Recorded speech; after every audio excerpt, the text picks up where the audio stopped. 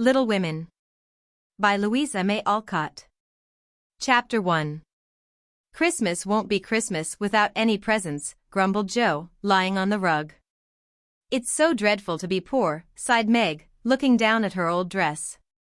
I don't think it's fair for some girls to have plenty of pretty things, and other girls nothing at all, added little Amy, with an injured sniff. We've got father and mother, and each other, said Beth contentedly from her corner. The four young faces on which the firelight shone brightened at the cheerful words, but darkened again as Joe said sadly, "We haven't got father, and shall not have him for a long time." She didn't say perhaps never, but each silently added it, thinking of father far away, where the fighting was. Nobody spoke for a minute. Then Meg said in an altered tone, "You know the reason mother proposed not having any presents this Christmas was because it is going to be a hard winter for everyone. And she thinks we ought not to spend money for pleasure, when our men are suffering so in the army. We can't do much, but we can make our little sacrifices, and ought to do it gladly. But I am afraid I don't." And Meg shook her head, as she thought regretfully of all the pretty things she wanted. "But I don't think the little we should spend would do any good. We've each got $1, and the army wouldn't be much helped by our giving that. I agree not to expect anything from mother or you, but I do want to buy Undine and Sintram for myself." "I've wanted it so long," said Joe, who was a bookworm. "I plan to spend mine in new music," said Beth, with a little sigh, which no one heard but the hearth brush and kettle holder. "I shall get a nice box of Faber's drawing pencils." "I really need them," said Amy decidedly.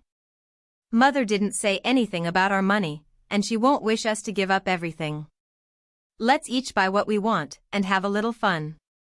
"I'm sure we work hard enough to earn it," cried Joe, examining the heels of her shoes in a gentlemanly manner. "I know I do, teaching those tiresome children nearly all day, when I'm longing to enjoy myself at home," began Meg, in the complaining tone again. "You don't have half such a hard time as I do," said Joe. "How would you like to be shut up for hours with a nervous, fussy old lady, who keeps you trotting, is never satisfied, and worries you till you're ready to fly out the window or cry? It's naughty to fret, but I do think washing dishes and keeping things tidy is the worst work in the world. It makes me cross, and my hands get so stiff, I can't practice well at all." And Beth looked at her rough hands with a sigh that anyone could hear that time. "I don't believe any of you suffer as I do," cried Amy, "for you don't have to go to school with impertinent girls, who plague you if you don't know your lessons, and laugh at your dresses, and label your father if he isn't rich, and insult you when your nose isn't nice." "If you mean libel, I'd say so, and not talk about labels, as if Papa was a pickle bottle," advised Joe, laughing. "I know what I mean, and you needn't be satirical about it. It's proper to use good words, and improve your vocabulary," returned Amy, with dignity. "Don't peck at one another, children. Don't you wish we had the money Papa lost when we were little, Joe? Dear me. How happy and good we'd be, if we had no worries," said Meg, who could remember better times. "You said the other day you thought we were a deal happier than the King children, for they were fighting and fretting all the time, in spite of their money." "So I did, Beth. Well, I think we are. For though we do have to work, we make fun of ourselves, and are a pretty jolly set, as Joe would say." "Joe does use such slang words," observed Amy, with a reproving look at the long figure stretched on the rug. Joe immediately sat up, put her hands in her pockets, and began to whistle. "Don't, Joe. It's so boyish. That's why I do it. I detest rude, unladylike girls. I hate affected, niminy-piminy chits." "Birds in their little nests agree," sang Beth, the peacemaker, with such a funny face that both sharp voices softened to a laugh, and the pecking ended for that time. "Really, girls, you are both to be blamed," said Meg, beginning to lecture in her elder sisterly fashion. "You are old enough to leave off boyish tricks, and to behave better, Josephine. It didn't matter so much when you were a little girl, but now you are so tall, and turn up your hair, you should remember that you are a young lady." "I'm not. And if turning up my hair makes me one, I'll wear it in 2 tails till I'm 20, cried Joe, pulling off her net and shaking down a chestnut mane. I hate to think I've got to grow up and be Miss March and wear long gowns and look as prim as a China aster. It's bad enough to be a girl anyway, when I like boys' games and work in manners. I can't get over my disappointment in not being a boy. And it's worse than ever now, for I'm dying to go and fight with Papa. And I can only stay home and knit, like a poky old woman. And Joe shook the blue army sock till the needles rattled like castanets, and her ball bounded across the room. Poor Joe. It's too bad, but it can't be helped. So you must try to be contented with making your name boyish, and playing brother to us girls, said Beth, stroking the rough head with a hand that all the dishwashing and dusting in the world could not make ungentle in its touch. As for you, Amy, continued Meg, you are altogether too particular and prim. Your airs are funny now, but you'll grow up an affected little goose if you don't take care. I like your nice manners and refined ways of speaking, when you don't try to be elegant. But your absurd words are as bad as Joe's slang. If Joe is a tomboy and Amy a goose, what am I, please? Asked Beth, ready to share the lecture. You're a dear, and nothing else, answered Meg warmly, and no one contradicted her, for the mouse was the pet of the family. As young readers like to know how people look, we will take this moment to give them a little sketch of the four sisters, who sat knitting away in the twilight, while the December snow fell quietly without, and the fire crackled cheerfully within. It was a comfortable room, though the carpet was faded and the furniture very plain, for a good picture or two hung on the walls, books filled the recesses, chrysanthemums and Christmas roses bloomed in the windows, and a pleasant atmosphere of home peace pervaded it. Margaret, the eldest of the four, was 16, and very pretty, being plump and fair, with large eyes, plenty of soft brown hair, a sweet mouth, and white hands, of which she was rather vain. 15-year-old Joe was very tall, thin, and brown, and reminded one of a colt, for she never seemed to know what to do with her long limbs, which were very much in her way. She had a decided mouth, a comical nose, and sharp, gray eyes, which appeared to see everything, and were by turns fierce, funny, or thoughtful. Her long, thick hair was her one beauty, but it was usually bundled into a net to be out of her way. Round shoulders had Joe, big hands and feet, a flyaway look to her clothes, and the uncomfortable appearance of a girl who was rapidly shooting up into a woman and didn't like it. Elizabeth, or Beth as everyone called her, was a rosy, smooth-haired, bright-eyed girl of 13, with a shy manner, a timid voice, and a peaceful expression which was seldom disturbed. Her father called her Little Miss Tranquility, and the name suited her excellently, for she seemed to live in a happy world of her own, only venturing out to meet the few whom she trusted and loved. Amy, though the youngest, was a most important person, in her own opinion at least. A regular snow maiden, with blue eyes, and yellow hair curling on her shoulders, pale and slender, and always carrying herself like a young lady mindful of her manners. What the characters of the four sisters were we will leave to be found out. The clock struck 6 and, having swept up the hearth, Beth put a pair of slippers down to warm. Somehow the sight of the old shoes had a good effect upon the girls, for Mother was coming, and everyone brightened to welcome her. Meg stopped lecturing and lighted the lamp. Amy got out of the easy chair without being asked, and Joe forgot how tired she was as she sat up to hold the slippers nearer to the blaze. They are quite worn out. Marmee must have a new pair. I thought I'd get her some with my dollar, said Beth. No, I shall, cried Amy. I'm the oldest, began Meg, but Joe cut in with a decided, I'm the man of the family now Papa is away, and I shall provide the slippers, for he told me to take special care of Mother while he was gone. I'll tell you what we'll do, said Beth, let's each get her something for Christmas, land not get anything for ourselves. That's like you, dear. What will we get? Exclaimed Joe. Everyone thought soberly for a minute, then Meg announced, as if the idea was suggested by the sight of her own pretty hands, I shall give her a nice pair of gloves. Army shoes, best to be had, cried Joe. Some handkerchiefs, all hemmed, said Beth. I'll get a little bottle of cologne. She likes it, and it won't cost much, so I'll have some left to buy my pencils, added Amy. How will we give the things? Asked Meg. Put them on the table, and bring her in and see her open the bundles. Don't you remember how we used to do on our birthdays? Answered Joe.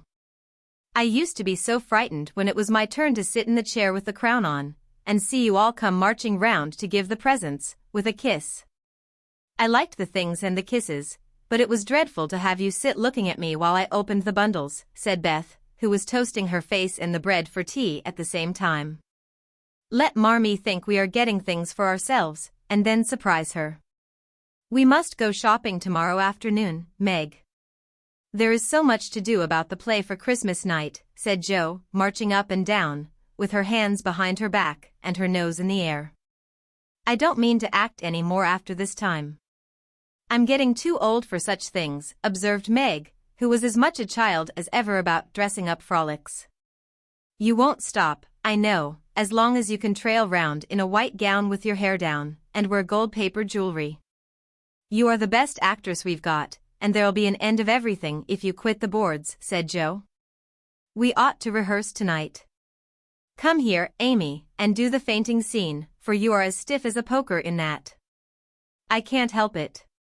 I never saw anyone faint, and I don't choose to make myself all black and blue, tumbling flat as you do. If I can go down easily, I'll drop. If I can't, I shall fall into a chair and be graceful. I don't care if Hugo does come at me with a pistol, returned Amy, who was not gifted with dramatic power, but was chosen because she was small enough to be borne out shrieking by the villain of the piece. Do it this way. Clasp your hands so, and stagger across the room, crying frantically, Roderigo, save me. Save me, and away went Jo, with a melodramatic scream which was truly thrilling. Amy followed, but she poked her hands out stiffly before her, and jerked herself along as if she went by machinery, and her ow was more suggestive of pins being run into her than of fear and anguish. Jo gave a despairing groan, and Meg laughed outright, while Beth let her bread burn as she watched the fun with interest. It's no use. Do the best you can when the time comes, and if the audience laughs, don't blame me. Come on, Meg. Then things went smoothly, for Don Pedro defied the world in a speech of 2 pages without a single break. Hagar, the witch, chanted an awful incantation over her kettleful of simmering toads, with weird effect.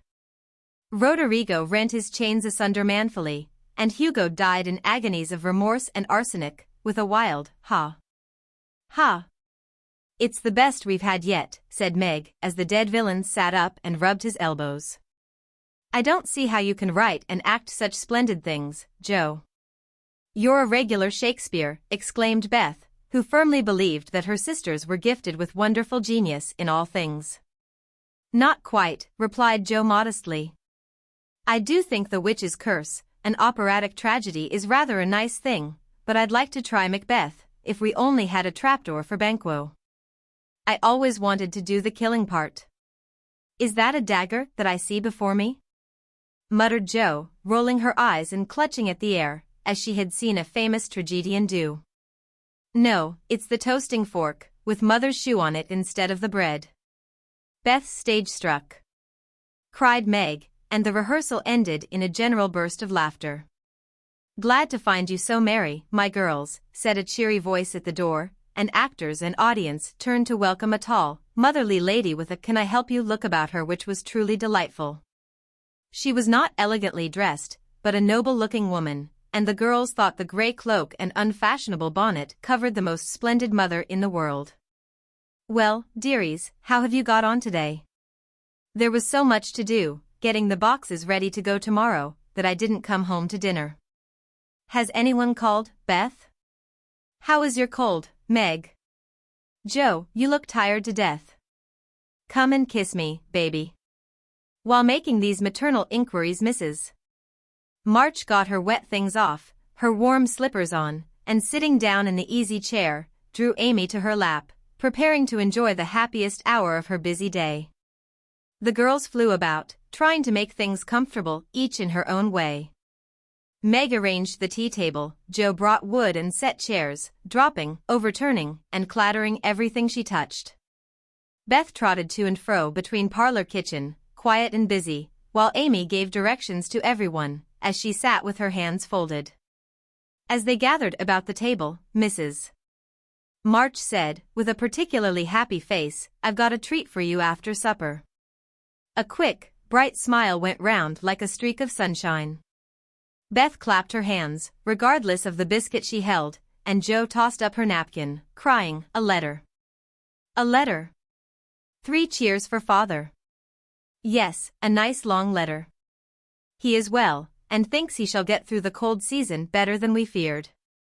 He sends all sorts of loving wishes for Christmas, and an especial message to you girls," said Mrs. March, patting her pocket as if she had got a treasure there. "Hurry and get done. Don't stop to quirk your little finger and simper over your plate, Amy," cried Jo, choking on her tea and dropping her bread, butter side down, on the carpet in her haste to get at the treat. Beth ate no more, but crept away to sit in her shadowy corner and brood over the delight to come, till the others were ready. "I think it was so splendid in father to go as chaplain when he was too old to be drafted, and not strong enough for a soldier," said Meg warmly. "Don't I wish I could go as a drummer, a vivin, what's its name? Or a nurse so I could be near him and help him," exclaimed Jo, with a groan. "It must be very disagreeable to sleep in a tent, and eat all sorts of bad-tasting things, and drink out of a tin mug," sighed Amy. "When will he come home, Marmee?" asked Beth, with a little quiver in her voice. "Not for many months, dear, unless he is sick. He will stay and do his work faithfully as long as he can, and we won't ask for him back a minute sooner than he can be spared. Now come and hear the letter." They all drew to the fire, Mother in the big chair with Beth at her feet, Meg and Amy perched on either arm of the chair, and Jo leaning on the back, where no one would see any sign of emotion if the letter should happen to be touching. Very few letters were written in those hard times that were not touching, especially those which fathers sent home. In this one little was said of the hardships endured, the dangers faced, or the homesickness conquered. It was a cheerful, hopeful letter, full of lively descriptions of camp life, marches, and military news, and only at the end did the writer's heart overflow with fatherly love and longing for the little girls at home. "Give them all of my dear love and a kiss. Tell them I think of them by day, pray for them by night, and find my best comfort in their affection at all times. A year seems very long to wait before I see them, but remind them that while we wait we may all work, so that these hard days need not be wasted. I know they will remember all I said to them, that they will be loving children to you, will do their duty faithfully, fight their bosom enemies bravely, and conquer themselves so beautifully that when I come back to them I may be fonder and prouder than ever of my little women." Everybody sniffed when they came to that part. Jo wasn't ashamed of the great tear that dropped off the end of her nose, and Amy never minded the rumpling of her curls as she hid her face on her mother's shoulder and sobbed out, "I am a selfish girl. But I'll truly try to be better, so he mayn't be disappointed in me by and by." "We all will," cried Meg. "I think too much of my looks and hate to work, but won't any more, if I can help it.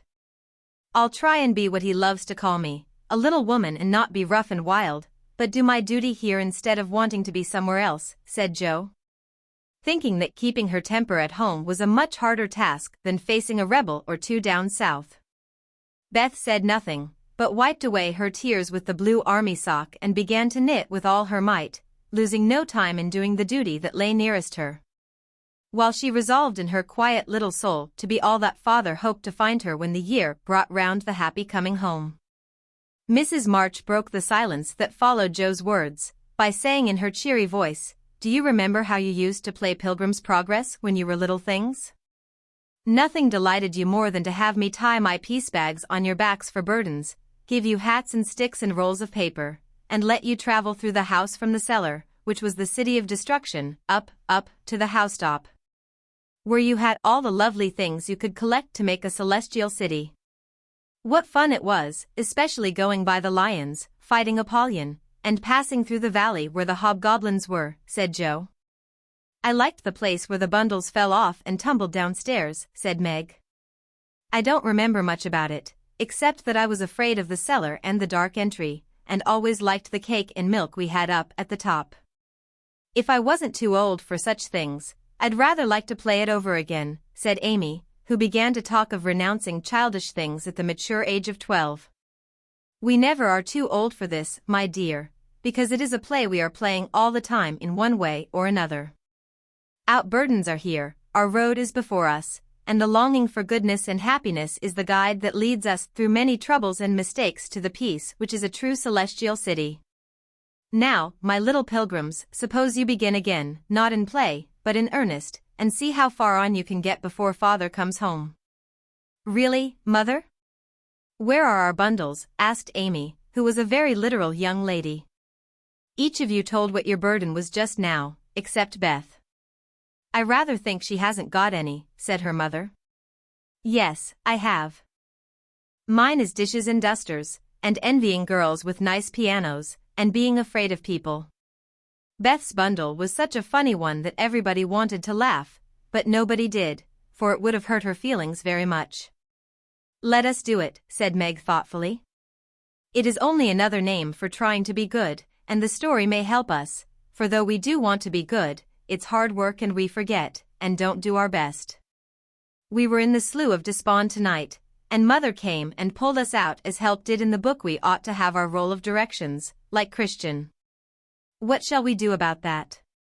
Asked Jo, delighted with the fancy which lent a little romance to the very dull task of doing her duty.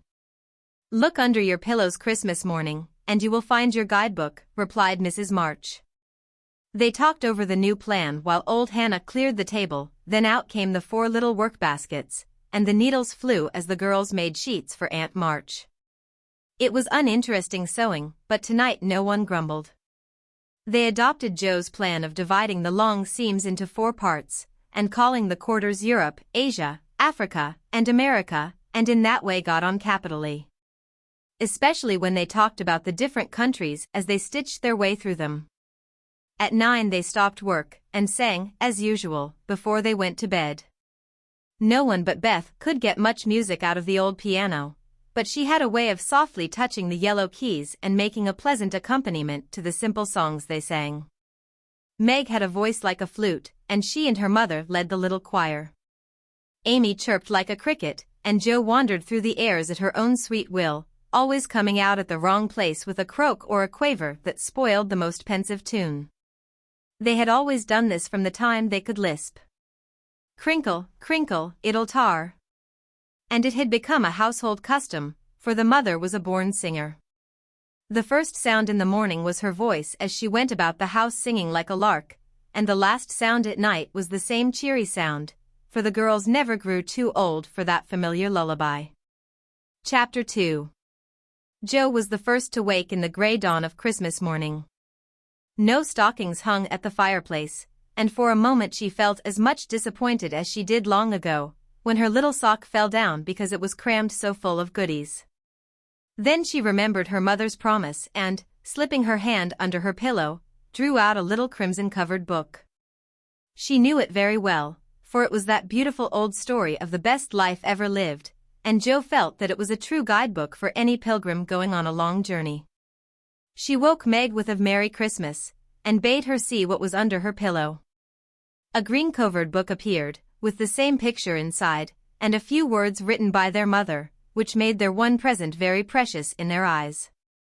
Presently Beth and Amy woke to rummage and find their little books also, one dove-colored, the other blue, and all sat looking at and talking about them, while the east grew rosy with the coming day. In spite of her small vanities, Margaret had a sweet and pious nature, which unconsciously influenced her sisters, especially Jo, who loved her very tenderly, and obeyed her because her advice was so gently given. Girls, said Meg seriously, looking from the tumbled head beside her to the 2 little night-capped ones in the room beyond, Mother wants us to read and love and mind these books, and we must begin at once.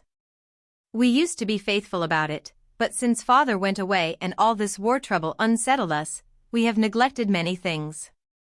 You can do as you please, but I shall keep my book on the table here and read a little every morning as soon as I wake, for I know it will do me good and help me through the day. Then she opened her new book and began to read. Jo put her arm round her and, leaning cheek to cheek, read also, with the quiet expression so seldom seen on her restless face. How good Meg is. Come, Amy, let's do as they do. I'll help you with the hard words, and they explain things if we don't understand, whispered Beth, very much impressed by the pretty books and her sister's example. I'm glad mine is blue, said Amy. And then the rooms were very still while the pages were softly turned, and the winter sunshine crept in to touch the bright heads and serious faces with a Christmas greeting. Where is Mother? Asked Meg as she and Joe ran down to thank her for their gifts, half an hour later. Goodness only knows. Some poor creetur came a-beggin', and your ma went straight off to see what was needed.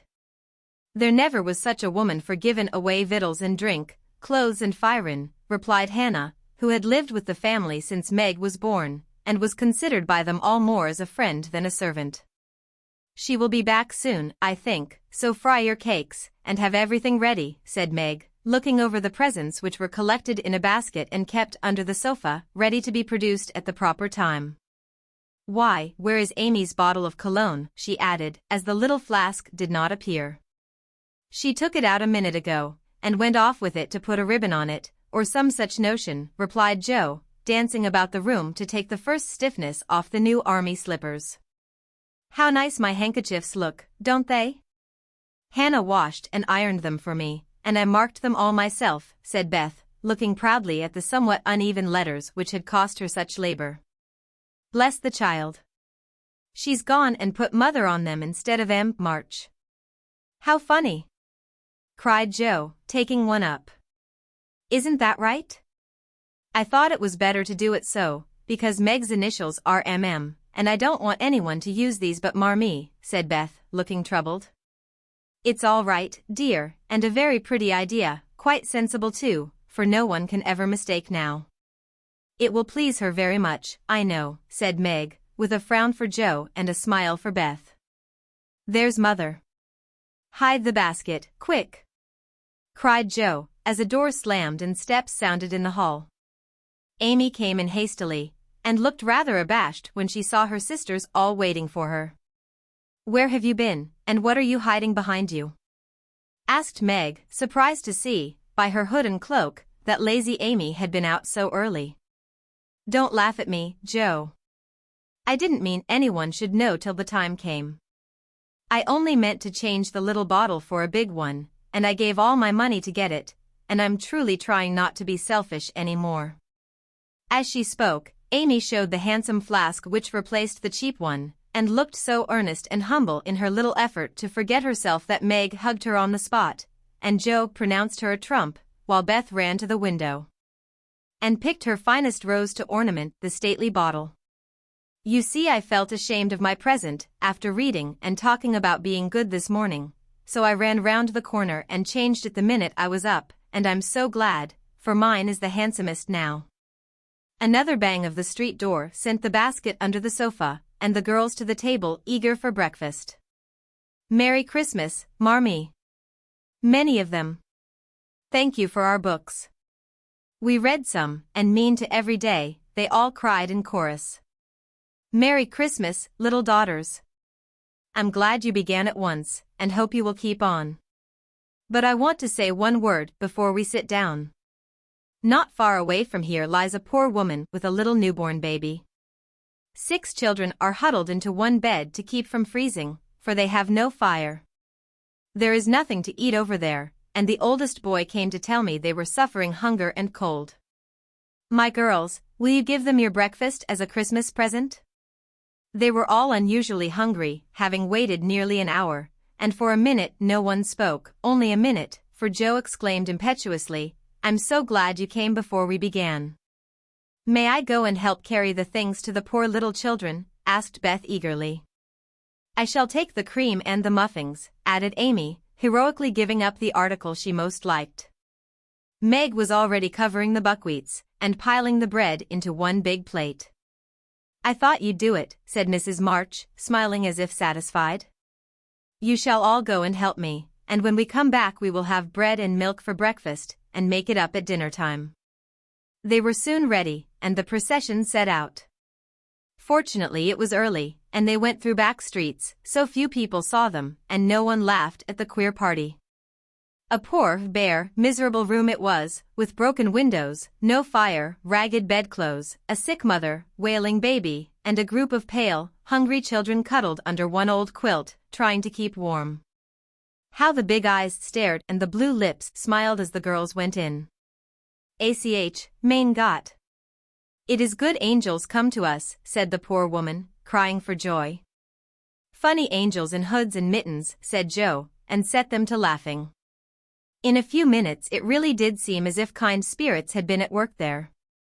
Hannah, who had carried wood, made a fire, and stopped up the broken panes with old hats and her own cloak. Mrs. March gave the mother tea and gruel, and comforted her with promises of help, while she dressed the little baby as tenderly as if it had been her own. The girls meantime spread the table, set the children round the fire, and fed them like so many hungry birds, laughing, talking, and trying to understand the funny broken English. Das ist gut. Die Engelkinder. Cried the poor things as they ate and warmed their purple hands at the comfortable blaze. The girls had never been called angel children before, and thought it very agreeable, especially Joe, who had been considered a Sancho ever since she was born. That was a very happy breakfast, though they didn't get any of it. And when they went away, leaving comfort behind, I think there were not in all the city 4 merrier people than the hungry little girls who gave away their breakfasts and contented themselves with bread and milk on Christmas morning. That's loving our neighbor better than ourselves, and I like it, said Meg, as they set out their presents while their mother was upstairs collecting clothes for the poor Hummels.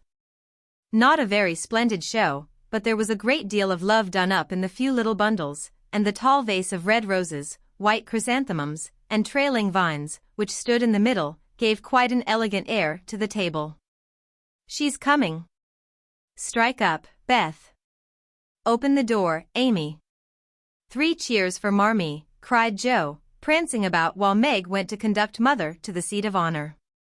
Beth played her gayest march. Amy threw open the door, and Meg enacted escort with great dignity. Mrs. March was both surprised and touched, and smiled with her eyes full as she examined her presents and read the little notes which accompanied them. The slippers went on at once, a new handkerchief was slipped into her pocket, while scented with Amy's cologne, the rose was fastened in her bosom, and the nice gloves were pronounced a perfect fit. There was a good deal of laughing and kissing and explaining, in the simple, loving fashion which makes these home festivals so pleasant at the time, so sweet to remember long afterward, and then all fell to work. The morning charities and ceremonies took so much time that the rest of the day was devoted to preparations for the evening festivities. Being still too young to go often to the theater, and not rich enough to afford any great outlay for private performances, the girls put their wits to work, and necessity being the mother of invention, made whatever they needed. Very clever were some of their productions: pasteboard guitars, antique lamps made of old-fashioned butter boats covered with silver paper, gorgeous robes of old cotton, glittering with tin spangles from a pickle factory, and armor covered with the same useful diamond-shaped bits left in sheets when the lids of preserve pots were cut out. The big chamber was the scene of many innocent revels. No gentlemen were admitted, so Jo played male parts to her heart's content and took immense satisfaction in a pair of russet leather boots given her by a friend, who knew a lady who knew an actor. These boots, an old foil, and a slashed doublet once used by an artist for some picture, were Jo's chief treasures and appeared on all occasions. The smallness of the company made it necessary for the 2 principal actors to take several parts apiece, and they certainly deserved some credit for the hard work they did in learning 3 or 4 different parts, whisking in and out of various costumes, and managing the stage besides. It was excellent drill for their memories, a harmless amusement, and employed many hours which otherwise would have been idle, lonely, or spent in less profitable society. On Christmas night, a dozen girls piled onto the bed which was the dress circle, and sat before the blue and yellow chintz curtains in a most flattering state of expectancy. There was a good deal of rustling and whispering behind the curtain, a trifle of lamp smoke, and an occasional giggle from Amy, who was apt to get hysterical in the excitement of the moment. Presently a bell sounded, the curtains flew apart, and the operatic tragedy began. A gloomy wood, according to the one playbill, was represented by a few shrubs in pots, green baize on the floor, and a cave in the distance. This cave was made with a clothes horse for a roof, bureaus for walls, and in it was a small furnace in full blast, with a black pot on it and an old witch bending over it. The stage was dark and the glow of the furnace had a fine effect, especially as real steam issued from the kettle when the witch took off the cover. A moment was allowed for the first thrill to subside, then Hugo, the villain, stalked in with a clanking sword at his side, a slouching hat, black beard, mysterious cloak, and the boots.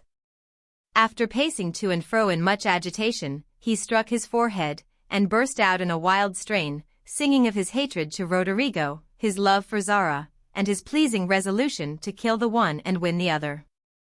The gruff tones of Hugo's voice, with an occasional shout when his feelings overcame him, were very impressive, and the audience applauded the moment he paused for breath. Bowing with the air of one accustomed to public praise, he stole to the cavern and ordered Hagar to come forth with a commanding, "What ho, minion! I need thee." Out came Meg, with grey horsehair hanging about her face, a red and black robe, a staff, and cabalistic signs upon her cloak.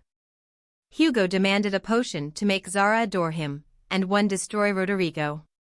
Hagar, in a fine dramatic melody, promised both, and proceeded to call up the spirit who would bring the love philtre. "Hither, hither, from thy home. Airy sprite, I bid thee come. Born of roses, fed on dew. Charms and potions canst thou brew? Bring me here, with elfin speed, the fragrant philtre which I need. Make it sweet and swift and strong. Spirit, answer now my song." A soft strain of music sounded, and then at the back of the cave appeared a little figure in cloudy white, with glittering wings, golden hair, and a garland of roses on its head. Waving a wand, it sang, "Hither I come, from my airy home, afar in the silver moon. Take the magic spell, and use it well, or its power will vanish soon." And dropping a small, gilded bottle at the witch's feet, the spirit vanished. Another chant from Hagar produced another apparition, not a lovely one, for with a bang an ugly black imp appeared and, having croaked a reply, tossed a dark bottle at Hugo and disappeared with a mocking laugh.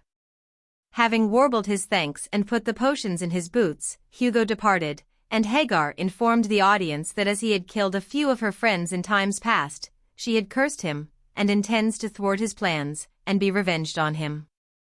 Then the curtain fell, and the audience reposed and ate candy while discussing the merits of the play. A good deal of hammering went on before the curtain rose again, but when it became evident what a masterpiece of stage carpentry had been got up, no one murmured at the delay. It was truly superb. A tower rose to the ceiling, halfway up appeared a window with a lamp burning in it, and behind the white curtain appeared Zara in a lovely blue and silver dress, waiting for Roderigo. He came in gorgeous array, with plumed cap, red cloak, chestnut lovelocks, a guitar, and the boots, of course. Kneeling at the foot of the tower, he sang a serenade in melting tones. Zara replied and, after a musical dialogue, consented to fly. Then came the grand effect of the play. Roderigo produced a rope ladder, with 5 steps to it, threw up one end, and invited Zara to descend. Timidly she crept from her lattice, put her hand on Roderigo's shoulder, and was about to leap gracefully down when alas for Zara, she forgot her train. It caught in the window, the tower tottered, leaned forward, fell with a crash, and buried the unhappy lovers in the ruins. A universal shriek arose as the russet boots waved wildly from the wreck and a golden head emerged, exclaiming, "I told you so! I told you so!" With wonderful presence of mind, Don Pedro, the cruel sire, rushed in, dragged out his daughter, with a hasty aside. "Don't laugh. Act as if it was all right," and, ordering Roderigo up, banished him from the kingdom with wrath and scorn. Though decidedly shaken by the fall from the tower upon him, Roderigo defied the old gentleman and refused to stir. This dauntless example fired Zara. She also defied her sire, and he ordered them both to the deepest dungeons of the castle. A stout little retainer came in with chains and led them away, looking very much frightened and evidently forgetting the speech he ought to have made. Act Third was the castle hall, and here Hagar appeared, having come to free the lovers and finish Hugo. She hears him coming and hides, sees him put the potions into 2 cups of wine and bid the timid little servant bear them to the captives in their cells, and tell them I shall come anon. The servant takes Hugo aside to tell him something, and Hagar changes the cups for 2 others which are harmless. Ferdinando, the minion, carries them away, and Hagar puts back the cup which holds the poison meant for Roderigo. Hugo, getting thirsty after a long warble, drinks it, loses his wits, and after a good deal of clutching and stamping, falls flat and dies, while Hagar informs him what she has done in a song of exquisite power and melody. This was a truly thrilling scene, though some persons might have thought that the sudden tumbling down of a quantity of long red hair rather marred the effect of the villain's death. He was called before the curtain, and with great propriety appeared, leading Hagar, whose singing was considered more wonderful than all the rest of the performance put together. Act Fourth displayed the despairing Roderigo on the point of stabbing himself, because he has been told that Zara has deserted him. Just as the dagger is at his heart, a lovely song is sung under his window, informing him that Zara is true but in danger, and he can save her if he will. A key is thrown in, which unlocks the door, and in a spasm of rapture he tears off his chains and rushes away to find and rescue his lady love. Act Fifth opened with a stormy scene between Zara and Don Pedro. He wishes her to go into a convent, but she won't hear of it, and after a touching appeal, is about to faint when Roderigo dashes in and demands her hand. Don Pedro refuses, because he is not rich. They shout and gesticulate tremendously but cannot agree, and Rodrigo is about to bear away the exhausted Zara, when the timid servant enters with a letter and a bag from Hagar, who has mysteriously disappeared. The latter informs the party that she bequeaths untold wealth to the young pair and an awful doom to Don Pedro, if he doesn't make them happy. The bag is opened, and several quarts of tin money shower down upon the stage till it is quite glorified with the glitter. This entirely softens the stern sire. He consents without a murmur, all join in a joyful chorus, and the curtain falls upon the lovers kneeling to receive Don Pedro's blessing in attitudes of the most romantic grace. Tumultuous applause followed but received an unexpected check, for the cot bed, on which the dress circle was built, suddenly shut up and extinguished the enthusiastic audience. Roderigo and Don Pedro flew to the rescue, and all were taken out unhurt, though many were speechless with laughter. The excitement had hardly subsided when Hannah appeared, with Mrs. March's compliments, and would the ladies walk down to supper. This was a surprise even to the actors, and when they saw the table, they looked at one another in rapturous amazement. It was like Marmee to get up a little treat for them, but anything so fine as this was unheard of since the departed days of plenty. There was ice cream, actually 2 dishes of it, pink and white, and cake and fruit and distracting French bonbons, and, in the middle of the table, 4 great bouquets of hothouse flowers. It quite took their breath away, and they stared first at the table and then at their mother, who looked as if she enjoyed it immensely. "Is it fairies?" asked Amy. "Santa Claus," said Beth. "Mother did it." And Meg smiled her sweetest, in spite of her gray beard and white eyebrows. "Aunt March had a good fit and sent the supper," cried Joe, with a sudden inspiration. "All wrong. Old Mr. Lawrence sent it," replied Mrs. March. "The Lawrence boy's grandfather. What in the world put such a thing into his head?" "We don't know him," exclaimed Meg. "Hannah told one of his servants about your breakfast party. He is an odd old gentleman, but that pleased him.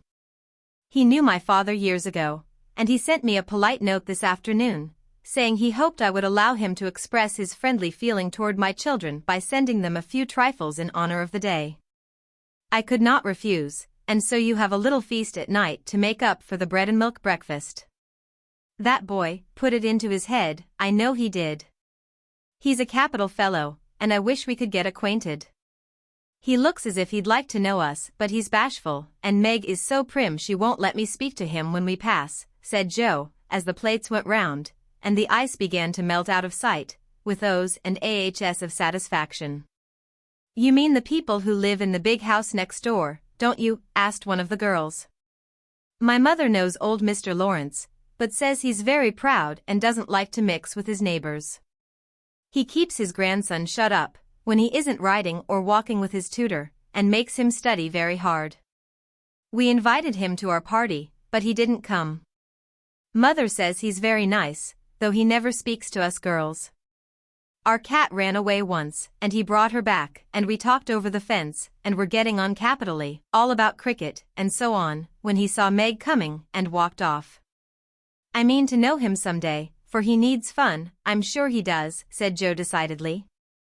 I like his manners, and he looks like a little gentleman, so I've no objection to your knowing him, if a proper opportunity comes. He brought the flowers himself, and I should have asked him in, if I had been sure what was going on upstairs. He looked so wistful as he went away, hearing the frolic and evidently having none of his own. It's a mercy you didn't, Mother, laughed Joe, looking at her boots. But we'll have another play sometime that he can see. Perhaps he'll help act. Wouldn't that be jolly? I never had such a fine bouquet before. How pretty it is. And Meg examined her flowers with great interest. They are lovely. But Beth's roses are sweeter to me, said Mrs. March, smelling the half-dead posy in her belt. Beth nestled up to her and whispered softly, I wish I could send my bunch to Father. I'm afraid he isn't having such a Merry Christmas as we are. Chapter 3. Joe. Joe. Where are you? Cried Meg at the foot of the garret stairs.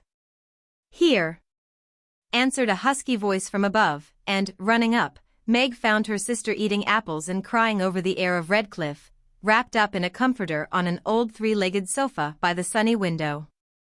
This was Joe's favorite refuge, and here she loved to retire with half a dozen russets and a nice book, to enjoy the quiet and the society of a pet rat who lived nearby and didn't mind her a particle.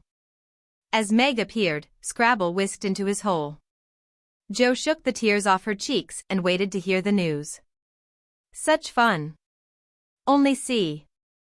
A regular note of invitation from Mrs. Gardiner for tomorrow night, cried Meg, waving the precious paper and then proceeding to read it with girlish delight. Mrs. Gardiner would be happy to see Miss March and Miss Josephine at a little dance on New Year's Eve. Marmee is willing we should go. Now what shall we wear? What's the use of asking that, when you know we shall wear our poplins, because we haven't got anything else, answered Joe with her mouth full. If I only had a silk, sighed Meg. Mother says I may when I'm 18 perhaps, but 2 years is an everlasting time to wait. I'm sure our pops look like silk, and they are nice enough for us. Yours is as good as new, but I forgot the burn and the tear in mine.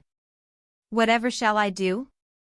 The burn shows badly, and I can't take any out. You must sit still all you can and keep your back out of sight. The front is all right. I shall have a new ribbon for my hair, and Marmee will lend me her little pearl pin, and my new slippers are lovely, and my gloves will do, though they aren't as nice as I'd like. Mine are spoiled with lemonade, and I can't get any new ones, so I shall have to go without, said Joe, who never troubled herself much about dress. You must have gloves, or I won't go, cried Meg decidedly. Gloves are more important than anything else.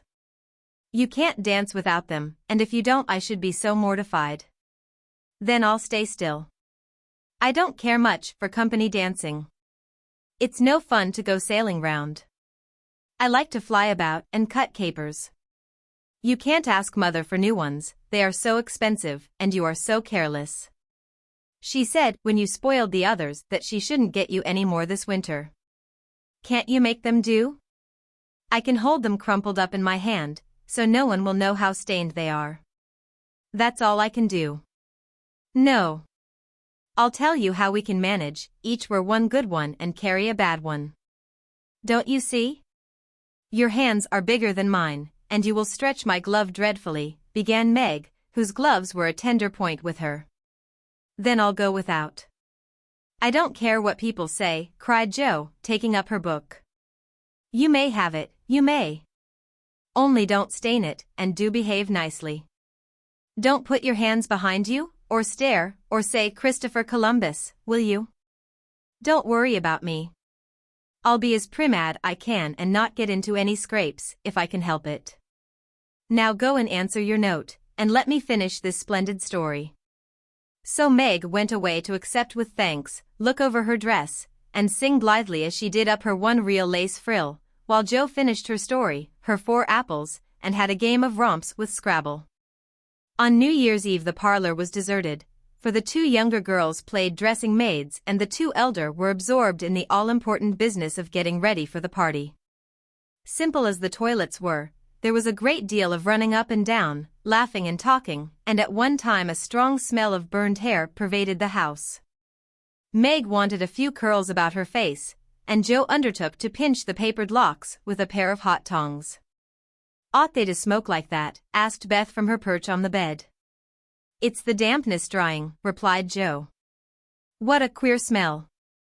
"It's like burned feathers," observed Amy, smoothing her own pretty curls with a superior air.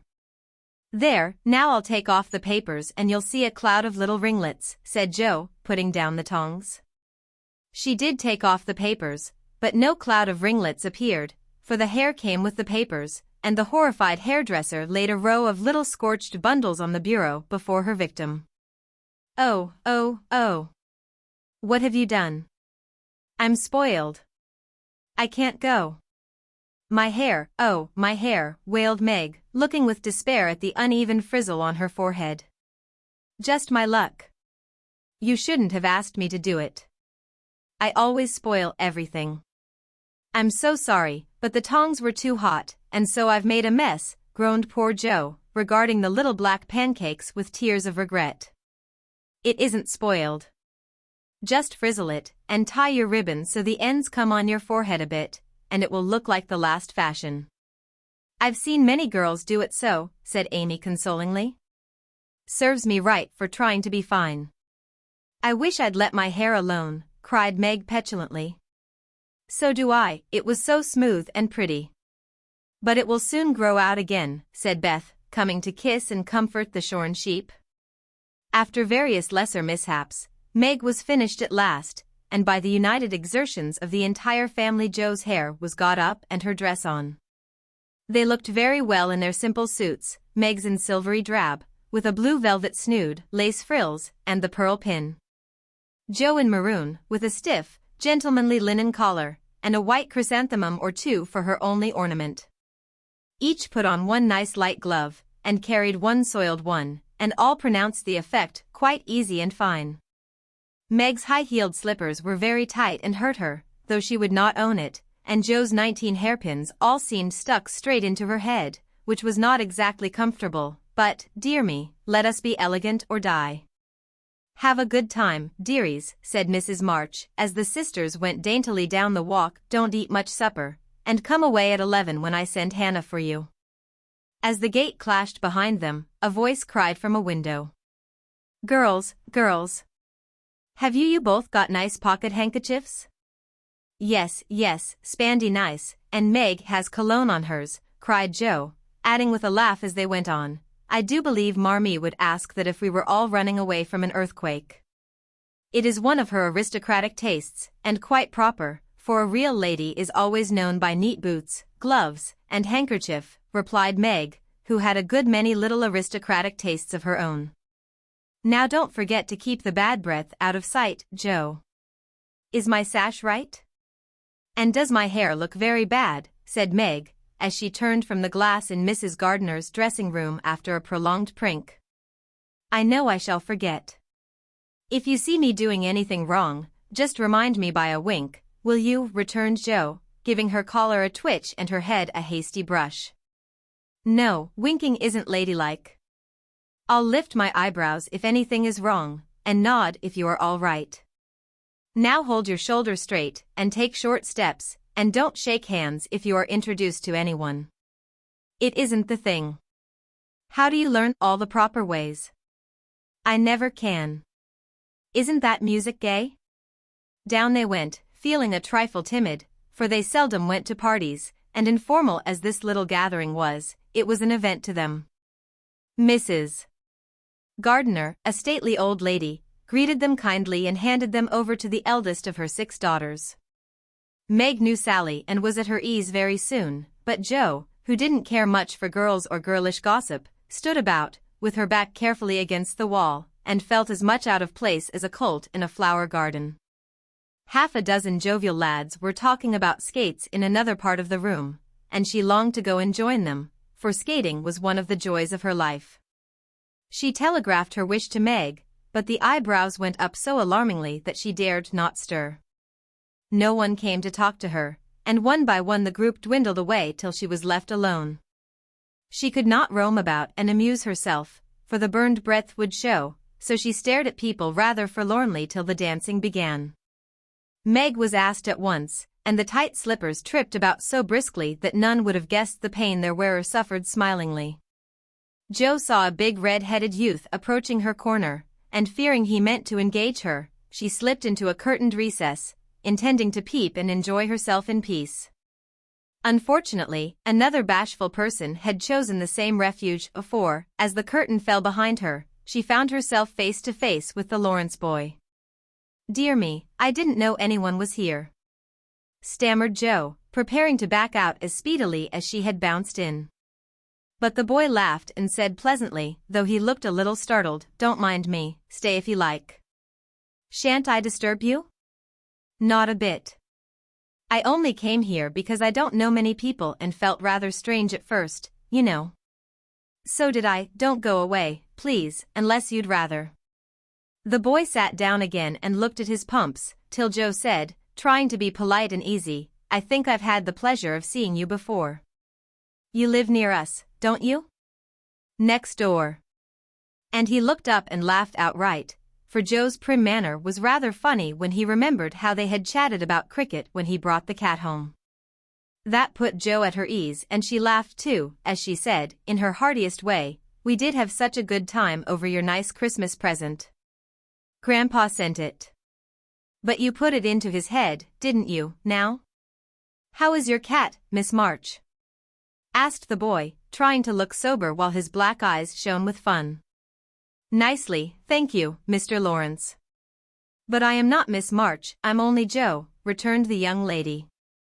"I'm not Mr. Lawrence, I'm only Laurie." "Laurie Lawrence, what an odd name." "My first name is Theodore, but I don't like it, for the fellows called me Dora, so I made the say Laurie instead. I hate my name, too, so sentimental. I wish every one would say Jo instead of Josephine."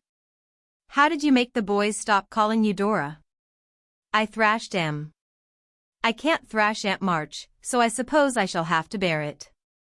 And Jo resigned herself with a sigh. "Don't you like to dance, Miss Jo?" asked Laurie, looking as if he thought the name suited her. "I like it well enough if there is plenty of room, and everyone is lively. In a place like this I'm sure to upset something, tread on people's toes, or do something dreadful, so I keep out of mischief and let Meg sail about." "Don't you dance?" "Sometimes. You see I've been abroad a good many years, and haven't been into company enough yet to know how you do things here." "Abroad," cried Jo. "Oh, tell me about it. I love dearly to hear people describe their travels." Laurie didn't seem to know where to begin, but Jo's eager questions soon set him going, and he told her how he had been at school in Vevey, where the boys never wore hats and had a fleet of boats on the lake. And for holiday fun went on walking trips about Switzerland with their teachers. "Don't I wish I'd been there," cried Jo. "Did you go to Paris?" "We spent last winter there." "Can you talk French?" "We were not allowed to speak anything else at Vevey." "Do say some." "I can read it, but can't pronounce." "Quel nom a cette jeune demoiselle en les pantoufles jolies?" "How nicely you do it." "Let me see, you said, who was the young lady in the pretty slippers, didn't you?" "Oui, mademoiselle. It's my sister Margaret, and you knew it was." "Do you think she is pretty?" "Yes, she makes me think of the German girls, she looks so fresh and quiet, and dances like a lady." Jo quite glowed with pleasure at this boyish praise of her sister, and stored it up to repeat to Meg. Both peeped and criticized and chatted till they felt like old acquaintances. Laurie's bashfulness soon wore off, for Joe's gentlemanly demeanor amused and set him at his ease, and Joe was her merry self again, because her dress was forgotten and nobody lifted their eyebrows at her. She liked the Lawrence boy better than ever and took several good looks at him, so that she might describe him to the girls, for they had no brothers, very few male cousins, and boys were almost unknown creatures to them. Curly black hair, brown skin, big black eyes, handsome nose, fine teeth, small hands and feet, taller than I am, very polite, for a boy, and altogether jolly. Wonder how old he is? It was on the tip of Joe's tongue to ask, but she checked herself in time and, with unusual tact, tried to find out in a roundabout way. I suppose you are going to college soon? I see you pegging away at your books. No, I mean studying hard. And Joe blushed at the dreadful pegging which had escaped her. Laurie smiled but didn't seem shocked and answered with a shrug. Not for a year or two. I won't go before 17, anyway. Aren't you but 15? Asked Joe, looking at the tall lad, whom she had imagined 17 already. 16, next month. How I wish I was going to college. You don't look as if you liked it. I hate it. Nothing but grinding or skylarking. And I don't like the way fellows do either, in this country. What do you like? To live in Italy, and to enjoy myself in my own way.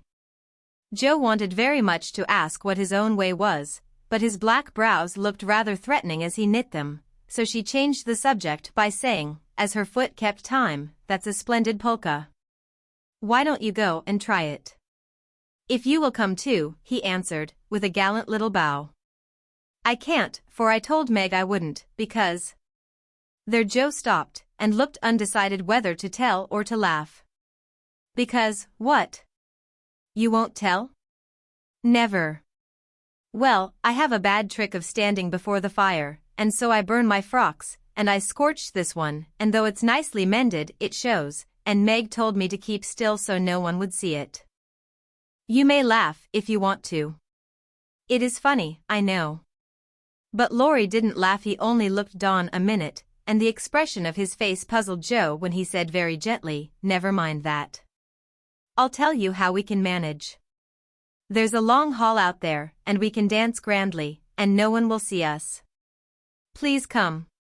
Joe thanked him and gladly went, wishing she had 2 neat gloves when she saw the nice, pearl-colored ones her partner wore. The hall was empty, and they had a grand polka, for Laurie danced well, and taught her the German step, which delighted Joe, being full of swing and spring. When the music stopped, they sat down on the stairs to get their breath, and Laurie was in the midst of an account of a students' festival at Heidelberg when Meg appeared in search of her sister. She beckoned, and Joe reluctantly followed her into a side room, where she found her on a sofa, holding her foot and looking pale. I've sprained my ankle. That stupid high heel turned and gave me a sad wrench. It aches so, I can hardly stand, and I don't know how I'm ever going to get home, she said, rocking to and fro in pain. I knew you'd hurt your feet with those silly shoes. I'm sorry. But I don't see what you can do, except get a carriage, or stay here all night, answered Joe, softly rubbing the poor ankle as she spoke. I can't have a carriage without its costing ever so much.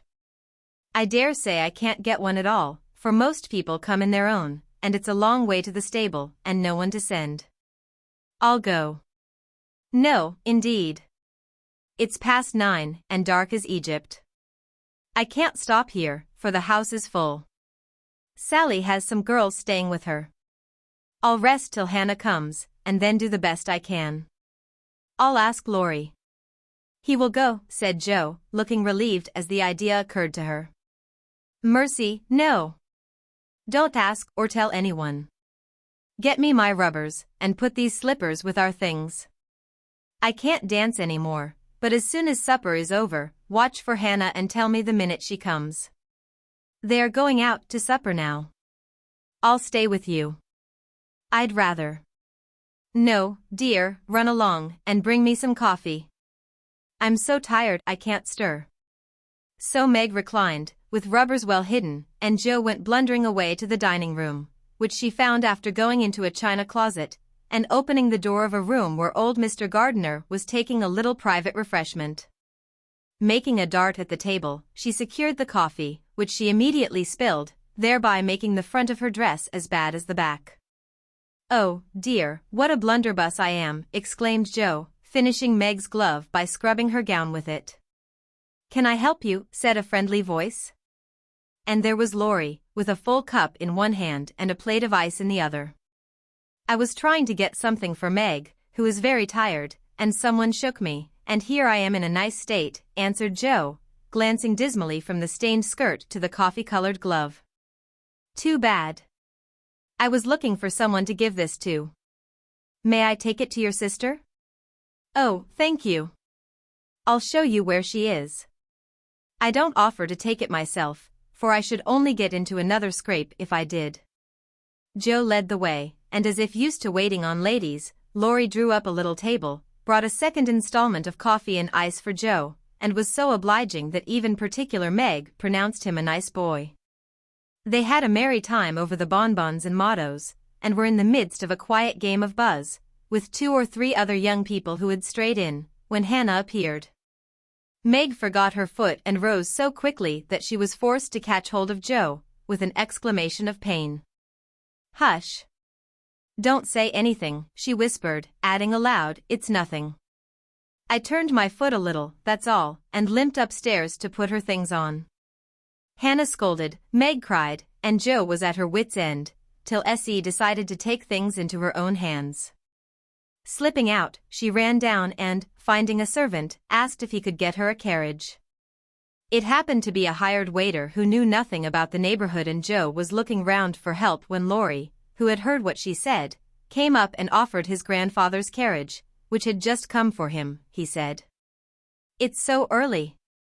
"You can't mean to go yet," began Jo, looking relieved but hesitating to accept the offer. "I always go early, I do, truly. Please let me take you home. It's all on my way, you know, and it rains, they say." That settled it, and telling him of Meg's mishap, Jo gratefully accepted and rushed up to bring down the rest of the party. Hannah hated rain as much as a cat does, so she made no trouble, and they rolled away in the luxurious close carriage, feeling very festive and elegant. Laurie went on the box so Meg could keep her foot up, and the girls talked over their party in freedom. "I had a capital time." "Did you?" asked Jo, rumpling up her hair and making herself comfortable. "Yes, till I hurt myself. Sally's friend, Annie Moffat, took a fancy to me, and asked me to come and spend a week with her when Sally does. She is going in the spring when the opera comes, and it will be perfectly splendid, if Mother only lets me go," answered Meg, cheering up at the thought. "I saw you dancing with the red-headed man I ran away from. Was he nice?" "Oh, very. His hair is auburn, not red, and he was very polite, and I had a delicious redowa with him. He looked like a grasshopper in a fit when he did the new step." Laurie and I couldn't help laughing. "Did you hear us?" "No, but it was very rude." "What were you about all that time, hidden away there?" Jo told her adventures, and by the time she had finished they were at home. With many thanks, they said good night and crept in, hoping to disturb no one, but the instant their door creaked, 2 little nightcaps bobbed up, and 2 sleepy but eager voices cried out, "Tell about the party! Tell about the party!" With what Meg called a great want of manners, Jo had saved some bonbons for the little girls, and they soon subsided, after hearing the most thrilling events of the evening. "I declare, it really seems like being a fine young lady, to come home from the party in a carriage and sit in my dressing gown with a maid to wait on me," said Meg, as Jo bound up her foot with arnica and brushed her hair. "I don't believe fine young ladies enjoy themselves a bit more than we do, in spite of our burned hair, old gowns, 1 glove apiece and tight slippers that sprain our ankles when we are silly enough to wear them," and I think Jo was quite right. Chapter 4. "Oh, dear, how hard it does seem to take up our packs and go on," sighed Meg the morning after the party, for now the holidays were over, the week of merrymaking did not fit her for going on easily with the task she never liked. "I wish it was Christmas or New Year's all the time. Wouldn't it be fun, answered Joe, yawning dismally. We shouldn't enjoy ourselves half so much as we do now. But it does seem so nice to have little suppers and bouquets, and go to parties, and drive home, and read and rest, and not work.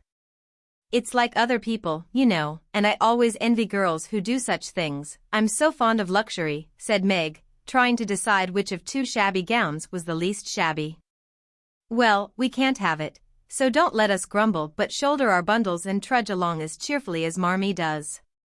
I'm sure Aunt March is a regular old man of the sea to me, but I suppose when I've learned to carry her without complaining, she will tumble off, or get so light that I shan't mind her. This idea tickled Joe's fancy and put her in good spirits, but Meg didn't brighten, for her burden, consisting of 4 spoiled children, seemed heavier than ever. She had not heart enough even to make herself pretty as usual by putting on a blue neck ribbon and dressing her hair in the most becoming way. Where's the use of looking nice, when no one sees me but those cross midgets, and no one cares whether I'm pretty or not, she muttered, shutting her drawer with a jerk. I shall have to toil and moil all my days, with only little bits of fun now and then, and get old and ugly and sour, because I'm poor and can't enjoy my life as other girls do. It's a shame. So Meg went down, wearing an injured look, and wasn't at all agreeable at breakfast time. Everyone seemed rather out of sorts and inclined to croak. Beth had a headache and lay on the sofa, trying to comfort herself with the cat and 3 kittens. Amy was fretting because her lessons were not learned, and she couldn't find her rubbers. Joe would whistle and make a great racket getting ready. Mrs. March was very busy trying to finish a letter, which must go at once, and Hannah had the grumps, for being up late didn't suit her. There never was such a cross family, cried Joe, losing her temper when she had upset an inkstand, broken both bootlacings, and sat down upon her hat. You're the crossest person in it, returned Amy, washing out the sum that was all wrong with the tears that had fallen on her slate.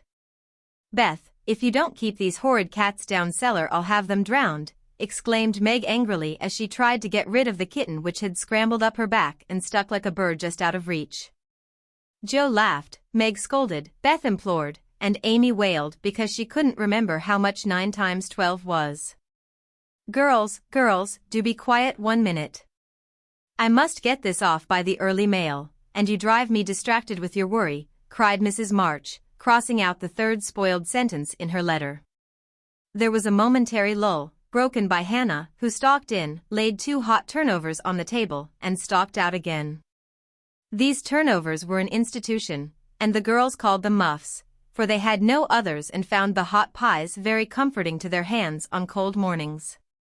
Hannah never forgot to make them, no matter how busy or grumpy she might be, for the walk was long and bleak. The poor things got no other lunch and were seldom home before 2. Cuddle your cats and get over your headache, Bethy. Goodbye, Marmee. We are a set of rascals this morning, but we'll come home regular angels. Now then, Meg. And Joe tramped away, feeling that the pilgrims were not setting out as they ought to do. They always looked back before turning the corner, for their mother was always at the window to nod and smile, and wave her hand to them. Somehow it seemed as if they couldn't have got through the day without that, for whatever their mood might be, the last glimpse of that motherly face was sure to affect them like sunshine. If Marmee shook her fist instead of kissing her hand to us, it would serve us right, for more ungrateful wretches than we are were never seen, cried Joe, taking a remorseful satisfaction in the snowy walk and bitter wind.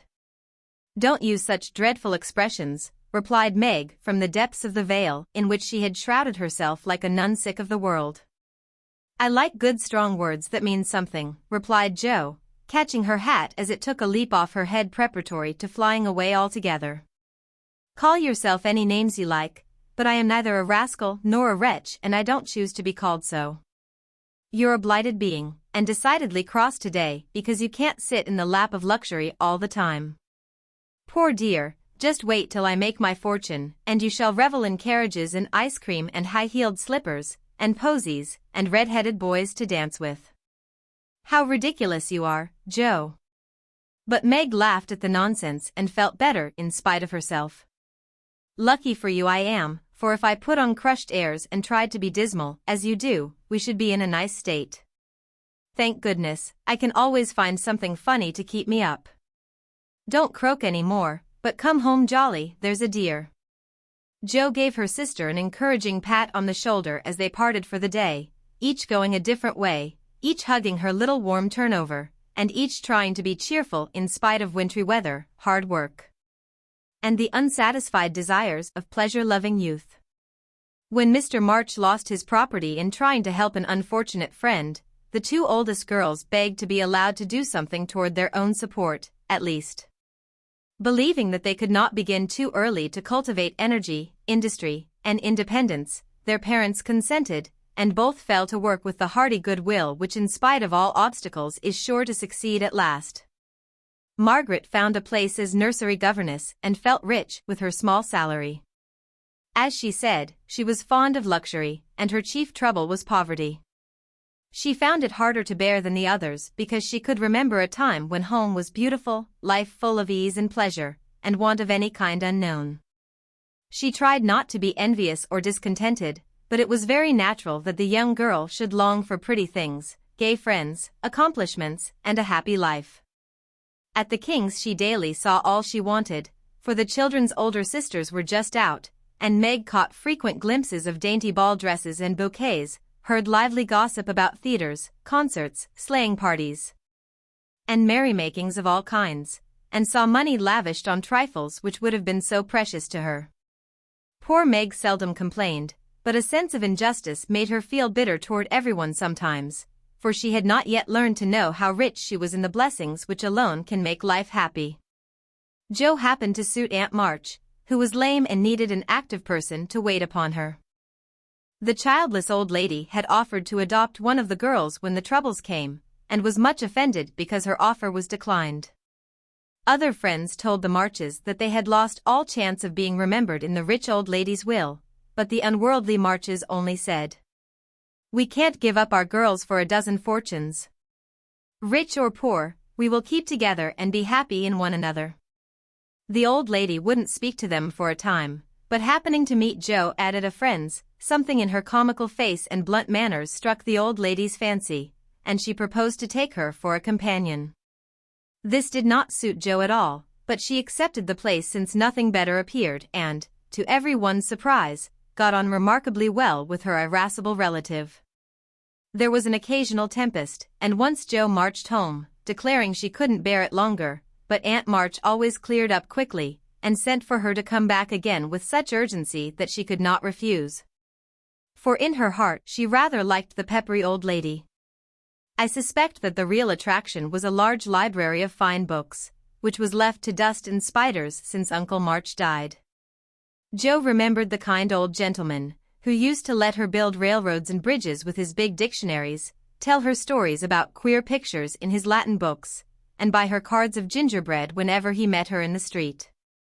The dim, dusty room, with the busts staring down from the tall bookcases, the cozy chairs, the globes, and best of all, the wilderness of books in which she could wander where she liked, made the library a region of bliss to her.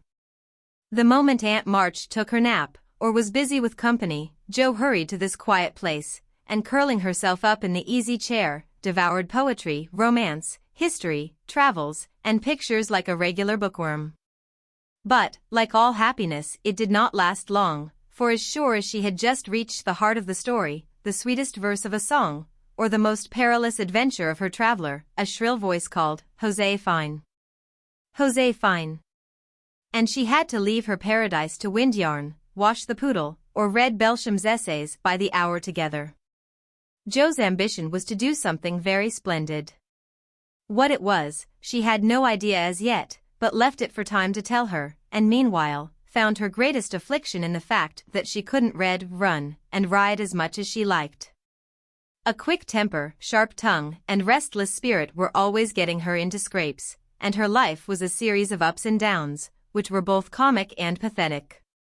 But the training she received at Aunt March's was just what she needed, and the thought that she was doing something to support herself made her happy in spite of the perpetual José Fine.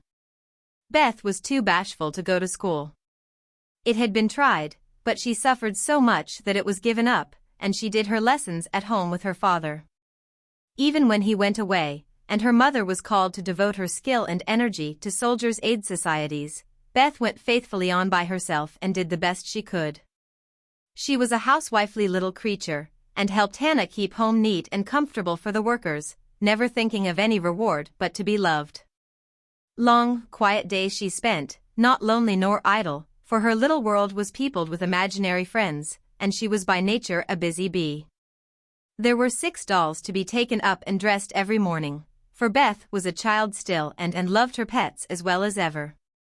Not one whole or handsome one among them, all were outcasts till Beth took them in, for when her sisters outgrew these idols, they passed to her because Amy would have nothing old or ugly. Beth cherished them all the more tenderly for that very reason, and set up a hospital for infirm dolls. No pins were ever stuck into their cotton vitals, no harsh words or blows were ever given them, no neglect ever saddened the heart or the most repulsive, but all were fed and clothed, nursed and caressed with an affection which never failed. One forlorn fragment of Delanity had belonged to Jo and, having led a tempestuous life, was left a wreck in the rag bag, from which dreary poorhouse it was rescued by Beth and taken to her refuge. Having no top to its head, she tied on a neat little cap, and as both arms and legs were gone, she hid these deficiencies by folding it in a blanket and devoting her best bed to this chronic invalid. If anyone had known the care lavished on that dolly, I think it would have touched their hearts, even while they laughed. She brought it bits of bouquets, she read to it, took it out to breathe fresh air, hidden under her coat, she sang it lullabies and never went to bed without kissing its dirty face and whispering tenderly, "I hope you'll have a good night. My poor dear." Beth had her troubles as well as the others, and not being an angel but a very human little girl, she often wept a little weep as Jo said, because she couldn't take music lessons and have a fine piano. She loved music so dearly, tried so hard to learn, and practiced away so patiently at the jingling old instrument, that it did seem as if someone, not to hint Aunt March, ought to help her. Nobody did, however, and nobody saw Beth wipe the tears off the yellow keys that wouldn't keep in tune when she was all alone. She sang like a little lark about her work, never was too tired for Marmee and the girls, and day after day said hopefully to herself, "I know I'll get my music sometime if I'm good." There are many Beths in the world, shy and quiet, sitting in corners till needed, and living for others so cheerfully that no one sees the sacrifices till the little cricket on the hearth stops chirping, and the sweet, sunshiny presence vanishes, leaving silence and shadow behind. If anybody had asked Amy what the greatest trial of her life was, she would have answered at once, "My nose." When she was a baby, Jo had accidentally dropped her into the coal hod, and Amy insisted that the fall had ruined her nose forever. It was not big nor red, like poor Petria's, it was only rather flat, and all the pinching in the world could not give it an aristocratic point. No one minded it but herself, and it was doing its best to grow, but Amy felt deeply the want of a Grecian nose, and drew whole sheets of handsome ones to console herself. Little Raphael, as her sisters called her, had a decided talent for drawing, and was never so happy as when copying flowers, designing fairies, or illustrating stories with queer specimens of art. Her teachers complained that instead of doing her sums she covered her slate with animals, the blank pages of her atlas were used to copy maps on. And caricatures of the most ludicrous description came fluttering out of all her books at unlucky moments. She got through her lessons as well as she could, and managed to escape reprimands by being a model of deportment. She was a great favorite with her mates, being good-tempered and possessing the happy art of pleasing without effort.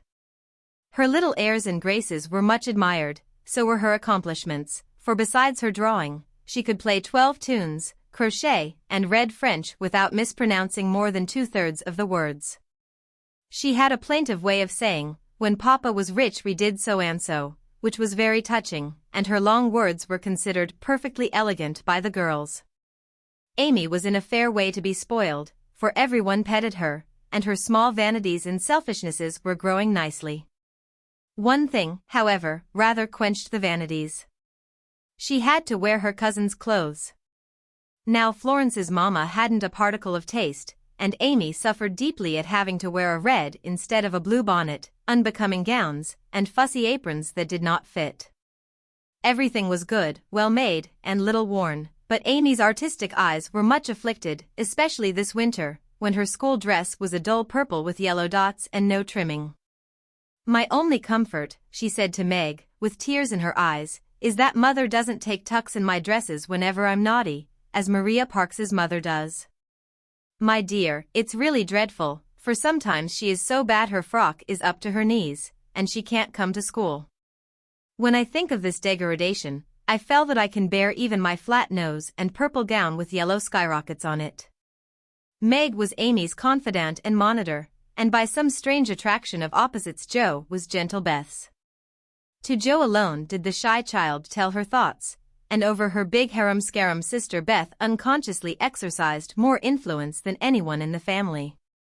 The two older girls were a great deal to one another, but each took one of the younger sisters into her keeping and watched over her in her own way, playing mother they called it, and put their sisters in the places of discarded dolls with the maternal instinct of lit women. "Has anybody got anything to tell? It's been such a dismal day, I'm really dying for some amusement," said Meg, as they sat sewing together that evening. "I had a queer time with Aunt today, and, as I got the best of it, I'll tell you about it," began Jo, who dearly loved to tell stories. "I was reading that everlasting Belsham, and droning away as I always do, for Aunt soon drops off, and then I take out some nice book, and read like fury till she wakes up. I actually made myself sleepy, and before she began to nod, I gave such a gape that she asked me what I meant by opening my mouth wide enough to take the whole book in at once. 'I wish I could, and be done with it,' said I, trying not to be saucy. Then she gave me a long lecture on my sins, and told me to sit and think them over while she just lost herself for a moment. She never finds herself very soon, so the minute her cap began to bob like a top-heavy dahlia, I whipped the Vicar of Wakefield out of my pocket and read away, with one eye on him and one on Aunt. I'd just got to where they all tumbled into the water when I forgot and laughed out loud. Aunt woke up and, being more good-natured after her nap, told me to read a bit and show what frivolous work I preferred to the worthy and instructive Belsham. I did my very best, and she liked it, though she only said, 'I don't understand what it's all about. Go back and begin it, child.' Back I went, and made the primroses as interesting as ever I could. Once I was wicked enough to stop in a thrilling place, and say meekly, 'I'm afraid it tires you, ma'am. Shan't I stop now?' She caught up her knitting, which had dropped out of her hands, gave me a sharp look through her specs, and said, in her short way, 'Finish the chapter, and don't be impertinent, miss.'" "Did she own she liked it?" asked Meg. "Oh, bless you, no. But she let old Belsham rest, and when I ran back after my gloves this afternoon, there she was, so hard at the vicar that she didn't hear me laugh as I danced a jig in the hall because of the good time coming. What a pleasant life she might have if only she chose. I don't envy her much, in spite of her money, for after all rich people have about as many worries as poor ones, I think," added Jo. "That reminds me," said Meg, "that I've got something to tell. It isn't funny, like Jo's story, but I thought about it a good deal as I came home. At the King's today I found everybody in a flurry, and one of the children said that her oldest brother had done something dreadful, and Papa had sent him away. I heard Mrs. King crying and Mr. King talking very loud, and Grace and Ellen turned away their faces when they passed me, so I shouldn't see how red and swollen their eyes were. I didn't ask any questions, of course, but I felt so sorry for them and was rather glad I hadn't any wild brothers to do wicked things and disgrace the family. I think being disgraced in school is a great deal tryinger than anything bad boys can do," said Amy, shaking her head, as if her experience of life had been a deep one. "Susie Perkins came to school today with a lovely red carnelian ring. I wanted it dreadfully, and wished I was her with all my might. Well, she drew a picture of Mr. Davis, with a monstrous nose and a hump, and the words, 'Young ladies, my eye is upon you,' coming out of his mouth in a balloon thing. We were laughing over it when all of a sudden his eye was on us, and he ordered Susie to bring up her slate.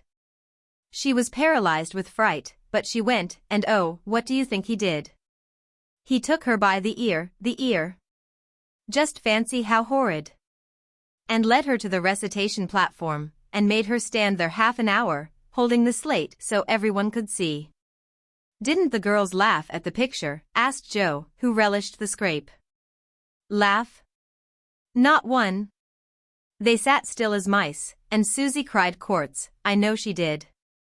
I didn't envy her then, for I felt that millions of carnelian rings wouldn't have made me happy after that. I never should have got over such a agonizing mortification. And Amy went on with her work, in the proud consciousness of virtue and the successful utterance of 2 long words in a breath. I saw something I liked this morning, and I meant to tell it at dinner, but I forgot, said Beth, putting Joe's topsy-turvy basket in order as she talked. When I went to get some oysters for Hannah, Mr. Lawrence was in the fish shop, but he didn't see me, for I kept behind the fish barrel, and he was busy with Mr. Cutter the fishman. A poor woman came in with a pail and mop, and asked Mr. Cutter if he would let her do some scrubbing for a bit of fish, because she hadn't any dinner for her children, and had been disappointed of a day's work. Mr. Cutter was in a hurry and said no, rather crossly, so she was going away, looking hungry and sorry, when Mr. Lawrence hooked up a big fish with the crooked end of his cane and held it out to her. She was so glad and surprised she took it right into her arms, and thanked him over and over. He told her to go along and cook it, and she hurried off, so happy. Wasn't it good of him? Oh, she did look so funny, hugging the big, slippery fish, and hoping Mr. Lawrence's bed in heaven would be AC. When they had laughed at Beth's story, they asked their mother for one, and after a moment's thought, she said soberly, as I sat cutting out blue flannel jackets today at the rooms, I felt very anxious about father. And thought how lonely and helpless we should be, if anything happened to him.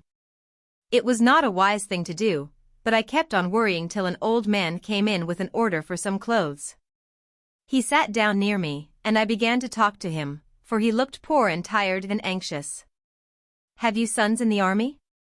I asked, for the note he brought was not to me. Yes, ma'am. I had 4, but 2 were killed, one is a prisoner, and I'm going to the other, who is very sick in a Washington hospital, he answered quietly. You have done a great deal for your country, sir, I said, feeling respect now, instead of pity. Not a mite more than I ought, ma'am. I'd go myself, if I was any use. As I ain't, I give my boys, and give 'em free. He spoke so cheerfully, looked so sincere, and seemed so glad to give his all, that I was ashamed of myself. I'd given 1 man and thought it too much, while he gave 4 without grudging them. I had all my girls to comfort me at home, and his last son was waiting, miles away, to say goodbye to him, perhaps.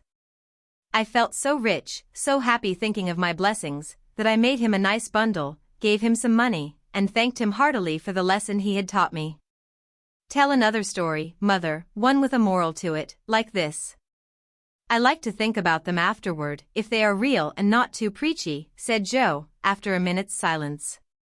Mrs. March smiled and began at once, for she had told stories to this little audience for many years, and knew how to please them. Once upon a time, there were 4 girls, who had enough to eat and drink and wear, a good many comforts and pleasures, kind friends and parents who loved them dearly, and yet they were not contented. Here the listeners stole sly looks at one another, and began to sew diligently.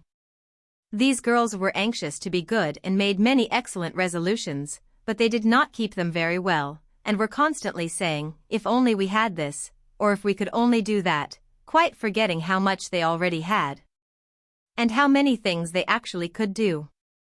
So they asked an old woman what spell they could use to make them happy, and she said, when you feel discontented, think over your blessings, and be grateful. Here Joe looked up quickly, as if about to speak, but changed her mind, seeing that the story was not done yet.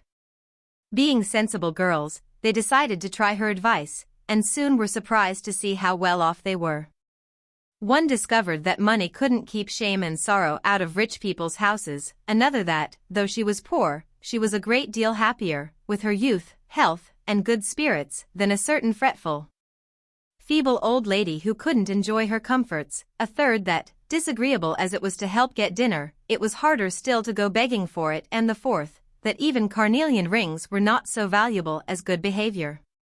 So they agreed to stop complaining, to enjoy the blessings already possessed, and try to deserve them, lest they should be taken away entirely, instead of increased. And I believe they were never disappointed or sorry that they took the old woman's advice. Now, Marmee, that is very cunning of you to turn our own stories against us, and give us a sermon instead of a romance, cried Meg. I like that kind of sermon. It's the sort Father used to tell us, said Beth thoughtfully, putting the needles straight on Joe's cushion. I don't complain near as much as the others do, and I shall be more careful than ever now, for I've had warning from Susie's downfall, said Amy morally. We needed that lesson, and we won't forget it. If we do so, you just say to us, as old Chloe did in Uncle Tom, Tinko be your Marcy's, chillin'. Tinko be your Marcy's, added Joe, who could not, for the life of her, help getting a morsel of fun out of the little sermon, though she took it to heart as much as any of them. Chapter 5. What in the world are you going to do now, Joe? Asked Meg one snowy afternoon, as her sister came tramping through the hall, in rubber boots, old sack, and hood, with a broom in one hand and a shovel in the other. Going out for exercise, answered Joe with a mischievous twinkle in her eyes. I should think 2 long walks this morning would have been enough. It's cold and dull out, and I advise you to stay warm and dry by the fire, as I do, said Meg with a shiver. Never take advice. Can't keep still all day, and not being a pussycat, I don't like to doze by the fire.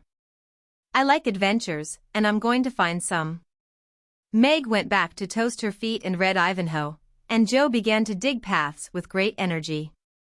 The snow was light, and with her broom she soon swept a path all round the garden, for Beth to walk in when the sun came out and the invalid dolls needed air.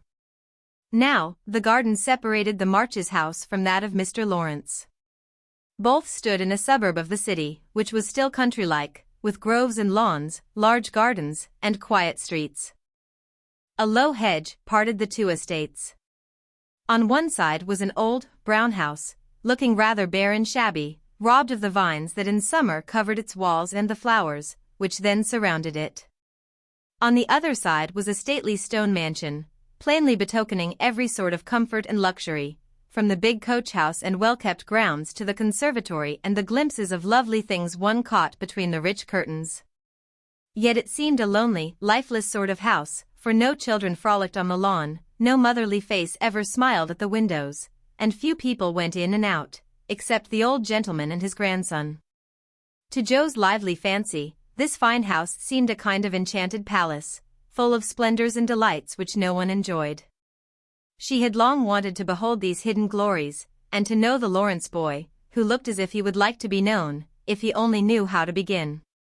Since the party, she had been more eager than ever, and had planned many ways of making friends with him, but he had not been seen lately, and Joe began to think he had gone away, when she one day spied a brown face at an upper window, looking wistfully down into their garden, where Beth and Amy were snowballing one another.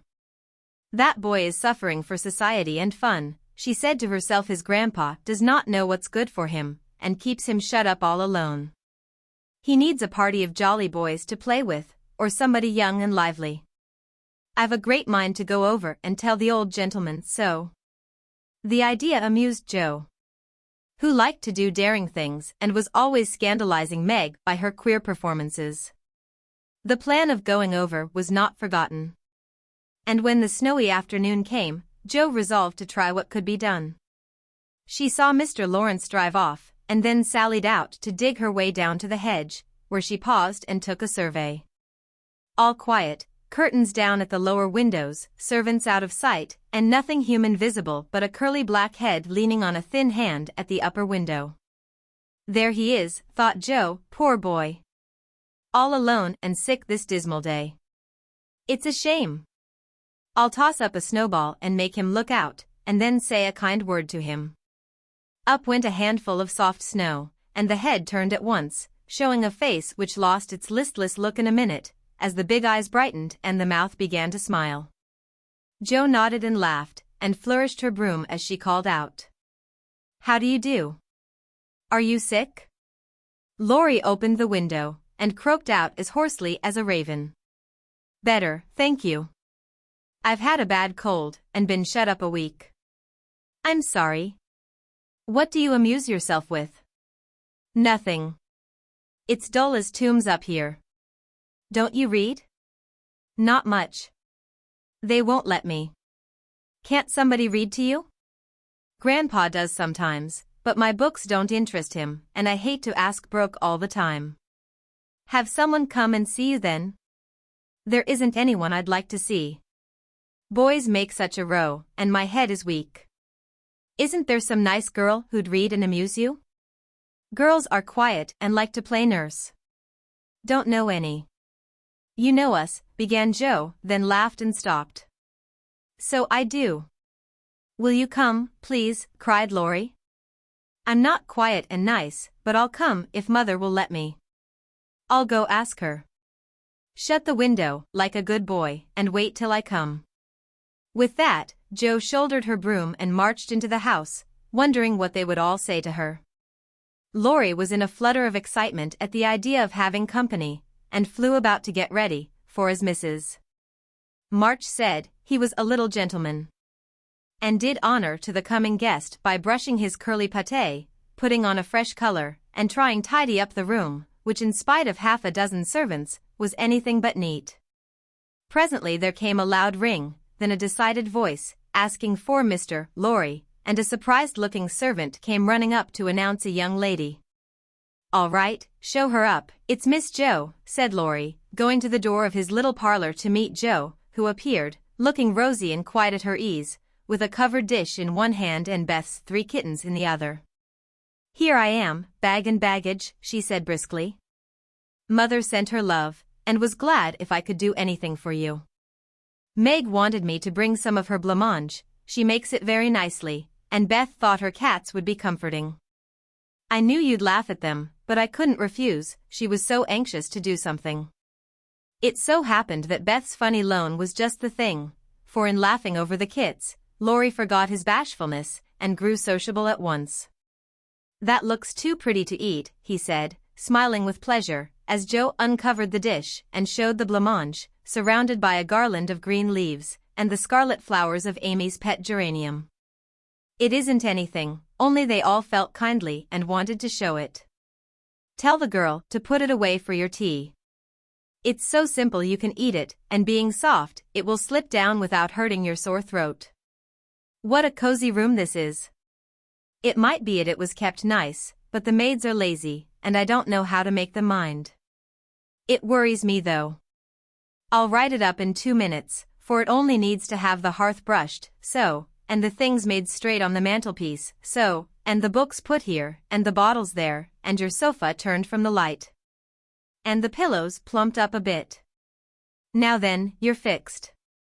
And so he was, for, as she laughed and talked, Joe had whisked things into place and given quite a different air to the room. Laurie watched her in respectful silence, and when she beckoned him to his sofa, he sat down with a sigh of satisfaction, saying gratefully, "How kind you are." "Yes, that's what it wanted. Now please take the big chair and let me do something to amuse my company." "No, I came to amuse you." "Shall I read aloud?" And Joe looked affectionately toward some inviting books nearby. "Thank you. I've read all those, and if you don't mind, I'd rather talk," answered Laurie. "Not a bit. I'll talk all day if you'll only set me going. Beth says I never know when to stop." "Is Beth the rosy one, who stays at home good deal and sometimes goes out with a little basket?" asked Laurie with interest. "Yes, that's Beth. She's my girl, and a regular good one she is, too. The pretty one is Meg, and the curly-haired one is Amy, I believe?" Laurie colored up, but answered frankly, "Why, you see I often hear you calling to one another, and when I'm alone up here, I can't help looking over at your house, you always seem to be having such good times. I beg your pardon for being so rude, but sometimes you forget to put down the curtain at the window where the flowers are. And when the lamps are lighted, it's like looking at a picture to see the fire, and you all around the table with your mother. Her face is right opposite, and it looks so sweet behind the flowers, I can't help watching it. I haven't got any mother, you know. And Laurie poked the fire to hide a little twitching of the lips that he could not control. The solitary, hungry look in his eyes went straight to Joe's warm heart. She had been so simply taught that there was no nonsense in her head, and at 15 she was as innocent and frank as any child. Laurie was sick and lonely, and feeling how rich she was in home and happiness, she gladly tried to share it with him. Her face was very friendly and her sharp voice unusually gentle as she said, "We'll never draw that curtain any more, and I give you leave to look as much as you like. I just wish, though, instead of peeping, you'd come over and see us. Mother is so splendid, she'd do you heaps of good, and Beth would sing to you if I begged her to, and Amy would dance. Meg and I would make you laugh over our funny stage properties, and we'd have jolly times. Wouldn't your grandpa let you?" "I think he would, if your mother asked him. He's very kind, though he does not look so, and he lets me do what I like, pretty much, only he's afraid I might be a bother to strangers," began Laurie, brightening more and more. "We are not strangers, we are neighbors, and you needn't think you'd be a bother. We want to know you, and I've been trying to do it this ever so long. We haven't been here a great while, you know, but we have got acquainted with all our neighbors but you. You see, Grandpa lives among his books, and doesn't mind much what happens outside. Mr. Brooke, my tutor, doesn't stay here, you know, and I have no one to go about with me, so I just stop at home and get on as I can. That's bad. You ought to make an effort and go visiting everywhere you are asked, then you'll have plenty of friends, and pleasant places to go to. Never mind being bashful. It won't last long if you keep going." Laurie turned red again, but wasn't offended at being accused of bashfulness, for there was so much goodwill in Joe it was impossible not to take her blunt speeches as kindly as they were meant. "Do you like your school?" asked the boy, changing the subject, after a little pause, during which he stared at the fire and Joe looked about her, well pleased. "Don't go to school, I'm a businessman, girl, I mean. I go to wait on my great-aunt, and a dear, cross old soul she is, too," answered Joe. Laurie opened his mouth to ask another question, but remembering just in time that it wasn't manners to make too many inquiries into people's affairs, he shut it again, and looked uncomfortable. Joe liked his good breeding, and didn't mind having a laugh at Aunt March, so she gave him a lively description of the fidgety old lady, her fat poodle, the parrot that talked Spanish, and the library where she reveled. Laurie enjoyed that immensely, and when she told about the prim old gentleman who came once to woo Aunt March, and in the middle of a fine speech, how Pole had tweaked his wig off to his great dismay.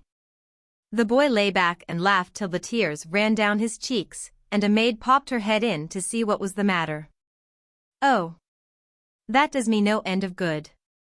Tell on, please," he said, taking his face out of the sofa cushion, red and shining with merriment. Much elated with her success, Joe did tell on, all about their plays and plans, their hopes and fears for father, and the most interesting events of the little world in which the sisters lived. Then they got to talking about books, and to Joe's delight, she found that Laurie loved them as well as she did, and had read even more than herself. "If you like them so much, come down and see ours. Grandfather is out, so you needn't be afraid," said Laurie, getting up. "I'm not afraid of anything," returned Joe, with a toss of the head. "I don't believe you are," exclaimed the boy, looking at her with much admiration, though he privately thought she would have good reason to be a trifle afraid of the old gentleman, if she met him in some of his moods. The atmosphere of the whole house being summer-like, Laurie led the way from room to room, letting Joe stop to examine whatever struck her fancy. And so, at last they came to the library, where she clapped her hands and pranced, as she always did when especially delighted. It was lined with books, and there were pictures and statues, and distracting little cabinets full of coins and curiosities, and sleepy hollow chairs, and queer tables, and bronzes, and best of all, a great open fireplace with quaint tiles all round it. "What richness," sighed Joe, sinking into the depth of a velour chair and gazing about her with an air of intense satisfaction. Theodore Lawrence, you ought to be the happiest boy in the world, she added impressively. A fellow can't live on books, said Laurie, shaking his head as he perched on a table opposite. Before he could more, a bell rang, and Joe flew up, exclaiming with alarm, "Mercy me! It's your grandpa." "Well, what if it is?"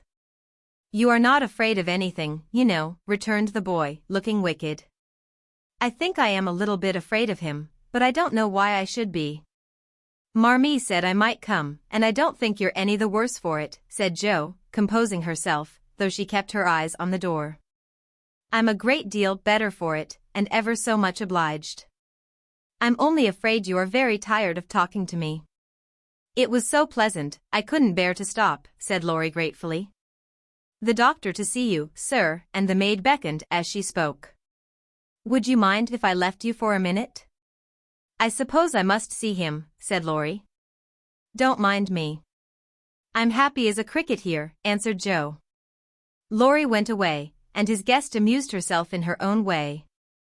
She was standing before a fine portrait of the old gentleman when the door opened again, and without turning, she said decidedly, "I'm sure now that I shouldn't be afraid of him, for he's got kind eyes, though his mouth is grim. And he looks as if he had a tremendous will of his own. He isn't as handsome as my grandfather, but I like him." "Thank you, ma'am," said a gruff voice behind her, and there, to her great dismay, stood old Mr. Lawrence. Poor Joe blushed till she couldn't blush any redder, and her heart began to beat uncomfortably fast as she thought what she had said. For a minute a wild desire to run away possessed her, but that was cowardly, and the girls would laugh at her, so she resolved to stay and get out of the scrape as she could. A second look showed her that the living eyes, under the bushy eyebrows, were kinder even than the painted ones, and there was a sly twinkle in them, which lessened her fear a good deal. The gruff voice was gruffer than ever, as the old gentleman said abruptly, after the dreadful pause, "So you're not afraid of me, hey?" "Not much, sir." "And you don't think me as handsome as your grandfather?" "Not quite, sir." "And I've got a tremendous will, have I?" "I only said I thought so." "But you like me in spite of it?" "Yes, I do, sir." That answer pleased the old gentleman. He gave a short laugh, shook hands with her, and, putting his finger under her chin, turned up her face, examined it gravely, and let it go, saying with a nod, "You've got your grandfather's spirit if you haven't his face. He was a fine man, my dear, but what is better, he was a brave and an honest one, and I was proud to be his friend."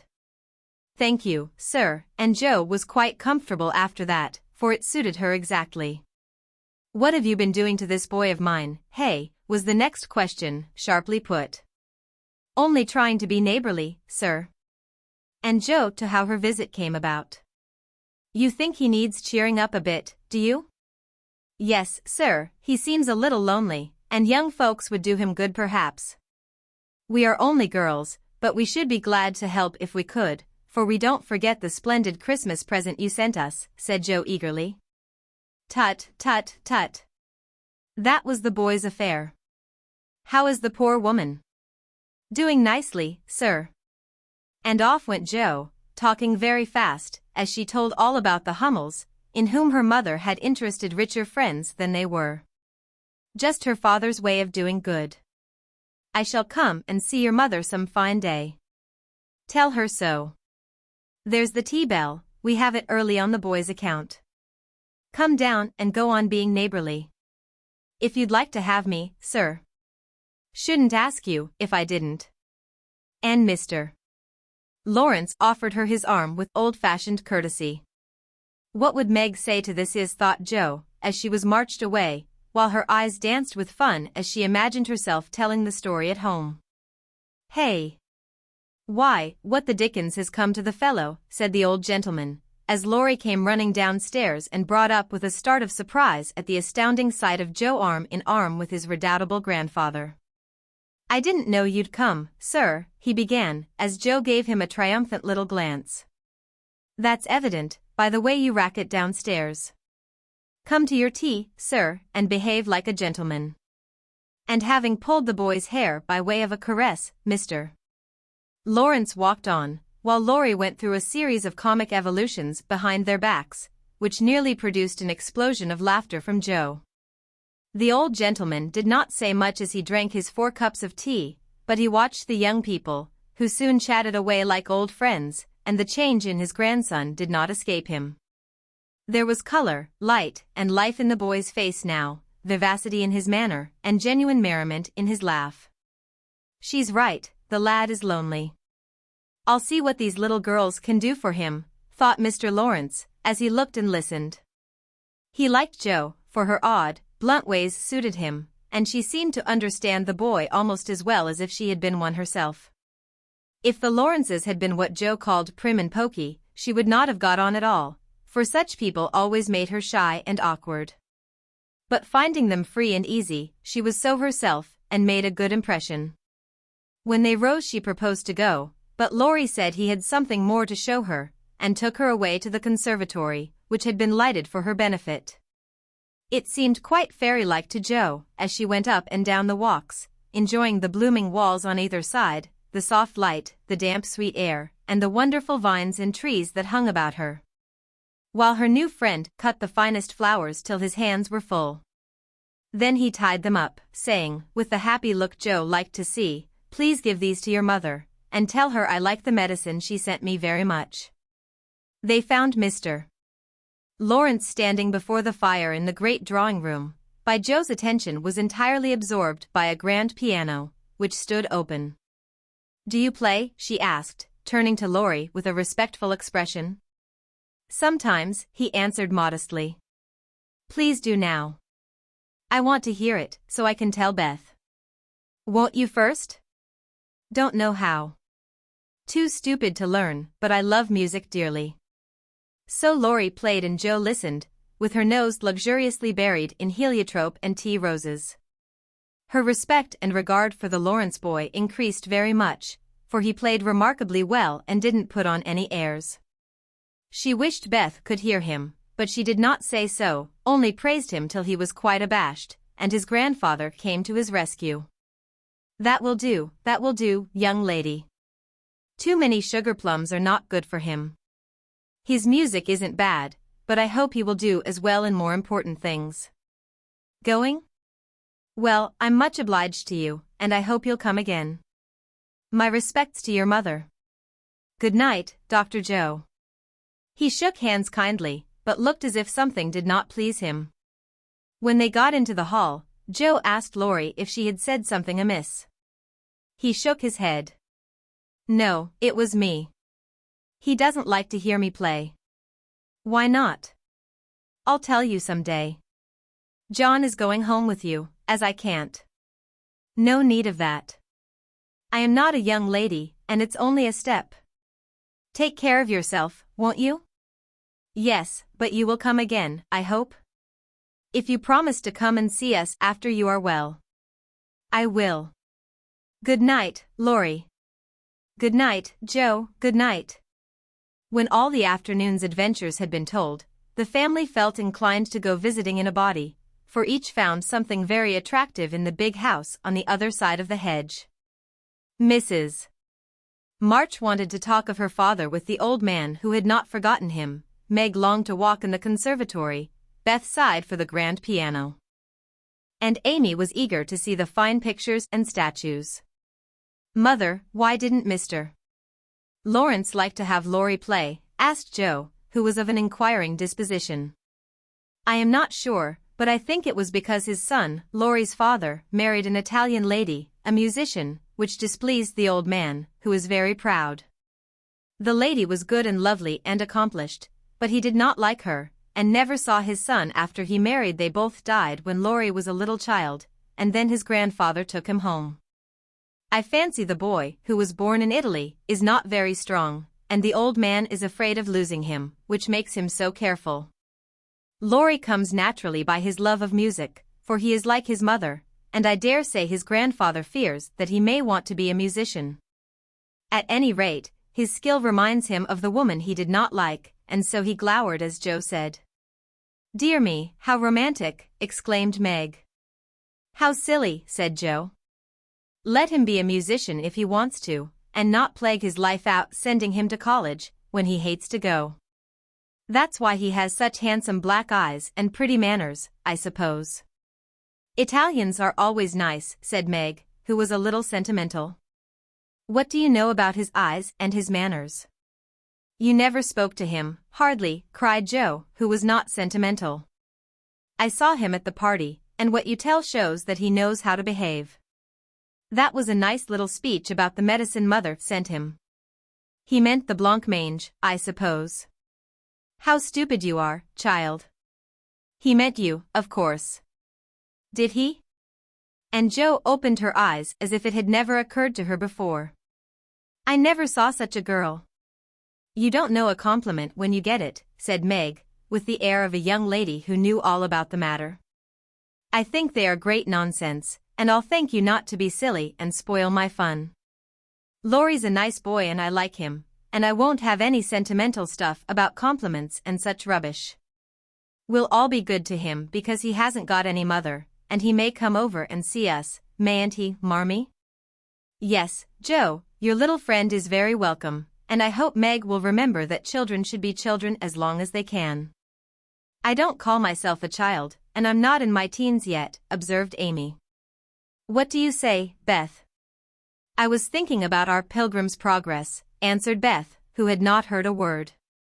How we got out of the slough and through the wicket gate by resolving to be good, and up the steep hill by trying, and that maybe the house over there, full of splendid things, is going to be our palace beautiful.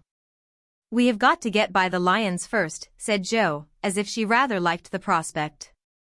Chapter 6. The big house did prove a palace beautiful, though it took some time for all to get in, and Beth found it very hard to pass the lions. Old Mr. Lawrence was the biggest one, but after he had called, said something funny or kind to each one of the girls, and talked over old times with their mother, nobody felt much afraid of him, except timid Beth. The other lion was the fact that they were poor and Laurie rich, for this made them shy of accepting favors which they could not return. But, after a while, they found that he considered them the benefactors, and could not do enough to show how grateful he was for Mrs. March's motherly welcome, their cheerful society, and the comfort he took in that humble home of theirs. So they soon forgot their pride and interchanged kindnesses without stopping to think which was the greater. All sorts of pleasant things happened about that time, for the new friendship flourished like grass in spring. Every one liked Laurie, and he privately informed his tutor that the Marches were regularly splendid girls. With the delightful enthusiasm of youth, they took the solitary boy into their midst and made much of him, and he found something very charming in the innocent companionship of these simple-hearted girls. Never having known mother or sisters, he was quick to feel the influences they brought about him, and their busy, lively ways made him ashamed of the indolent life he led. He was tired of books, and found people so interesting now that Mr. Brooke was obliged to make very unsatisfactory reports, for Laurie was always playing truant and running over to the Marches. Never mind, let him take a holiday, and make it up afterward, said the old gentleman. The good lady next door says he is studying too hard and needs young society, amusement, and exercise. I suspect she is right, and that I've been coddling the fellow as if I'd been his grandmother. Let him do what he likes, as long as he is happy. He can't get into mischief in that little nunnery over there, and Mrs. March is doing more for him than we can. What good times they had, to be sure. Such plays and tableaux, such sleigh rides and skating frolics, such pleasant evenings in the old parlor, and now and then such gay little parties at the great house. Meg could walk in the conservatory whenever she liked and revel in bouquets. Joe browsed over the new library voraciously, and convulsed the old gentleman with her criticisms. Amy copied pictures and enjoyed beauty to her heart's content. And Laurie played Lord of the Manor in the most delightful style. But Beth, though yearning for the grand piano, could not pluck up courage to go to the mansion of bliss, as Meg called it.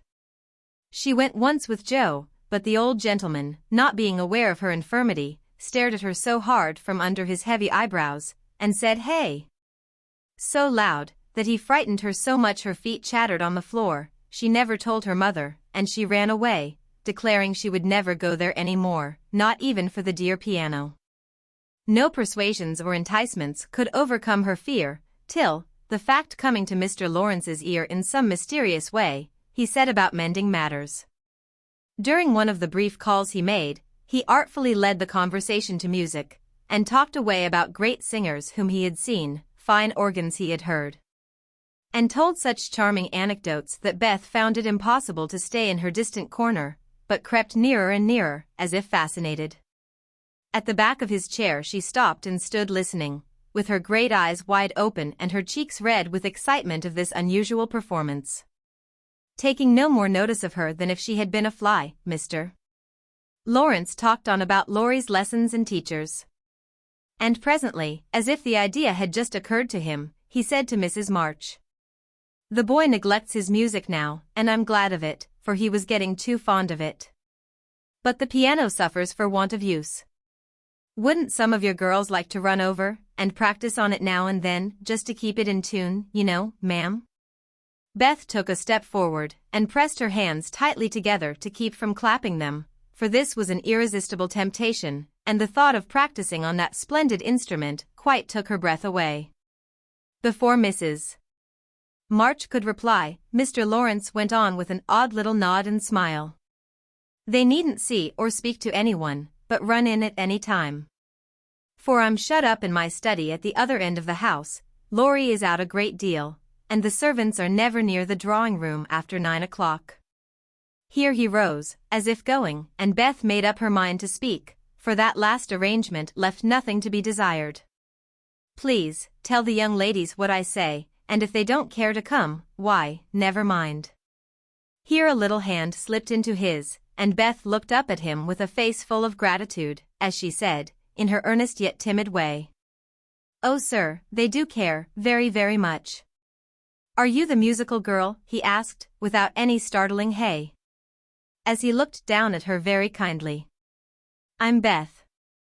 I love it dearly, and I'll come if you are quite sure nobody will hear me, and be disturbed," she added, fearing to be rude, and trembling at her own boldness as she spoke. "Not a soul, my dear. The house is empty half the day, so come and drum away as much as you like, and I shall be obliged to you." "How kind you are, sir." Beth blushed like a rose under the friendly look he wore, but she was not frightened now, and gave the hand a grateful squeeze because she had no words to thank him for the precious gift he had given her. The old gentleman softly stroked the hair off her forehead, and, stooping down, he kissed her, saying, in a tone few people ever heard, "I had a little girl once, with eyes like these. God bless you, my dear. Good day, madam." And away he went, in a great hurry. Beth had a rapture with her mother, and then rushed up to impart the glorious news to her family of invalids, as the girls were not home. How blithely she sang that evening, and how they all laughed at her because she woke Amy in the night by playing the piano on her face in her sleep.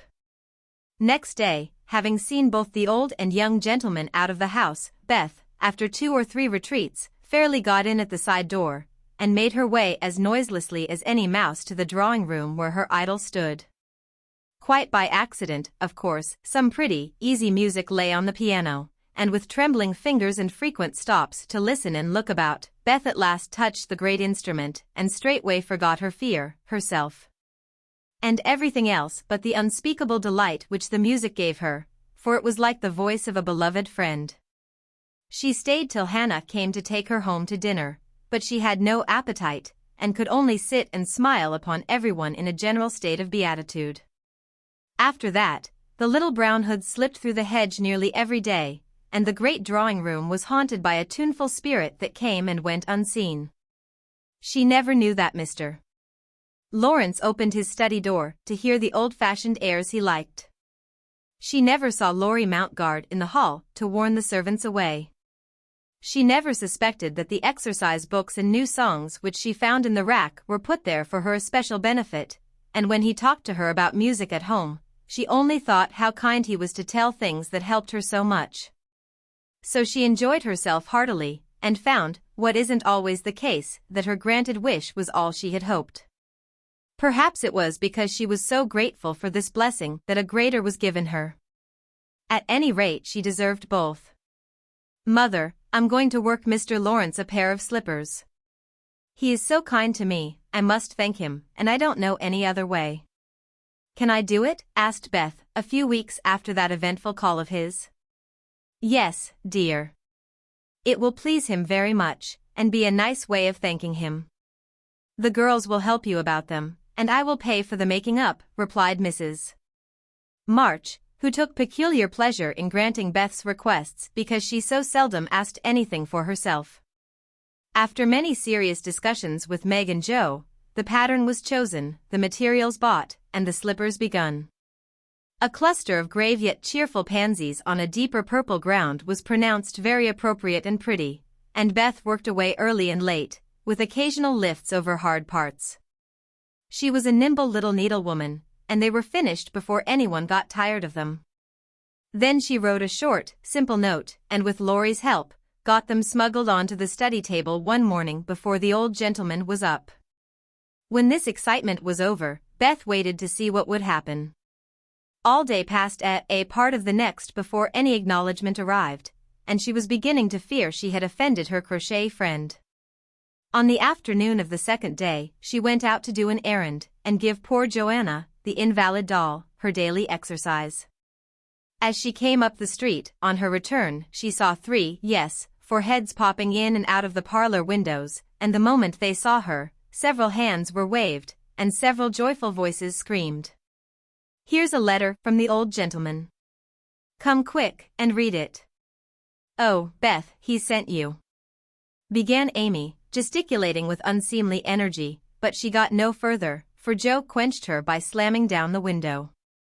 Beth hurried on in a flutter of suspense. At the door her sisters seized and bore her to the parlor in a triumphal procession, all pointing and all saying at once, Look there. Look there.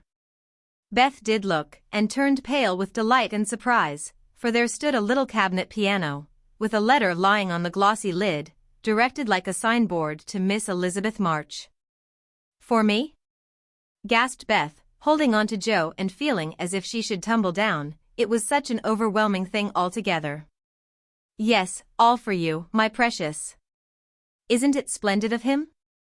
Don't you think he's the dearest old man in the world? Here's the key in the letter. We didn't open it, but we are dying to know what he says, cried Joe, hugging her sister and offering the note. You read it. I can't, I feel so queer. Oh, it is too lovely. And Beth hid her face in Joe's apron, quite upset by her present. Joe opened the paper and began to laugh, for the first words she saw were, Miss March, dear madam, how nice it sounds. I wish someone would write to me so, said Amy, who thought the old-fashioned address very elegant. I have had many pairs of slippers in my life, but I never had any that suited me so well as yours, continues Joe. Heartsease is my favorite flower, and these will always remind me of the gentle giver. I like to pay my debts, so I know you will allow the old gentleman to send you something which once belonged to the little granddaughter he lost. With hearty thanks and best wishes, I remain your grateful friend and humble servant, James Lawrence. There, Beth, that's an honor to be proud of, I'm sure. Laurie told me how fond Mr. Lawrence used to be of the child who died, and how he kept all her little things carefully. Just think, he's given you her piano. That comes of having big blue eyes and loving music, said Joe, trying to soothe Beth, who trembled and looked more excited than she had ever been before. See the cunning brackets to hold candles, and the nice green silled, puckered up, with a gold rose in the middle, and the pretty rack and stool, all complete, added Meg, opening the instrument and displaying its beauties. Your humble servant, James Lawrence. Only think of his writing that to you. I'll tell the girls. They'll think it's splendid, said Amy, much impressed by the note. Try it, honey. Let's hear the sound of the baby piano, said Hannah, who always took a share in the family joys and sorrows. So Beth tried it, and everyone pronounced it the most remarkable piano ever heard. It had evidently been newly tuned and put in apple pie order, but, perfect as it was, I think the real charm lay in the happiest of all happy faces which leaned over it. as Beth lovingly touched the beautiful black and white keys and pressed the bright petals. "You'll have to go and thank him," said Joe, by way of a joke, for the idea of the child's really going never entered her head. "Yes, I mean to. I guess I'll go now, before I get frightened thinking about it." And, to the utter amazement of the assembled family, Beth walked deliberately down the garden, through the hedge, and in at the Lawrences' door. "Well, I wish I may die if it ain't the queerest thing I ever see. The pienny has turned her head. She'd never have gone in her right mind," cried Hannah, staring after her, while the girls were rendered quite speechless by the miracle. They would have been still more amazed if they had seen what Beth did afterward. If you will believe me, she went and knocked at the study door before she gave herself time to think, and when a gruff voice called out, "Come in," she did go in, right up to Mr. Lawrence, who looked quite taken aback and held out her hand, saying, with only a small quaver in her voice, "I came to thank you, sir, for—" But she didn't finish, for he looked so friendly that she forgot her speech and, only remembering that he had lost the little girl he loved, she put both arms round his neck and kissed him. If the roof of the house had suddenly flown off, the old gentleman wouldn't have been more astonished. But he liked it. Oh, dear, yes, he liked it amazingly. And was so touched and pleased by that confiding little kiss that all his crustiness vanished, and he just set her on his knee, and laid his wrinkled cheek against her rosy one, feeling as if he had got his own little granddaughter back again. Beth ceased to fear him from that moment, and sat there talking to him as cozily as if she had known him all her life, for love casts out fear, and gratitude can conquer pride. When she went home, he walked with her to her own gate, shook hands cordially, and touched his hat as he marched back again, looking very stately and erect, like a handsome, soldierly old gentleman, as he was. When the girls saw that performance, Joe began to dance a jig. By way of expressing her satisfaction, Amy nearly fell out of the window in her surprise, and Meg exclaimed, with uplifted hands, "Well, I do believe the world is coming to an end." Chapter 7. "That boy is a perfect cyclops, isn't he?" said Amy one day, as Laurie clattered by on horseback, with a flourish of his whip as he passed. "How dare you say so, when he's got both his eyes? And very handsome ones they are, too," cried Joe, who resented any slighting remarks about her friend. "I didn't say anything about his eyes, and I don't see why you need fire up when I admire his riding." "Oh, my goodness! That little goose means a centaur, and she called him a cyclops," exclaimed Joe, with a burst of laughter. "You needn't be so rude, it's only a lapse of lingy, as Mr. Davis says," retorted Amy, finishing Joe with her Latin. "I just wish I had a little of the money Laurie spends on that horse," she added, as if to herself, yet hoping her sisters would hear. "Why?" asked Meg kindly, for Joe had gone off in another laugh at Amy's second blunder. "I need it so much. I'm dreadfully in debt, and it won't be my turn to have the rag money for a month." "In debt, Amy? What do you mean?" And Meg looked sober. "Why, I owe at least a dozen pickled limes, and I can't pay them, you know, till I have money, for Marmee forbade my having anything charged at the shop." "Tell me all about it. Are limes the fashion now? It used to be pricking bits of rubber to make balls." And Meg tried to keep her countenance. Amy looked so grave and important. "Why, you see, the girls are always buying them, and unless you want to be thought mean, you must do it too. It's nothing but limes now, for everyone is sucking them in their desks in schooltime, and trading them off for pencils, bead rings, paper dolls, or something else, at recess. If one girl likes another, she gives her a lime. If she's mad with her, she eats one before her face, and doesn't offer even a suck. They treat by turns, and I've had ever so many but haven't returned them, and I ought, for they are debts of honor, you know." "How much will pay them off and restore your credit?" asked Meg, taking out her purse. "A quarter would more than do it, and leave a few cents over for a treat for you. Don't you like limes?" "Not much. You may have my share. Here's the money. Make it last as long as you can, for it isn't very plenty, you know." "Oh, thank you. It must be so nice to have pocket money." I'll have a grand feast, for I haven't tasted a lime this week. I felt delicate about taking any, as I couldn't return them, and I'm actually suffering for one. Next day Amy was rather late at school, but could not resist the temptation of displaying, with pardonable pride, a moist brown paper parcel, before she consigned it to the inmost recesses of her desk. During the next few minutes the rumor that Amy March had got 24 delicious limes, she ate one on the way, and was going to treat circulated through her set, and the attentions of her friends became quite overwhelming. Katie Brown invited her to her next party on the spot. Mary Kinglesey insisted on lending her watch till recess, and Jenny Snow, a satirical young lady, who had basely twit Amy upon her limeless state, promptly buried the hatchet and offered to furnish answers to certain appalling sums. But Amy had not forgotten Miss Snow's cutting remarks about some persons whose noses were not too flat to smell other people's limes, and stuck-up people who were not too proud to ask for them. And she instantly crushed that Snow girl's hopes by the withering telegram, "You needn't be so polite all of a sudden, for you won't get any." A distinguished personage happened to visit the school that morning, and Amy's beautifully drawn maps received praise, which honor to her foe rankled in the soul of Miss Snow, and caused Miss March to assume the airs of a studious young peacock. But, alas, alas! Pride goes before a fall, and the revengeful Snow turned the tables with disastrous success. No sooner had the guest paid the usual stale compliments and bowed himself out, than Jenny, under pretense of asking an important question, informed Mr. Davis, the teacher, that Amy March had pickled limes in her desk.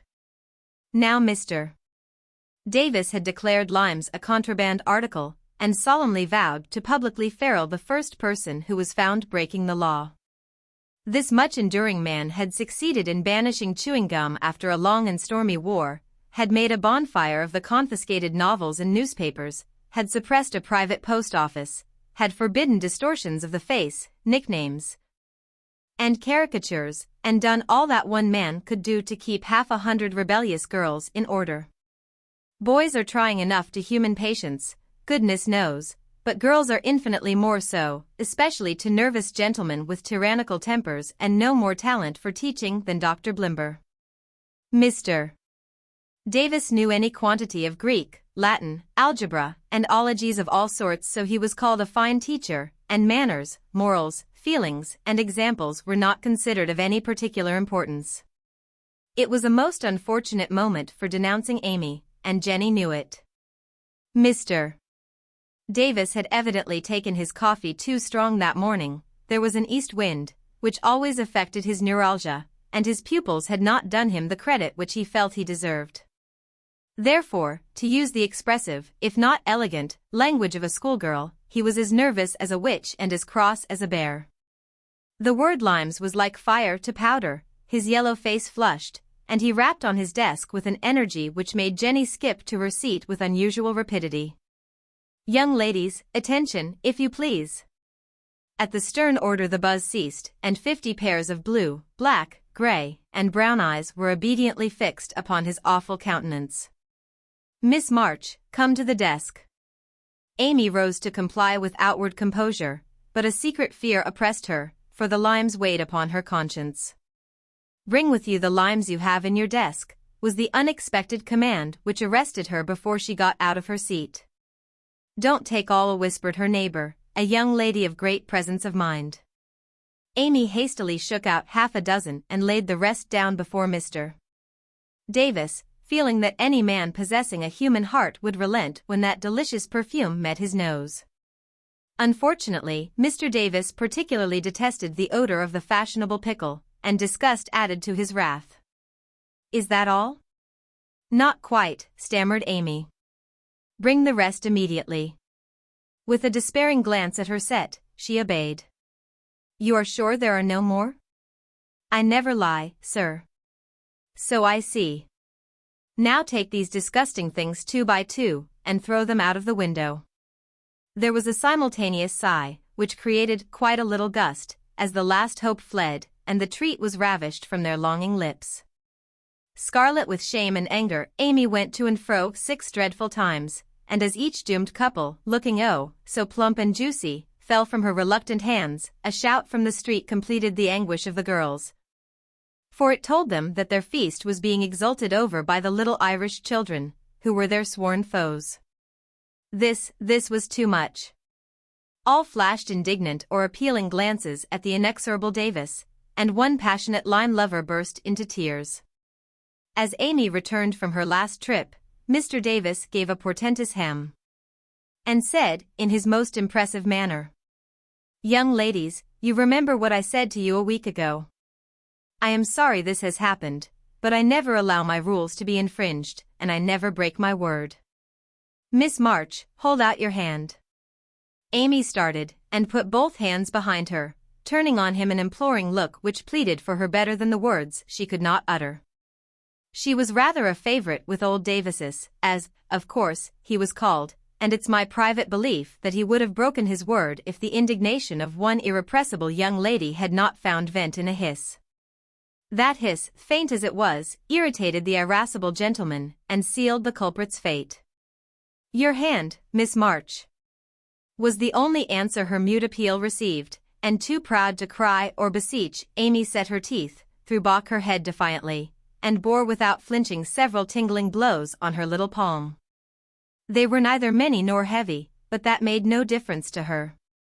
For the first time in her life she had been struck, and the disgrace, in her eyes, was as deep as if he had knocked her down. "You will now stand on the platform till recess," said Mr. Davis, resolved to do the thing thoroughly, since he had begun. That was dreadful. It would have been bad enough to go to her seat and see the pitying faces of her friends, or the satisfied ones of her few enemies, but to face the whole school with that shame fresh upon her seemed impossible. And for a second she felt as if she could only drop down where she stood and break her heart with crying. A bitter sense of wrong and the thought of Jenny Snow helped her to bear it, and, taking the ignominious place, she fixed her eyes on the stove funnel above what now seemed a sea of faces, and stood there, so motionless and white that the girls found it hard to study with that pathetic figure before them. During the 15 minutes that followed, the proud and sensitive little girl suffered a shame and pain which she never forgot. To others it might seem a ludicrous or trivial affair, but to her it was a hard experience, for during the 12 years of her life she had been governed by love alone, and a blow of that sort had never touched her before. The smart of her hand and the ache of her heart were forgotten in the sting of the thought, "I shall have to tell it home, and they will be so disappointed in me."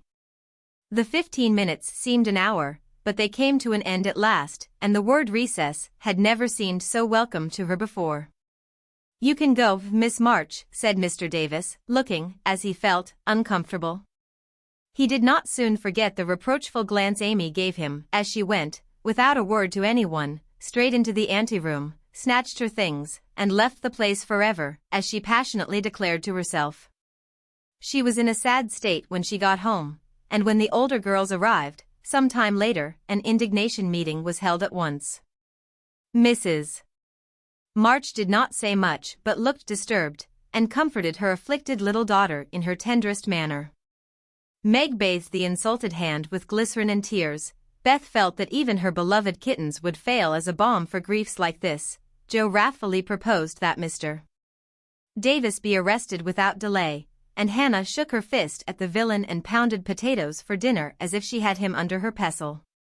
No notice was taken of Amy's flight, except by her mates, but the sharp-eyed demoiselles discovered that Mr. Davis was quite benignant in the afternoon, also unusually nervous.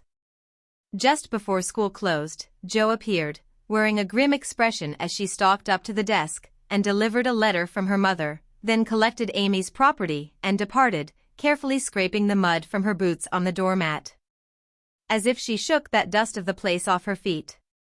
"Yes, you can have a vacation from school, but I want you to study a little every day with Beth," said Mrs. March that evening. "I don't approve of corporal punishment, especially for girls. I dislike Mr. Davis's manner of teaching and don't think the girls you associate with are doing you any good, so I shall ask your father's advice before I send you anywhere else." "That's good. I wish all the girls would leave and spoil his old school. It's perfectly maddening to think of those lovely limes," sighed Amy, with the air of a martyr. I am not sorry you lost them, for you broke the rules, and deserved some punishment for disobedience, was the severe reply, which rather disappointed the young lady, who expected nothing but sympathy. Do you mean you are glad I was disgraced before the whole school? Cried Amy. I should not have chosen that way of mending a fault, replied her mother, but I'm not sure that it won't do you more good than a milder method. You are getting to be rather conceited, my dear, and it is quite time you set about correcting it. You have a good many little gifts and virtues, but there is no need of parading them, for conceit spoils the finest genius.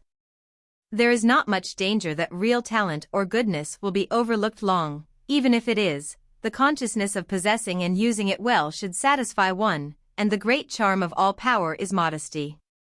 So it is, cried Laurie, who was playing chess in a corner with Joe. I knew a girl once, who had a really remarkable talent for music, and she didn't know it, never guessed what sweet little things she composed when she was alone, and wouldn't have believed it if anyone had told her. I wish I'd known that nice girl. Maybe she would have helped me. I'm so stupid, said Beth, who stood beside him, listening eagerly. You do know her, and she helps you better than anyone else could, answered Laurie, looking at her with such mischievous meaning in his merry black eyes that Beth suddenly turned very red, and hid her face in the sofa cushion, quite overcome by such an unexpected discovery. Joe let Laurie win the game to pay for that praise of her Beth, who could not be prevailed upon to play for them after her compliment. So Laurie did his best, and sang delightfully, being in a particularly lively humor, for to the marches he seldom showed the moody side of his character. When he was gone, Amy, who had been pensive all evening, said suddenly, as if busy over some new idea, Is Laurie an accomplished boy? Yes, he has had an excellent education, and has much talent. He will make a fine man, if not spoiled by petting, replied her mother. And he isn't conceited, is he? Asked Amy. Not in the least. That is why he is so charming, and we all like him so much. I see. It's nice to have accomplishments and be elegant, but not to show off or get perked up, said Amy thoughtfully. These things are always seen and felt in a person's manner and conversations, if modestly used, but it is not necessary to display them, said Mrs. March. Any more than it's proper to wear all your bonnets and gowns and ribbons at once, that folks may know you've got them, added Joe, and the lecture ended in a laugh. Chapter 8. Girls, where are you going? Asked Amy, coming into their room one Saturday afternoon, and finding them getting ready to go out with an air of secrecy which excited her curiosity. Never mind. Little girls shouldn't ask questions, returned Joe sharply. Now if there is anything mortifying to our feelings when we are young, it is to be told that, and to be bidden to run away, dear, is still more trying to us. Amy bridled up at this insult, and determined to find out the secret, if she teased for an hour. Turning to Meg, who never refused her anything very long, she said coaxingly, Do tell me. I should think you might let me go, too, for Beth is fussing over her piano, and I haven't got anything to do, and am so lonely. I can't, dear, because you aren't invited, began Meg, but Joe broke in impatiently, Now, Meg, be quiet or you will spoil it all. You can't go, Amy, so don't be a baby and whine about it. You are going somewhere with Laurie, I know you are. You were whispering and laughing together on the sofa last night, and you stopped when I came in. Aren't you going with him? Yes, we are. Now do be still, and stop bothering. Amy held her tongue, but used her eyes, and saw Meg slip a fan into her pocket. I know. You're going to the theater to see The Seven Castles. She cried, adding resolutely, and I shall go, for Mother said I might see it, and I've got my rag money, and it was mean not to tell me in time. Just listen to me a minute, and be a good child, said Meg soothingly. Mother doesn't wish you to go this week, because your eyes are not well enough yet to bear the light of this fairy piece. Next week you can go with Beth and Hannah, and have a nice time. I don't like that half as well as going with you and Laurie. Please let me. I've been sick with this cold so long, and shut up, I'm dying for some fun. Do, Meg. I'll be ever so good, pleaded Amy, looking as pathetic as she could. Suppose we take her. I don't believe Mother would mind if we bundle her up well, began Meg. If she goes I shan't, and if I don't, Laurie won't like it, and it will be very rude, after he invited only us, to go and drag in Amy.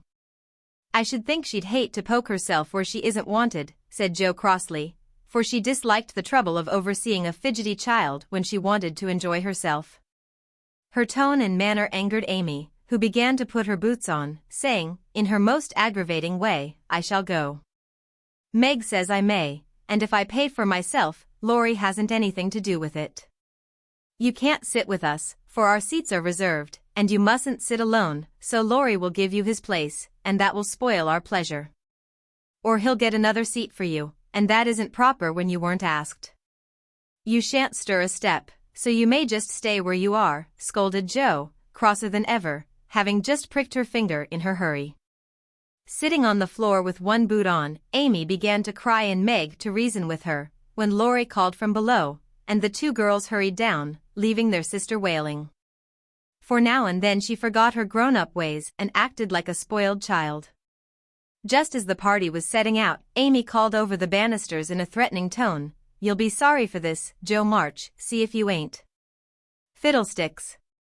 Returned Jo, slamming the door.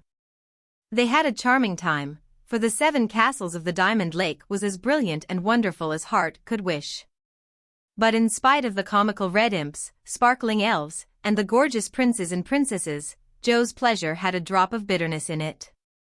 The Fairy Queen's yellow curls reminded her of Amy, and between the acts she amused herself with wondering what her sister would do to make her sorry for it. She and Amy had had many lively skirmishes in the course of their lives, for both had quick tempers and were apt to be violent when fairly roused. Amy teased Jo, and Jo irritated Amy, and semi-occasional explosions occurred, of which both were much ashamed afterward. Although the oldest, Jo had the least self-control, and had hard times trying to curb the fiery spirit which was continually getting her into trouble. Her anger never lasted long, and having humbly confessed her fault, she sincerely repented and tried to do better. Her sisters used to say that they rather liked to get Jo into a fury because she was such an angel afterward. Poor Jo tried desperately to be good, but her bosom enemy was always ready to flame up and defeat her, and it took years of patient effort to subdue it. When they got home, they found Amy reading in the parlor. She assumed an injured air as they came in, never lifted her eyes from her book, or asked a single question. Perhaps curiosity might have conquered resentment, if Beth had not been there to inquire and receive a glowing description of the play. On going up to put away her best hat, Jo's first look was toward the bureau, for in their last quarrel Amy had soothed her feelings by turning Jo's top drawer upside down on the floor. Everything was in its place, however, and after a hasty glance into her various closets, bags, and boxes, Jo decided that Amy had forgiven and forgotten her wrongs. There Jo was mistaken, for next day she made a discovery which produced a tempest. Meg, Beth, and Amy were sitting together, late in the afternoon, when Jo burst into the room, looking excited and demanding breathlessly, Has anyone taken my book? Meg and Beth said, No, at once, and looked surprised. Amy poked the fire and said nothing. Jo saw her color rise and was down upon her in a minute. Amy, you've got it. No, I haven't. You know where it is, then? No, I don't. That's a fib, cried Jo, taking her by the shoulders, and looking fierce enough to frighten a much braver child than Amy. It isn't. I haven't got it, don't know where it is now, and don't care. You know something about it, and you'd better tell at once, or I'll make you. And Jo gave her a slight shake. Scold as much as you like, you'll never see your silly old book again, cried Amy, getting excited in her turn. Why not? I burned it up. What? My little book I was so fond of, and worked over, and meant to finish before Father got home? Have you really burned it? Said Jo, turning very pale, while her eyes kindled and her hands clutched Amy nervously. Yes, I did. I told you I'd make you pay for being so cross yesterday, and I have, so. Amy got no farther, for Jo's hot temper mastered her, and she shook Amy till her teeth chattered in her head, crying in a passion of grief and anger. "You wicked, wicked girl! I never can write it again, and I'll never forgive you as long as I live." Meg flew to rescue Amy, and Beth to pacify Jo, but Jo was quite beside herself, and with a parting box on her sister's ear, she rushed out of the room up to the old sofa in the garret, and finished her fight alone. The storm cleared up below, for Mrs. March came home, and, having heard the story, soon brought Amy to a sense of the wrong she had done her sister. Jo's book was the pride of her heart, and was regarded by her family as a literary sprout of great promise. It was only half a dozen little fairy tales, but Jo had worked over them patiently, putting her whole heart into her work, hoping to make something good enough to print. She had just copied them with great care, and had destroyed the old manuscript, so that Amy's bonfire had consumed the loving work of several years. It seemed a small loss to others, but to Jo it was a dreadful calamity, and she felt that it never could be made up to her. Beth mourned as for a departed kitten, and Meg refused to defend her pet. Mrs. March looked grave and grieved, and Amy felt that no one would love her till she had asked pardon for the act which she now regretted more than any of them. When the tea bell rang, Jo appeared, looking so grim and unapproachable that it took all Amy's courage to say meekly, "Please forgive me, Jo. I'm very, very sorry." "I never shall forgive you," was Jo's stern answer, and from that moment she ignored Amy entirely. No one spoke of the great trouble, not even Mrs. March, for all had learned by experience that when Jo was in that mood words were wasted, and the wisest course was to wait till some little accident, or her own generous nature, softened Jo's resentment and healed the breach. It was not a happy evening, for though they sewed as usual, while their mother read aloud from Bremer, Scott, or Edgeworth, something was wanting, and the sweet home peace was disturbed. They felt this most when singing time came, for Beth could only play, Jo stood dumb as a stone, and Amy broke down, so Meg and Mother sang alone. But in spite of their efforts to be as cheery as larks, the flute-like voices did not seem to chord as well as usual, and all felt out of tune. As Jo received her good-night kiss, Mrs. March whispered gently, "My dear, don't let the sun go down upon your anger. Forgive each other, help each other, and begin again tomorrow." Jo wanted to lay her head down on that motherly bosom, and cry her grief and anger all away, but tears were an unmanly weakness, and she felt so deeply injured that she really couldn't quite forgive yet. So she winked hard, shook her head, and said gruffly because Amy was listening, "It was an abominable thing, and she doesn't deserve to be forgiven." With that she marched off to bed, and there was no merry or confidential gossip that night.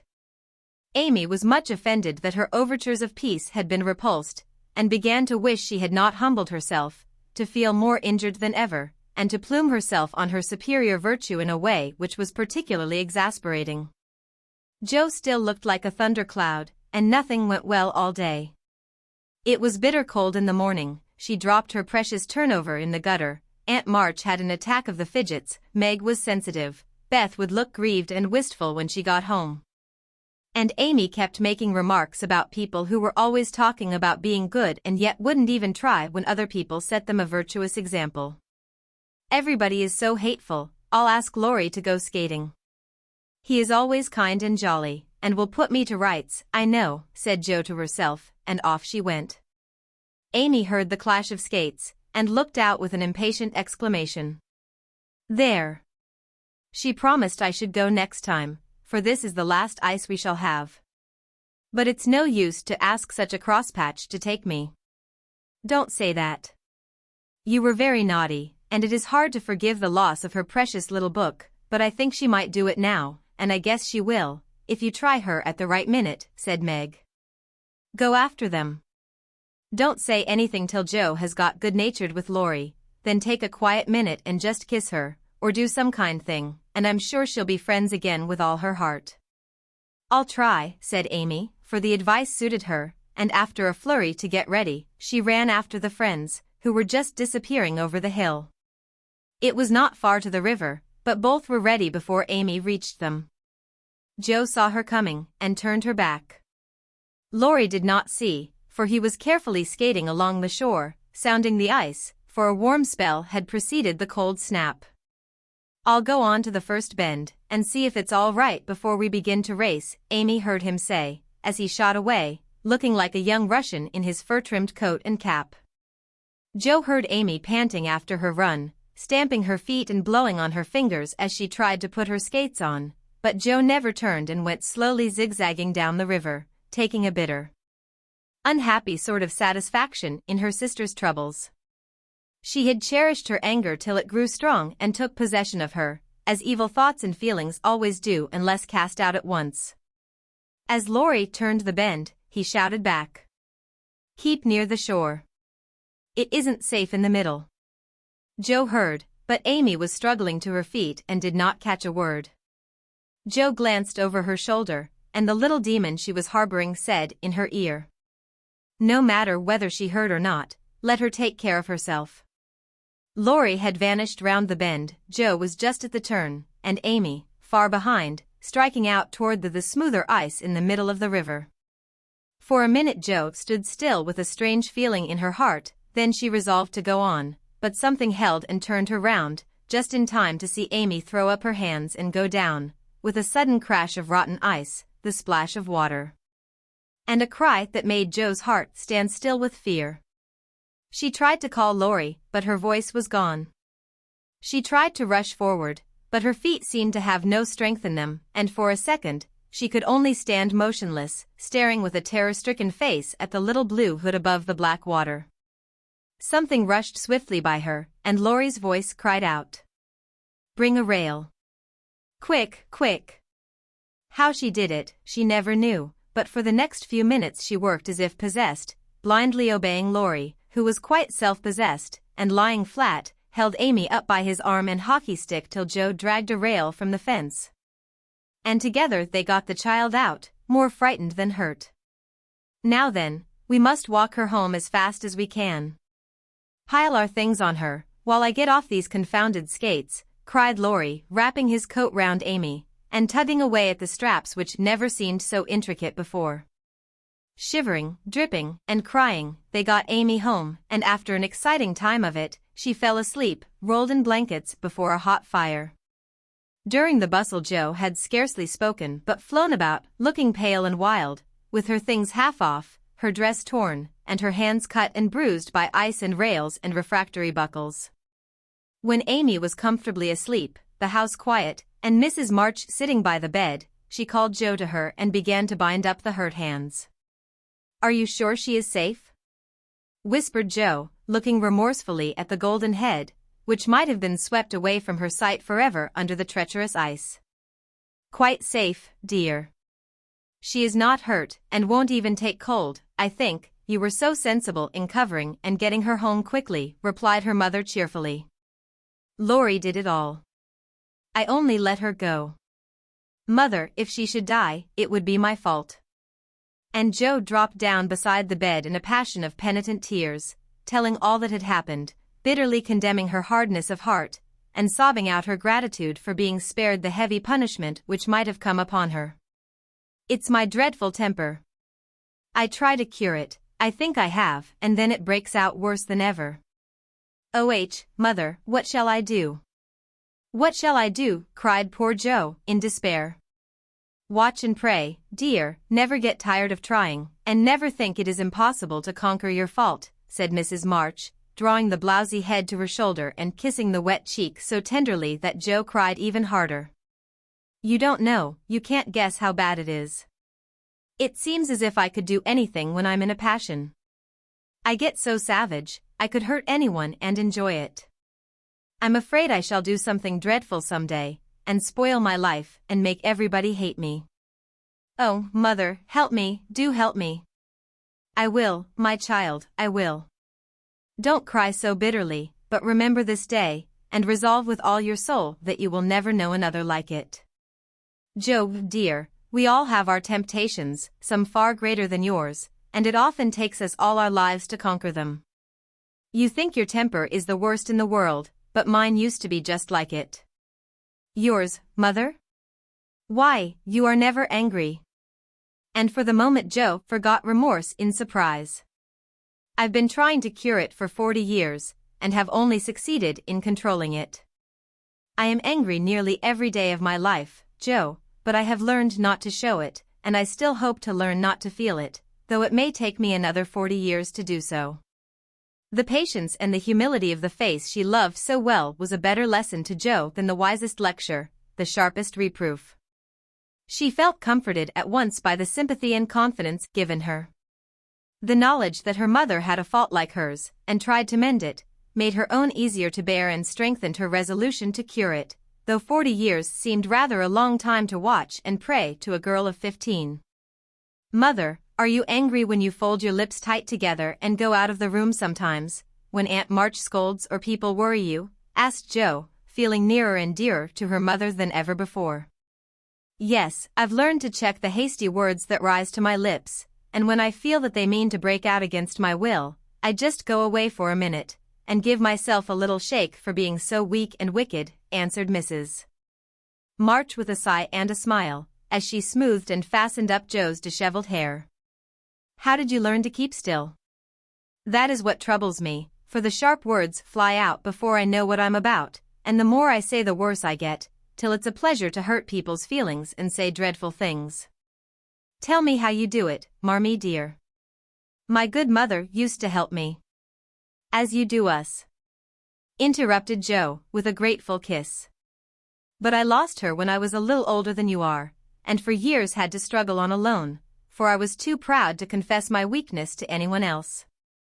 I had a hard time, Joe, and shed a good many bitter tears over my failures, for in spite of my efforts I never seemed to get on. Then your father came, and I was so happy that I found it easy to be good. But by and by, when I had 4 little daughters round me and we were poor, then the old trouble began again, for I am not patient by nature, and it tried me very much to see my children wanting anything." "Poor mother! What helped you then?" "Your father, Joe. He never loses patience, never doubts or complains, but always hopes, and works and waits so cheerfully that one is ashamed to do otherwise before him. He helped and comforted me, and showed me that I must try to practice all the virtues I would have my little girls possess, for I was their example. It was easier to try for your sakes than for my own." A startled or surprised look from one of you when I spoke sharply rebuked me more than any words could have done, and the love, respect, and confidence of my children was the sweetest reward I could receive for my efforts to be the woman I would have them copy. "Oh, mother, if I'm ever half as good as you, I shall be satisfied," cried Joe, much touched. "I hope you will be a great deal better, dear, but you must keep watch over your bosom enemy, as father calls it, or it may sadden, if not spoil your life. You have had a warning. Remember it, and try with heart and soul to master this quick temper, before it brings you greater sorrow and regret than you have known today." "I will try, mother, I truly will. But you must help me, remind me, and keep me from flying out. I used to see father sometimes put his finger on his lips, and look at you with a very kind but sober face, and you always folded your lips tight and went away." "Was he reminding you then?" asked Joe softly. "Yes. I asked him to help me so, and he never forgot it, but saved me from many a sharp word by that little gesture and kind look." Joe saw that her mother's eyes filled and her lips trembled as she spoke, and fearing that she had said too much, she whispered anxiously, "Was it wrong to watch you and to speak of it? I didn't mean to be rude, but it's so comfortable to say all I think to you, and feel so safe and happy here." "Moo Joe, you may say anything to your mother, for it is my greatest happiness and pride to feel that my girls confide in me and know how much I love them." "I thought I'd grieved you." "No, dear, but speaking of father reminded me how much I miss him, how much I owe him, and how faithfully I should watch and work to keep his little daughters safe and good for him." "Yet you told him to go, mother, and didn't cry when he went, and never complain now, or seem as if you needed any help," said Joe, wondering. "I gave my best to the country I love, and kept my tears till he was gone. Why should I complain, when we both have merely done our duty and will surely be the happier for it in the end? If I don't seem to need help, it is because I have a better friend, even than father, to comfort and sustain me." "My child, the troubles and temptations of your life are beginning and may be many, but you can overcome and outlive them all if you learn to feel the strength and tenderness of your heavenly Father as you do that of your earthly one. The more you love and trust Him, and the less you will depend on human power and wisdom. His love and care never tire or change, can never be taken from you, but may become the source of lifelong peace, happiness, and strength. Believe this heartily, and go to God with all your little cares, and hopes, and sins, and sorrows, as freely and confidingly as you come to your mother. Jo's only answer was to hold her mother close, and in the silence which followed the sincerest prayer she had ever prayed left her heart without words. For in that sad yet happy hour, she had learned not only the bitterness of remorse and despair, but the sweetness of self-denial and self-control, and led by her mother's hand, she had drawn nearer to the friend who always welcomes every child with a love stronger than that of any father, tenderer than that of any mother. Amy stirred and sighed in her sleep, and as if eager to begin at once to mend her fault, Jo looked up with an expression on her face which it had never worn before. I let the sun go down on my anger. I wouldn't forgive her, and today, if it hadn't been for Laurie, it might have been too late. How could I be so wicked, said Jo, half aloud, as she leaned over her sister softly stroking the wet hair scattered on the pillow. As if she heard, Amy opened her eyes, and held out her arms, with a smile that went straight to Jo's heart. Neither said a word, but they hugged one another close, in spite of the blankets, and everything was forgiven and forgotten in one hearty kiss. Chapter 9.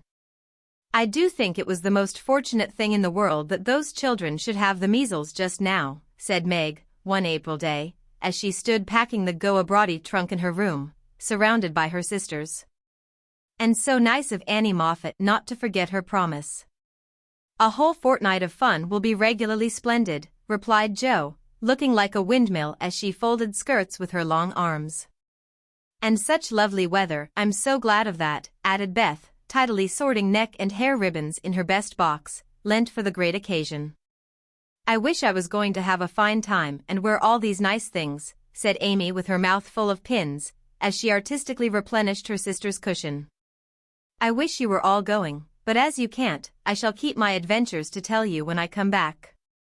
I'm sure it's the least I can do when you have been so kind, lending me things and helping me get ready, said Meg, glancing round the room at the very simple outfit, which seemed nearly perfect in their eyes.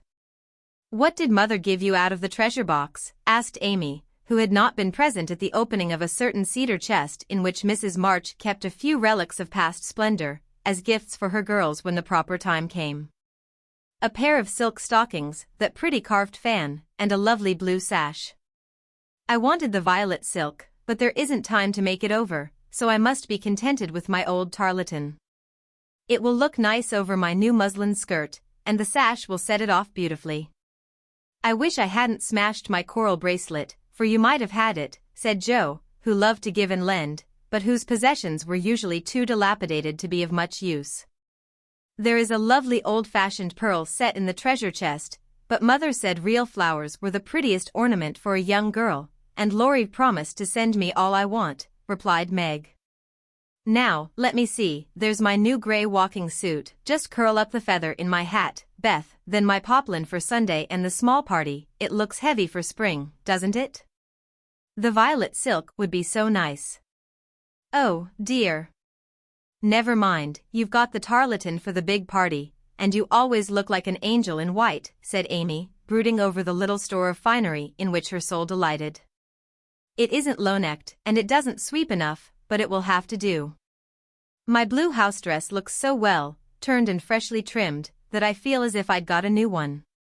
My silk sacque isn't a bit the fashion, and my bonnet doesn't look like Sally's. I didn't like to say anything, but I was sadly disappointed in my umbrella. I told Mother black with a white handle, but she forgot and bought a green one with a yellowish handle. It's strong and neat, so I ought not to complain, but I know I shall feel ashamed of it beside Annie's silk one with a gold top, sighed Meg, surveying the little umbrella with great disfavor. Change it, advised Jo. I won't be so silly, or hurt Marmee's feelings, when she took so much pains to get my things. It's a nonsensical notion of mine, and I'm not going to give up to it. My silk stockings and 2 pairs of new gloves are my comfort. You are a dear to lend me yours, Joe. I feel so rich and sort of elegant, with 2 new pairs, and the old ones cleaned up for common. And Meg took a refreshing peep at her glove box. Annie Moffat has blue and pink bows on her nightcaps. Would you put some on mine? She asked, as Beth brought up a pile of snowy muslins, fresh from Hannah's hands. No, I wouldn't, for the smart caps won't match the plain gowns without any trimming on them. Poor folks shouldn't rig, said Joe decidedly. I wonder if I shall ever be happy enough to have real lace on my clothes and bows on my caps, said Meg impatiently. You said the other day that you'd be perfectly happy if you could only go to Annie Moffat's, observed Beth in her quiet way. So I did. Well, I am happy, and I won't fret, but it does seem as if the more one gets the more one wants, doesn't it? There now, the trays are ready, and everything in but my ball dress, which I shall leave for Mother to pack, said Meg, cheering up, as she glanced from the half-filled trunk to the many times pressed and mended white tarlatan, which she called her ball dress with an important air. The next day was fine, and Meg departed in style for a fortnight of novelty and pleasure. Mrs. March had consented to the visit rather reluctantly, fearing that Margaret would come back more discontented than she went. But she begged so hard, and Sally had promised to take good care of her, and a little pleasure seemed so delightful after a winter of irksome work that the mother yielded, and the daughter went to take her first taste of fashionable life. The Moffats were very fashionable, and simple Meg was rather daunted, at first, by the splendor of the house and the elegance of its occupants. But they were kindly people, in spite of the frivolous life they led, and soon put their guest at her ease. Perhaps Meg felt, without understanding why, that they were not particularly cultivated or intelligent people, and that all their gilding could not quite conceal the ordinary material of which they were made. It certainly was agreeable to fare sumptuously, drive in a fine carriage, wear her best frock every day, and do nothing but enjoy herself. It suited her exactly, and soon she began to imitate the manners and conversation of those about her, to put on little airs and graces, use French phrases, crimp her hair, take in her dresses, and talk about the fashions as well as she could. The more she saw of Annie Moffat's pretty things, the more she envied her and sighed to be rich. Home now looked bare and dismal as she thought of it, work grew harder than ever, and she felt that she was a very destitute and much injured girl, in spite of the new gloves and silk stockings. She had not much time for repining, however, for the 3 young girls were busily employed in having a good time. They shopped, walked, rode, and called all day, went to theaters and operas or frolicked at home in the evening, for Annie had many friends and knew how to entertain them. Her older sisters were very fine young ladies, and one was engaged, which was extremely interesting and romantic, Meg thought. Mr. Moffat was a fat, jolly old gentleman, who knew her father and Mrs. Moffat, a fat, jolly old lady, who took as great a fancy to Meg as her daughter had done. Everyone petted her, and Daisy, as they called her, was in a fair way to have her head turned. When the evening for the small party came, she found that the poplin wouldn't do at all, for the other girls were putting on thin dresses and making themselves very fine indeed. So out came the tarlatan, looking older, limper, and shabbier than ever beside Sally's crisp new one. Meg saw the girls glance at it and then at one another, and her cheeks began to burn, for with all her gentleness she was very proud. No one said a word about it, but Sally offered to dress her hair, and Annie to tie her sash, and Belle, the engaged sister, praised her white arms. But in their kindness Meg saw only pity for her poverty, and her heart felt very heavy as she stood by herself, while the others laughed, chattered, and flew about like gauzy butterflies. The hard, bitter feeling was getting pretty bad, when the maid brought in a box of flowers. Before she could speak, Annie had the cover off, and all were exclaiming at the lovely roses, heath, and fern within. It's for Belle, of course, George always sends her some, but these are altogether ravishing, cried Annie, with a great sniff. They are for Miss March, the man said. And here's a note, put in the maid, holding it to Meg. What fun! Who are they from? Didn't know you had a lover, cried the girls, fluttering about Meg in a high state of curiosity and surprise. "The note is from Mother, and the flowers from Laurie," said Meg simply, yet much gratified that he had not forgotten her.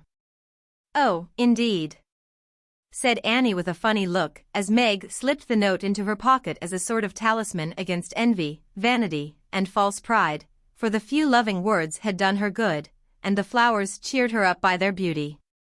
Feeling almost happy again, she laid by a few ferns and roses for herself, and quickly made up the rest in dainty bouquets for the breasts, hair, or skirts of her friends, offering them so prettily that Clara, the elder sister, told her she was the sweetest little thing she ever saw, and they looked quite charmed with her small attention. Somehow the kind act finished her despondency, and when all the rest went to show themselves to Mrs. Moffat, she saw a happy, bright-eyed face in the mirror, as she laid her ferns against her rippling hair and fastened the roses in the dress that didn't strike her as so very shabby now. She enjoyed herself very much that evening, for she danced to her heart's content. Everyone was very kind, and she had 3 compliments. Annie made her sing, and someone said she had a remarkably fine voice. Major Lincoln asked who the fresh little girl with the beautiful eyes was, and Mr. Moffat insisted on dancing with her because she didn't dawdle, but had some spring in her, as he gracefully expressed it. So altogether she had a very nice time, till she overheard a bit of conversation, which disturbed her extremely. She was sitting just inside the conservatory, waiting for her partner to bring her an ice, when she heard a voice ask on the other side of the flowery wall. "How old is he?" 16 or 17, I should say," replied another voice. "It would be a grand thing for one of those girls, wouldn't it? Sally says they are very intimate now, and the old man quite dotes on them. Mrs. M. has made her plans, I dare say, and will play her cards well, early as it is." "The girl evidently doesn't think of it yet," said Mrs. Moffat.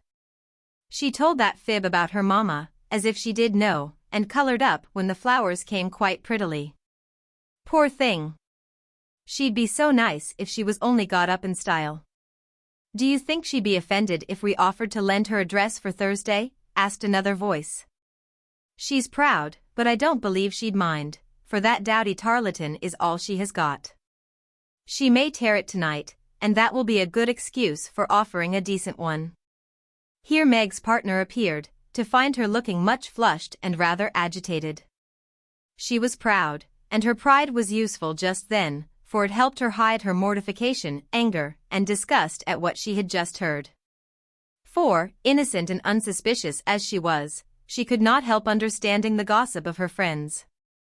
She tried to forget it, but could not, and kept repeating to herself, "Mrs. M. has made her plans, that fib about her mamma, and dowdy tarlatan," till she was ready to cry and rush home to tell her troubles and ask for advice. As that was impossible, she did her best to seem gay, and being rather excited, she succeeded so well that no one dreamed what an effort she was making. She was very glad when it was all over and she was quiet in her bed, where she could think and wonder and fume till her head ached and her hot cheeks were cooled by a few natural tears. Those foolish, yet well-meant words, had opened a new world to Meg, and much disturbed the peace of the old one in which till now she had lived as happily as a child. Her innocent friendship with Laurie was spoiled by the silly speeches she had overheard. Her faith in her mother was a little shaken by the worldly plans attributed to her by Mrs. Moffat, who judged others by herself. And the sensible resolution to be contented with the simple wardrobe which suited a poor man's daughter was weakened by the unnecessary pity of girls who thought a shabby dress one of the greatest calamities under heaven. Poor Meg had a restless night, and got up heavy-eyed, unhappy, half resentful toward her friends, and half ashamed of herself for not speaking out frankly and setting everything right. Everybody dawdled that morning, and it was noon before the girls found energy enough even to take up their worsted work. Something in the manner of her friends struck Meg at once. They treated her with more respect, she thought, took quite a tender interest in what she said, and looked at her with eyes that plainly betrayed curiosity. All this surprised and flattered her, though she did not understand it till Miss Bell looked up from her writing and said, with a sentimental air, "Daisy, dear, I've sent an invitation to your friend, Mr. Lawrence, for Thursday. We should like to know him, and it's only a proper compliment to you. Meg colored, but a mischievous fancy to tease the girls made her reply demurely, "You are very kind, but I'm afraid he won't come." "Why not, Sherry?" asked Miss Bell. "He's too old." "My child, what do you mean?" "What is his age, I beg to know?" cried Miss Clara. "Nearly 70, I believe," answered Meg, counting stitches to hide the merriment in her eyes. "You sly creature." "Of course we meant the young man," exclaimed Miss Bell, laughing. "There isn't any, Laurie is only a little boy." And Meg laughed also at the queer look which the sisters exchanged as she thus described her supposed lover. "About you age," Nan said. "Nearer my sister Jo's, I am 17 in August," returned Meg, tossing her head. "It's very nice of him to send you flowers, isn't it?" said Annie, looking wise about nothing. "Yes, he often does, to all of us, for their house is full, and we are so fond of them. My mother and old Mr. Lawrence are friends, you know, so it is quite natural that we children should play together." And Meg hoped they would say no more. "It's evident Daisy isn't out yet," said Miss Clara to Belle with a nod. "Quite a pastoral state of innocence all round," returned Miss Bell with a shrug. "I'm going out to get some little matters for my girls." "Can I do anything for you, young ladies?" asked Mrs. Moffat, lumbering in like an elephant in silk and lace. "No, thank you, ma'am," replied Sally. "I've got my new pink silk for Thursday and don't want a thing."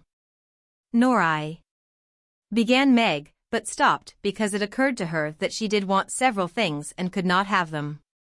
"What shall you wear?" asked Sally. "My old white one again, if I can mend it fit to be seen. It got sadly torn last night," said Meg, trying to speak quite easily, but feeling very uncomfortable. "Why don't you send home for another?" said Sally, who was not an observing young lady. "I haven't got any other." It cost Meg an effort to say that, but Sally did not see it and exclaimed in amiable surprise, "Only that? How funny." She did not finish her speech, for Belle shook her head at her and broke in, saying kindly, "Not at all. Where is the use of having a lot of dresses when she isn't out yet? There's no need of sending home, Daisy, even if you had a dozen, for I've got a sweet blue silk laid away, which I've outgrown, and you shall wear it to please me, won't you, dear?" "You are very kind, but I don't mind my old dress if you don't. It does well enough for a little girl like me," said Meg. "Now do let me please myself by dressing you up in style. I admire to do it, and you'd be a regular little beauty with a touch here and there. I shan't let anyone see you till you are done, and then we'll burst upon them like Cinderella and her godmother going to the ball," said Belle in her persuasive tone. Meg couldn't refuse the offer so kindly made, for a desire to see if she would be a little beauty after touching up caused her to accept and forget all her former uncomfortable feelings toward the Moffats. On the Thursday evening, Belle shut herself up with her maid, and between them they turned Meg into a fine lady. They crimped and curled her hair, they polished her neck and arms with some fragrant powder, touched her lips with coralline salve to make them redder, and Hortense would have added a soupçon of rouge, if Meg had not rebelled. They laced her into a sky-blue dress, which was so tight she could hardly breathe and so low in the neck that modest Meg blushed at herself in the mirror. A set of silver filigree was added, bracelets, necklace, brooch, and even earrings, for Hortense tied them on with a bit of pink silk which did not show. A cluster of tea rose buds at the bosom and a ruche reconciled Meg to the display of her pretty, white shoulders, and a pair of high-heeled silk boots satisfied the last wish of her heart. A lace handkerchief, a plumy fan, and a bouquet in a shoulder-holder finished her off, and Miss Bell surveyed her with the satisfaction of a little girl with a newly dressed doll. "Mademoiselle is charmante, très jolie, is she not?" cried Hortense, clasping her hands in an affected rapture. "Come and show yourself," said Miss Bell, leading the way to the room where the others were waiting. As Meg went rustling after, with her long skirts trailing, her earrings tinkling, her curls waving, and her heart beating, she felt as if her fun had really begun at last, for the mirror had plainly told her that she was a little beauty. Her friends repeated the pleasing phrase enthusiastically, and for several minutes she stood, like a jackdaw in the fable, enjoying her borrowed plumes, while the rest chattered like a party of magpies. While I dress, do you drill her, Nan, in the management of her skirt and those French heels, or she will trip herself up. Take your silver butterfly, and catch up that long curl on the left side of her head, Clara, and don't any of you disturb the charming work of my hands, said Belle, as she hurried away, looking well pleased with her success. You don't look a bit like yourself, but you are very nice. I'm nowhere beside you, for Belle has heaps of taste, and you're quite French, I assure you. Let your flowers hang, don't be so careful of them, and be sure you don't trip, returned Sally, trying not to care that Meg was prettier than herself. Keeping that warning carefully in mind, Margaret got safely downstairs and sailed into the drawing rooms where the Moffats and a few early guests were assembled. She very soon discovered that there is a charm about fine clothes which attracts a certain class of people and secures their respect. Several young ladies, who had taken no notice of her before, were very affectionate all of a sudden. Several young gentlemen, who had only stared at her at the other party, now not only stared, but asked to be introduced, and said all manner of foolish but agreeable things to her, and several old ladies, who sat on the sofas and criticized the rest of the party, inquired who she was with an air of interest. She heard Mrs. Moffat reply to one of them. Daisy March, father a colonel in the army, one of our first families, but reverses of fortune, you know, intimate friends of the Lawrences, sweet creature, I assure you, my Ned is quite wild about her. Dear me, said the old lady, putting up her glass for another observation of Meg, who tried to look as if she had not heard and been rather shocked at Mrs. Moffat's fibs. The queer feeling did not pass away, but she imagined herself acting the new part of fine lady and so got on pretty well, though the tight dress gave her a side-ache, the train kept getting under her feet. And she was in constant fear lest her earrings should fly off and get lost or broken. She was flirting her fan and laughing at the feeble jokes of a young gentleman who tried to be witty, when she suddenly stopped laughing and looked confused, for just opposite, she saw Laurie. He was staring at her with undisguised surprise, and disapproval also, she thought, for though he bowed and smiled, yet something in his honest eyes made her blush and wish she had her old dress on. To complete her confusion, she saw Belle nudge Annie, and both glance from her to Laurie, who, she was happy to see, looked unusually boyish and shy. Silly creatures, to put such thoughts into my head. I won't care for it, or let it change me a bit, thought Meg, and rustled across the room to shake hands with her friend. I'm glad you came, I was afraid you wouldn't, she said, with her most grown-up air. Joe wanted me to come and tell her how you looked, so I did, answered Laurie, without turning his eyes upon her, though he half smiled at her maternal tone. What shall you tell her? Asked Meg, full of curiosity to know his opinion of her, yet feeling ill at ease with him for the first time. I shall say I didn't know you, for you look so grown-up and unlike yourself, I'm quite afraid of you, he said, fumbling at his glove button. How absurd of you. The girls dressed me up for fun, and I rather like it. Wouldn't Joe stare if she saw me, said Meg, bent on making him say whether he thought her improved or not. Yes, I think she would, returned Laurie gravely. Don't you like me so? Asked Meg. No, I don't, was the blunt reply. Why not? In an anxious tone. He glanced at her frizzled head, bare shoulders, and fantastically trimmed dress with an expression that abashed her more than his answer, which had not particle of his usual politeness in it. I don't like fuss and feathers. That was altogether too much from a lad younger than herself, and Meg walked away, saying petulantly, You are the rudest boy I ever saw. Feeling very much ruffled, she went and stood at a quiet window to cool her cheeks, for the tight dress gave her an uncomfortably brilliant color. As she stood there, Major Lincoln passed by, and a minute after she heard him saying to his mother, They are making a fool of that little girl. I wanted you to see her, but they have spoiled her entirely. She's nothing but a doll tonight. Oh, dear, sighed Meg. I wish I'd been sensible and worn my own things, then I should not have disgusted other people, or felt so uncomfortable and ashamed of myself. She leaned her forehead on the cool pane, and stood half hidden by the curtains, never minding that her favorite waltz had begun, till someone touched her, and turning, she saw Laurie, looking penitent, as he said, with his very best bow and his hand out, "Please forgive my rudeness, and come and dance with me." "I'm afraid it will be too disagreeable to you," said Meg, trying to look offended and failing entirely.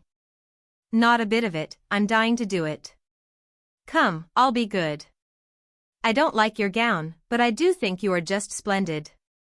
And he waved his hands, as if words failed to express his admiration. Meg smiled and relented, and whispered as they stood waiting to catch the time, "Take care my skirt doesn't trip you up. It's the plague of my life and I was a goose to wear it." "Pin it round your neck and then it will be useful," said Laurie, looking down at the little blue boots, which he evidently approved of. Away they went fleetly and gracefully, for having practiced at home, they were well matched, and the blithe young couple were a pleasant sight to see, as they twirled merrily round and round, feeling more friendly than ever after their small tiff. "Laurie, I want you to do me a favor, will you?" said Meg, as he stood fanning her when her breath gave out, which it did very soon though she would not own why. "Won't I?" said Laurie, with alacrity. "Please don't tell them at home about my dress tonight, they won't understand the joke, and it will worry Mother." "Then why did you do it?" said Laurie's eyes, so plainly that Meg hastily added, "I shall tell them myself all about it, and fess to Mother how silly I've been. But I'd rather do it myself." "So you'll not tell, will you?" "I give you my word I won't, only what shall I say when they ask me?" "Just say I looked pretty well and was having a good time." "I'll say the first with all my heart, but how about the other?" "You don't look as if you were having a good time." "Are you?" And Laurie looked at her with an expression which made her answer in a whisper, "No, not just now. Don't think I'm horrid. I only wanted a little fun, but this sort doesn't pay, I find, and I'm getting tired of it. Here comes Ned Moffat." "What does he want?" said Laurie, knitting his black brows as if he did not regard his young host in the light of a pleasant addition to the party. "He put his name down for 3 dances, and I suppose he's coming for them." "What a bore!" said Meg, assuming a languid air which amused Laurie immensely. He did not speak to her again till supper time, when he saw her drinking champagne with Ned and his friend Fisher, who were behaving like a pair of fools, as Laurie said to himself. For he felt a brotherly sort of right to watch over the marches and fight their battles whenever a defender was needed. "You'll have a splitting headache tomorrow, if you drink much of that." "I wouldn't, Meg, your mother doesn't like it, you know," he whispered, leaning over her chair, as Ned turned to refill her glass and Fisher stooped to pick up her fan. "I'm not Meg tonight, I'm a doll who does all sorts of crazy things. Tomorrow I shall put away my fuss and feathers and be desperately good again," Essie answered with an affected little laugh. "Wish tomorrow was here, then," muttered Laurie, walking off, ill-pleased at the change he saw in her. Meg danced and flirted, chattered and giggled, as the other girls did. After supper she undertook the German, and blundered through it, nearly upsetting her partner with her long skirt, and romping in a way that scandalized Laurie, who looked on and meditated a lecture. But he got no chance to deliver it, for Meg kept away from him till he came to say good night. "Remember," she said, trying to smile, for the splitting headache had already begun. "Silence à la mort," replied Laurie, with a melodramatic flourish, as he went away. This little bit of byplay excited Annie's curiosity, but Meg was too tired for gossip and went to bed, feeling as if she had been to a masquerade and hadn't enjoyed herself as much as she expected. She was sick all the next day, and on Saturday went home, quite used up with her fortnight's fun and feeling that she had sat in the lap of luxury long enough. It does seem pleasant to be quiet, and not have company manners on all the time. "Home is a nice place, though it isn't splendid," said Meg, looking about her with a restful expression, as she sat with her mother and Joe on the Sunday evening. "I'm glad to hear you say so, dear, for I was afraid home would seem dull and poor to you after your fine quarters," replied her mother, who had given her many anxious looks that day. For motherly eyes are quick to see any change in children's faces. Meg had told her adventures gaily and said over and over what a charming time she had had, but something still seemed to weigh upon her spirits, and when the younger girls were gone to bed, she sat thoughtfully staring at the fire, saying little and looking worried. As the clock struck 9 and Joe proposed bed, Meg suddenly left her chair and, taking Beth's stool, leaned her elbows on her mother's knee, saying bravely, "Marmee, I want to fess. I thought so." "What is it, dear? Shall I go away?" asked Joe discreetly. "Of course not. Don't I always tell you everything? I was ashamed to speak of it before the younger children, but I want you to know all the dreadful things I did at the Moffats." "We are prepared," said Mrs. March, smiling but looking a little anxious. "I told you they dressed me up, but I didn't tell you that they powdered and squeezed and frizzled, and made me look like a fashion plate. Laurie thought I wasn't proper. I know he did, though he didn't say so, and one man called me a doll. I knew it was silly, but they flattered me and said I was a beauty, and quantities of nonsense, so I let them make a fool of me." "Is that all?" asked Joe, as Mrs. March looked silently at the downcast face of her pretty daughter, and could not find it in her heart to blame her little follies. "No, I drank champagne and romped and tried to flirt, and was altogether abominable," said Meg self-reproachfully. "There is something more, I think." And Mrs. March smoothed the soft cheek, which suddenly grew rosy as Meg answered slowly, "Yes. It's very silly, but I want to tell it, because I hate to have people say and think such things about us and Laurie." Then she told the various bits of gossip she had heard at the Moffats, and as she spoke, Joe saw her mother fold her lips tightly, as if ill-pleased that such ideas should be put into Meg's innocent mind. "Well, if that isn't the greatest rubbish I ever heard," cried Joe indignantly. "Why didn't you pop out and tell them so on the spot?" "I couldn't, it was so embarrassing for me. I couldn't help hearing at first, and then I was so angry and ashamed, I didn't remember that I ought to go away. Just wait till I see Annie Moffat, and I'll show you how to settle such ridiculous stuff. The idea of having plans and being kind to Laurie because he's rich and may marry us by and by. Won't he shout when I tell him what those silly things say about us poor children?" And Joe laughed, as if on second thoughts the thing struck her as a good joke. "If you tell Laurie, I'll never forgive you." "She mustn't, must she, Mother?" said Meg, looking distressed. "No, never repeat that foolish gossip, and forget it as soon as you can," said Mrs. March gravely. "I was very unwise to let you go among people of whom I know so little, kind, I dare say, but worldly, ill-bred, and full of these vulgar ideas about young people. I am more sorry than I can express for the mischief this visit may have done you, Meg." "Don't be sorry, I won't let it hurt me. I'll forget all the bad and remember only the good, for I did enjoy a great deal, and thank you very much for letting me go. I'll not be sentimental or dissatisfied, Mother. I know I'm a silly little girl, and I'll stay with you till I'm fit to take care of myself. But it is nice to be praised and admired, and I can't help saying I like it," said Meg, looking half ashamed of the confession. "That is perfectly natural, and quite harmless, if the liking does not become a passion and lead one to do foolish or unmaidenly things. Learn to know and value the praise which is worth having, and to excite the admiration of excellent people by being modest as well as pretty, Meg." Margaret sat thinking a moment, while Joe stood with her hands behind her, looking both interested and a little perplexed, for it was a new thing to see Meg blushing and talking about admiration, lovers, and things of that sort. And Joe felt as if during that fortnight her sister had grown up amazingly, and was drifting away from her into a world where she could not follow. "Mother, do you have plans, as Mrs. Moffat said?" asked Meg bashfully. "Yes, my dear, I have a great many, all mothers do, but mine differ somewhat from Mrs. Moffat's, I suspect. I will tell you some of them, for the time has come when a word may set this romantic little head and heart of yours right, on a very serious subject. You are young, Meg, but not too young to understand me, and mother's lips are the fittest to speak of such things to girls like you. Joe, your turn will come in time, perhaps, so listen to my plans and help me carry them out, if they are good." Joe went and sat on one arm of the chair, looking as if she thought they were about to join in some very solemn affair. Holding a hand of each, and watching the two young faces wistfully, Mrs. March said, in her serious yet cheery way. I want my daughters to be beautiful, accomplished, and good. To be admired, loved, and respected. To have a happy youth, to be well and wisely married, and to lead useful, pleasant lives, with as little care and sorrow to try them as God sees fit to send.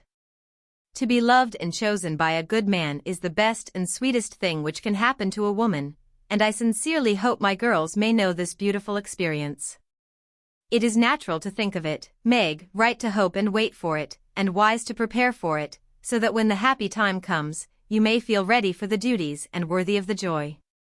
My dear girls, I am ambitious for you, but not to have you make a dash in the world, marry rich men merely because they are rich, or have splendid houses, which are not homes because love is wanting. Money is a needful and precious thing, and when well used, a noble thing, but I never want you to think it is the first or only prize to strive for. I'd rather see you poor men's wives, if you were happy, beloved, contented, than queens on thrones, without self-respect and peace. Poor girls don't stand any chance, Belle says, unless they put themselves forward, sighed Meg. Then we'll be old maids, said Joe stoutly. Right, Joe. Better be happy old maids than unhappy wives, or unmaidenly girls, running about to find husbands, said Mrs. March decidedly. Don't be troubled, Meg, poverty seldom daunts a sincere lover.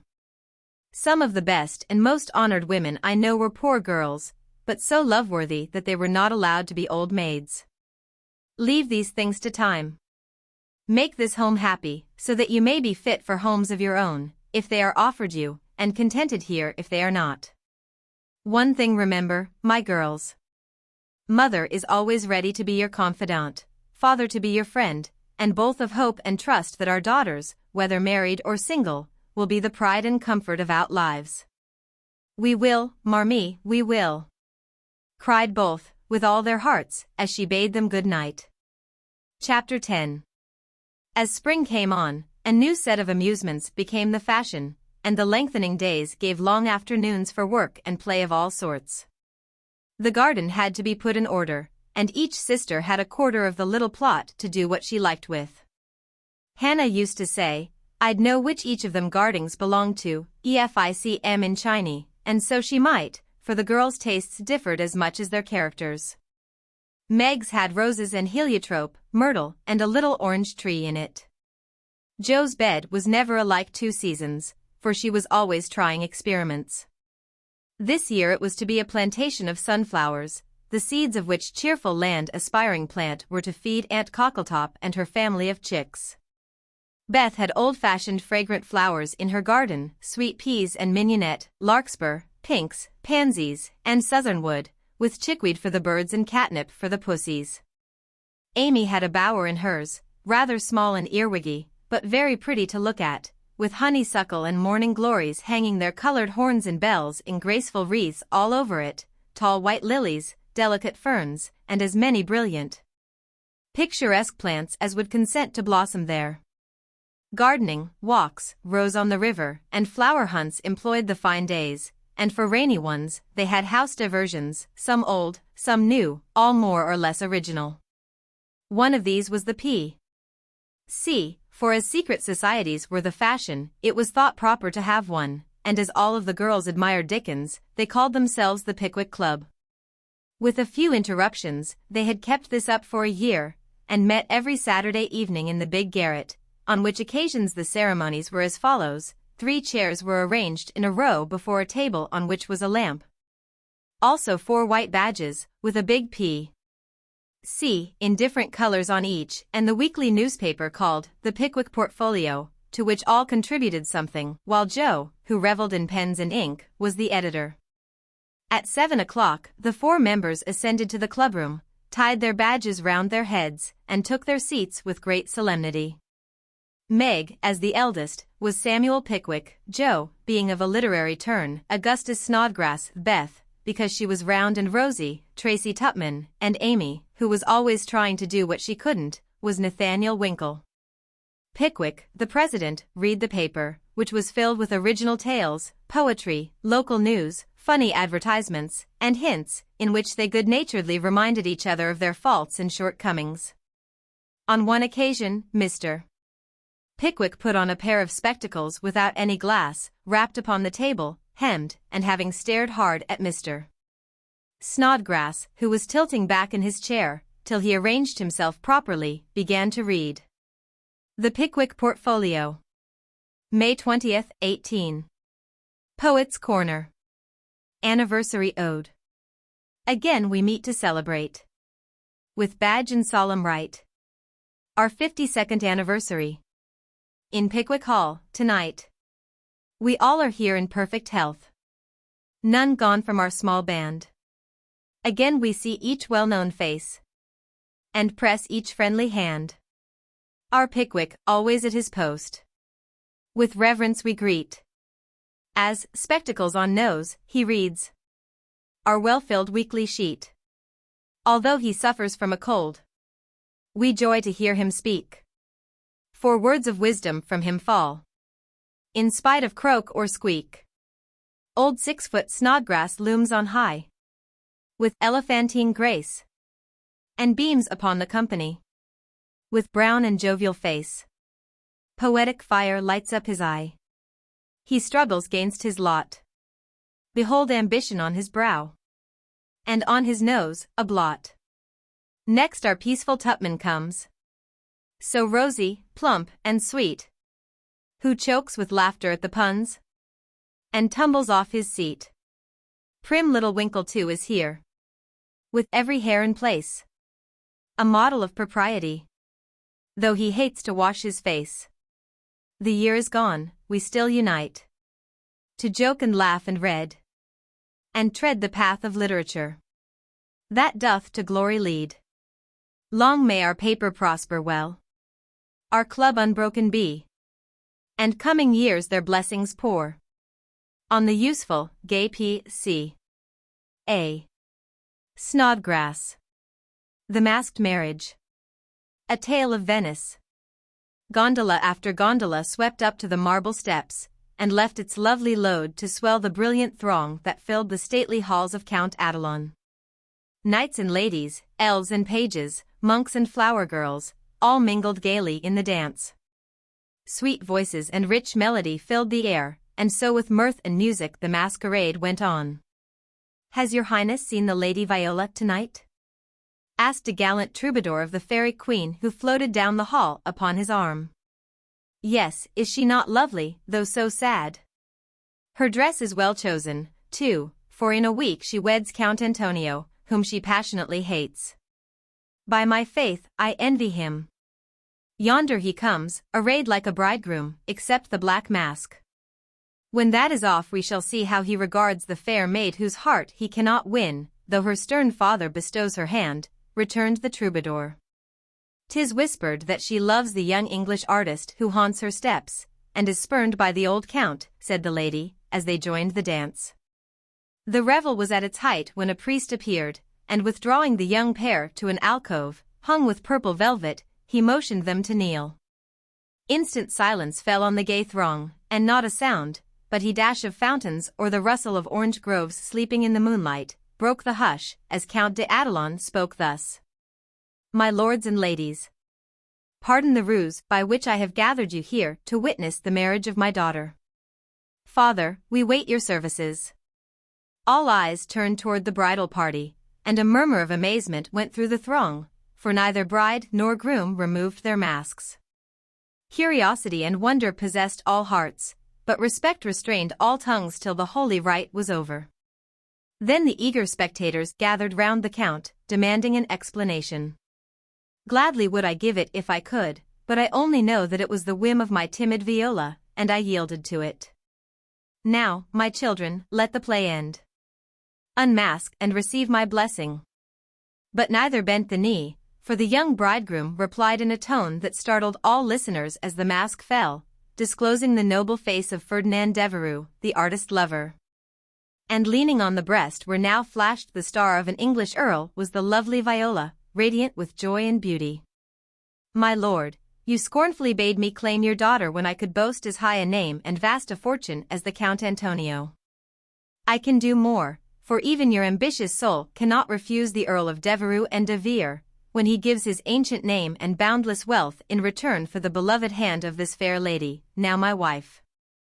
The Count stood like one changed to stone, and turning to the bewildered crowd, Ferdinand added, with a gay smile of triumph, to you, my gallant friends, I can only wish that your wooing may prosper as mine has done. And that you may all win as fair a bride as I have by this masked marriage. S. Pickwick.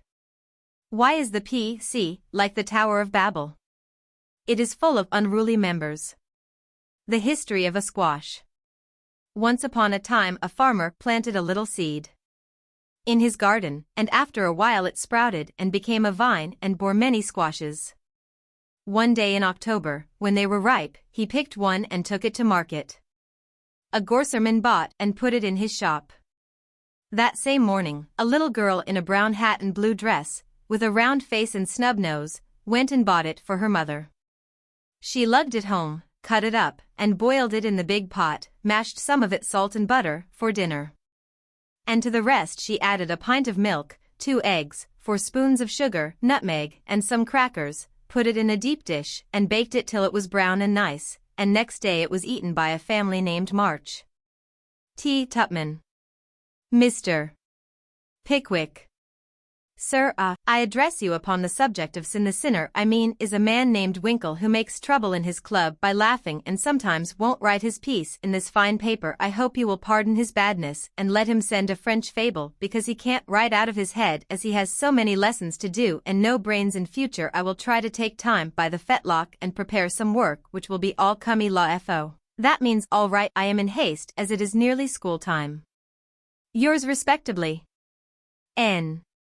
Winkle. The above is a manly and handsome acknowledgment of past misdemeanors. If our young friend studied punctuation, it would be well. A sad accident. On Friday last, we were startled by a violent shock in our basement, followed by cries of distress. On rushing in a body to the cellar, we discovered our beloved president prostrate upon the floor, having tripped and fallen while getting wood for domestic purposes. A perfect scene of ruin met our eyes, for in his fall Mr. Pickwick had plunged his head and shoulders into a tub of water, upset a keg of soft soap upon his manly form, and torn his garments badly. On being removed from this perilous situation, it was discovered that he had suffered no injury but several bruises, and we are happy to add, is now doing well. Ed. The public bereavement. It is our painful duty to record the sudden and mysterious disappearance of our cherished friend, Mrs. Snowball Patpaw. This lovely and beloved cat was the pet of a large circle of warm and admiring friends. For her beauty attracted all eyes, her graces and virtues endeared her to all hearts, and her loss is deeply felt by the whole community. When last seen, she was sitting at the gate, watching the butcher's cart, and it is feared that some villain, tempted by her charms, basely stole her. Weeks have passed, but no trace of her has been discovered, and we relinquish all hope, tie a black ribbon to her basket, set aside her dish, and weep for her as one lost to us forever. A sympathizing friend sends the following gem. A lament. For S. B. a Patpaw.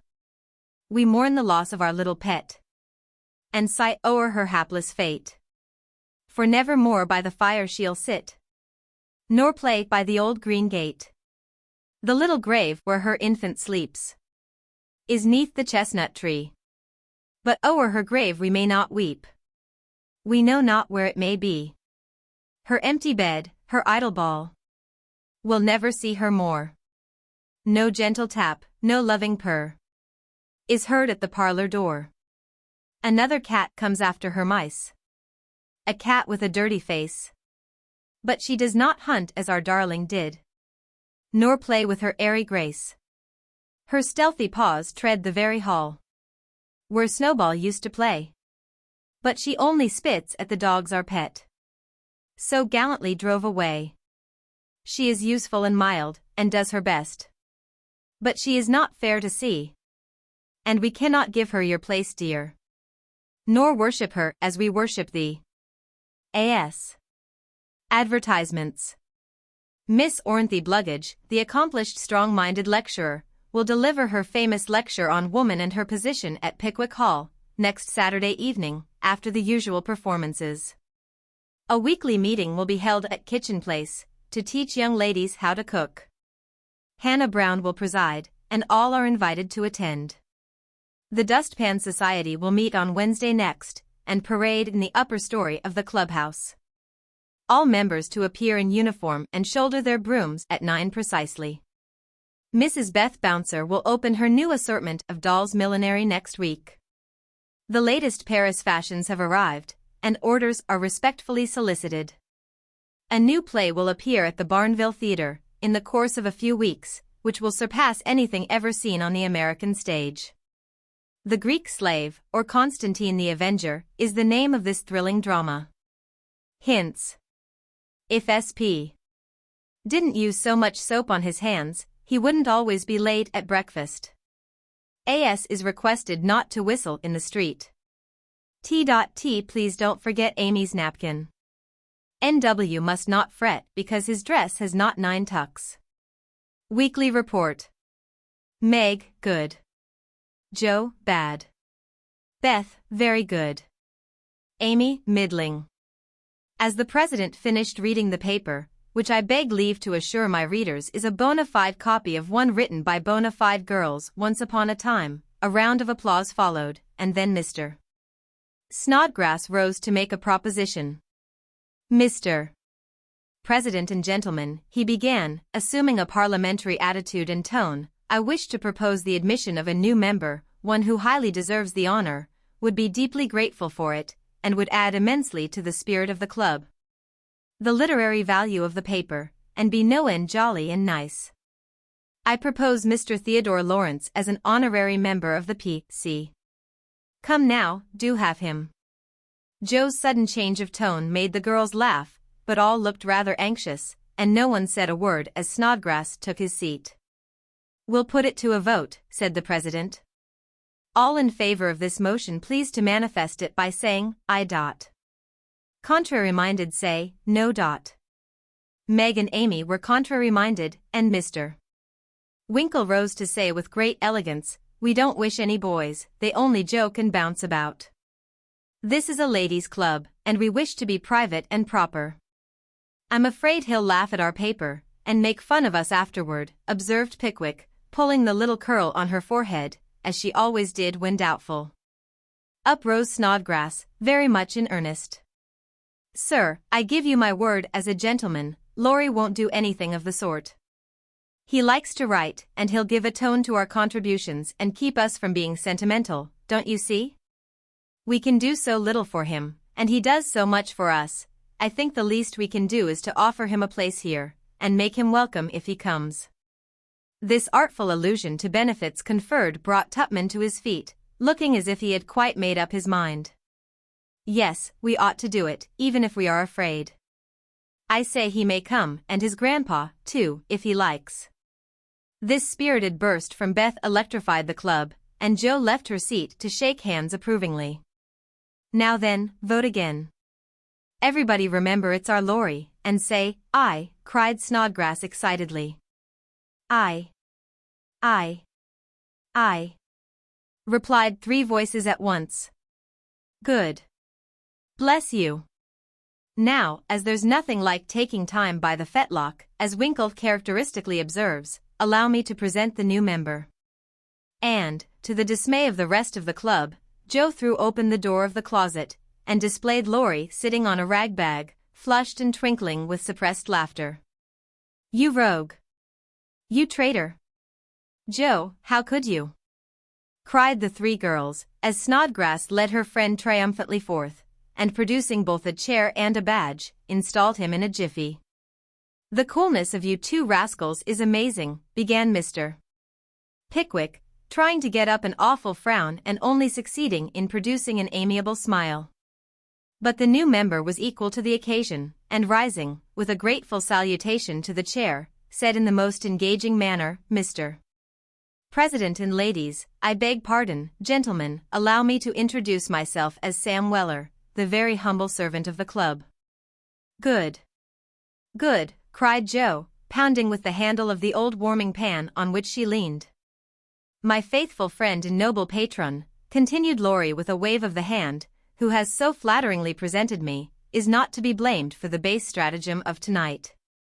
I planned it, and she only gave in after lots of teasing. Come now, don't lay it all on yourself. You know I proposed the cupboard, broke in Snodgrass, who was enjoying the joke amazingly. Never mind what she says. I'm the wretch that did it, sir, said the new member, with a Welleresque nod to Mr. Pickwick. But on my honor, I never will do so again, and henceforth devote myself to the interest of this immortal club. Here! Here, cried Joe, clashing the lid of the warming pan like a cymbal. Go on, added Winkle and Tupman, while the president bowed benignly. I merely wish to say, that as a slight token of my gratitude for the honor done me, and as a means of promoting friendly relations between adjoining nations, I have set up a post office in the hedge in the lower corner of the garden, a fine, spacious building with padlocks on the doors and every convenience for the males, also the females, if I may be allowed the expression. It's the old Martin house, but I've stopped up the door and made the roof open, so it will hold all sorts of things, and save our valuable time. Letters, manuscripts, books, and bundles can be passed in there, and as each nation has a key, it will be uncommonly nice, I fancy. Allow me to present the club key, and with many thanks for your favor, take my seat. Great applause as Mr. Weller deposited a little key on the table and subsided. The warming pan clashed and waved wildly, and it was some time before order could be restored. A long discussion followed, and everyone came out surprising, for everyone did her best. So it was an unusually lively meeting, and did not adjourn till a late hour, when it broke up with 3 shrill cheers for the new member. No one ever regretted the admittance of Sam Weller, for a more devoted, well-behaved, and jovial member no club could have. He certainly did add spirit to the meetings, and a tone to the paper, for his orations convulsed his hearers and his contributions were excellent, being patriotic, classical, comical, or dramatic, but never sentimental. Jo regarded them as worthy of Bacon, Milton, or Shakespeare, and remodeled her own works with good effect, she thought. The P.O. was a capital little institution, and flourished wonderfully, for nearly as many queer things passed through it as through the real post office. Tragedies and cravats, poetry and pickles, garden seeds and long letters, music and gingerbread, rubbers, invitations, scoldings, and puppies. The old gentleman liked the fun, and amused himself by sending odd bundles, mysterious messages, and funny telegrams, and his gardener, who was smitten with Hannah's charms, actually sent a love letter to Joe's care. How they laughed when the secret came out, never dreaming how many love letters that little post office would hold in the years to come. Chapter 11. The 1st of June. The Kings are off to the seashore tomorrow, and I'm free. 3 months' vacation, how I shall enjoy it, exclaimed Meg, coming home one warm day to find Joe laid upon the sofa in an unusual state of exhaustion, while Beth took off her dusty boots, and Amy made lemonade for the refreshment of the whole party. Aunt March went today, for which, oh, be joyful, said Joe. I was mortally afraid she'd ask me to go with her. If she had, I should have felt as if I ought to do it, but Plumfield is about as gay as a churchyard, you know, and I'd rather be excused. We had a flurry getting the old lady off, and I had a fright every time she spoke to me, for I was in such a hurry to be through that I was uncommonly helpful and sweet, and feared she'd find it impossible to part from me. I quaked till she was fairly in the carriage, and had a final fright, for as it drove off, she popped out her head, saying, "Josephine, won't you?" I didn't hear any more, for I basely turned and fled. I did actually run, and whisked round the corner where I felt safe. Poor old Joe. She came in looking as if bears were after her, said Beth, as she cuddled her sister's feet with a motherly air. Aunt March is a regular samphire, is she not? Observed Amy, tasting her mixture critically. She means vampire, not seaweed, but it doesn't matter. It's too warm to be particular about one's parts of speech, murmured Joe. What shall you do all your vacation? Asked Amy, changing the subject with tact. I shall lie abed late and do nothing, replied Meg, from the depths of the rocking chair. I've been routed up early all winter and had to spend my days working for other people, so now I'm going to rest and revel to my heart's content." "No," said Joe, "that dozy way wouldn't suit me. I've laid in a heap of books, and I'm going to improve my shining hours reading on my perch in the old apple tree, when I'm not having L." "Don't say larks," implored Amy, as a return snub for the samphire correction. "I'll say nightingales then, with Laurie. That's proper and appropriate, since he's a warbler." "Don't let us do any lessons, Beth, for a while, but play all the time and rest, as the girls mean to," proposed Amy. "Well, I will, if Mother doesn't mind. I want to learn some new songs, and my children need fitting up for the summer. They are dreadfully out of order and really suffering for clothes." "May we, Mother?" asked Meg, turning to Mrs. March, who sat sewing in what they called Marmee's corner. "You may try your experiment for a week and see how you like it. I think by Saturday night you will find that all play and no work is as bad as all work and no play." "Oh, dear, no. It will be delicious, I'm sure," said Meg complacently. "I now propose a toast, as my friend and partner, Sari Gamp, says." "Fun forever, and no grubbing," cried Joe, rising, glass in hand, as the lemonade went round. They all drank it merrily, and began the experiment by lounging for the rest of the day. Next morning, Meg did not appear till 10 o'clock. Her solitary breakfast did not taste nice, and the room seemed lonely and untidy, for Joe had not filled the vases, Beth had not dusted, and Amy's books lay scattered about. Nothing was neat and pleasant but Marmee's corner, which looked as usual. And there Meg sat, to rest and read, which meant to yawn and imagine what pretty summer dresses she would get with her salary. Joe spent the morning on the river with Laurie and the afternoon reading and crying over the wide, wide world, up in the apple tree. Beth began by rummaging everything out of the big closet where her family resided, but getting tired before half done, she left her establishment topsy-turvy and went to her music, rejoicing that she had no dishes to wash. Amy arranged her bower, put on her best white frock, smoothed her curls, and sat down to draw under the honeysuckle, hoping someone would see and inquire who the young artist was. As no one appeared but an inquisitive daddy longlegs, who examined her work with interest, she went to walk, got caught in a shower, and came home dripping. At tea time they compared notes, and all agreed that it had been a delightful, though unusually long day. Meg, who went shopping in the afternoon and got a sweet blue muslin, had discovered, after she had cut the breadths off, that it wouldn't wash, which mishap made her slightly cross. Joe had burned the skin off her nose boating, and got a raging headache by reading too long. Beth was worried by the confusion of her closet and the difficulty of learning 3 or 4 songs at once, and Amy deeply regretted the damage done her frock, for Katie Brown's party was to be the next day and now like Flora McFlimsy. She had nothing to wear. But these were mere trifles, and they assured their mother that the experiment was working finely. She smiled, said nothing, and with Hannah's help did their neglected work, keeping home pleasant and the domestic machinery running smoothly. It was astonishing what a peculiar and uncomfortable state of things was produced by the resting and reveling process. The days kept getting longer and longer, the weather was unusually variable and so were tempers, an unsettled feeling possessed everyone, and Satan found plenty of mischief for the idle hands to do. As the height of luxury, Meg put out some of her sewing, and then found time hang so heavily that she fell to snipping and spoiling her clothes in her attempts to furbish them up a la Moffat. Joe read till her eyes gave out and she was sick of books, got so fidgety that even good-natured Laurie had a quarrel with her, and so reduced in spirits that she desperately wished she had gone with Aunt March. Beth got on pretty well, for she was constantly forgetting that it was to be all play and no work, and fell back into her old ways now and then. But something in the air affected her, and more than once her tranquility was much disturbed, so much so that on one occasion she actually shook poor dear Joanna and told her she was a fright.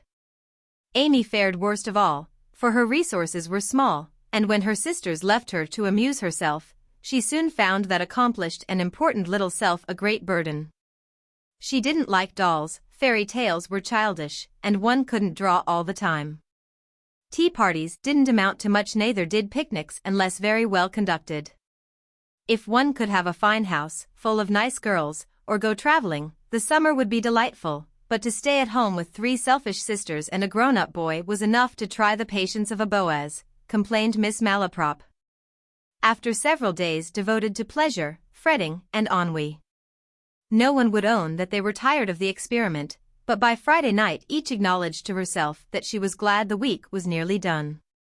Hoping to impress the lesson more deeply, Mrs. March, who had a good deal of humor, resolved to finish off the trial in an appropriate manner, so she gave Hannah a holiday and let the girls enjoy the full effect of the play system. When they got up on Saturday morning, there was no fire in the kitchen, no breakfast in the dining room, and no mother anywhere to be seen. "Mercy on us! What has happened?" cried Jo, staring about her in dismay. Meg ran upstairs and soon came back again, looking relieved but rather bewildered, and a little ashamed. "Mother isn't sick, only very tired, and she says she is going to stay quietly in her room all day and let us do the best we can. It's a very queer thing for her to do, she doesn't act a bit like herself. But she says it has been a hard week for her, so we mustn't grumble but take care of ourselves." "That's easy enough, and I like the idea. I'm aching for something to do, that is, some new amusement, you know," added Jo quickly. In fact, it was an immense relief to them all to have a little work, and they took hold with a will, but soon realized the truth of Hannah's saying, "Housekeeping ain't no joke." There was plenty of food in the larder, and while Beth and Amy set the table, Meg and Jo got breakfast, wondering as they did why servants ever talked about hard work. "I shall take some up to Mother, though she said we were not to think of her, for she'd take care of herself," said Meg, who presided and felt quite matronly behind the teapot.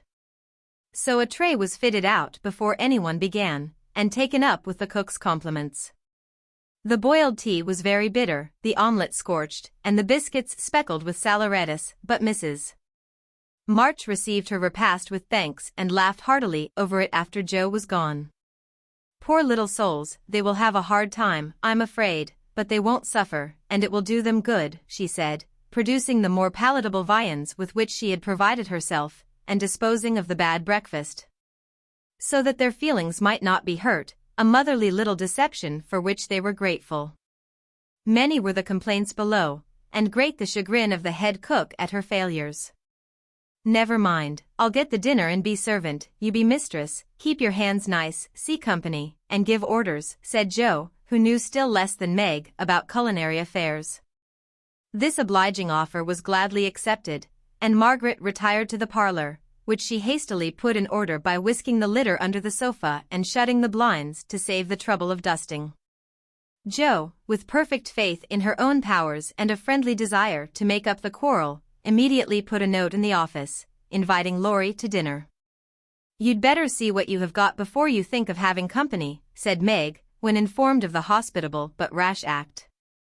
"Oh, there's corned beef and plenty of potos, and I shall get some asparagus and a lobster, for a relish, as Hannah says. We'll have lettuce and make a salad.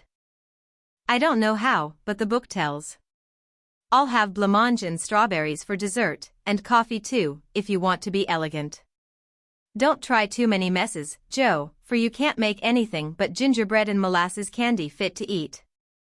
I wash my hands of the dinner party, and since you have asked Laurie on your own responsibility, you may just take care of him. I don't want you to do anything but be civil to him and help to the pudding. You'll give me your advice if I get in a muddle, won't you?" asked Jo, rather hurt. "Yes, but I don't know much, except about bread and a few trifles. You had better ask Mother's leave before you order anything," returned Meg prudently. "Of course I shall. I'm not a fool." And Jo went off in a huff at the doubts expressed of her powers. "Get what you like, and don't disturb me. I'm going out to dinner and can't worry about things at home," said Mrs. March, when Jo spoke to her. "I never enjoyed housekeeping, and I'm going to take a vacation today, and read, write, go visiting, and amuse myself." The unusual spectacle of her busy mother rocking comfortably and reading early in the morning made Jo feel as if some unnatural phenomenon had occurred, for an eclipse, an earthquake, or a volcanic eruption would hardly have seemed stranger. Everything is out of sorts, somehow, she said to herself, going downstairs. There's Beth crying, that's a sure sign that something is wrong in this family. If Amy is bothering, I'll shake her. Feeling very much out of sorts herself, Jo hurried into the parlor to find Beth sobbing over Pip, the canary, who lay dead in the cage with his little claws pathetically extended, as if imploring the food for want of which he had died. It's all my fault, I forgot him, there isn't a seed or a drop left. Oh, Pip. Oh, Pip. How could I be so cruel to you, cried Beth, taking the poor thing in her hands and trying to restore him. Jo peeped into his half-open eye, felt his little heart, and finding him stiff and cold, shook her head, and offered her domino box for a coffin. Put him in the oven, and maybe his will get warm and revive, said Amy hopefully. He's been starved, and he shan't be baked now he's dead. I'll make him a shroud, and he shall be buried in the garden, and I'll never have another bird, never, my Pip. For I am too bad to own one, murmured Beth, sitting on the floor with her pet folded in her hands. The funeral shall be this afternoon, and we will all go. Now, don't cry, Bethy. It's a pity, but nothing goes right this week, and Pip has had the worst of the experiment. Make the shroud, and lay him in my box, and after the dinner party, we'll have a nice little funeral, said Jo, beginning to feel as if she had undertaken a good deal. Leaving the others to console Beth, she departed to the kitchen, which was in a most discouraging state of confusion. Putting on a big apron, she fell to work and got the dishes piled up ready for washing, when she discovered that the fire was out. Here's a sweet prospect, muttered Jo, slamming the stove door open, and poking vigorously among the cinders. Having rekindled the fire, she thought she would go to market while the water heated. The walk revived her spirits, and flattering herself that she had made good bargains, she trudged home again, after buying a very young lobster, some very old asparagus, and 2 boxes of acid strawberries. By the time she got cleared up, the dinner arrived and the stove was red-hot. Hannah had left a pan of bread to rise, Meg had worked it up early, set it on the hearth for a second rising, and forgotten it. Meg was entertaining Sally Gardner in the parlor, when the door flew open and a flowery, crocky, flushed, and disheveled figure appeared, demanding tartly, I say, isn't bread ris enough when it runs over the pans? Sally began to laugh, but Meg nodded and lifted her eyebrows as high as they would go, which caused the apparition to vanish and put the sour bread into the oven without further delay. Mrs. March went out, after peeping here and there to see how matters went, also saying a word of comfort to Beth, who sat making a winding sheet, while the dear departed lay in state in the domino box. A strange sense of helplessness fell upon the girls as the grey bonnet vanished round the corner, and despair seized them when a few minutes later Miss Crocker appeared, and said she'd come to dinner. Now this lady was a thin, yellow spinster, with a sharp nose and inquisitive eyes, who saw everything and gossiped about all she saw. They disliked her, but had been taught to be kind to her, simply because she was old and poor and had few friends. So Meg gave her the easy chair and tried to entertain her, while she asked questions, criticized everything, and told stories of the people whom she knew. Language cannot describe the anxieties, experiences, and exertions which Jo underwent that morning, and the dinner she served up became a standing joke. Fearing to ask any more advice, she did her best alone, and discovered that something more than energy and goodwill is necessary to make a cook. She boiled the asparagus for an hour and was grieved to find the heads cooked off and the stalks harder than ever. The bread burned black, for the salad dressing so aggravated her that she could not make it fit to ear.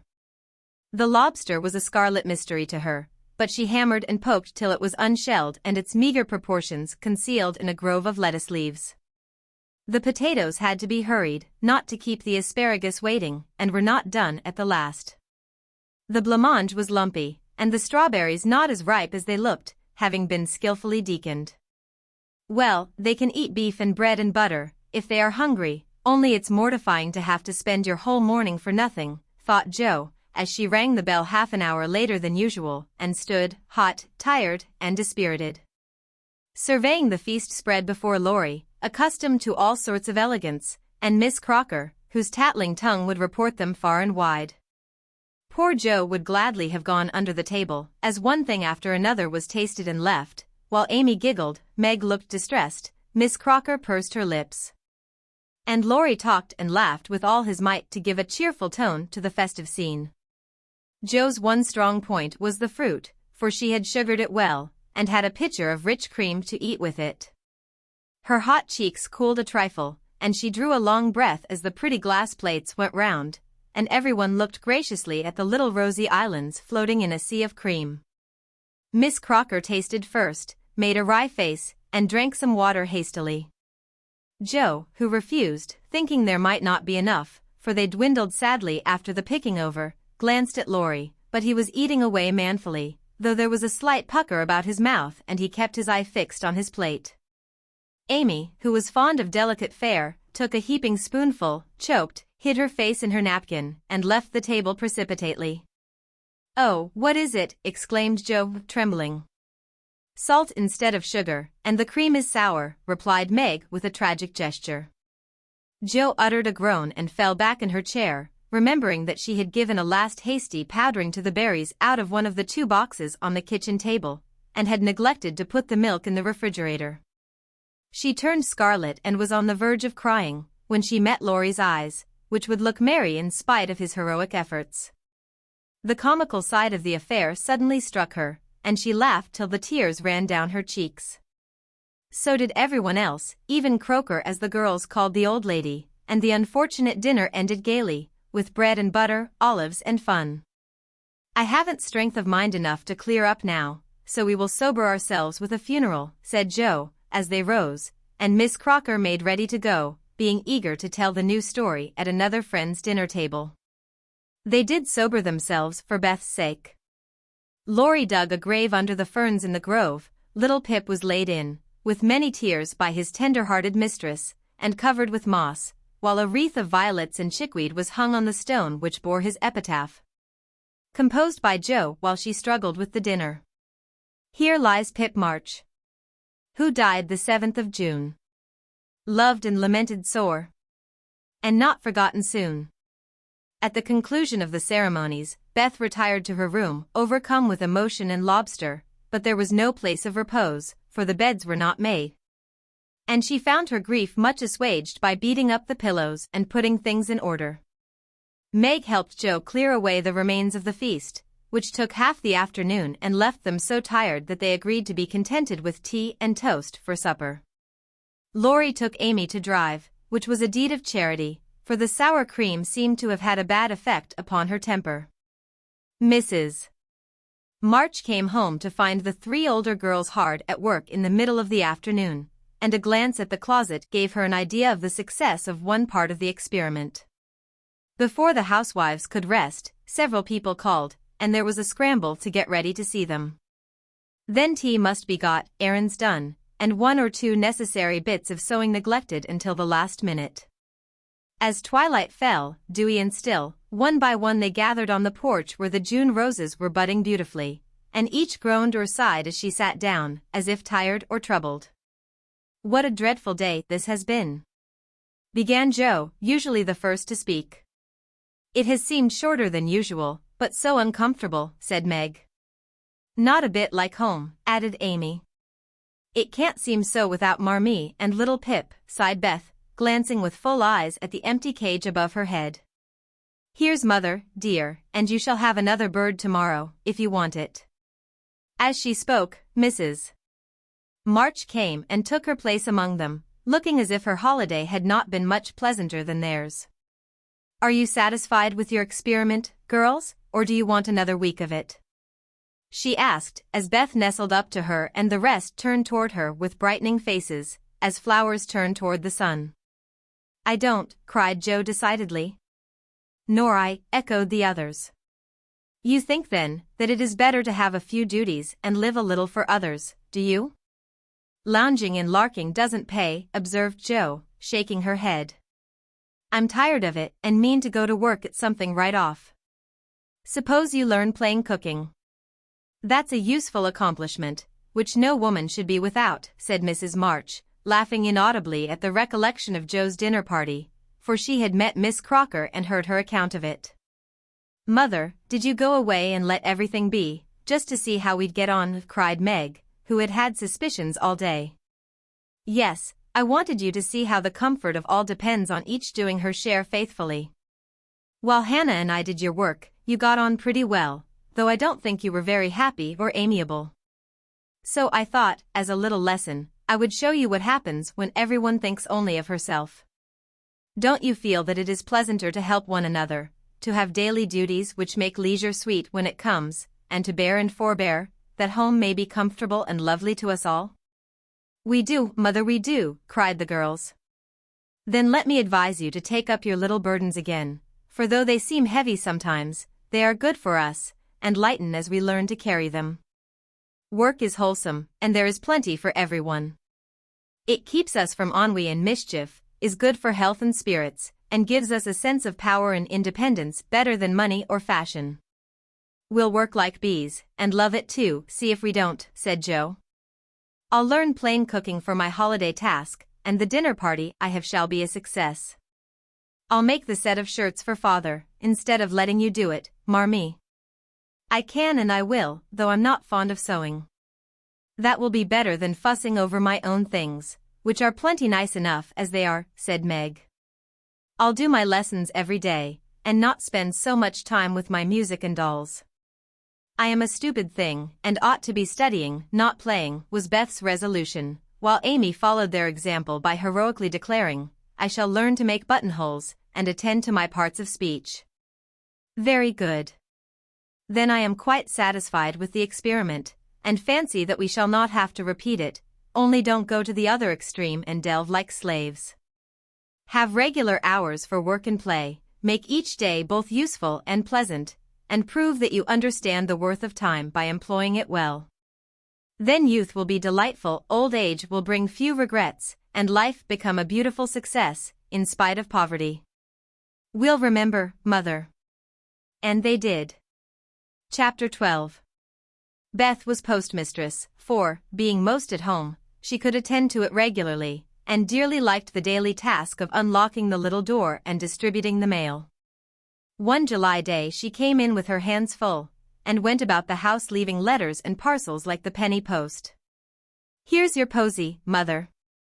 Laurie never forgets that," she said, putting the fresh nosegay in the vase that stood in Marmee's corner, and was kept supplied by the affectionate boy. "Miss Meg March, one letter and a glove," continued Beth, delivering the articles to her sister, who sat near her mother, stitching wristbands. "Why, I left a pair over there, and here is only one," said Meg, looking at the gray cotton glove. "Didn't you drop the other in the garden?" "No, I'm sure I didn't, for there was only one in the office.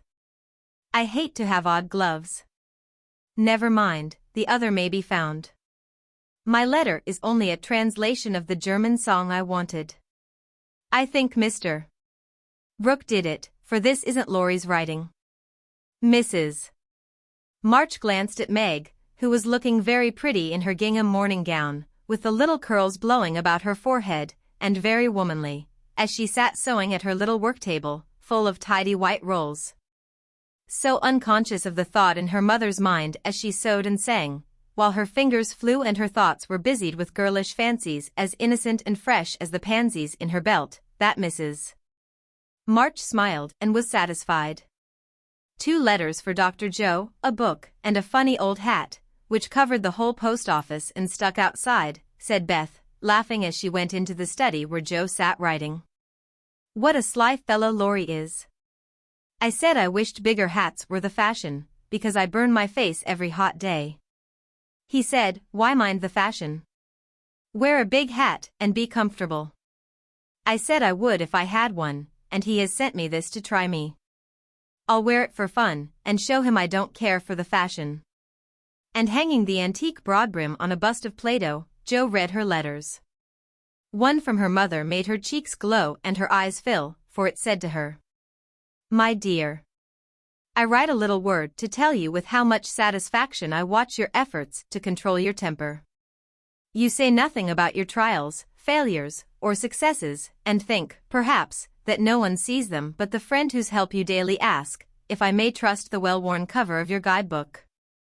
I, too, have seen them all, and heartily believe in the sincerity of your resolution, since it begins to bear fruit. Go on, dear, patiently and bravely, and always believe that no one sympathizes more tenderly with you than your loving mother. That does me good. That's worth millions of money and pecks of praise. Oh, Marmee, I do try. I will keep on trying, and not get tired, since I have you to help me. Laying her head on her arms, Jo wet her little romance with a few happy tears. For she had thought that no one saw and appreciated her efforts to be good, and this assurance was doubly precious, doubly encouraging, because unexpected and from the person whose commendation she most valued. Feeling stronger than ever to meet and subdue her Apollyon, she pinned the note inside her frock, as a shield and a reminder, lest she be taken unaware, and proceeded to open her other letter, quite ready for either good or bad news. In a big, dashing hand, Laurie wrote, Dear Jo. What ho! Some English girls and boys are coming to see me tomorrow, and I want to have a jolly time. If it's fine, I'm going to pitch my tent in Longmeadow, and row up the whole crew to lunch and croquet, have a fire, make messes, gypsy fashion, and all sorts of larks. They are nice people, and like such things. Brooke will go to keep us boys steady, and Kate Vaughn will play propriety for the girls. I want you all to come, can't let Beth off at any price, and nobody shall worry her. Don't bother about rations, I'll see to that and everything else, only do come, there's a good fellow. In a tearing hurry. Yours ever, Laurie. Here's richness, cried Jo, flying in to tell the news to Meg. Of course we can go, Mother? It will be such a help to Laurie, for I can row, and Meg see to the lunch, and the children be useful in some way. I hope the Vaughns are not fine grown-up people. Do you know anything about them, Jo? Asked Meg. Only that there are 4 of them. Kate is older than you, Fred and Frank, twins, about my age, and a little girl, Grace, who is 9 or 10. Laurie knew them abroad, and liked the boys. I fancied, from the way he primed up his mouth in speaking of her, that he didn't admire Kate much. I'm so glad my French print is clean, it's just the thing and so becoming, observed Meg complacently. Have you anything decent, Jo? Scarlet and grey boating suit, good enough for me. I shall row and tramp about, so I don't want any starch to think of. You'll come, Betty? If you won't let any boys talk to me. Not a boy.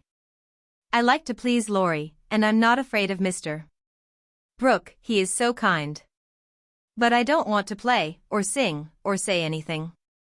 I'll work hard and not trouble anyone, and you'll take care of me, Jo, so I'll go. That's my good girl. You do try to fight off your shyness, and I love you for it. Fighting faults isn't easy, as I know, and a cheery word kind of gives a lift. Thank you, Mother, and Jo gave the thin cheek a grateful kiss, more precious to Mrs. March than if it had given back the rosy roundness of her youth. I had a box of chocolate drops, and the picture I wanted to copy, said Amy, showing her mail. And I got a note from Mr. Lawrence, asking me to come over and play to him tonight, before the lamps are lighted, and I shall go, added Beth, whose friendship with the old gentleman prospered finely. Now let's fly round, and do double duty today, so that we can play tomorrow with free minds, said Jo, preparing to replace her pen with a broom. When the sun peeped into the girls' room early next morning to promise them a fine day, he saw a comical sight. Each had made such preparation for the fete as seemed necessary and proper. Meg had an extra row of little curl papers across her forehead, Jo had copiously anointed her afflicted face with cold cream, Beth had taken Joanna to bed with her to atone for the approaching separation. And Amy had capped the climax by putting a colthospin on her nose to uplift the offending feature. It was one of the kind artists used to hold the paper on their drawing boards, therefore quite appropriate and effective for the purpose it was now being put.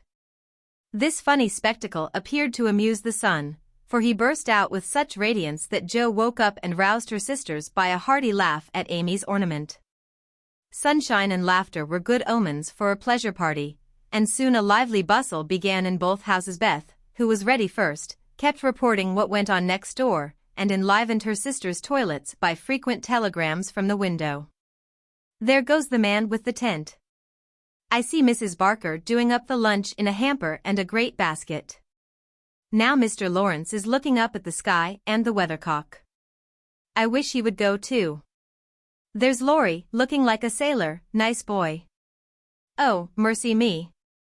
Here's a carriage full of people, a tall lady, a little girl, and 2 dreadful boys. One is lame, poor thing, he's got a crutch. Laurie didn't tell us that. Be quick, girls. It's getting late. Why, there is Ned Moffat, I do declare.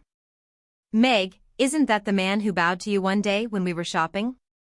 So it is. How queer that he should come. I thought he was at the mountains. There is Sally. I'm glad she got back in time. Am I all right, Joe? Cried Meg in a flutter. A regular daisy. Hold up your dress and put your hat on straight, it looks sentimental tipped that way and will fly off at the first puff. Now then, come on. Oh, Joe, you are not going to wear that awful hat? It's too absurd. You shall not make a guy of yourself, remonstrated Meg, as Joe tied down with a red ribbon the broad-brimmed, old-fashioned leghorn Laurie had sent for a joke.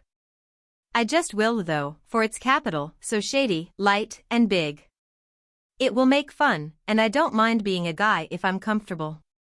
With that Joe marched straight away and the rest followed, a bright little band of sisters, all looking their best in summer suits, with happy faces under the jaunty hat brims. Laurie ran to meet and present them to his friends in the most cordial manner. The lawn was the reception room, and for several minutes a lively scene was enacted there. Meg was grateful to see that Miss Kate, though 20, was dressed with a simplicity which American girls would do well to imitate, and who was much flattered by Mr. Ned's assurances that he came especially to see her. Joe understood why Laurie primed up his mouth when speaking of Kate, for that young lady had a stand-off don't-touch-me air, which contrasted strongly with the free and easy demeanor of the other girls. Beth took an observation of the new boys and decided that the lame one was not dreadful, but gentle and feeble, and she would be kind to him on that account. Amy found Grace a well-mannered, merry, little person, and after staring dumbly at one another for a few minutes, they suddenly became very good friends. Tents, lunch, and croquet utensils having been sent on beforehand, the party was soon embarked, and the 2 boats pushed off together, leaving Mr. Lawrence waving his hat on the shore. Laurie and Joe rowed one boat, Mr. Brooke and Ned the other, while Fred Vaughan, the riotous twin, did his best to upset both by paddling about in a wherry like a disturbed water-bug. Joe's funny hat deserved a vote of thanks, for it was of general utility. It broke the ice in the beginning by producing a laugh, it created quite a refreshing breeze, flapping to and fro as she rowed, and would make an excellent umbrella for the whole party, if a shower came up, she said. Miss Kate decided that she was odd, but rather clever, and smiled upon her from afar. Meg, in the other boat, was delightfully situated, face to face with the rowers, who both admired the prospect and feathered their oars with uncommon skill and dexterity. Mr. Brooke was a grave, silent young man, with handsome brown eyes and a pleasant voice. Meg liked his quiet manners and considered him a walking encyclopedia of useful knowledge. He never talked to her much, but he looked at her a good deal, and she felt sure that he did not regard her with aversion. Ned, being in college, of course put on all the airs which freshmen think it their bounden duty to assume. He was not very wise, but very good-natured, and altogether an excellent person to carry on a picnic. Sally Gardner was absorbed in keeping her white pique dress clean and chattering with the ubiquitous Fred, who kept Beth in constant terror by his pranks. It was not far to Longmeadow, but the tent was pitched and the wickets down by the time they arrived. A pleasant green field, with 3 wide-spreading oaks in the middle and a smooth strip of turf for croquet. "Welcome to Camp Lawrence," said the young host, as they landed with exclamations of delight. "Brooke is commander-in-chief, I am commissary general, the other fellows are staff officers, and you, ladies, are company. The tent is for your especial benefit and that oak is your drawing room. this is the mess room and the third is the camp kitchen. Now, let's have a game before it gets hot, and then we'll see about dinner. Frank, Beth, Amy, and Grace sat down to watch the game played by the other 8. Mr. Brooke chose Meg, Kate, and Fred. Laurie took Sally, Joe, and Ned. The English played well, but the Americans played better, and contested every inch of the ground as strongly as if the spirit of '76 inspired them.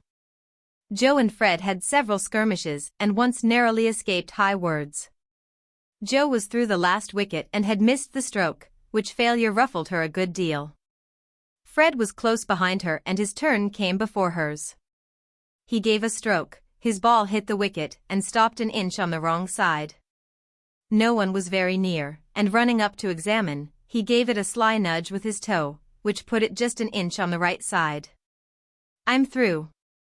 Now, Miss Joe, I'll settle you, and get in first," cried the young gentleman, swinging his mallet for another blow. "You pushed it. I saw you." "It's my turn now," said Joe sharply. "Upon my word, I didn't move it. It rolled a bit, perhaps, but that is allowed. So, stand off please, and let me have a go at the stake." "We don't cheat in America, but you can if you choose," said Joe angrily. "Yankees are a deal the most tricky, everybody knows." "There you go," returned Fred, croqueting her ball far away. Joe opened her lips to say something rude, but checked herself in time, colored up to her forehead and stood a minute, hammering down a wicket with all her might, while Fred hit the stake and declared himself out with much exultation. She went off to get her ball, and was a long time finding it among the bushes, but she came back, looking cool and quiet, and waited her turn patiently. It took several strokes to regain the place she had lost, and when she got there, the other side had nearly won, for Kate's ball was the last but one and lay near the stake. "By George, it's all up with us. Goodbye, Kate. Miss Joe owes me one, so you are finished," cried Fred excitedly, as they all drew near to see the finish. "Yankees have a trick of being generous to their enemies," said Joe, with a look that made the lad redden, "especially when they beat them," she added, as, leaving Kate's ball untouched, she won the game by a clever stroke. Laurie threw up his hat, then remembered that it wouldn't do to exult over the defeat of his guests, and stopped in the middle of the cheer to whisper to his friend, "Good for you, Joe. He did cheat, I saw him. We can't tell him so, but he won't do it again, take my word for it." Meg drew her aside, under pretense of pinning up a loose braid, and said approvingly, "It was dreadfully provoking, but you kept your temper, and I'm so glad, Joe." "Don't praise me, Meg, for I could box his ears this minute.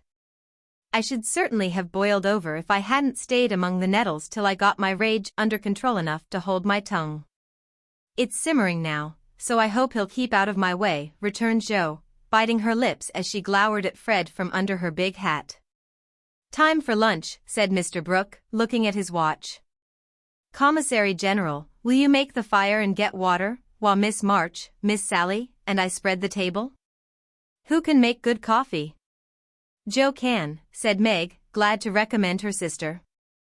So Joe, feeling that her late lessons in cookery were to do her honor, went to preside over the coffee pot, while the children collected dry sticks, and the boys made a fire and got water from a spring nearby. Miss Kate sketched and Frank talked to Beth, who was making little mats of braided rushes to serve as plates. The commander-in-chief and his aides soon spread the tablecloth with an inviting array of eatables and drinkables, prettily decorated with green leaves. Joe announced that the coffee was ready, and everyone settled themselves to a hearty meal, for youth is seldom dyspeptic, and exercise develops wholesome appetites. A very merry lunch it was, for everything seemed fresh and funny, and frequent peals of laughter startled a venerable horse who fed nearby. There was a pleasing inequality in the table, which produced many mishaps to cups and plates. Acorns dropped in the milk, little black ants partook of the refreshments without being invited, and fuzzy caterpillars swung down from the tree to see what was going on. 3 white-headed children peeped over the fence, and an objectionable dog barked at them from the other side of the river with all his might and main. "There's salt here," said Laurie, as he handed Joe a saucer of berries. "Thank you, I prefer spiders, she replied, fishing up two unwary little ones who had gone to a creamy death. How dare you remind me of that horrid dinner party, when yours is so nice in every way, added Joe, as they both laughed and ate out of one plate, the china having run short. I had an uncommonly good time that day, and haven't got over it yet. This is no credit to me, you know, I don't do anything. It's you and Meg and Brooke who make it all go, and I'm no end obliged to you. What shall we do when we can't eat any more? Asked Laurie, feeling that his trump card had been played when lunch was over. Have games till it's cooler. I brought authors, and I dare say Miss Kate knows something new and nice. Go and ask her. She's company, and you ought to stay with her more. Aren't you company too? I thought she'd suit Brooke, but he keeps talking to Meg, and Kate just stares at them through that ridiculous glass of hers. I'm going, so you needn't try to preach propriety, for you can't do it, Joe. Miss Kate did know several new games, and as the girls would not, and the boys could not, eat any more, they all adjourned to the drawing room to play rigmarole. One person begins a story, any nonsense you like, and tells as long as he pleases, only taking care to stop short at some exciting point, when the next takes it up and does the same. It's very funny when well done, and makes a perfect jumble of tragical-comical stuff to laugh over. Please start it, Mr. Brooke, said Kate, with a commanding air, which surprised Meg, who treated the tutor with as much respect as any other gentleman. Lying on the grass at the feet of the two young ladies, Mr. Brooke obediently began the story, with the handsome brown eyes steadily fixed upon the sunshiny river. Once on a time, a knight went out into the world to seek his fortune, for he had nothing but his sword and his shield. He travelled a long while, nearly 28 years, and had a hard time of it, till he came to the palace of a good old king, who had offered a reward to anyone who could tame and train a fine but unbroken colt, of which he was very fond. The knight agreed to try, and got on slowly but surely, for the colt was a gallant fellow, and soon learned to love his new master, though he was freakish and wild. Every day, when he gave his lessons to this pet of the king's, the knight rode him through the city, and as he rode, he looked everywhere for a certain beautiful face, which he had seen many times in his dreams, but never found. One day, as he went prancing down a quiet street, he saw at the window of a ruinous castle the lovely face. He was delighted, inquired who lived in this old castle, and was told that several captive princesses were kept there by a spell, and spun all day to lay up money to buy their liberty. The knight wished intensely that he could free them, but he was poor and could only go by each day, watching for the sweet face and longing to see it out in the sunshine. At last he resolved to get into the castle and ask how he could help them. He went and knocked. The great door flew open, and he beheld a ravishingly lovely lady, who exclaimed, with a cry of rapture, "At last!" "At last," continued Kate, who had read French novels, and admired the style. "'Tis she!" cried Count Gustav, and fell at her feet in an ecstasy of joy. "Oh, rise," she said, extending a hand of marble fairness. "Never! Till you tell me how I may rescue you," swore the knight, still kneeling. "Alas, my cruel fate condemns me to remain here till my tyrant is destroyed." "Where is the villain?" "In the mauve salon. Go, brave heart, and save me from despair." "I obey, and return victorious or dead."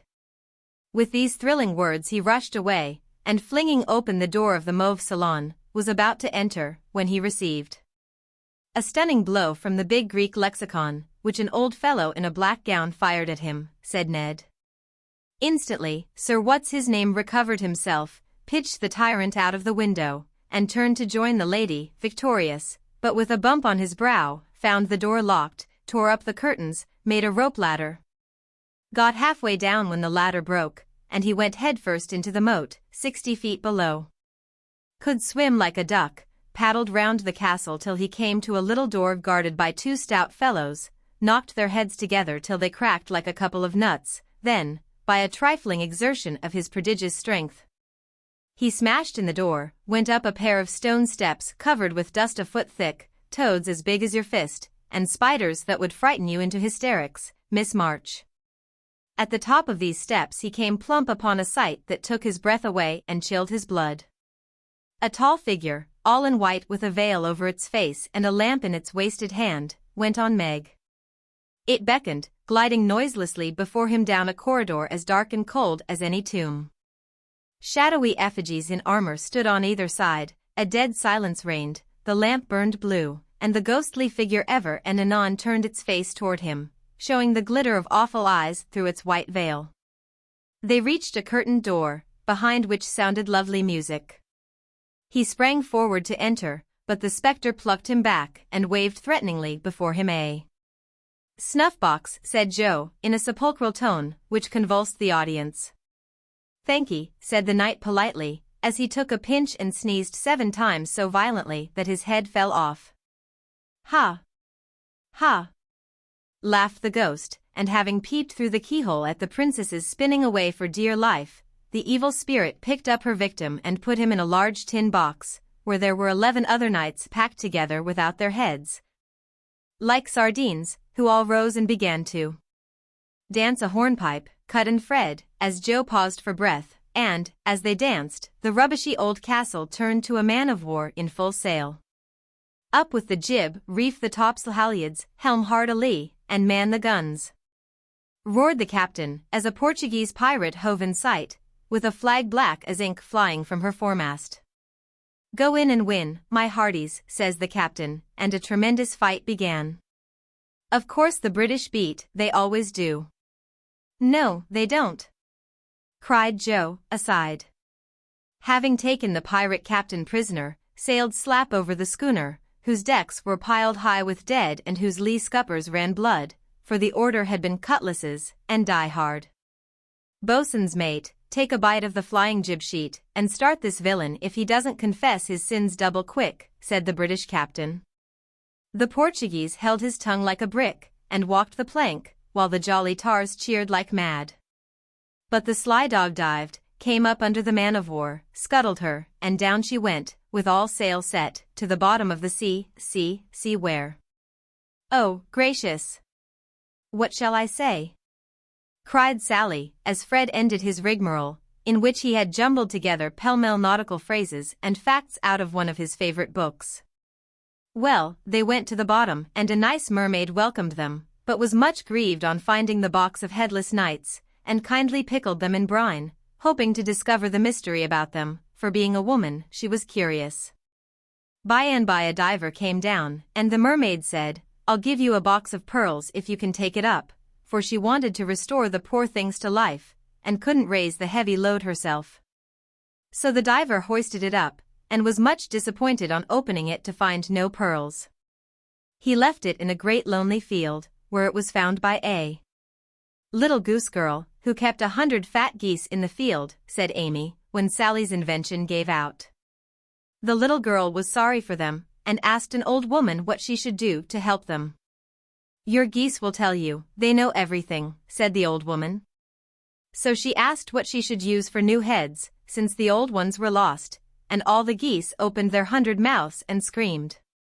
"Cabbages," continued Laurie promptly. "Just the thing," said the girl, and ran to get 12 fine ones from her garden. She put them on, the knights revived at once, thanked her, and went on their way rejoicing, never knowing the difference, for there were so many other heads like them in the world that no one thought anything of it. The knight in whom I'm interested went back to find the pretty face, and learned that the princesses had spun themselves free and all gone and married, but one. He was in a great state of mind at that, and mounting the colt, who stood by him through thick and thin, rushed to the castle to see which was left. Peeping over the hedge, he saw the queen of his affections picking flowers in her garden. "Will you give me a rose?" said he. "You must come and get it." "I can't come to you, it isn't proper," said she, as sweet as honey.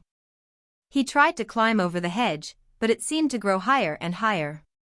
Then he tried to push through, but it grew thicker and thicker, and he was in despair. So he patiently broke twig after twig till he had made a little hole through which he peeped, saying imploringly, "Let me in. Let me in." But the pretty princess did not seem to understand, for she picked her roses quietly, and left him to fight his way in. Whether he did or not, Frank will tell you. I can't. I'm not playing, I never do, said Frank, dismayed at the sentimental predicament out of which he was to rescue the absurd couple. Beth had disappeared behind Joe, and Grace was asleep. So the poor knight is to be left sticking in the hedge, is he? Asked Mr. Brooke, still watching the river, and playing with the wild rose in his buttonhole. I guess the princess gave him a posy, and opened the gate after a while, said Laurie, smiling to himself, as he threw acorns at his tutor. What a piece of nonsense we have made. With practice we might do something quite clever, do you know, Truth? I hope so, said Meg soberly. The game, I mean? What is it, said Fred. Why, you pile up your hands, choose a number, and draw out in turn, and the person who draws at the number has to answer truly any question put by the rest. It's great fun. Let's try it, said Joe, who liked new experiments. Miss Kate and Mr. Book, Meg, and Ned declined, but Fred, Sally, Joe, and Laurie piled and drew, and the lot fell to Laurie. Who are your heroes? Asked Joe. Grandfather and Napoleon. Which lady here do you think prettiest? Said Sally. Margaret. Which do you like best? From Fred. Joe, of course. What silly questions you ask. And Joe gave a disdainful shrug as the rest laughed at Laurie's matter-of-fact tone. Try again. Truth isn't a bad game, said Fred. It's a very good one for you, retorted Joe in a low voice. Her turn came next. What is your greatest fault? Asked Fred, by way of testing in her the virtue he lacked himself. A quick temper. What do you most wish for? Said Laurie. A pair of bootlacings, returned Joe, guessing and defeating his purpose. Not a true answer. You must say what you really do want most. Genius. Don't you wish you could give it to me, Laurie? And she slyly smiled in his disappointed face. What virtues do you most admire in a man? Asked Sally. Courage and honesty. Now my turn, said Fred, as his hand came last. Let's give it to him, whispered Laurie to Joe, who nodded and asked at once. Didn't you cheat at croquet? Well, yes, a little bit. Good. Didn't you take your story out of the S.E.A. Lion? Said Laurie. Rather. Don't you think the English nation perfect in every respect? Asked Sally. I should be ashamed of myself if I didn't. He's a true John Bull. Now, Miss Sally, you shall have a chance without waiting to draw. I'll harrow up your feelings first by asking if you don't think you are something of a flirt, said Laurie, as Joe nodded to Fred as a sign that peace was declared. You impertinent boy. Of course I'm not, exclaimed Sally, with an air that proved the contrary. What do you hate most? Asked Fred. Spiders and rice pudding. What do you like best? Asked Joe. Dancing and French gloves. Well, I think truth is a very silly play. Let's have a sensible game of authors to refresh our minds, proposed Joe. Ned, Frank, and the little girls joined in this, and while it went on, the three elders sat apart, talking. Miss Kate took out her sketch again, and Margaret watched her, while Mr. Brooke lay on the grass with a book, which he did not read. How beautifully you do it. I wish I could draw, said Meg, with mingled admiration and regret in her voice. Why don't you learn? I should think you had taste and talent for it, replied Miss Kate graciously. I haven't time. Your mamma prefers other accomplishments, I fancy. So did mine, but I proved to her that I had talent by taking a few lessons privately, and then she was quite willing I should go on. Can't you do the same with your governess? I have none. I forgot young ladies in America go to school more than with us. Very fine schools they are, too, Papa says. You go to a private one, I suppose? I don't go at all. I am a governess myself. Oh. Indeed. Said Miss Kate, but she might as well have said, dear me, how dreadful, for her tone implied it, and something in her face made Meg color, and wish she had not been so frank. Mr. Brooke looked up and said quickly, "Young ladies in America love independence as much as their ancestors did, and are admired and respected for supporting themselves. Oh, yes, of course it's very nice and proper in them to do so. We have many most respectable and worthy young women who do the same and are employed by the nobility, because, being the daughters of gentlemen, they are both well-bred and accomplished, you know," said Miss Kate in a patronizing tone that hurt Meg's pride, and made her work seem not only more distasteful, but degrading. "Did the German song suit, Miss March?" inquired Mr. Brooke, breaking an awkward pause. "Oh, yes. It was very sweet, and I'm much obliged to whoever translated it for me." And Meg's downcast face brightened as she spoke. "Don't you read German?" asked Miss Kate with a look of surprise. "Not very well. My father, who taught me, is away, and I don't get on very fast alone, for I've no one to correct my pronunciation. Try a little now. Here is Schiller's Mary Stuart and a tutor who loves to teach." And Mr. Brooke laid his book on her lap with an inviting smile. "It's so hard I'm afraid to try," said Meg, grateful, but bashful in the presence of the accomplished young lady beside her. "I'll read a bit to encourage you." And Miss Kate read one of the most beautiful passages in a perfectly correct but perfectly expressionless manner. Mr. Brooke made no comment as she returned the book to Meg, who said innocently, "I thought it was poetry. Some of it is. Try this passage." There was a queer smile about Mr. Brooke's mouth as he opened at poor Mary's lament. Meg, obediently following the long grass blade which her new tutor used to point with, read slowly and timidly, unconsciously making poetry of the hard words by the soft intonation of her musical voice. Down the page went the green guide, and presently, forgetting her listener in the beauty of the sad scene, Meg read as if alone, giving a little touch of tragedy to the words of the unhappy queen. If she had seen the brown eyes then, she would have stopped short, but she never looked up, and the lesson was not spoiled for her.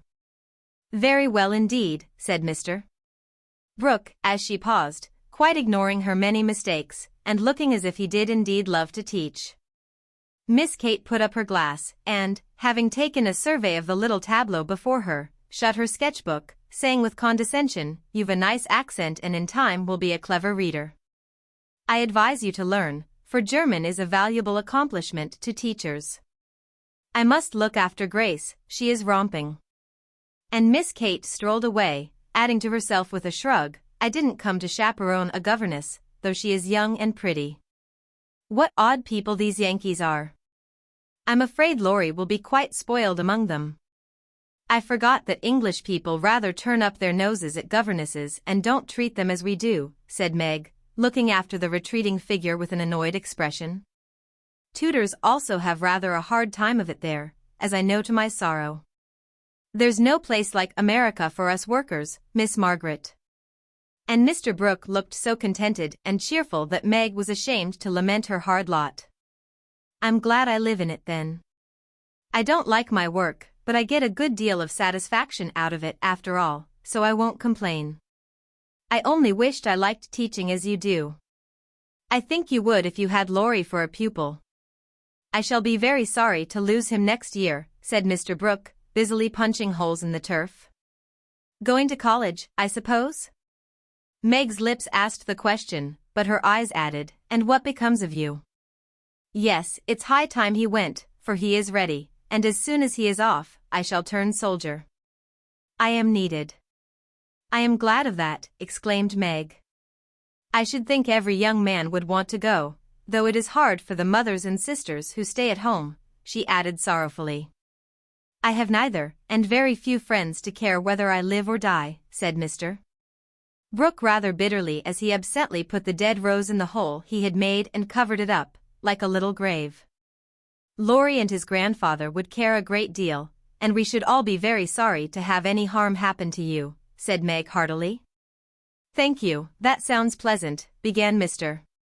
Brooke, looking cheerful again, but before he could finish his speech, Ned, mounted on the old horse, came lumbering up to display his equestrian skill before the young ladies, and there was no more quiet that day.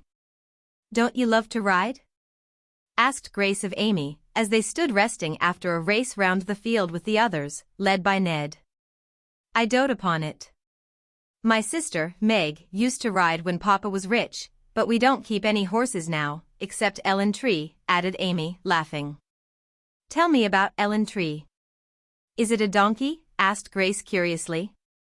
"Why, you see, Joe is crazy about horses and so am I, but we've only got an old side saddle and no horse. Out in our garden is an apple tree that has a nice low branch, so Joe put the saddle on it, fixed some reins on the part that turns up, and we bounce away on Ellen Tree whenever we like." "How funny," laughed Grace. "I have a pony at home, and ride nearly every day in the park with Fred and Kate. It's very nice, for my friends go too, and the row is full of ladies and gentlemen." "Dear, how charming. I hope I shall go abroad some day, but I'd rather go to Rome than the row," said Amy, who had not the remotest idea what the row was and wouldn't have asked for the world.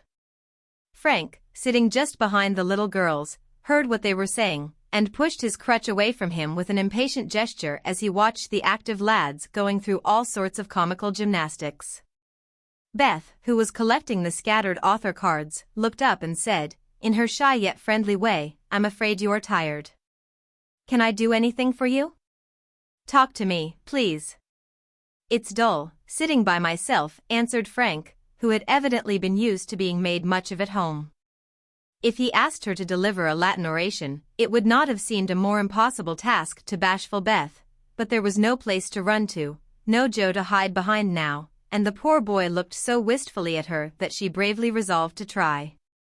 "What do you like to talk about?" she asked, fumbling over the cards and dropping half as she tried to tie them up. "Well, I like to hear about cricket and boating and hunting," said Frank, who had not yet learned to suit his amusements to his strength. "My heart. What shall I do?" "I don't know anything about them," thought Beth, and forgetting the boy's misfortune in her flurry, she said, hoping to make him talk, "I never saw any hunting, but I suppose you know all about it." "I did once, but I can never hunt again, for I got hurt leaping a confounded 5-barred gate, so there are no more horses and hounds for me," said Frank with a sigh that made Beth hate herself for her innocent blunder. "Your deer are much prettier than our ugly buffaloes," she said, turning to the prairies for help and feeling glad that she had read one of the boys' books in which Joe delighted. Buffaloes proved soothing and satisfactory, and in her eagerness to amuse another, Beth forgot herself, and was quite unconscious of her sister's surprise and delight at the unusual spectacle of Beth talking away to one of the dreadful boys, against whom she had begged protection. "Bless her heart. She pities him, so she is good to him," added Joe, beaming at her from the croquet ground. "I always said she was a little saint," added Meg, as if there could be no further doubt of it. "I haven't heard Frank laugh so much for ever so long," said Grace to Amy, as they sat discussing dolls and making tea sets out of the acorn cups. "My sister Beth is a very fastidious girl, when she likes to be," said Amy, well pleased at Beth's success. She meant fascinating, but as Grace didn't know the exact meaning of either word, fastidious sounded well and made a good impression. An impromptu circus, fox and geese, and an amicable game of croquet finished the afternoon. At sunset the tent was struck, hampers packed, wickets pulled up, boats loaded, and the whole party floated down the river, singing at the tops of their voices. Ned, getting sentimental, warbled a serenade with the pensive refrain. "Alone, alone, ah. Woe, alone." And at the lines, "We each are young, we each have a heart. Oh, why should we stand thus coldly apart?" He looked at Meg with such a lackadaisical expression that she laughed outright and spoiled his song. "How can you be so cruel to me?" he whispered, under cover of a lively chorus. "You've kept close to that starched-up Englishwoman all day, and now you snub me." "I didn't mean to, but you looked so funny I really couldn't help it," replied Meg, passing over the first part of his reproach, for it was quite true that she had shunned him, remembering the Moffat party and the talk after it. Ned was offended and turned to Sally for consolation, saying to her rather pettishly, "There isn't a bit of flirt in that girl, is there?" "Not a particle, but she's a dear," returned Sally, defending her friend even while confessing her shortcomings. "She's not a stricken deer anyway," said Ned, trying to be witty, and succeeding as well as very young gentlemen usually do. On the lawn where it had gathered, the little party separated with cordial good nights and goodbyes, for the Vaughans were going to Canada. As the four sisters went home through the garden, Miss Kate looked after them, saying, without the patronizing tone in her voice, in spite of their demonstrative manners, "American girls are very nice when one knows them." "I quite agree with you," said Mr. Brooke. Chapter 13. Laurie lay luxuriously swinging to and fro in his hammock one warm September afternoon, wondering what his neighbors were about, but too lazy to go and find out. He was in one of his moods, for the day had been both unprofitable and unsatisfactory, and he was wishing he could live it over again. The hot weather made him indolent, and he had shirked his studies, tried Mr. Brooke's patience to the utmost, displeased his grandfather by practicing half the afternoon, frightened the maidservants half out of their wits by mischievously hinting that one of his dogs was going mad, and, after high words with the stableman about some fancied neglect of his horse, he had flung himself into his hammock to fume over the stupidity of the world in general, till the peace of the lovely day quieted him in spite of himself. Staring up into the green gloom of the horse-chestnut trees above him, he dreamed dreams of all sorts, and was just imagining himself tossing on the ocean in a voyage round the world, when the sound of voices brought him ashore in a flash. Peeping through the meshes of the hammock, he saw the Marches coming out, as if bound on some expedition. "What in the world are those girls about now?" thought Laurie, opening his sleepy eyes to take a good look, for there was something rather peculiar in the appearance of his neighbors. Each wore a large, flapping hat, a brown linen pouch slung over one shoulder, and carried a long staff. Meg had a cushion, Joe a book, Beth a basket, and Amy a portfolio. All walked quietly through the garden, out at the little back gate, and began to climb the hill that lay between the house and river. "Well, that's cool," said Laurie to himself, "to have a picnic and never ask me. They can't be going in the boat, for they haven't got the key. Perhaps they forgot it. I'll take it to them and see what's going on." Though possessed of half a dozen hats, it took him some time to find one. Then there was a hunt for the key, which was at last discovered in his pocket, so that the girls were quite out of sight when leaped the fence and ran after them. Taking the shortest way to the boathouse, he waited for them to appear, but no one came, and he went up the hill to take an observation. A grove of pines covered one part of it, and from the heart of this green spot came a clearer sound than the soft sigh of the pines or the drowsy chirp of the crickets. "Here's a landscape," thought Laurie, peeping through the bushes, and looking wide awake and good-natured already. It was a rather pretty little picture, for the sisters sat together in the shady nook, with sun and shadow flickering over them, the aromatic wind lifting their hair and cooling their hot cheeks. And all the Littlewood people going on with their affairs as if these were no strangers but old friends. Meg sat upon her cushion, sewing daintily with her white hands, and looking as fresh and sweet as a rose in her pink dress among the green. Beth was sorting the cones that lay thick under the hemlock nearby, for she made pretty things with them. Amy was sketching a group of ferns, and Joe was knitting as she read aloud. A shadow passed over the boy's face as he watched them, feeling that he ought to go away because uninvited, yet lingering because home seemed very lonely and this quiet party in the woods most attractive to his restless spirit. He stood so still that a squirrel, busy with its harvesting, ran down a pine close beside him, saw him suddenly and skipped back, scolding so shrilly that Beth looked up, espied the wistful face behind the birches, and beckoned with a reassuring smile. "May I come in, please? Or shall I be a bother?" he asked, advancing slowly. Meg lifted her eyebrows, but Joe scowled at her defiantly and said at once, "Of course you may. We should have asked you before, only we thought you wouldn't care for such a girl's game as this. I always like your games, but if Meg doesn't want me, I'll go away. I've no objection if you do something." "It's against the rules to be idle here," replied Meg gravely but graciously. "Much obliged. I'll do anything if you'll let me stop a bit, for it's as dull as the desert of Sahara down there. Shall I sew, read, cone, draw, or do all at once?" "Bring on your bears." I'm ready. And Laurie sat down with a submissive expression delightful to behold. Finish this story while I set my heel, said Joe, handing him the book. Yes'm, was the meek answer as he began, doing his best to prove his gratitude for the favor of admission into the Busy Bee Society. The story was not a long one, and when it was finished, he ventured to ask a few questions as a reward of merit. Please, ma'am, could I inquire if this highly instructive and charming institution is a new one? Would you tell him? Asked Meg of her sisters. He'll laugh, said Amy warningly. Who cares, said Joe. I guess he'll like it, added Beth. Of course I shall. I give you my word I won't laugh. Tell away, Joe, and don't be afraid. The idea of being afraid of you. Well, you see we used to play Pilgrim's Progress, and we have been going on with it in earnest, all winter and summer.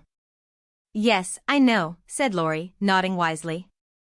Who told you? Demanded Joe. Spirits. No, I did. I wanted to amuse him one night when you were all away, and he was rather dismal. He did like it, so don't scold, Joe, said Beth meekly. You can't keep a secret. Never mind, it saves trouble now. Go on, please, said Laurie, as Joe became absorbed in her work, looking a trifle displeased. Oh, didn't she tell you about this new plan of ours? Well, we have tried not to waste our holiday, but each has had a task and worked at it with a will. The vacation is nearly over, the stints are all done, and we are ever so glad that we didn't dawdle. Yes, I should think so, and Laurie thought regretfully of his own idle days. Mother likes to have us out of doors as much as possible, so we bring our work here and have nice times. For the fun of it we bring our things in these bags, wear the old hats, use poles to climb the hill, and play pilgrims, as we used to do years ago. We call this hill the Delectable Mountain, for we can look far away and see the country where we hope to live some time. Joe pointed, and Laurie sat up to examine, for through an opening in the wood one could look across the wide, blue river, the meadows on the other side, far over the outskirts of the great city, to the green hills that rose to meet the sky. The sun was low, and the heavens glowed with the splendor of an autumn sunset. Gold and purple clouds lay on the hilltops, and rising high into the ruddy light were silvery white peaks that shone like the airy spires of some celestial city. How beautiful that is, said Laurie softly, for he was quick to see and feel beauty of any kind. It's often so, and we like to watch it, for it is never the same, but always splendid, replied Amy, wishing she could paint it.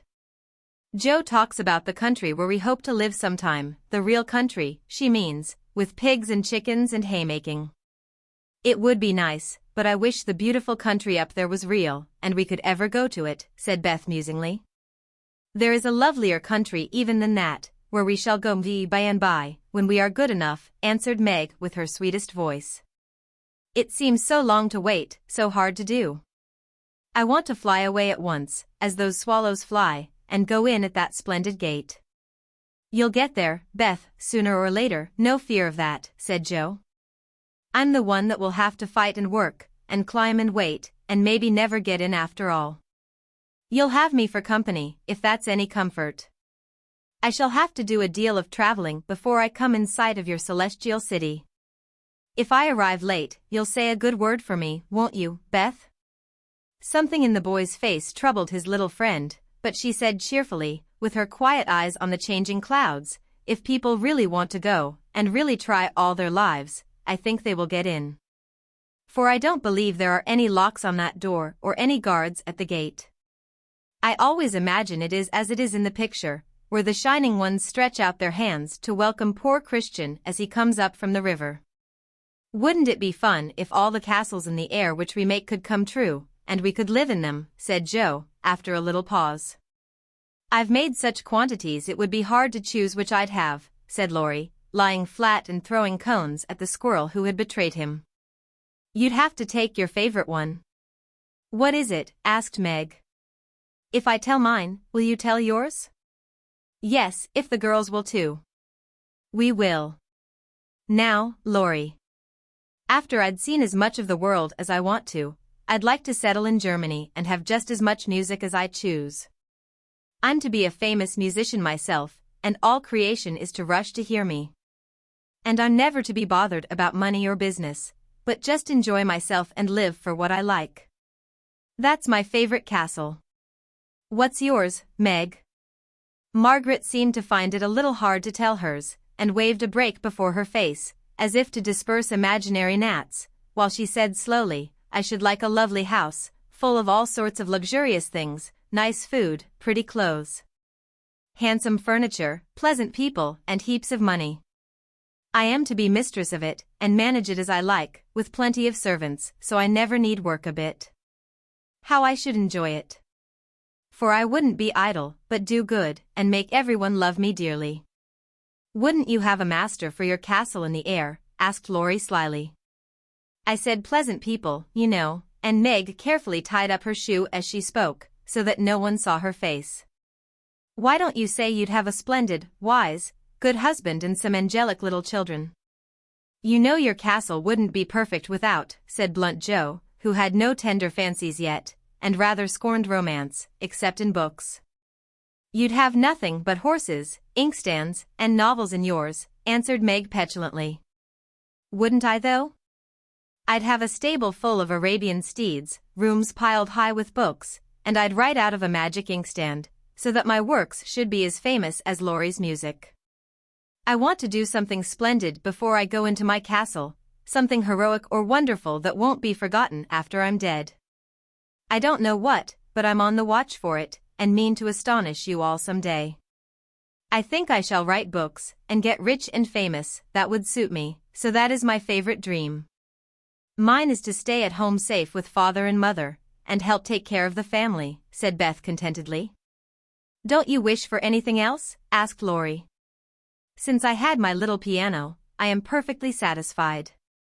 I only wish we may all keep well and be together, nothing else. I have ever so many wishes, but the pet one is to be an artist, and go to Rome, and do fine pictures, and be the best artist in the whole world, was Amy's modest desire. We're an ambitious set, aren't we? Every one of us, but Beth, wants to be rich and famous, and gorgeous in every respect. I do wonder if any of us will ever get our wishes, said Laurie, chewing grass like a meditative calf.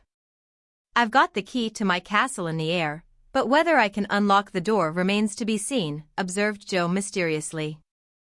I've got the key to mine, but I'm not allowed to try it. Hang college, muttered Laurie with an impatient sigh. Here's mine, and Amy waved her pencil. I haven't got any, said Meg forlornly. Yes, you have, said Laurie at once. Where? In your face. Nonsense, that's of no use. Wait and see if it doesn't bring you something worth having, replied the boy, laughing at the thought of a charming little secret which he fancied he knew. Meg colored behind the break, but asked no questions and looked across the river with the same expectant expression which Mr. Brooke had worn when he told the story of the night. If we are all alive 10 years hence, let's meet, and see how many of us have got our wishes, or how much nearer we are then than now, said Joe, always ready with a plan. Bless me! How old I shall be, 27. Exclaimed Meg, who felt grown up already, having just reached 17. You and I will be 26, Teddy, Beth 24, and Amy 22. What a venerable party, said Joe. I hope I shall have done something to be proud of by that time, but I'm such a lazy dog, I'm afraid I shall dawdle, Joe. You need a motive, Mother says, and when you get it, she is sure you'll work splendidly. Is she? By Jupiter, I will, if I only get the chance, cried Laurie, sitting up with sudden energy. I ought to be satisfied to please grandfather, and I do try, but it's working against the grain, you see, and comes hard. He wants me to be an India merchant, as he was, and I'd rather be shot. I hate tea and silt and spices, and every sort of rubbish his old ships bring, and I don't care how soon they go to the bottom when I own them. Going to college ought to satisfy him, for if I give him 4 years he ought to let me off from the business. But he's set, and I've got to do just as he did, unless I break away and please myself, as my father did. If there was anyone left to stay with the old gentleman, I'd do it tomorrow. Laurie spoke excitedly, and looked ready to carry his threat into execution on the slightest provocation, for he was growing up very fast and, in spite of his indolent ways, had a young man's hatred of subjection. A young man's restless longing to try the world for himself. I advise you to sail away in one of your ships, and never come home again till you have tried your own way, said Joe, whose imagination was fired by the thought of such a daring exploit, and whose sympathy was excited by what she called Teddy's wrongs. That's not right, Joe. You mustn't talk in that way, and Laurie mustn't take your bad advice. You should do just what your grandfather wishes, my dear boy, said Meg in her most maternal tone. Do your best at college, and when he sees that you try to please him, I'm sure he won't be hard on you or unjust to you. As you say, there is no one else to stay with and love him, and you'd never forgive yourself if you left him without his permission. Don't be dismal or fret, but do your duty and you'll get your reward, as good Mr. Brooke has, by being respected and loved. What do you know about him? Asked Laurie, grateful for the good advice, but objecting to the lecture, and glad to turn the conversation from himself after his unusual outbreak. Only what your grandpa told us about him, how he took good care of his own mother till she died, and wouldn't go abroad as tutor to some nice person because he wouldn't leave her. And how he provides now for an old woman who nursed his mother, and never tells anyone, but is just as generous and patient and good as he can be. So he is, dear old fellow, said Laurie heartily, as Meg paused, looking flushed and earnest with her story. It's like Grandpa to find out all about him without letting him know, and to tell all his goodness to others, so that they might like him. Brooke couldn't understand why your mother was so kind to him, asking him over with me and treating him in her beautiful friendly way. He thought she was just perfect, and talked about it for days and days, and went on about you all in flaming style. If ever I do get my wish, you see what I'll do for Book. Begin to do something now by not plaguing his life out, said Meg sharply. How do you know I do, miss? I can always tell by his face when he goes away. If you have been good, he looks satisfied and walks briskly. If you have plagued him, he's sober and walks slowly, as if he wanted to go back and do his work better. Well, I like that. So you keep an account of my good and bad marks in Brooke's face, do you? I see him bow and smile as he passes your window, but I didn't know you'd got up a telegraph. We haven't. Don't be angry, and oh, don't tell him I said anything. It was only to show that I cared how you get on, and what is said here is said in confidence, you know, cried Meg, much alarmed at the thought of what might follow from her careless speech. I don't tell tales, replied Laurie, with his high and mighty air, as Joe called a certain expression which he occasionally wore. Only if Brooke is going to be a thermometer, I must mind and have fair weather for him to report. Please don't be offended. I didn't meant to preach or tell tales or be silly. I only thought Joe was encouraging you in a feeling which you'd be sorry for by and by. You are so kind to us, we feel as if you were our brother and say just what we think. Forgive me, I meant it kindly. And Meg offered her hand with a gesture both affectionate and timid. Ashamed of his momentary pique, Laurie squeezed the kind little hand, and said frankly, I'm the one to be forgiven. I'm cross and have been out of sorts all day. I like to have you tell me my faults and be sisterly, so don't mind if I am grumpy sometimes. I thank you all the same. Bent on showing that he was not offended, he made himself as agreeable as possible, wound cotton for Meg, recited poetry to please Joe, shook down cones for Beth, and helped Amy with her ferns, proving himself a fit person to belong to the Busy Bee Society. In the midst of an animated discussion on the domestic habits of turtles, one of those amiable creatures having strolled up from the river, the faint sound of a bell warned them that Hannah had put the tea to draw, and they would just have time to get home to supper. May I come again? Asked Laurie. Yes, if you are good, and love your book, as the boys in the primer are told to do, said Meg, smiling. I'll try. Then you may come, and I'll teach you to knit as the Scotchmen do. There's a demand for socks just now, added Joe, waving hers like a big blue worsted banner as they parted at the gate. That night, when Beth played to Mr. Lawrence in the twilight, Laurie, standing in the shadow of the curtain, listened to the little David, whose simple music always quieted his moody spirit, and watched the old man, who sat with his gray head on his hand, thinking tender thoughts of the dead child he had loved so much. Remembering the conversation of the afternoon, the boy said to himself, with the resolve to make the sacrifice cheerfully, "I'll let my castle go, and stay with the dear old gentleman while he needs me, for I am all he has." Chapter 14. Joe was very busy in the garret, for the October days began to grow chilly, and the afternoons were short. For 2 or 3 hours the sun lay warmly in the high window, showing Joe seated on the old sofa, writing busily, with her papers spread out upon a trunk before her, while Scrabble, the pet rat, promenaded the beams overhead, accompanied by his oldest son, a fine young fellow, who was evidently very proud of his whiskers. Quite absorbed in her work, Joe scribbled away till the last page was filled, when she signed her name with a flourish and threw down her pen, exclaiming, "There, I've done my best. If this won't suit, I shall have to wait till I can do better." Lying back on the sofa, she read the manuscript carefully through, making dashes here and there, and putting in many exclamation points, which looked like little balloons. Then she tied it up with a smart red ribbon, and sat a minute looking at it with a sober, wistful expression, which plainly showed how earnest her work had been. Joe's desk up here was an old tin kitchen which hung against the wall. In it she kept her papers, and a few books, safely shut away from Scrabble, who, being likewise of a literary turn, was fond of making a circulating library of such books as were left in his way by eating the leaves. From this tin receptacle Joe produced another manuscript, and putting both in her pocket, crept quietly downstairs, leaving her friends to nibble on her pens and taste her ink.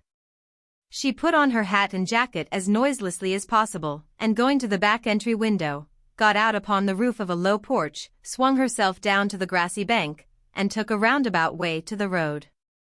Once there, she composed herself, hailed a passing omnibus, and rolled away to town, looking very merry and mysterious. If anyone had been watching her, he would have thought her movements decidedly peculiar, for on alighting, she went off at a great pace till she reached a certain number in a certain busy street. Having found the place with some difficulty, she went into the doorway, looked up the dirty stairs, and after standing stock still a minute, suddenly dived into the street and walked away as rapidly as she came. This maneuver she repeated several times, to the great amusement of a black-eyed young gentleman lounging in the window of a building opposite. On returning for the third time, Joe gave herself a shake, pulled her hat over her eyes, and walked up the stairs, looking as if she were going to have all her teeth out. There was a dentist's sign, among others, which adorned the entrance, and after staring a moment at the pair of artificial jaws which slowly opened and shut to draw attention to a fine set of teeth, the young gentleman put on his coat, took his hat, and went down to post himself in the opposite doorway, saying with a smile and a shiver, "It's like her to come alone, but if she has a bad time she'll need someone to help her home." In 10 minutes Joe came running downstairs with a very red face and the general appearance of a person who had just passed through a trying ordeal of some sort. When she saw the young gentleman she looked anything but pleased, and passed him with a nod. But he followed, asking with an air of sympathy, "Did you have a bad time?" "Not very." "You got through quickly?" "Yes, thank goodness." "Why did you go alone?" "Didn't want anyone to know." "You're the oddest fellow I ever saw. How many did you have out?" Joe looked at her friend as if she did not understand him, then began to laugh as if mightily amused at something. "There are 2 which I want to have come out, but I must wait a week." "What are you laughing at?" "You are up to some mischief, Joe," said Laurie, looking mystified. "So are you." "What were you doing, sir, up in that billiard saloon?" "Begging your pardon, ma'am, it wasn't a billiard saloon, but a gymnasium, and I was taking a lesson in fencing." "I'm glad of that." "Why?" "You can teach me, and then when we play Hamlet, you can be Laertes, and we'll make a fine thing of the fencing scene." Laurie burst out with a hearty boy's laugh, which made several passers-by smile in spite of themselves. "I'll teach you whether we play Hamlet or not. It's grand fun and will straighten you up capitally." But I don't believe that was your only reason for saying I'm glad in that decided way, was it now? No, I was glad that you were not in the saloon, because I hope you never go to such places. Do you? Not often. I wish you wouldn't.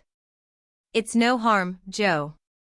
I have billiards at home, but it's no fun unless you have good players, so, as I'm fond of it, I come sometimes and have a game with Ned Moffat or some of the other fellows. Oh, dear, I'm so sorry, for you'll get to liking it better and better, and will waste time and money, and grow like those dreadful boys. I did hope you'd stay respectable and be a satisfaction to your friends, said Joe, shaking her head. Can't a fellow take a little innocent amusement now and then without losing his respectability? Asked Laurie, looking nettled. That depends upon how and where he takes it. I don't like Ned and his set, and wish you'd keep out of it. Mother won't let us have him at our house, though he wants to come. And if you grow like him, she won't be willing to have us frolic together as we do now. Won't she? Asked Laurie anxiously. No, she can't bear fashionable young men, and she'd shut us all up in bandboxes rather than have us associate with them. Well, she needn't get out her bandboxes yet. I'm not a fashionable party and don't mean to be, but I do like harmless larks now and then, don't you? Yes, nobody minds them, so lark away, but don't get wild, will you? Or there will be an end of all our good times. I'll be a double distilled saint. I can't bear saints. Just be a simple, honest, respectable boy, and we'll never desert you.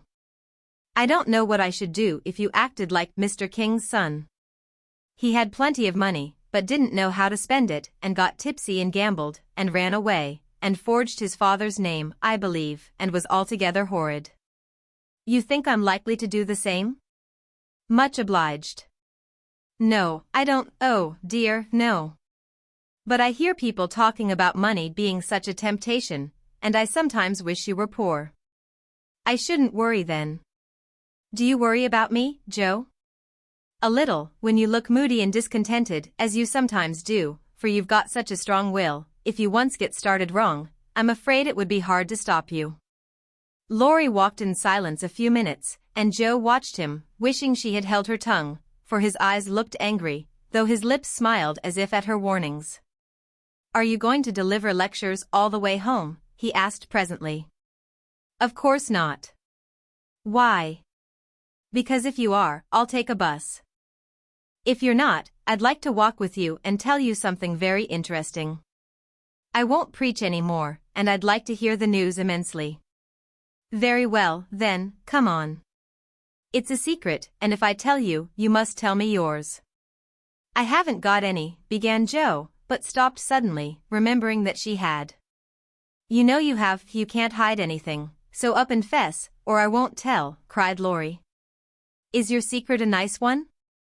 Oh, isn't it? All about people you know, and such fun. You ought to hear it, and I've been aching to tell it this long time come, you begin. You'll not say anything about it at home, will you? Not a word. And you won't tease me in private? I never tease. Yes, you do. You get everything you want out of people. I don't know how you do it, but you are a born wheedler. Thank you. Fire away. Well, I've left 2 stories with a newspaperman, and he's to give his answer next week, whispered Joe in her confidante's ear. Hurrah for Miss March, the celebrated American authoress! Cried Laurie, throwing up his hat and catching it again, to the great delight of 2 ducks, 4 cats, 5 hens, and half a dozen Irish children, for they were out of the city now. Hush! It won't come to anything, I dare say, but I couldn't rest till I had tried, and I said nothing about it because I didn't want anyone else to be disappointed. It won't fail. Why, Joe, your stories are works of Shakespeare compared to half the rubbish that is published every day. Won't it be fun to see them in print, and shan't we feel proud of our authoress? Joe's eyes sparkled, for it is always pleasant to be believed in, and a friend's praise is always sweeter than a dozen newspaper puffs. Where's your secret? Play fair, Teddy, or I'll never believe you again, she said, trying to extinguish the brilliant hopes that blazed up at a word of encouragement. I may get into a scrape for telling, but I didn't promise not to, so I will, for I never feel easy in my mind till I've told you any plummy bit of news I get. I know where Meg's glove is. Is that all? Said Joe, looking disappointed, as Laurie nodded and twinkled with a face full of mysterious intelligence. It's quite enough for the present, as you'll agree when I tell you where it is. Tell, then. Laurie bent and whispered 3 words in Joe's ear, which produced a comical change. She stood and stared at him for a minute, looking both surprised and displeased, then walked on, saying sharply, "How do you know?" "Saw it." "Where?" "Pocket." "All this time?" "Yes, isn't that romantic?" "No, it's horrid." "Don't you like it?" "Of course I don't. It's ridiculous, it won't be allowed." "My patience." "What would Meg say?" "You are not to tell anyone." "Mind that." "I didn't promise." "That was understood, and I trusted you." "Well, I won't for the present, anyway, but I'm disgusted, and wish you hadn't told me. I thought you'd be pleased." "At the idea of anybody coming to take Meg away?" "No, thank you. You'll feel better about it when somebody comes to take you away." "I'd like to see anyone try it," cried Joe fiercely. "So should I." And Laurie chuckled at the idea. "I don't think secrets agree with me. I feel rumpled up in my mind since you told me that," said Joe rather ungratefully. "Race down this hill with me, and you'll be all right," suggested Laurie. No one was in sight, the smooth road sloped invitingly before her, and finding the temptation irresistible, Joe darted away, soon leaving hat and comb behind her and scattering hairpins as she ran. Laurie reached the goal first and was quite satisfied with the success of his treatment, for his Atlanta came panting up with flying hair, bright eyes, ruddy cheeks, and no signs of dissatisfaction in her face. "I wish I was a horse, then I could run for miles in this splendid air, and not lose my breath. It was capital, but see what a guy it's made me." "Go, pick up my things, like a cherub, as you are," said Joe, dropping down under a maple tree, which was carpeting the bank with crimson leaves. Laurie leisurely departed to recover the lost property, and Joe bundled up her braids, hoping no one would pass by till she was tidy again. But someone did pass, and who should it be but Meg, looking particularly ladylike in her state and festival suit, for she had been making calls. "What in the world are you doing here?" she asked, regarding her disheveled sister with well-bred surprise. "Getting leaves," meekly answered Joe, sorting the rosy handful she had just swept up. "And hairpins," added Laurie, throwing half a dozen into Joe's lap. "They grow on this road, Meg, so do combs and brown straw hats." "You have been running, Joe. How could you? When will you stop such romping ways?" said Meg reprovingly, as she settled her cuffs and smoothed her hair, with which the wind had taken liberties. "Never till I'm stiff and old and have to use a crutch. Don't try to make me grow up before my time, Meg. It's hard enough to have you change all of a sudden. Let me be a little girl as long as I can." As she spoke, Joe bent over the leaves to hide the trembling of her lips, for lately she had felt that Margaret was fast getting to be a woman. And Laurie's secret made her dread the separation which must surely come some time and now seemed very near. He saw the trouble in her face and drew Meg's attention from it by asking quickly, "Where have you been calling, also fine?" "At the gardener's, and Sally has been telling me all about Belle Moffat's wedding. It was very splendid, and they have gone to spend the winter in Paris. Just think how delightful that must be." "Do you envy her, Meg?" said Laurie. "I'm afraid I do." "I'm glad of it," muttered Joe, tying on her hat with a jerk. "Why?" asked Meg, looking surprised. "Because if you care much about riches, you will never go and marry a poor man," said Joe, frowning at Laurie, who was mutely warning her to mind what she said. "I shall never go and marry anyone," observed Meg, walking on with great dignity while the others followed, laughing, whispering, skipping stones, and behaving like children, as Meg said to herself. Though she might have been tempted to join them if she had not had her best dress on. For a week or two, Jo behaved so queerly that her sisters were quite bewildered. She rushed to the door when the postman rang, was rude to Mr. Brooke whenever they met, would sit looking at Meg with a woebegone face, occasionally jumping up to shake and then kiss her in a very mysterious manner. Laurie and she were always making signs to one another, and talking about spread eagles till the girls declared they had both lost their wits. On the second Saturday after Jo got out of the window, Meg, as she sat sewing at her window, was scandalized by the sight of Laurie chasing Jo all over the garden and finally capturing her in Amy's bower. What went on there, Meg could not see, but shrieks of laughter were heard, followed by the murmur of voices and a great flapping of newspapers. "What shall we do with that girl? She never will behave like a young lady," sighed Meg, as she watched the race with a disapproving face. "I hope she won't. She is so funny and dear as she is," said Beth, who had never betrayed that she was a little hurt at Jo's having secrets with anyone but her. "It's very trying, but we never can make her come LFO, added Amy, who sat making some new frills for herself, with her curls tied up in a very becoming way, two agreeable things that made her feel unusually elegant and ladylike. In a few minutes Jo bounced in, laid herself on the sofa, and affected to read. "Have you anything interesting there?" asked Meg, with condescension. "Nothing but a story, won't amount to much, I guess," returned Jo, carefully keeping the name of the paper out of sight. "You'd better read it aloud. That will amuse us and keep you out of mischief," said Amy in her most grown-up tone. "What's the name?" asked Beth, wondering why Jo kept her face behind the sheet. "The Rival Painters." "That sounds well. Read it," said Meg. With a loud hem and a long breath, Jo began to read very fast. The girls listened with interest, for the tale was romantic and somewhat pathetic, as most of the characters died in the end. "I like that about the splendid picture," was Amy's approving remark, as Jo paused. "I prefer the lovering part. Viola and Angelo are two of our favorite names, isn't that queer?" said Meg, wiping her eyes, for the lovering part was tragical. "Who wrote it?" asked Beth, who had caught a glimpse of Jo's face. The reader suddenly sat up, cast away the paper, displaying a flushed countenance, and with a funny mixture of solemnity and excitement replied in a loud voice, "Your sister." "You?" cried Meg, dropping her work. "It's very good," said Amy critically. "I knew it. I knew it. Oh, my Jo, I am so proud." And Beth ran to hug her sister and exult over this splendid success. Dear me, how delighted they all were, to be sure.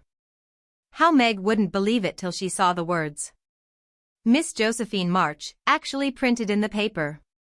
How graciously Amy criticized the artistic parts of the story, and offered hints for a sequel, which unfortunately couldn't be carried out, as the hero and heroine were dead. How Beth got excited, and skipped and sang with joy.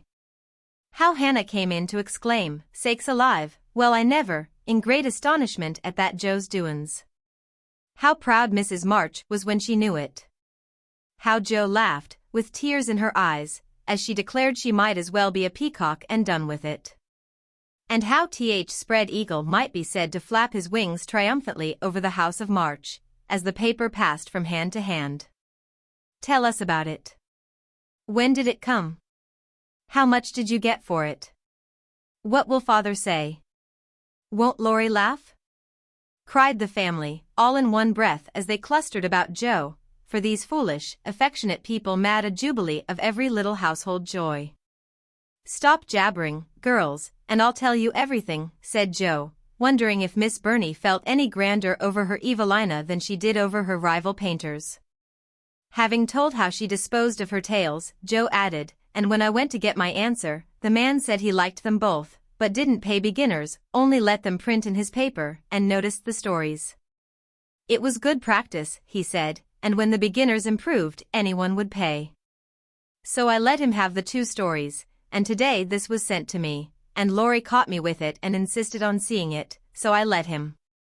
And he said it was good, and I shall write more, and he's going to get the next paid for, and I am so happy, for in time I may be able to support myself and help the girls." Jo's breath gave out here, and wrapping her head in the paper, she bedewed her little story with a few natural tears, for to be independent and earn the praise of those she loved were the dearest wishes of her heart. And this seemed to be the first step toward that happy end. Chapter 15. November is the most disagreeable month in the whole year, said Margaret, standing at the window one dull afternoon, looking out at the frost-bitten garden. That's the reason I was born in it, observed Jo pensively, quite unconscious of the blot on her nose. If something very pleasant should happen now, we should think it a delightful month, said Beth, who took a hopeful view of everything, even November. I dare say, but nothing pleasant ever does happen in this family, said Meg, who was out of sorts. We go grubbing along day after day, without a bit of change and very little fun. We might as well be in a treadmill. My patience, how blue we are, cried Jo. I don't much wonder, poor dear, for you see other girls having splendid times, while you grind, year in and year out. Oh, don't I wish I could manage things for you as I do for my heroines. You're pretty enough and good enough already, so I'd have some rich relation leave you a fortune unexpectedly. Then you'd dash out as an heiress, scorn everyone who has slighted you, go abroad, and come home my lady something in a blaze of splendor and elegance. People don't have fortunes left them in that style nowadays. Men have to work and women marry for money. It's a dreadfully unjust world, said Meg bitterly. Jo and I are going to make fortunes for you all. Just wait 10 years, and see if we don't, said Amy, who sat in a corner making mud pies, as Hannah called her little clay models of birds, fruit, and faces. Can't wait, and I'm afraid I haven't much faith in ink and dirt, though I'm grateful for your good intentions. Meg sighed, and turned to the frost-bitten garden again. Jo groaned and leaned both elbows on the table in a despondent attitude, but Amy spat away energetically, and Beth, who sat at the other window, said, smiling, 2 pleasant things are going to happen right away. Marmee is coming down the street, and Laurie is tramping through the garden as if he had something nice to tell. In they both came, Mrs. March with her usual question, any letter from father, girls? And Laurie to say in his persuasive way, won't some of you come for a drive? I've been working away at mathematics till my head is in a muddle, and I'm going to freshen my wits by a brisk turn. It's a dull day, but the air isn't bad, and I'm going to take Brooke home, so it will be gay inside if it isn't out. Come, Jo, you and Beth will go, won't you? Of course we will. Much obliged, but I'm busy. And Meg whisked out her workbasket, for she had agreed with her mother that it was best, for her at least, not to drive too often with the young gentleman. We 3 will be ready in a minute, cried Amy, running away to wash her hands. Can I do anything for you, Madam Mother? Asked Laurie, leaning over Mrs. March's chair with the affectionate look and tone he always gave her. No, thank you, except call at the office if you'll be so kind, dear. It's our day for a letter, and the postman hasn't been. Father is as regular as the sun, but there's some delay on the way, perhaps. A sharp ring interrupted her, and a minute after Hannah came in with a letter. It's one of them horrid telegraph things, Mum, she said, handling it as if she was afraid it would explode and do some damage. At the word telegraph, Mrs. March snatched it, read the 2 lines it contained, and dropped back into her chair as white as if the little paper had sent a bullet to her heart.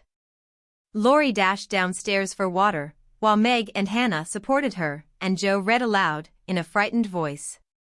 Mrs. March. Your husband is very ill. Come at once. S. Hale. Blank Hospital, Washington. How still the room was as they listened breathlessly, how strangely the day darkened outside, and how suddenly the whole world seemed to change, as the girls gathered about their mother, feeling as if all the happiness and support of their lives was about to be taken from them. Mrs. March was herself again directly, read the message over, and stretched out her arms to her daughters, saying, in a tone they never forgot, I shall go at once, but it may be too late. Oh, children, help me to bear it. For several minutes there was nothing but the sound of sobbing in the room, mingled with broken words of comfort, tender assurances of help, and hopeful whispers that died away in tears. Poor Hannah was the first to recover, and with unconscious wisdom she set all the rest a good example, for with her, work was panacea for most afflictions. The Lord keep the dear man. I won't waste no time a-cryin', but get your things ready right away, Mum, she said heartily, as she wiped her face on her apron, gave her mistress a warm shake of the hand with her own hard one, and went away to work like 3 women in one. She's right, there's no time for tears now. Be calm, girls, and let me think. They tried to be calm, poor things, as their mother sat up, looking pale but steady, and put away her grief to think and plan for them. Where's Laurie? She asked presently, when she had collected her thoughts and decided on the first duties to be done. Here, ma'am. Oh, let me do something, cried the boy, hurrying from the next room whither he had withdrawn, feeling that their first sorrow was too sacred for even his friendly eyes to see. Send a telegram saying I will come at once. The next train goes early in the morning. I'll take that. What else? The horses are ready. I can go anywhere, do anything, he said, looking ready to fly to the ends of the earth. Leave a note at Aunt March's. Joe, give me that pen and paper. Tearing off the blank side of one of her newly copied pages, Joe drew the table before her mother, well knowing that money for the long, sad journey must be borrowed, and feeling as if she could do anything to add to a little to the sum for her father. Now go, dear, but don't kill yourself driving at a desperate pace. There is no need of that. Mrs. March's warning was evidently thrown away, for 5 minutes later Laurie tore by the window on his own fleet horse, riding as if for his life. Joe, run to the rooms, and tell Mrs. King that I can't come. On the way get these things. I'll put them down, they'll be needed and I must go prepared for nursing. Hospital stores are not always good. Beth, go and ask Mr. Lawrence for a couple of bottles of old wine. I'm not too proud to beg for father. He shall have the best of everything. Amy, tell Hannah to get down the black trunk, and Meg, come and help me find my things, for I'm half bewildered. Writing, thinking, and directing all at once might well bewilder the poor lady, and Meg begged her to sit quietly in her room for a little while, and let them work. Everyone scattered like leaves before a gust of wind, and the quiet, happy household was broken up as suddenly as if the paper had been an evil spell. Mr. Lawrence came hurrying back with Beth, bringing every comfort the kind old gentleman could think of for the invalid, and friendliest promises of protection for the girls during the mother's absence, which comforted her very much. There was nothing he didn't offer, from his own dressing gown to himself as escort. But the last was impossible. Mrs. March would not hear of the old gentleman's undertaking the long journey, yet an expression of relief was visible when he spoke of it, for anxiety ill fits one for traveling. He saw the look, knit his heavy eyebrows, rubbed his hands, and marched abruptly away, saying he'd be back directly. No one had time to think of him again till, as Meg ran through the entry, with a pair of rubbers in one hand and a cup of tea in the other, she came suddenly upon Mr. Brooke. I'm very sorry to hear of this, Miss March, he said, in the kind, quiet tone which sounded very pleasantly to her perturbed spirit. I came to offer myself as escort to your mother. Mr.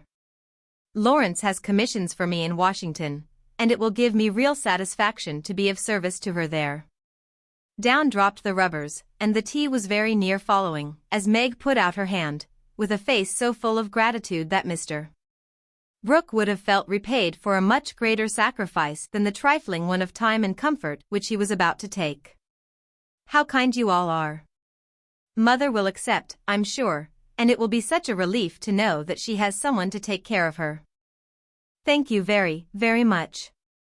Meg spoke earnestly, and forgot herself entirely till something in the brown eyes looking down at her made her remember the cooling tea, and lead the way into the parlor, saying she would call her mother. Everything was arranged by the time Laurie returned with a note from Aunt March, enclosing the desired sum, and a few lines repeating what she had often said before, that she had always told them it was absurd for March to go into the army. Always predicted that no good would come of it, and she hoped they would take her advice the next time. Mrs. March put the note in the fire, the money in her purse, and went on with her preparations, with her lips folded tightly in a way which Joe would have understood if she had been there. The short afternoon wore away. All other errands were done, and Meg and her mother busy at some necessary needlework, while Beth and Amy got tea, and Hannah finished her ironing with what she called a slap and a bang, but still Joe did not come.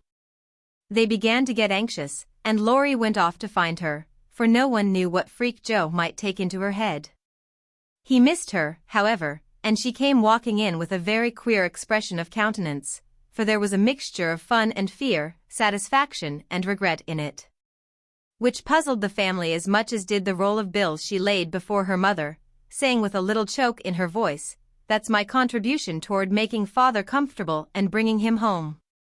"My dear, where did you get it?" $25. "Joe, I hope you haven't done anything rash?" "No, it's mine honestly. I didn't beg, borrow, or steal it.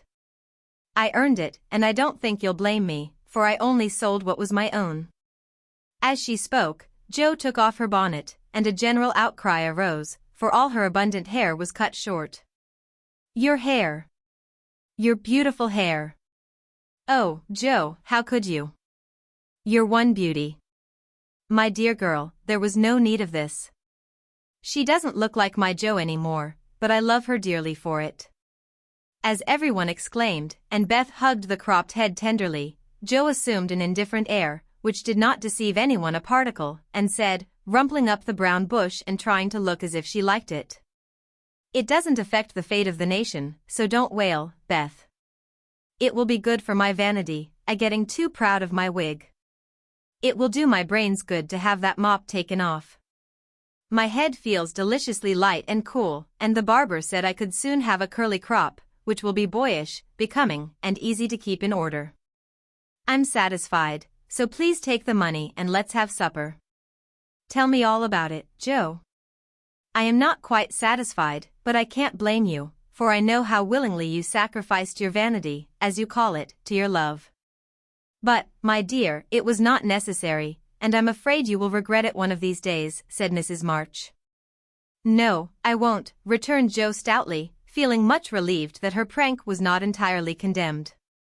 "What made you do it?" asked Amy, who would as soon have thought of cutting off her head as her pretty hair. "Well, I was wild to something for father," replied Joe, as they gathered about the table, for healthy young people can eat even in the midst of trouble. "I hate to borrow as much as mother does, and I knew Aunt March would croak, she always does, if you ask for a 9 pence. Meg gave all her quarterly salary toward the rent, and I only got some clothes with mine, so I felt wicked, and was bound to have some money, if I sold the nose off my face to get it." "You needn't feel wicked, my child. You had no winter things and got the simplest with your own hard earnings," said Mrs. March with a look that warmed Joe's heart. "I hadn't the least idea of selling my hair at first, but as I went along I kept thinking what I could do, and feeling as if I'd like to dive into some of the rich stores and help myself. In a barber's window I saw tails of hair with the prices marked, and one black tail, not so thick as mine, was $40. It came to me all of a sudden that I had one thing to make money out of, and without stopping to think, I walked in, asked if they bought hair, and what they would give for mine." "I don't see how you dared to do it," said Beth in a tone of awe. "Oh, he was a little man who looked as if he merely lived to oil his hair. He rather stared at first, as if he wasn't used to having girls bounce into his shop and ask him to buy their hair. He said he didn't care about mine, it wasn't the fashionable color, and he never paid much for it in the first place. The work he put it into it made it dear, and so on. It was getting late, and I was afraid if it wasn't done right away that I shouldn't have it done at all, and you know when I start to do a thing, I hate to give it up. So I begged him to take it, and told him why I was in such a hurry.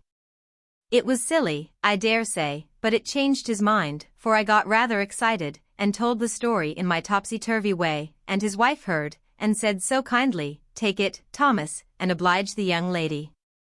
I'd do as much for our Jimmy any day if I had a spire of hair worth selling." "Who was Jimmy?" asked Amy, who liked to have things explained as they went along. "Her son," she said, "who was in the army." How friendly such things make strangers feel, don't they? She talked away all the time the man clipped, and diverted my mind nicely. Didn't you feel dreadfully when the first cut came? Asked Meg, with a shiver. I took a last look at my hair while the man got his things, and that was the end of it. I never snivel over trifles like that. I will confess, though, I felt queer when I saw the dear old hair laid out on the table, and felt only the short rough ends of my head.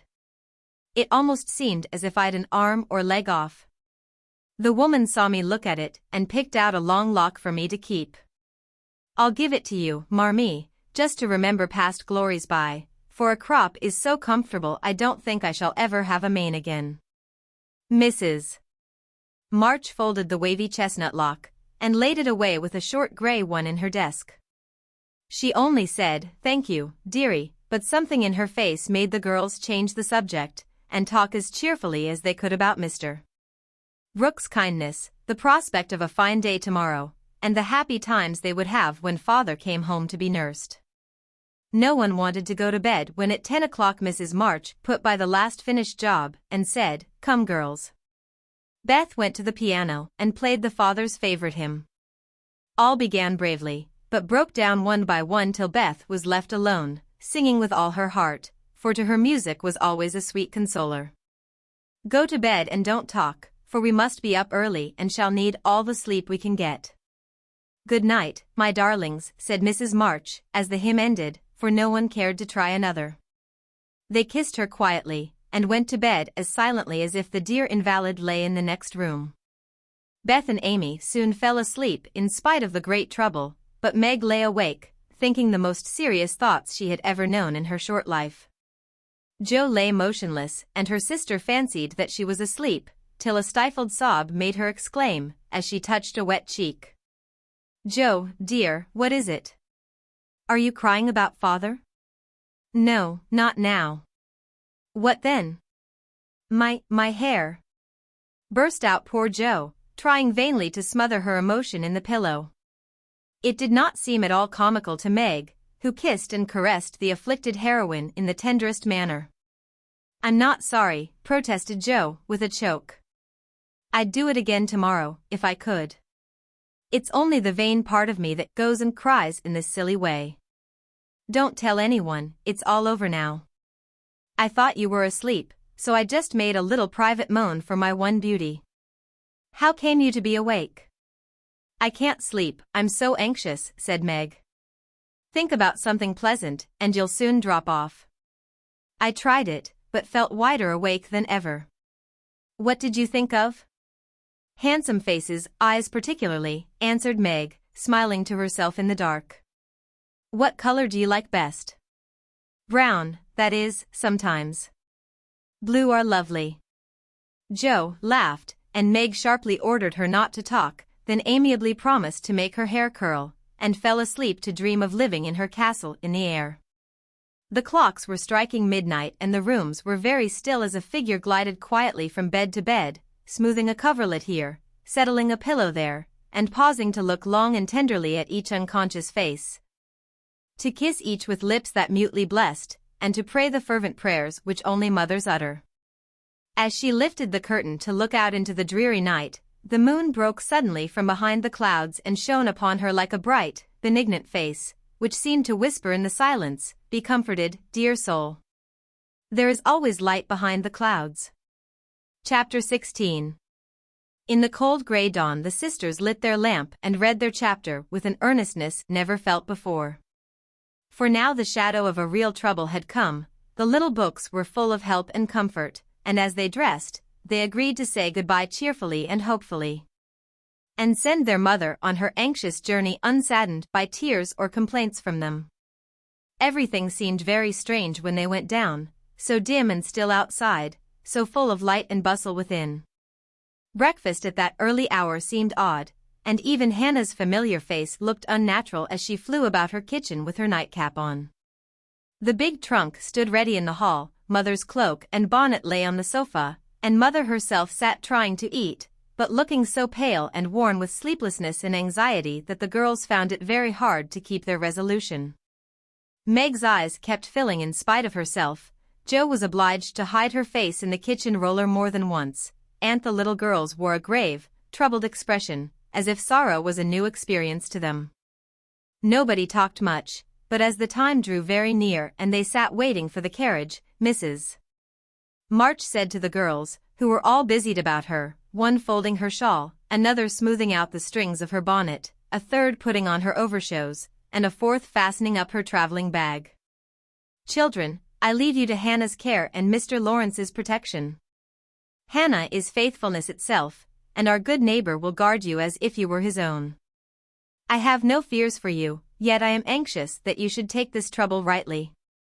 Don't grieve and fret when I am gone, or think that you can be idle and comfort yourselves by being idle and trying to forget. Go on with your work as usual, for work is a blessed solace. Hope and keep busy, and whatever happens, remember that you never can be fatherless. Yes, Mother. Meg, dear, be prudent, watch over your sisters, consult Hannah, and in any perplexity, go to Mr. Lawrence. Be patient, Jo, don't get despondent or do rash things, write to me often, and be my brave girl, ready to help and cheer all. Beth, comfort yourself with your music, and be faithful to the little home duties, and you, Amy, help all you can, be obedient, and keep happy safe at home. We will, Mother. We will. The rattle of an approaching carriage made them all start and listen. That was the hard minute, but the girls stood it well. No one cried, no one ran away or uttered a lamentation, though their hearts were very heavy as they sent loving messages to Father, remembering, as they spoke, that it might be too late to deliver them. They kissed their mother quietly, clung about her tenderly, and tried to wave their hands cheerfully when she drove away. Laurie and his grandfather came over to see her off, and Mr. Brooke looked so strong and sensible and kind that the girls christened him Mr. Greatheart on the spot. Goodbye, my darlings. God bless and keep us all, whispered Mrs.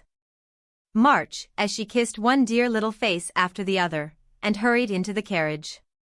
As she rolled away, the sun came out, and looking back, she saw it shining on the group at the gate like a good omen. They saw it also, and smiled and waved their hands, and the last thing she beheld as she turned the corner was the four bright faces, and behind them like a bodyguard, old Mr. Lawrence, faithful Hannah, and devoted Laurie. How kind everyone is to us, she said, turning to find fresh proof of it in the respectful sympathy of the young man's face. I don't see how they can help it, returned Mr. Brooke, laughing so infectiously that Mrs. March could not help smiling. And so the journey began with the good omens of sunshine, smiles, and cheerful words. I feel as if there had been an earthquake, said Jo, as their neighbors went home to breakfast, leaving them to rest and refresh themselves. It seems as if half the house was gone, added Meg forlornly. Beth opened her lips to say something, but could only point to the pile of nicely mended hose which lay on Mother's table, showing that even in her last hurried moments she had thought and worked for them. It was a little thing, but it went straight to their hearts, and in spite of their brave resolutions, they all broke down and cried bitterly. Hannah wisely allowed them to relieve their feelings, and when the shower showed signs of clearing up, she came to the rescue, armed with a coffee pot. Now, New York dear young ladies, remember what your ma said, and don't fret. Come and have a cup of coffee all round, and then let's fall to work and be a credit to the family. Coffee was a treat, and Hannah showed great tact in making it that morning. No one could resist her persuasive nods, or the fragrant invitation issuing from the nose of the coffee pot. They drew up to the table, exchanged their handkerchiefs for napkins, and in 10 minutes were all right again. Hope and keep busy, that's the motto for us, so let's see who will remember it best. I shall go to Aunt March, as usual. Oh, won't she lecture though, said Jo, as she sipped with returning spirit. I shall go to my King's, though I'd much rather stay at home and attend to things here, said Meg, wishing she hadn't made her eyes so red. No need of that. Beth and I can keep house perfectly well, put in Amy, with an important air. Hannah will tell us what to do, and we'll have everything nice when you come home, added Beth, getting out her mop and dish tub without delay. I think anxiety is very interesting, observed Amy, eating sugar pensively. The girls couldn't help laughing and felt better for it, though Meg shook her head at the young lady who could find consolation in a sugar bowl. The sight of the turnovers made Joe sober again, and when the two went out to their daily tasks, they looked sorrowfully back at the window where they were accustomed to see their mother's face. It was gone, but Beth had remembered the little household ceremony, and there she was, nodding away at them like a rosy-faced mandarin. "That's so like my Beth," said Joe, waving her hat, with a grateful face. "Goodbye, Meggie, I hope the Kings won't strain today. Don't fret about Father, dear," she added, as they parted. "And I hope Aunt March won't croak." "Your hair is becoming, and it looks very boyish and nice," returned Meg, trying not to smile at the curly head, which looked comically small on her tall sister's shoulders. "That's my only comfort." And, touching her hat a la Laurie, away went Joe, feeling like a shorn sheep on a wintry day. News from their father comforted the girls very much, for though dangerously ill, the presence of the best and tenderest of nurses had already done him good. Mr. Brooke sent a bulletin every day, and as the head of the family, Meg insisted on reading the dispatches, which grew more cheerful as the week passed. At first, everyone was eager to write, and plump envelopes were carefully poked into the letter box by one or other of the sisters, who felt rather important with their Washington correspondence. As one of these packets contained characteristic notes from the party, we will rob an imaginary mail and read them. My dearest mother, it is impossible to tell you how happy your last letter made us, for the news was so good we couldn't help laughing and crying over it. How very kind Mr. Brooke is, and how fortunate that Mr. Lawrence's business detains him near you so long, since he is so useful to you and Father. The girls are all as good as gold. Joe helps me with the sewing, and insists on doing all sorts of hard jobs. I should be afraid she might overdo, if I didn't know her moral fit wouldn't last long. Beth is as regular about her tasks as a clock, and never forgets what you told her. She grieves about Father, and looks sober except when she is at her little piano. Amy minds me nicely, and I take great care of her. She does her own hair, and I am teaching her to make buttonholes and mend her stockings. She tries very hard, and I know you will be pleased with her improvement when you come.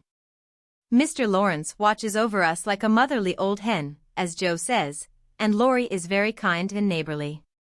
He and Joe keep us merry, for we get pretty blue sometimes, and feel like orphans, with you so far away. Hannah is a perfect saint. She does not scold at all, and always calls me Miss Margaret, which is quite proper, you know, and treats me with respect. We are all well and busy, but we long, day and night, to have you back. Give my dearest love to Father, and believe me, ever your own, Meg. This note, prettily written on scented paper, was a great contrast to the next, which was scribbled on a big sheet of thin foreign paper, ornamented with blots and all manner of flourishes and curly-tailed letters. My precious Marmee. 3 cheers for dear Father. Brooke was a trump to telegraph right off, and let us know the minute he was better. I rushed up garret when the letter came and tried to thank God for being so good to us, but I could only cry and say, I'm glad. I'm glad. Didn't that do as well as a regular prayer? For I felt a great many in my heart. We have such funny times, and now I can enjoy them, for everyone is so desperately good, it's like living in a nest of turtle doves. You'd laugh to see Meg head the table and try to be motherish. She gets prettier every day, and I'm in love with her sometimes. The children are regular archangels, and well, I'm Joe, and never shall be anything else. Oh, I must tell you that I came near having a quarrel with Laurie. I freed my mind about a silly little thing, and he was offended. I was right, but didn't speak as I ought, and he marched home, saying he wouldn't come again till I begged pardon. I declared I wouldn't and got mad. It lasted all day. I felt bad and wanted you very much.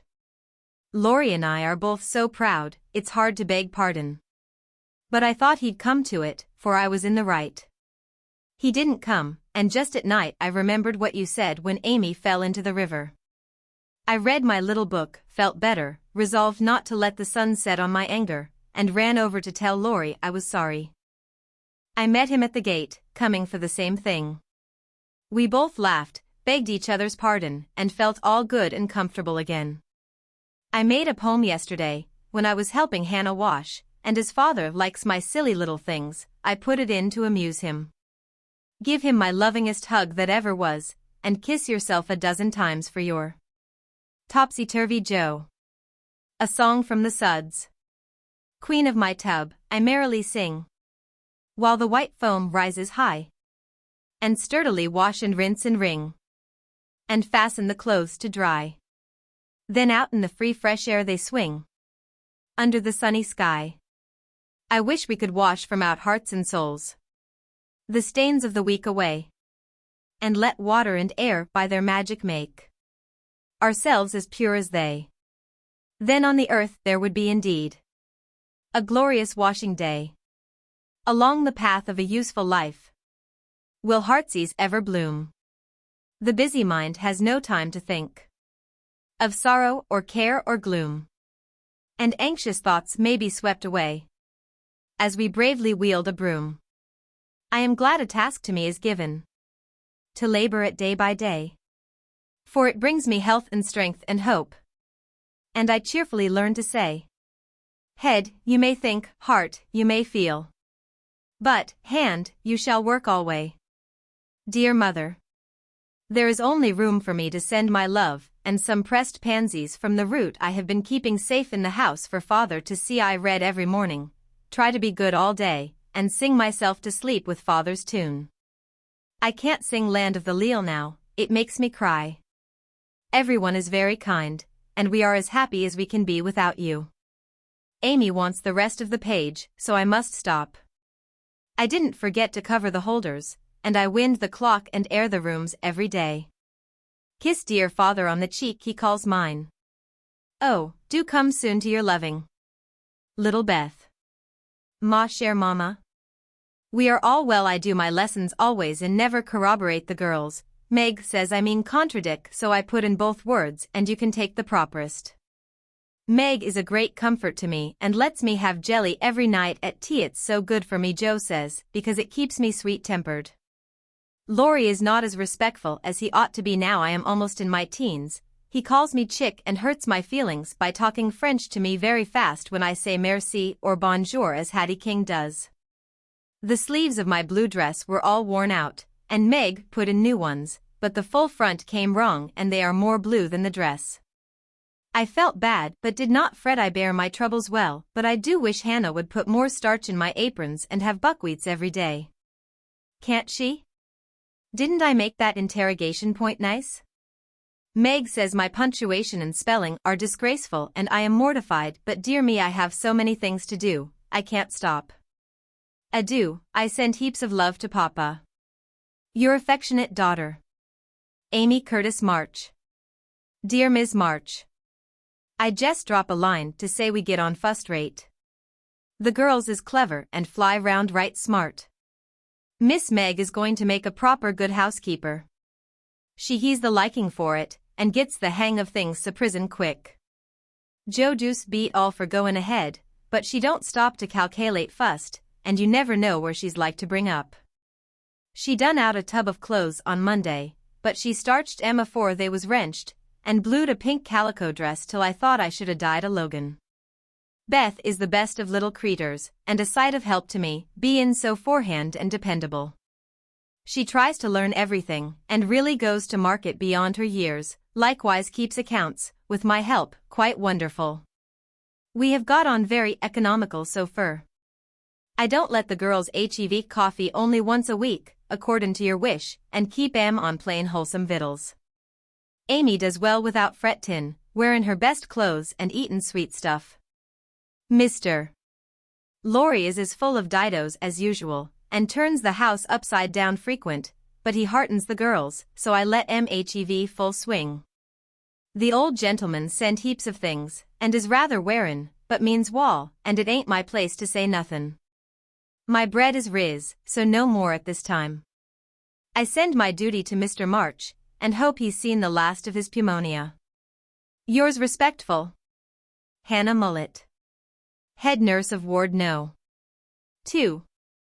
All serene on the Rappahannock, troops in fine condition, commissary department well conducted, the Home Guard under Colonel Teddy always on duty, Commander-in-Chief General Lawrence reviews the Army daily. Quartermaster Mullet keeps order in camp, and Major Lyon does picket duty at night. A salute of 24 guns was fired on receipt of good news from Washington, and a dress parade took place at headquarters.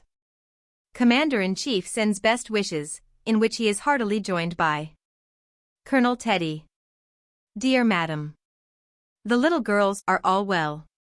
Beth and my boy report daily. Hannah is a model servant, and guards pretty Meg like a dragon. Glad the fine weather holds. Pray make Brooke useful, and draw on me for funds if expenses exceed your estimate. Don't let your husband want anything. Thank God he is mending. Your sincere friend and servant, James Lawrence. Chapter 17. For a week, the amount of virtue in the old house would have supplied the neighborhood. It was really amazing, for everyone seemed in a heavenly frame of mind, and self-denial was all the fashion. Relieved of their first anxiety about their father, girls insensibly relaxed their praiseworthy efforts a little, and began to fall back into old ways. They did not forget their motto, but hoping and keeping busy seemed to grow easier, and after such tremendous exertions, they felt that endeavor deserved a holiday, and gave it a good many. Joe caught a bad cold through neglect to cover the shorn head enough, and was ordered to stay at home till she was better, for Aunt March didn't like to hear people read with colds in their heads. Joe liked this, and after an energetic rummage from garret to cellar, subsided on the sofa to nurse her cold with arsenicum and books. Amy found that housework and art did not go well together, and returned to her mud pies. Meg went daily to her pupils, and sewed, or thought she did, at home, but much time was spent in writing long letters to her mother, or reading the Washington dispatches over and over. Beth kept on, with only slight relapses into idleness or grieving. All the little duties were faithfully done each day, and many of her sisters also, for they were forgetful, and the house seemed like a clock whose pendulum was gone a-visiting. When her heart got heavy with longings for mother or fears for father, she went away into a certain closet, hid her face in the folds of a dear old gown, and made her little moan and prayed her little prayer quietly by herself. Nobody knew what cheered her up after a sober fit, but everyone felt how sweet and helpful Beth was, and fell into a way of going to her for comfort or advice in their small affairs. All were unconscious that this experience was a test of character, and when the first excitement was over, felt that they had done well and deserved praise. So they did, but their mistake was in ceasing to do well, and they learned this lesson through much anxiety and regret. Meg, I wish you'd go and see the Hummels. You know Mother told us not to forget them, said Beth, 10 days after Mrs. March's departure. I'm too tired to go this afternoon, lied Meg, rocking comfortably as she sewed. Can't you, Joe? Asked Beth. Too stormy for me with my cold. I thought it was almost well. It's well enough for me to go out with Laurie, but not well enough to go to the Hummels, said Joe, laughing, but looking a little ashamed of her inconsistency. Why don't you go yourself? Asked Meg. I have been every day, but the baby is sick, and I don't know what to do for it. Mrs. Hummel goes away to work, and Lottchen takes care of it.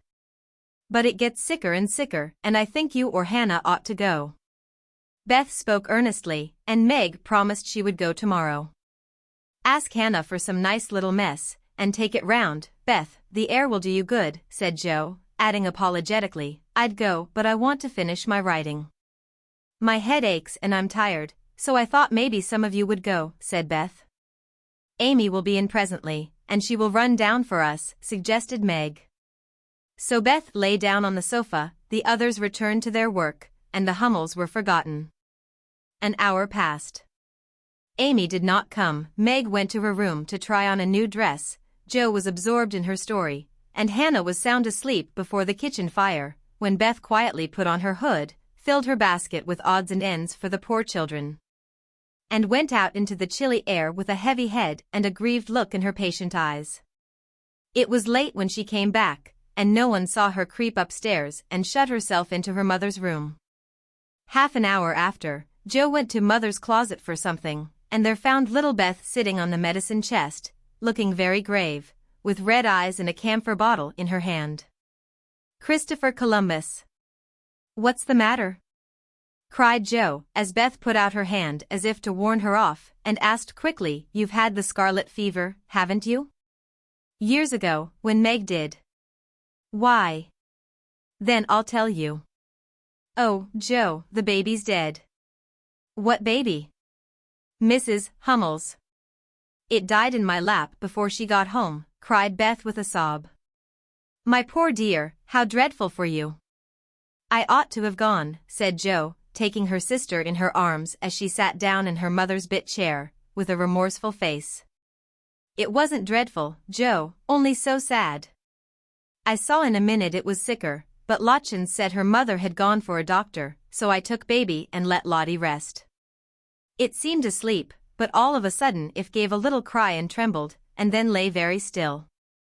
I tried to warm its feet and Lottie gave it some milk, but it didn't stir, and I knew it was dead." "Don't cry, dear." "What did you do?" "I just sat and held it softly till Mrs. Hummel came with the doctor.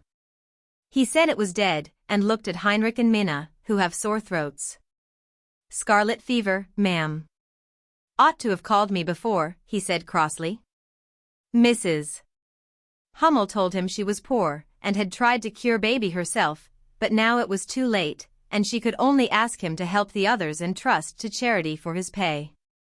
He smiled then, and was kinder, but it was very sad, and I cried with them till he turned round all of a sudden, and told me to go home and take belladonna right away, or I'd have the fever. "No, you won't," cried Joe, hugging her close, with a frightened look. "Oh, Beth, if you should be sick I never could forgive myself.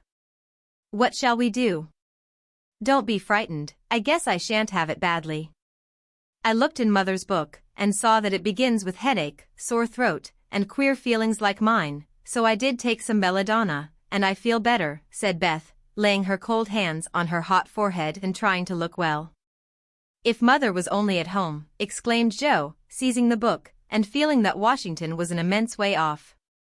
She read a page, looked at Beth, felt her head, peeped into her throat, and then said gravely, "You've been over the baby every day for more than a week, and among the others who are going to have it, so I'm afraid you are going to have it, Beth.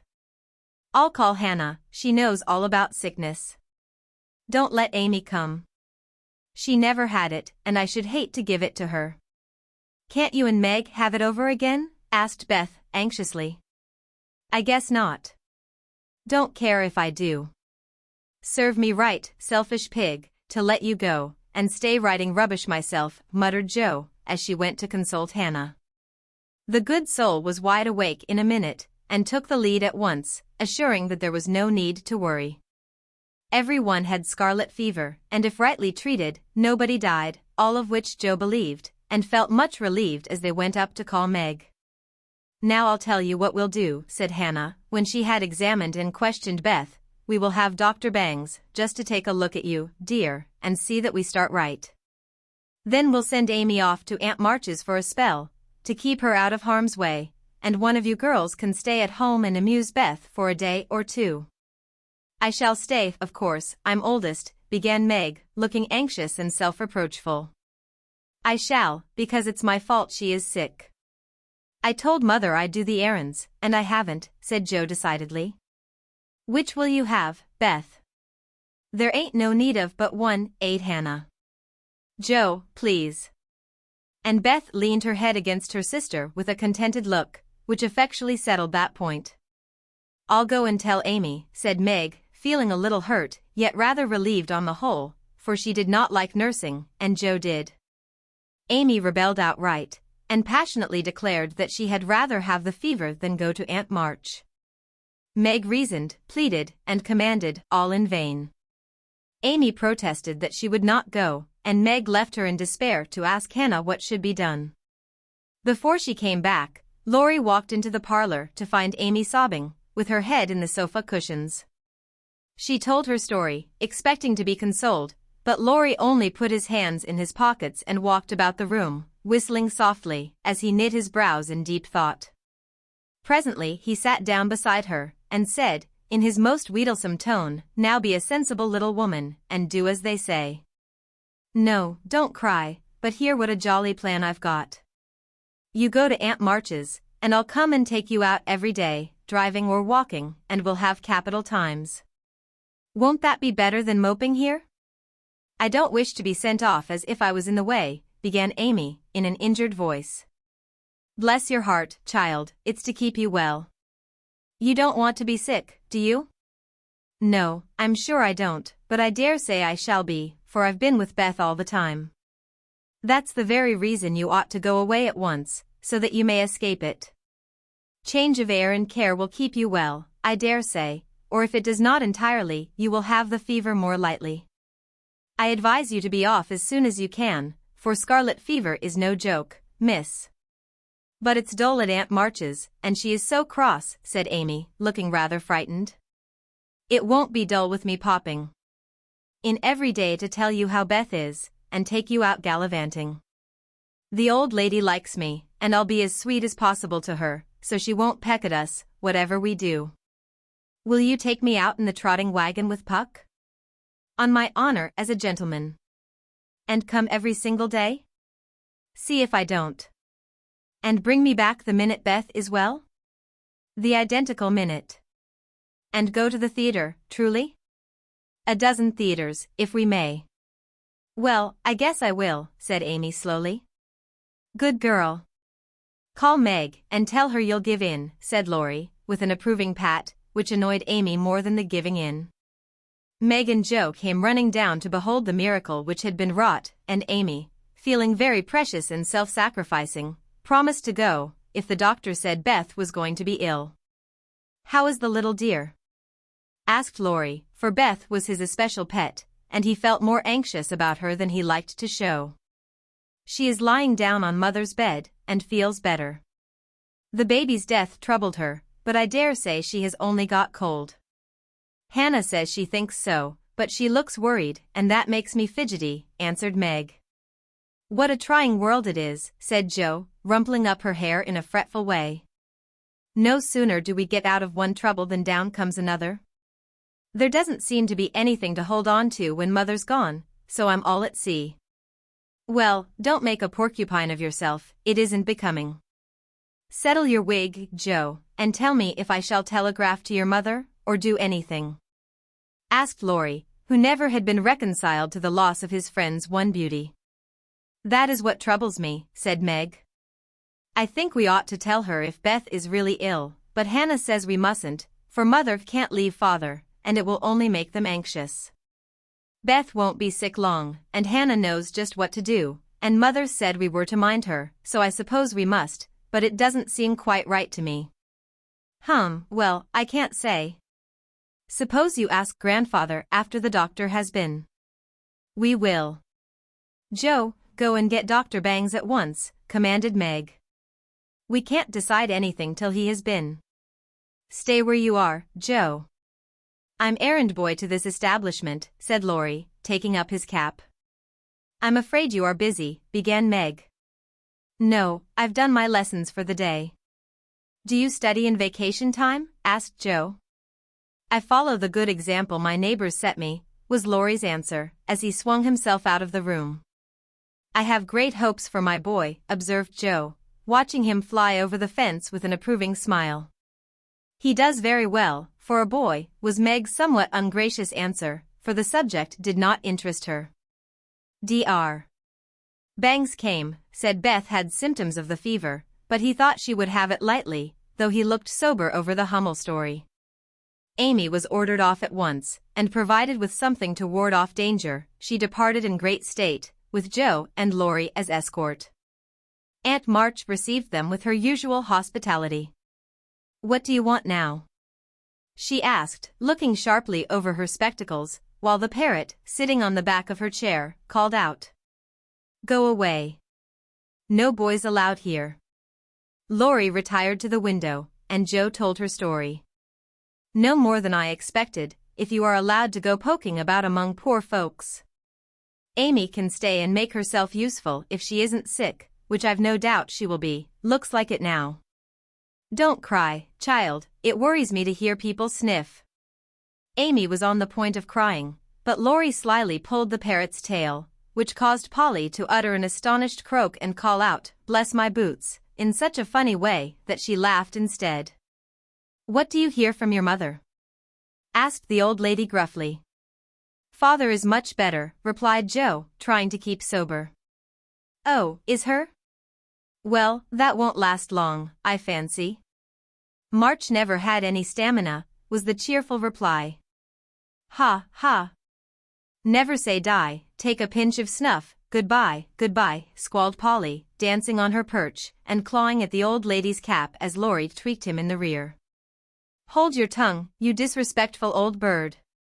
And, Joe, you'd better go at once.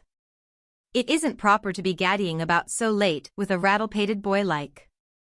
"Hold your tongue, you disrespectful old bird," cried Polly, tumbling off the chair with a bounce, and running to peck the rattle-pated boy, who was shaking with laughter at the last speech.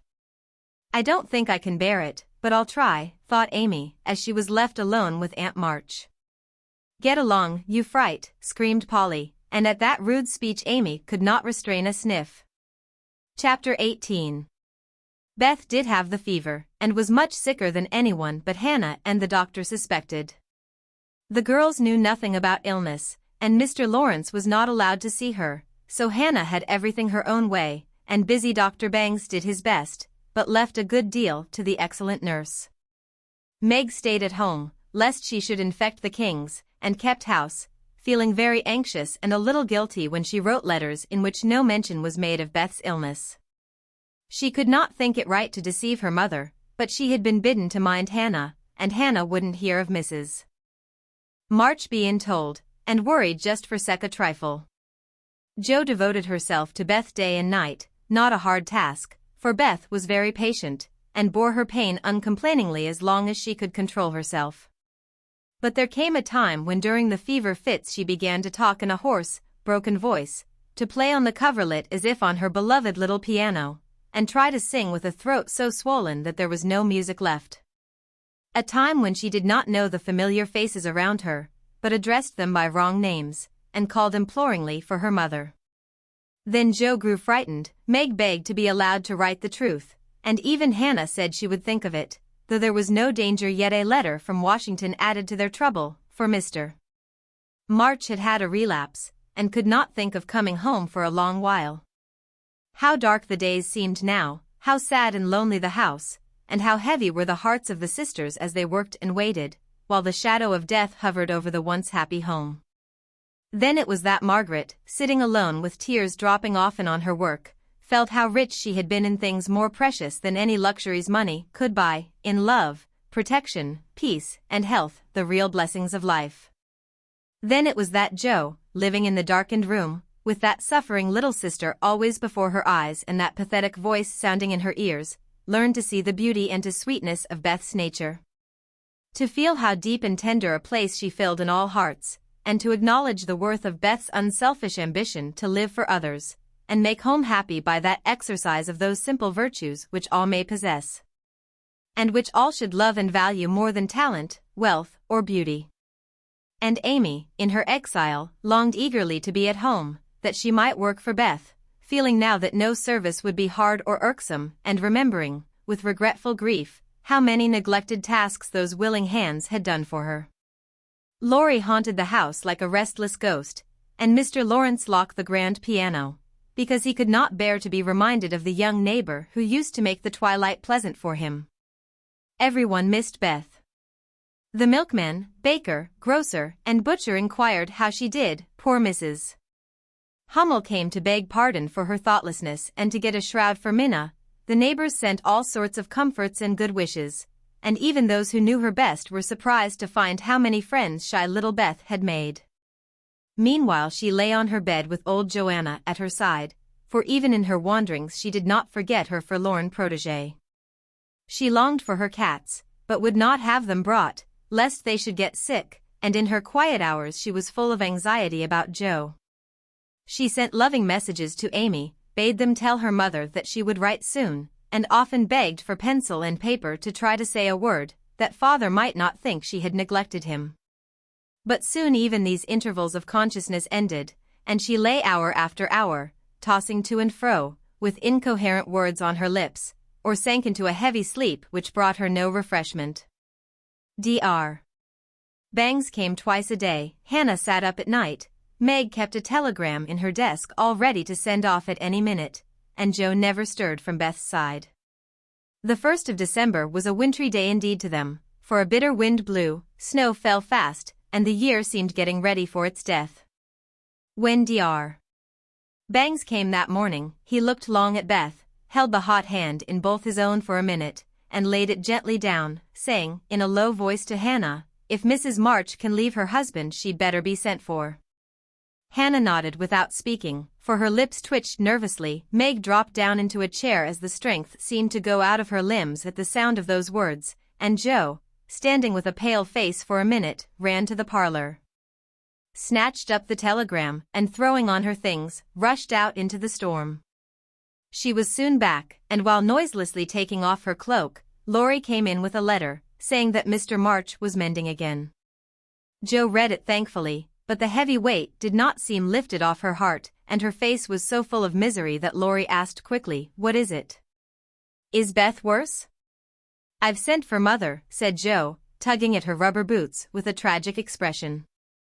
"Good for you, Joe. Did you do it on your own responsibility?" asked Laurie, as he seated her in the hall chair and took off the rebellious boots, seeing how her hands shook. "No. The doctor told us to." "Oh, Joe, it's not so bad as that," cried Laurie, with a startled face. "Yes, it is. She doesn't know us, she doesn't even talk about the flocks of green doves, as she calls the vine leaves on the wall. She doesn't look like my Beth, and there's nobody to help us bear it. Mother and Father both gone, and God seems so far away I can't find him." As the tears streamed fast down poor Joe's cheeks, she stretched out her hand in a helpless sort of way, as if groping in the dark, and Laurie took it in his, whispering as well as he could with a lump in his throat, "I'm here. Hold on, Tom, Joe, dear." She could not speak, but she did hold on, and the warm grasp of the friendly human hand comforted her sore heart, and seemed to lead her nearer to the divine arm which alone could uphold her in her trouble. Laurie longed to say something tender and comfortable, but no fitting words came to him, so he stood silent, gently stroking her bent head as her mother used to do. It was the best thing he could have done, far more soothing than the most eloquent words, for Joe felt the unspoken sympathy, and in the silence learned the sweet solace which affection administers to sorrow. Soon she dried the tears which had relieved her, and looked up with a grateful face. "Thank you, Teddy, I'm better now. I don't feel so forlorn, and will try to bear it if it comes. Keep hoping for the best, that will help you, Joe. Soon your mother will be here, and then everything will be all right. I'm so glad Father is better. Now she won't feel so bad about leaving him. Oh, me. It does seem as if all the troubles came in a heap, and I got the heaviest part on my shoulders," sighed Joe, spreading her wet handkerchief over her knees to dry. "Doesn't Meg pull fair?" asked Laurie, looking indignant. "Oh, yes, she tries to, but she can't love Bethy as I do, and she won't miss her as I shall. Beth is my conscience, and I can't give her up. I can't. I can't." Down went Joe's face into the wet handkerchief, and she cried despairingly, for she had kept up bravely till now and never shed a tear. Laurie drew his hand across his eyes, but could not speak till he had subdued the choky feeling in his throat and steadied his lips. It might be unmanly, but he couldn't help it, and I am glad of it. Presently, as Joe's sobs quieted, he said hopefully, "I don't think she will die. She's so good, and we all love her so much, I don't believe God will take her away yet." "The good and dear people always do die," groaned Joe, but she stopped crying, for her friend's words cheered her up in spite of her own doubts and fears. "Poor girl, you're worn out. It isn't like you to be forlorn. Stop a bit. I'll hearten you up in a jiffy." Laurie went off 2 stairs at a time, and Joe laid her wearied head down on Beth's little brown hood, which no one had thought of moving from the table where she left it. It must have possessed some magic, for the submissive spirit of its gentle owner seemed to enter into Joe, and when Laurie came running down with a glass of wine, she took it with a smile, and said bravely, "I drink health to my Beth. You are a good doctor, Teddy, and such a comfortable friend. How can I ever pay you?" she added, as the wine refreshed her body, as the kind words had done her troubled mind. "I'll send my bill, by and by, and tonight I'll give you something that will warm the cockles of your heart better than quarts of wine," said Laurie, beaming at her with a face of suppressed satisfaction at something. "What is it?" cried Joe, forgetting her woes for a minute in her wonder. "I telegraphed to your mother yesterday, and Brooke answered she'd come at once, and she'll be here tonight, and everything will be all right. Aren't you glad I did it?" Laurie spoke very fast, and turned red and excited all in a minute, for he had kept his plot a secret, for fear of disappointing the girls or harming Beth. Joe grew quite white, flew out of her chair, and the moment he stopped speaking she electrified him by throwing her arms round his neck, and crying out, with a joyful cry, "Oh, Laurie! Oh, Mother! I am so glad!" She did not weep again, but laughed hysterically, and trembled and clung to her friend as if she was a little bewildered by the sudden news. Laurie, though decidedly amazed, behaved with great presence of mind. He patted her back soothingly, and finding that she was recovering, followed it up by a bashful kiss or two, which brought Joe round at once. Holding on to the banisters, she put him gently away, saying breathlessly, "Oh, don't. I didn't mean to, it was dreadful of me, but you were such a dear to go and do it in spite of Hannah that I couldn't help flying at you. Tell me all about it, and don't give me wine again, it makes me act so." "I don't mind," laughed Laurie, as he settled his tie. "Why, you see I got fidgety, and so did Grandpa.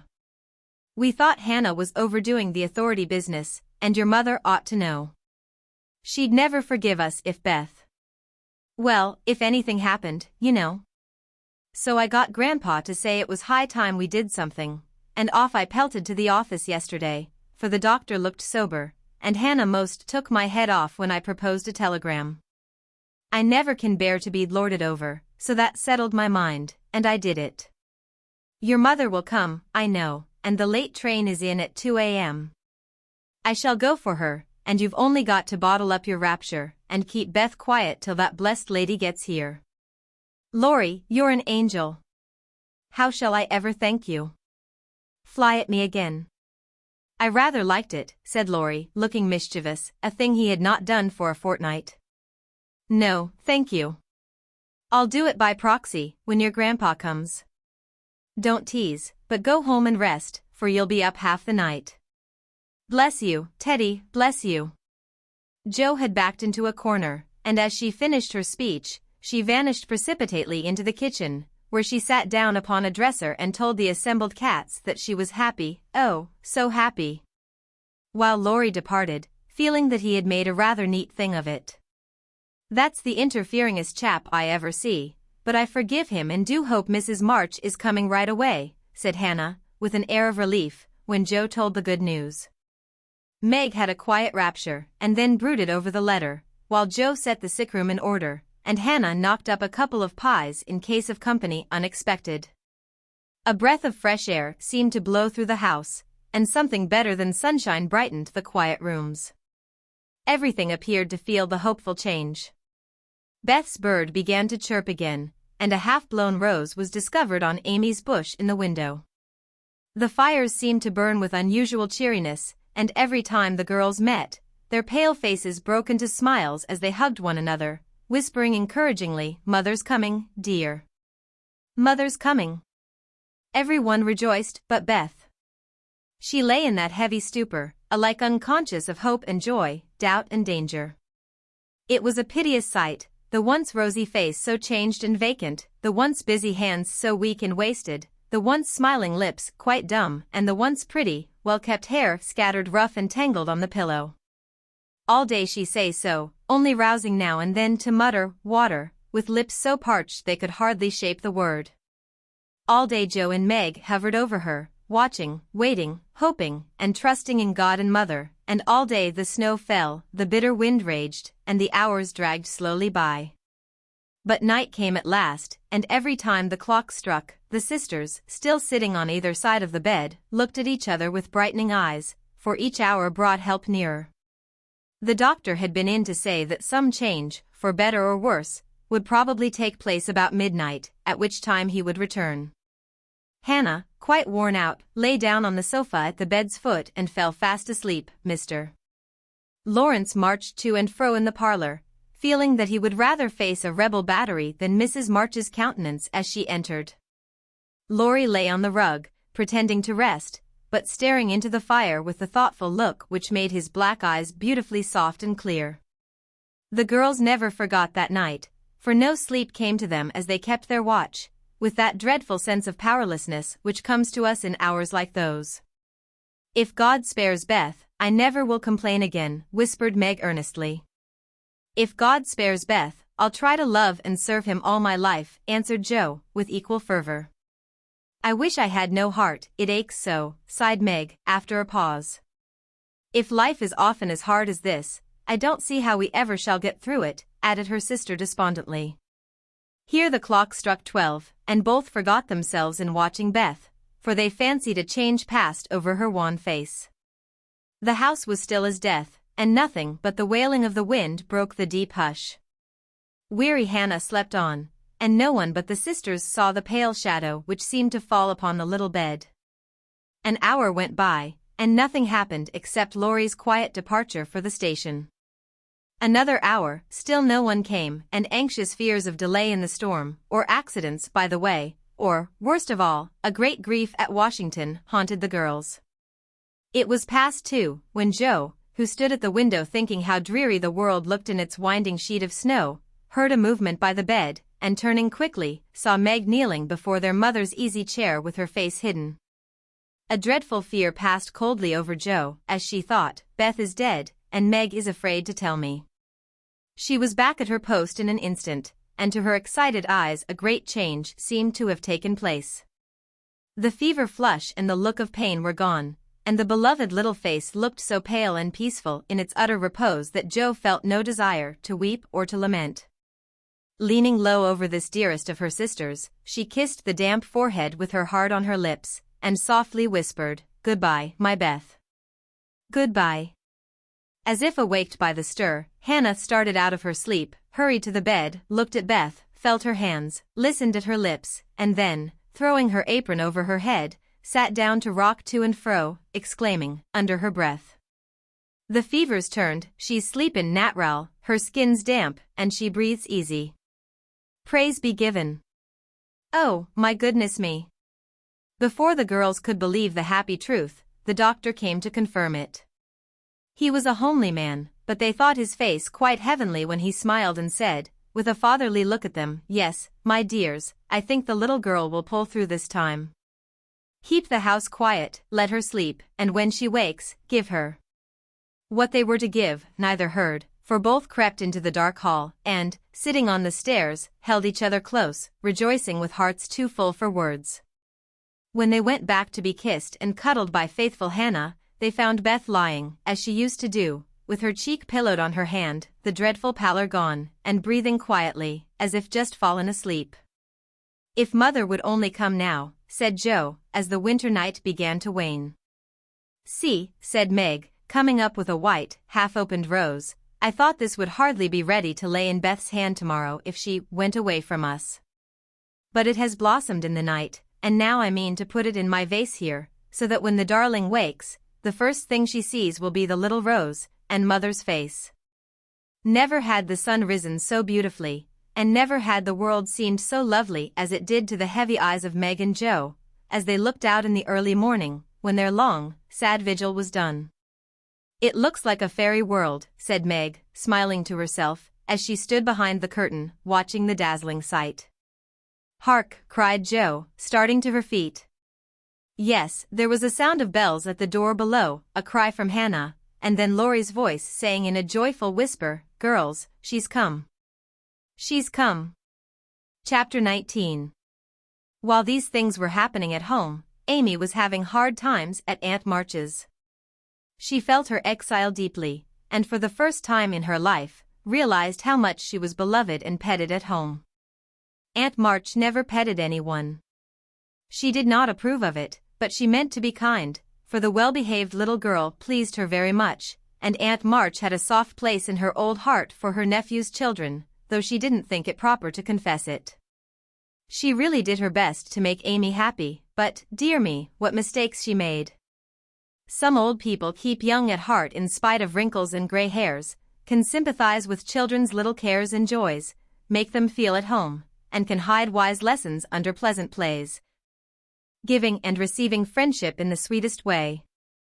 But Aunt March had not this gift, and she worried Amy very much with her rules and orders, her prim ways, and long, prosy talks. Finding the child more docile and amiable than her sister, the old lady felt it her duty to try and counteract, as far as possible, the bad effects of home freedom and indulgence.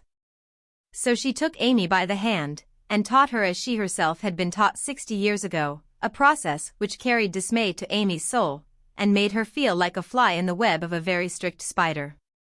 She had to wash the cups every morning, and polish up the old-fashioned spoons, the fat silver teapot, and the glasses till they shone. Then she must dust the room, and what a trying job that was. Not a speck escaped Aunt March's eye, and all the furniture had claw legs and much carving, which was never dusted to suit. Then Polly had to be fed, the lapdog combed, and a dozen trips upstairs and down to get things or deliver orders, for the old lady was very lame and seldom left her big chair. After these tiresome labors, she must do her lessons, which was a daily trial of every virtue she possessed. Then she was allowed 1 hour for exercise or play, and didn't she enjoy it?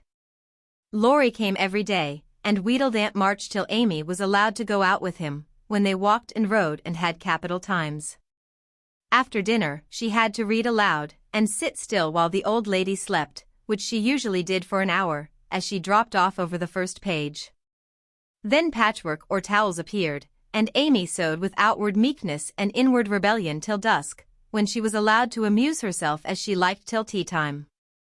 The evenings were the worst of all, for Aunt March fell to telling long stories about her youth, which were so unutterably dull that Amy was always ready to go to bed, intending to cry over her hard fate, but usually going to sleep before she had squeezed out more than a tear or two. If it had not been for Laurie, and old Esther, the maid, she felt that she never could have got through that dreadful time. The parrot alone was enough to drive her distracted, for he soon felt that she did not admire him, and revenged himself by being as mischievous as possible. He pulled her hair whenever she came near him, upset his bread and milk to plague her when she had newly cleaned his cage, made Mop bark by pecking at him while Madame dozed, called her names before company, and behaved in all respects like an reprehensible old bird. Then she could not endure the dog, a fat, cross beast who snarled and yelped at her when she made his toilet, and who lay on his back with all his legs in the air and a most idiotic expression of countenance when he wanted something to eat, which was about a dozen times a day. The cook was bad-tempered, the old coachman was deaf, and Esther the only one who ever took any notice of the young lady. Esther was a Frenchwoman, who had lived with Madame, as she called her mistress, for many years, and who rather tyrannized over the old lady, who could not get along without her. Her real name was Estelle, but Aunt March ordered her to change it, and she obeyed, on condition that she was never asked to change her religion. She took a fancy to Mademoiselle, and amused her very much with odd stories of her life in France, when Amy sat with her while she got up Madame's laces. She also allowed her to roam about the great house, and examine the curious and pretty things stored away in the big wardrobes and the ancient chests, for Aunt March hoarded like a magpie. Amy's chief delight was an Indian cabinet, full of queer drawers, little pigeonholes, and secret places, in which were kept all sorts of ornaments, some precious, some merely curious, all more or less antique. To examine and arrange these things gave Amy great satisfaction, especially the jewel cases, in which on velvet cushions reposed the ornaments which had adorned a belle 40 years ago. There was the garnet set which Aunt March wore when she came out, the pearls her father gave her on her wedding day, her lover's diamonds, the jet mourning rings and pins, the queer lockets. With portraits of dead friends and weeping willows made of hair inside, the baby bracelets her one little daughter had worn, Uncle March's big watch, with the red seal so many childish hands had played with. And in a box all by itself lay Aunt March's wedding ring, too small now for her fat finger, but put carefully away like the most precious jewel of them all. "Which would Mademoiselle choose if she had her will?" asked Esther, while always sat near to watch over and lock up the valuables. "I like the diamonds best, but there is no necklace among them, and I'm fond of necklaces, they are so becoming." "I should choose this if I might," replied Amy, looking with great admiration at a string of gold and ebony beads from which hung a heavy cross of the same. "I, too, covet that, but not as a necklace, no. To me it is a rosary, and as such I should use it like a good Catholic," said Esther, eyeing the handsome thing wistfully. "Is it meant to use as you use the string of good-smelling wooden beads hanging over your glass?" asked Amy. "Truly, yes, to pray with. It would be pleasing to the saints if one used so fine a rosary as this, instead of wearing it as a vain bijou. You seem to take a great deal of comfort in your prayers, Esther, and always come down looking quiet and satisfied." "I wish I could. If Mademoiselle was a Catholic, she would find true comfort, but as that is not to be, it would be well if you went apart each day to meditate and pray, as did the good mistress whom I served before Madame. She had a little chapel, and in it found solacement for much trouble." "Would it be right for me to do so too?"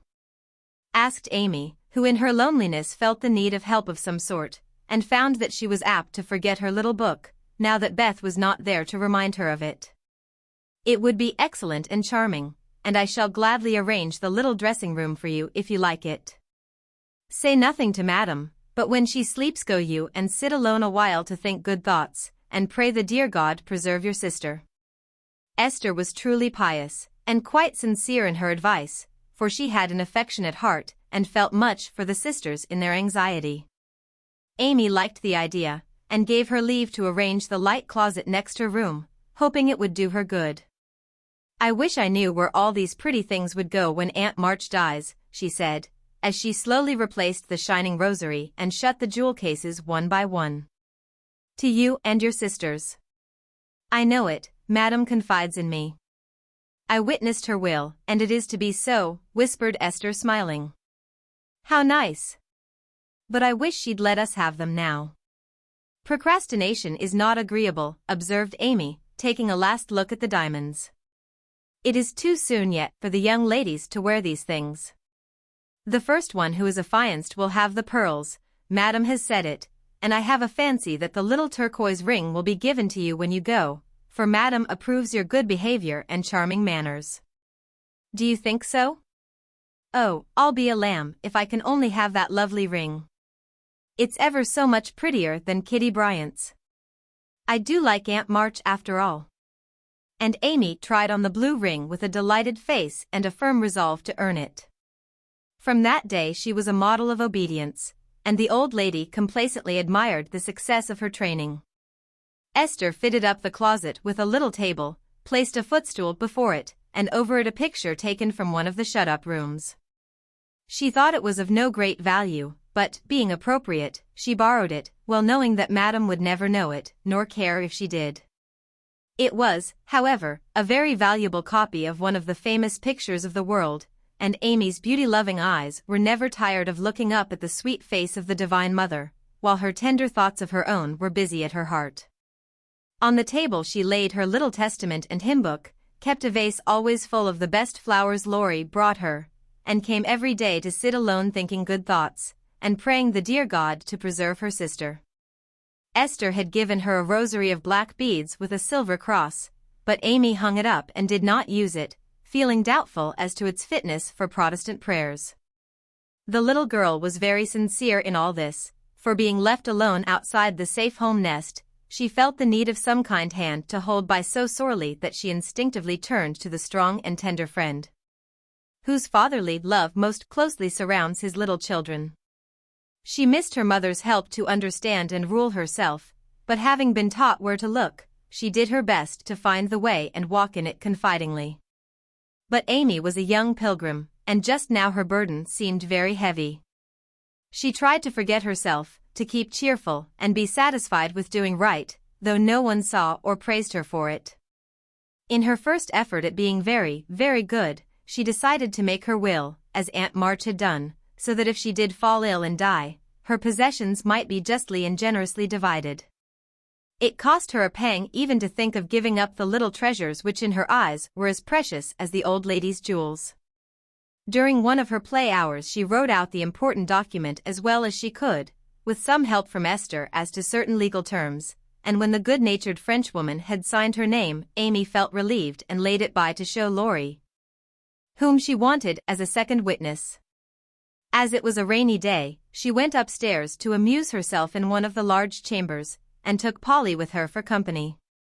In this room there was a wardrobe full of old-fashioned costumes with which Esther allowed her to play, and it was her favorite amusement to array herself in the faded brocades, and parade up and down before the long mirror, making stately curtsies, and sweeping her train about with a rustle which delighted her ears. So busy was she on this day that she did not hear Laurie's ring nor see his face peeping in at her as she gravely promenaded to and fro, flirting her fan and tossing her head, on which she wore a great pink turban, contrasting oddly with her blue brocade dress and yellow quilted petticoat. She was obliged to walk carefully, for she had on high-heeled shoes, and, as Laurie told Joe afterward, it was a comical sight to see her mince along in her gay suit, with Polly sitting and bridling just behind her, imitating her as well as he could, and occasionally stopping to laugh or exclaim, "Ain't we fine? Get along, you fright. Hold your tongue. Kiss me, dear. Ha! Ha!" Having with difficulty restrained an explosion of merriment, lest it should offend Her Majesty, Laurie tapped and was graciously received. "Sit down and rest while I put these things away, then I want to consult you about a very serious matter," said Amy, when she had shown her splendor and driven Polly into a corner. "That bird is the trial of my life," she continued, removing the pink mountain from her head, while Laurie seated himself astride a chair. "Yesterday, when Aunt was asleep and I was trying to be as still as a mouse, Polly began to squall and flap about in his cage, so I went to let him out, and found a big spider there. I poked it out, and it ran under the bookcase. Polly marched straight after it, stooped down and peeped under the bookcase, saying, in his funny way, with a cock of his eye, 'Come out and take a walk, my dear.' I couldn't help laughing, which made Pole swear, and Aunt woke up and scolded us both." "Did the spider accept the old fellow's invitation?" asked Laurie, yawning. "Yes, out it came, and away ran Polly, frightened to death, and scrambled up on Aunt's chair, calling out, 'Catch her! Catch her! Catch her!' as I chased the spider." "That's a lie." "Oh, lor!" cried the parrot, pecking at Laurie's toes. "I'd wring your neck if you were mine, you old torment," cried Laurie, shaking his fist at the bird, who put his head on one side and gravely croaked, "Alleluia. Bless your buttons, dear." "Now I'm ready," said Amy, shutting the wardrobe and taking a piece of paper out of her pocket. "I want you to read that, please, and tell me if it is legal and right. I felt I ought to do it, for life is uncertain and I don't want any ill feeling over my tomb." Laurie bit his lips, and turning a little from the pensive speaker, read the following document, with praiseworthy gravity, considering the spelling. "My last will and testament. I, Amy Curtis March, being in my sane mind, go give and bequeath all my earthly property, viz. To wit, namely, to my father, my best pictures, sketches, maps, and works of art, including frames. Also my $100, to do what he likes with. To my mother, all my clothes, except the blue apron with pockets, also my likeness, and my medal, with much love. To my dear sister Margaret, I give my turquoise ring, if I get it, also my green box with the doves on it, also my piece of real lace for her neck, and my sketch of her as a memorial of her little girl. To Joe I leave my breastpin, the one mended with sealing wax, also my bronze inkstand, she lost the cover, and my most precious plaster rabbit, because I am sorry I burned up her story. To Beth, if she lives after me, I give my dolls and the little bureau, my fan, my linen collars and my new slippers if she can wear them being thin when she gets well. And I herewith also leave her my regret that I ever made fun of old Joanna. To my friend and neighbor Theodore Lawrence I bequeath my papier-mâché portfolio, my clay model of a horse, though he did say it hadn't any neck. Also in return for his great kindness in the hour of affliction any one of my artistic works he likes, Notre Dame is the best. To our venerable benefactor Mr. Lawrence I leave my purple box with a looking glass in the cover, which will be nice for his pens and remind him of the departed girl who thanks him for his favors to her family, especially Beth. I wish my favorite playmate Kitty Bryant to have the blue silk apron and my gold bead ring with a kiss. To Hannah I give the bandbox she wanted and all the patchwork I leave, hoping she will remember me when it you see. And now, having disposed of my most valuable property, I hope all will be satisfied and not blame the dead. I forgive everyone, and trust we may all meet when the trump shall sound. Amen.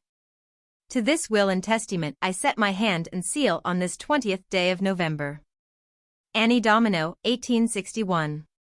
Amy Curtis March. Witnesses: Estelle Valnor, Theodore Lawrence. The last name was written in pencil, and Amy explained that he was to rewrite it in ink and seal it up for her properly. What put it into your head? Did anyone tell you about Beth's giving away her things? Asked Laurie soberly, as Amy laid a bit of red tape, with sealing wax, a taper, and a standish before him. She explained and then asked anxiously, what about Beth? I'm sorry I spoke, but as I did, I'll tell you. She felt so ill one day that she told Joe she wanted to give her piano to Meg, her cats to you, and the poor old doll to Joe, who would love it for her sake. She was sorry she had so little to give, and left locks of hair to the rest of us, and her best love to Grandpa. She never thought of a will. Laurie was signing and sealing as he spoke, and did not look up till a great tear dropped on the paper.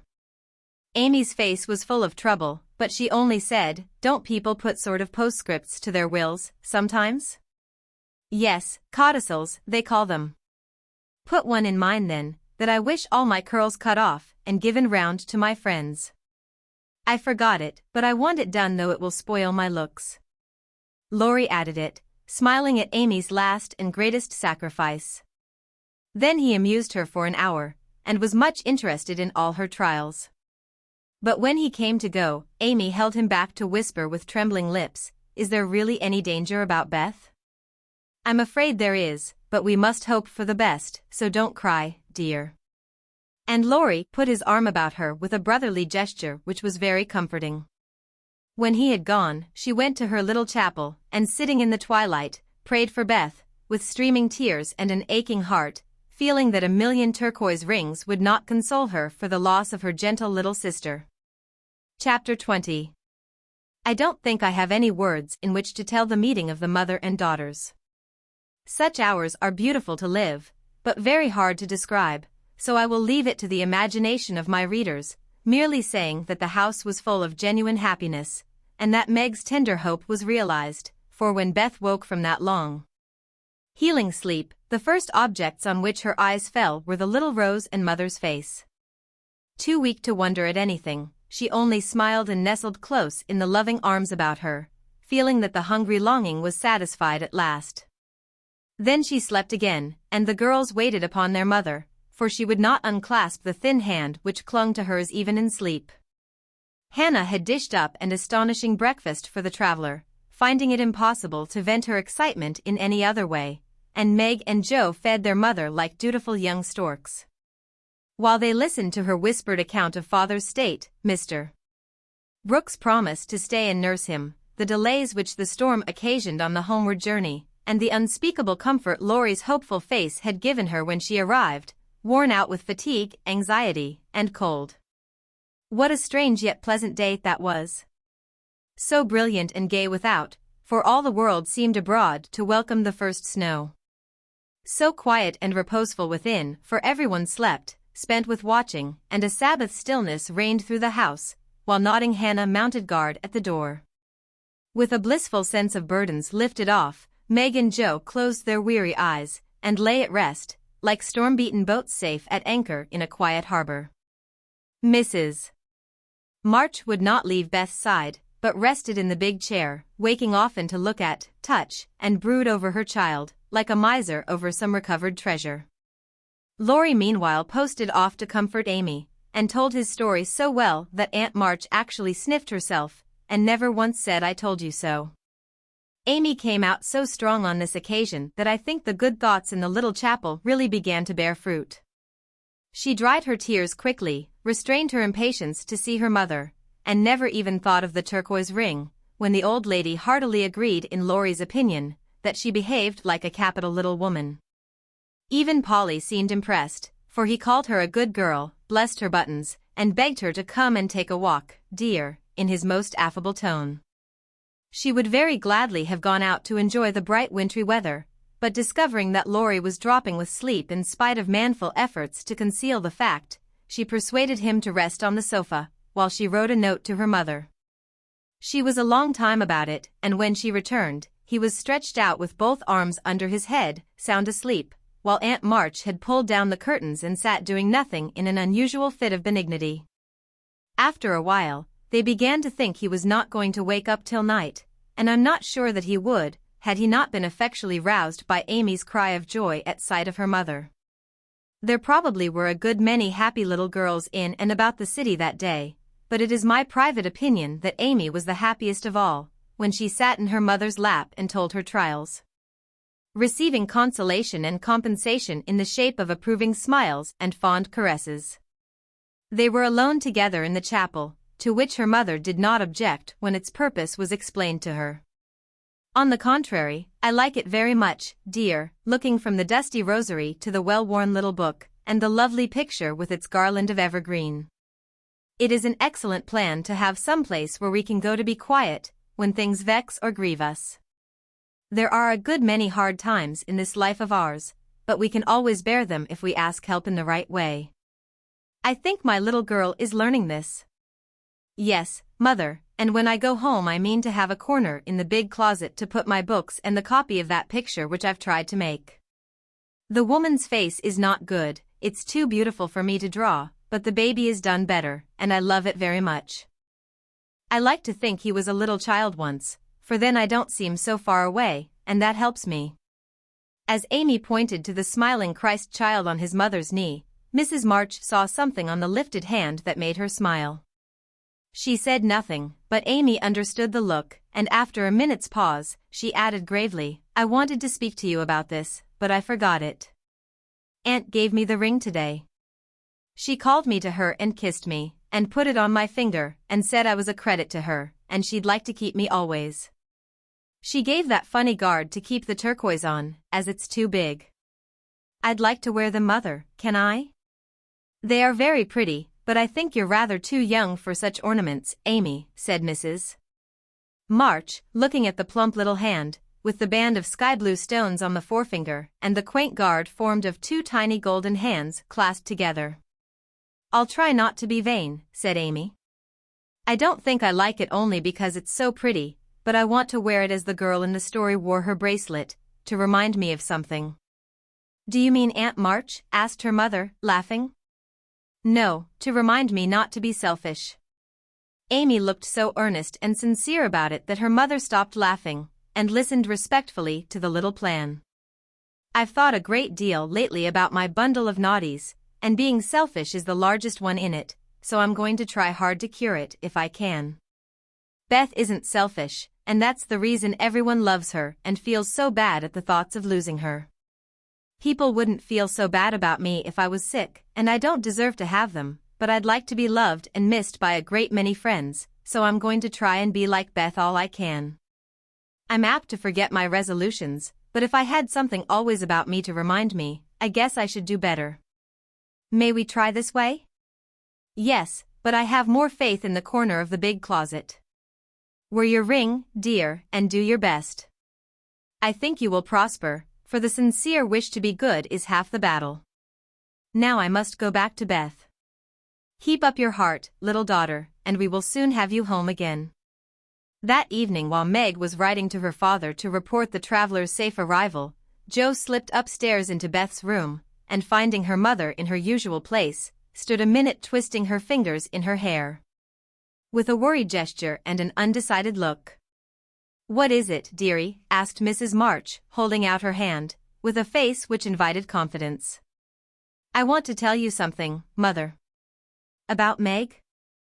"How quickly you guessed." "Yes, it's about her, and though it's a little thing, it fidgets me. Beth is asleep." "Speak low, and tell me all about it." "That Moffat hasn't been here, I hope?" asked Mrs. March rather sharply. "No. I should have shut the door in his face if he had," said Jo, settling herself on the floor at her mother's feet. "Last summer Meg left a pair of gloves over at the Lawrences and only one was returned. We forgot about it, till Teddy told me that Mr. Brooke owned that he liked Meg but didn't dare say so, she was so young and he's so poor. Now, isn't it a dreadful state of things?" "Do you think Meg cares for him?" asked Mrs. March, with an anxious look. "Mercy me. I don't know anything about love and such nonsense," cried Jo, with a funny mixture of interest and contempt. "In novels, the girls show it by starting and blushing, fainting away, growing thin, and acting like fools. Now Meg does not do anything of the sort. She eats and drinks and sleeps like a sensible creature, she looks straight in my face when I talk about that man, and only blushes a little bit when Teddy jokes about lovers. I forbid him to do it, but he doesn't mind me as he ought." "Then you fancy that Meg is not interested in John?" "Who?" cried Jo, staring. "Mr. Brooke. I call him John now. We fell into the way of doing so at the hospital, and he likes it." "Oh, dear. I know you'll take his part. He's been good to father, and you won't send him away, but let Meg marry him if she wants to." "Mean thing. To go petting Papa and helping you, just to wheedle you into liking him." And Jo pulled her hair again with a wrathful tweak. "My dear, don't get angry about it, and I will tell you how it happened. John went with me at Mr. Lawrence's request, and was so devoted to poor father that we couldn't help getting fond of him. He was perfectly open and honorable about Meg, for he told us he loved her, but would earn a comfortable home before he asked her to marry him. He only wanted our leave to love her and work for her, and the right to make her love him if he could. He is a truly excellent young man, and we could not refuse to listen to him, but I will not consent to Meg's engaging herself so young. Of course not. It would be idiotic. I knew there was mischief brewing.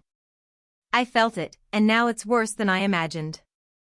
I just wish I could marry Meg myself, and keep her safe in the family." This odd arrangement made Mrs. March smile, but she said gravely, "Jo, I confide in you and don't wish you to say anything to Meg yet. When John comes back, and I see them together, I can judge better of her feelings toward him. She'll see those handsome eyes that she talks about, and then it will be all up with her. She's got such a soft heart, it will melt like butter in the sun if anyone looks sentimentally at her. She read the short reports he sent more than she did your letters, and pinched me when I spoke of it, and likes brown eyes, and doesn't think John an ugly name, and she'll go and fall in love, and there's an end of peace and fun. And cozy times together. I see it all. They'll go lovering around the house, and we shall have to dodge. Meg will be absorbed and no good to me anymore. Brooke will scratch up a fortune somehow, carry her off, and make a hole in the family, and I shall break my heart, and everything will be abominably uncomfortable. Oh, dear me. Why weren't we all boys, then there wouldn't be any bother." Jo leaned her chin on her knees in a disconsolate attitude and shook her fist at the reprehensible John. Mrs. March sighed, and Jo looked up with an air of relief. "You don't like it, Mother? I'm glad of it. Let's send him about his business, and not tell Meg a word of it, but all be happy together as we always have been. I did wrong to sigh, Jo. It is natural and right you should all go to homes of your own in time, but I do want to keep my girls as long as I can, and I am sorry that this happened so soon. For Meg is only 17 and it will be some years before John can make a home for her. Your father and I have agreed that she shall not bind herself in any way, nor be married, before 20. If she and John love one another, they can wait and test the love by doing so. She is conscientious, and I have no fear of her treating him unkindly. My pretty, tender-hearted girl. I hope things will go happily with her. Hadn't you rather have her marry a rich man?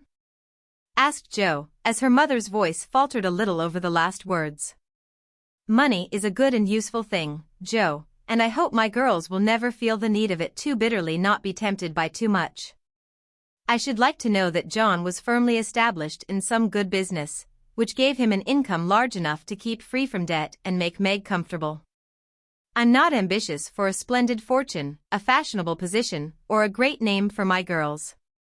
If rank and money come with love and virtue, also, I should accept them gratefully, and enjoy your good fortune, but I know, by experience, how much genuine happiness can be had in a plain little house, where the daily bread is earned.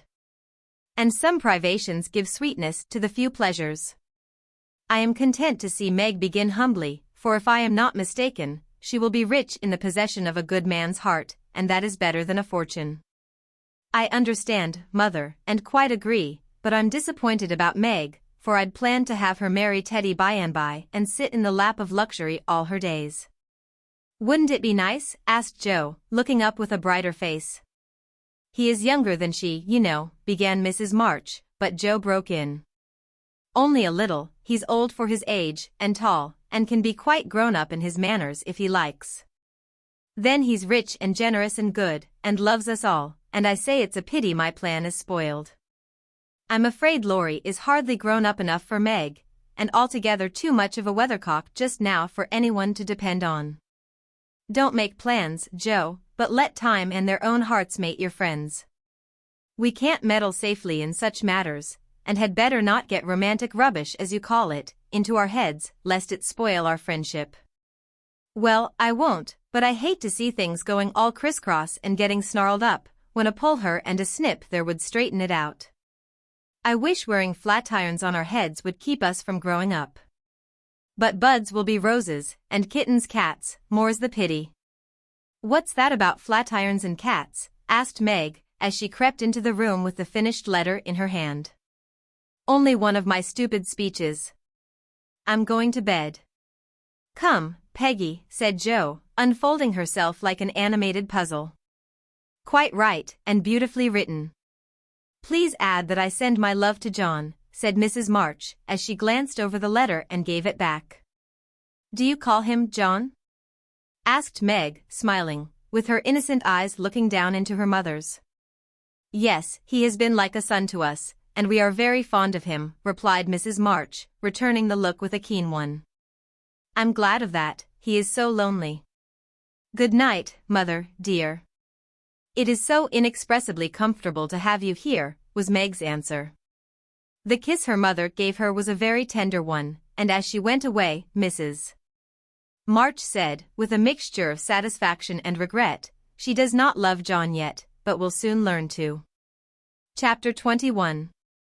Jo's face was a study next day, for the secret rather weighed upon her, and she found it hard not to look mysterious and important. Meg observed it, but did not trouble herself to make inquiries, for she had learned that the best way to manage Jo was by the law of contraries, so she felt sure of being told everything if she did not ask. She was rather surprised, therefore, when the silence remained unbroken, and Jo assumed a patronizing air, which decidedly aggravated Meg, who in turn assumed an air of dignified reserve and devoted herself to her mother. This left Jo to her own devices, for Mrs. March had taken her place as nurse, and bade her rest, exercise, and amuse herself after her long confinement. Amy being gone, Laurie was her only refuge, and much as she enjoyed his society, she rather dreaded him just then, for he was an incorrigible tease, and she feared he would coax the secret from her. She was quite right, for the mischief-loving lad no sooner suspected a mystery than he set himself to find it out, and led Jo a trying life of it. He wheedled, bribed, ridiculed, threatened, and scolded. Affected indifference that he might surprise the truth from her, declared her knew, then that he didn't care, and at last, by dint of perseverance, he satisfied himself that it concerned Meg and Mr. Brooke. Feeling indignant that he was not taken into his tutor's confidence, he set his wits to work to devise some proper retaliation for the slight. Meg meanwhile had apparently forgotten the matter and was absorbed in preparations for her father's return, but all of a sudden a change seemed to come over her, and, for a day or two, she was quite unlike herself. She started when spoken to, blushed when looked at, was very quiet, and sat over her sewing, with a timid, troubled look on her face. To her mother's inquiries she answered that she was quite well, and Joe's she silenced by begging to be let alone. She feels it in the air, love, I mean, and she's going very fast. She's got most of the symptoms, is twittery and cross, doesn't eat, lies awake, and mopes in corners. I caught her singing that song he gave her, and once she said John, as you do, and then turned as red as a poppy. Whatever shall we do, said Joe, looking ready for any measures, however violent. Nothing but wait. Let her alone, be kind and patient, and father's coming will settle everything, replied her mother.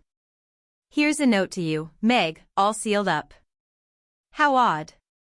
Teddy never seals mine, said Joe next day, as she distributed the contents of the little post office.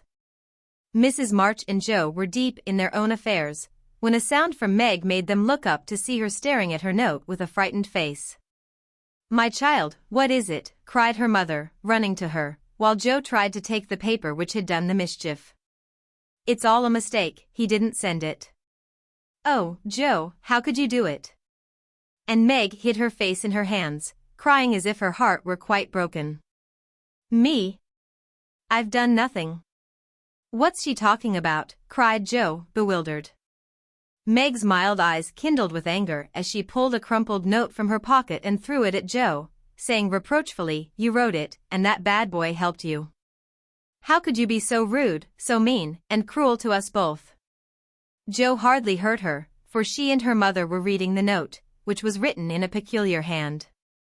My dearest Margaret, I can no longer restrain my passion, and must know my fate before I return.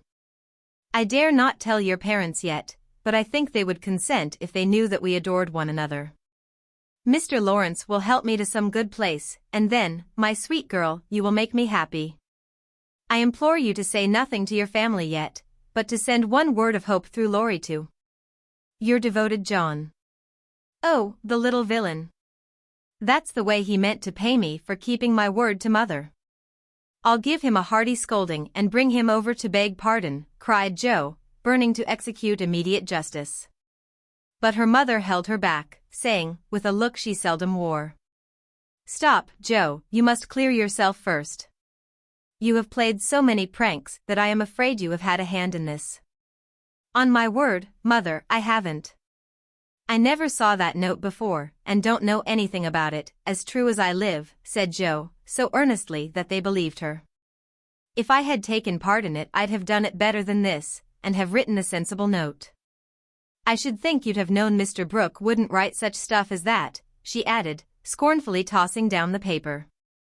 It's like his writing, faltered Meg, comparing it with the note in her hand. Oh, Meg, you didn't answer it, cried Mrs. March quickly. Yes, I did, and Meg hid her face again, overcome with shame. Here's a scrape. Do let me bring that wicked boy over to explain and be lectured. I can't rest till I get hold of him. And Joe made for the door again. Hush. Let me handle this, for it is worse than I thought. Margaret, tell me the whole story, commanded Mrs. March, sitting down by Meg, yet keeping hold of Joe, lest she should fly off. I received the first letter from Laurie, who didn't look as if he knew anything about it, began Meg, without looking up. I was worried at first and meant to tell you, then I remembered how you liked Mr. Brooke, so I thought you wouldn't mind if I kept my little secret for a few days. I'm so silly that I liked to think no one knew, and while I was deciding what to say, I felt like the girls in books, who have such things to do. Forgive me, mother, I'm paid for my silliness now. I never can look him in the face again. What did you say to him? Asked Mrs. March. I only said I was too young to do anything about it yet, that I didn't wish to have secrets from you, and he must speak to father. I was very grateful for his kindness, and would be his friend, but nothing more, for a long while. Mrs. March smiled, as if well pleased, and Joe clapped her hands, exclaiming, with a laugh, you are almost equal to Caroline Percy, who was a pattern of prudence. Tell on, Meg. What did he say to that? He writes in a different way entirely, telling me that he never sent any love letter at all, and is very sorry that my roguish sister, Jo, should take liberties with our names. It's very kind and respectful, but think how dreadful for me.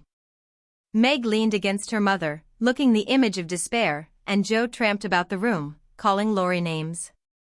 All of a sudden she stopped, caught up the 2 notes, and after looking at them closely, said decidedly, I don't believe Brooke ever saw either of these letters.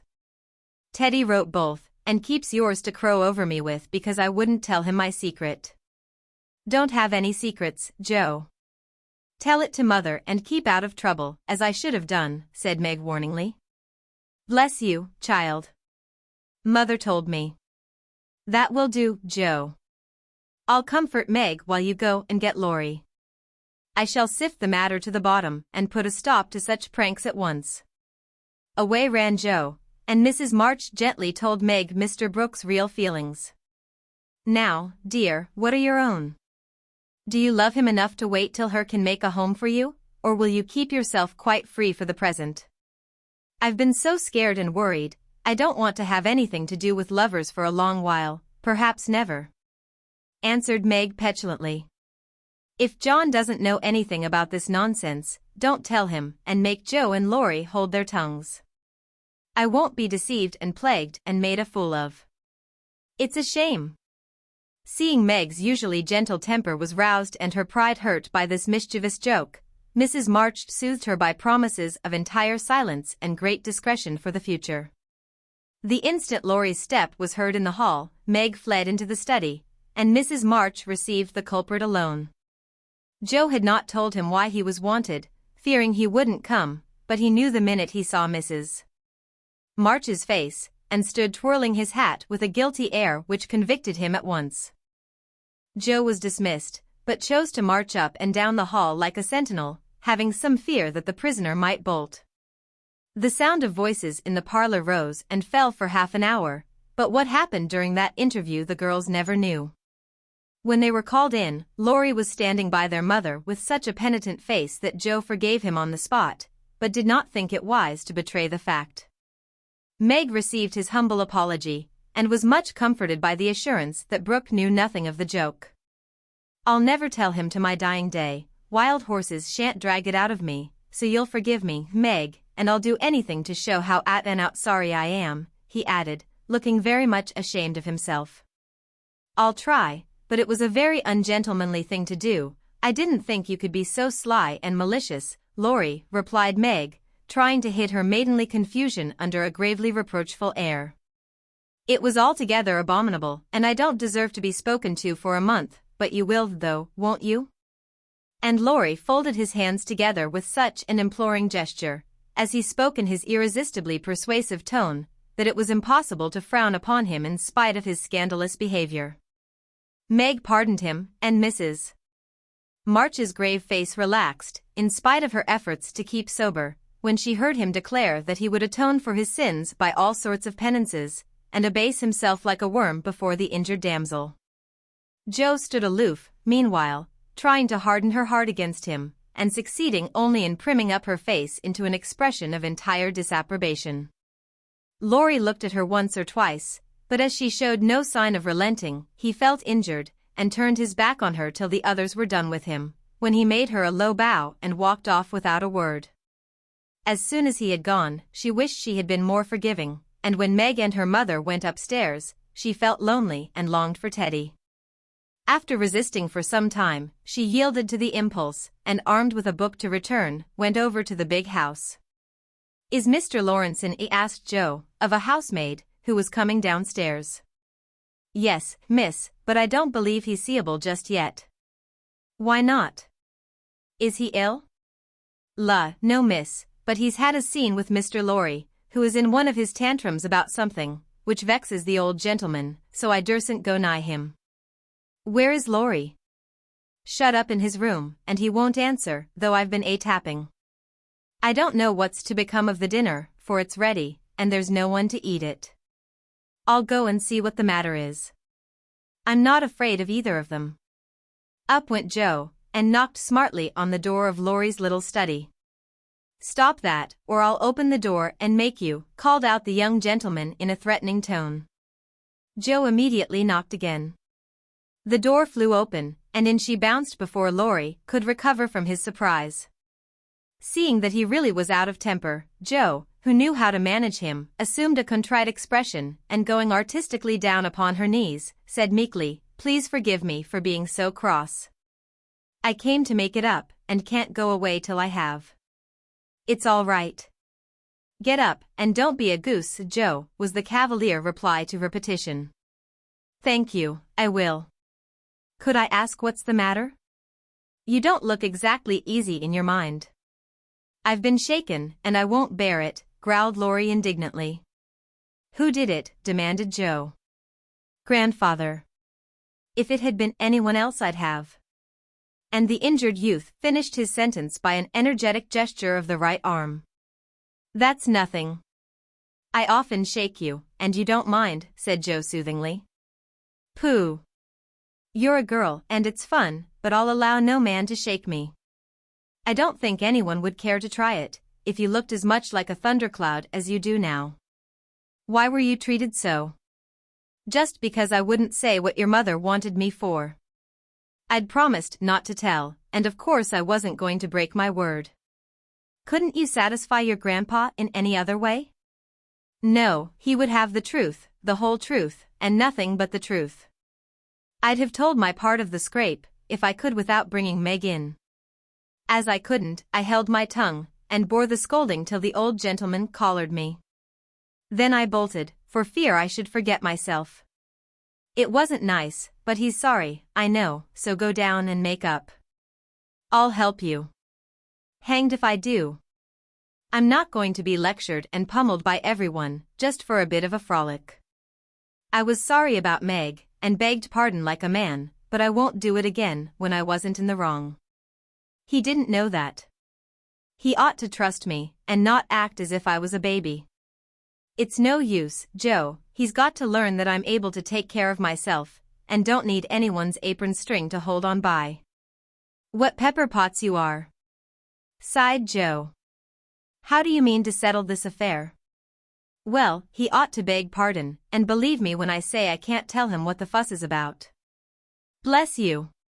He won't do that. I won't go down till he does.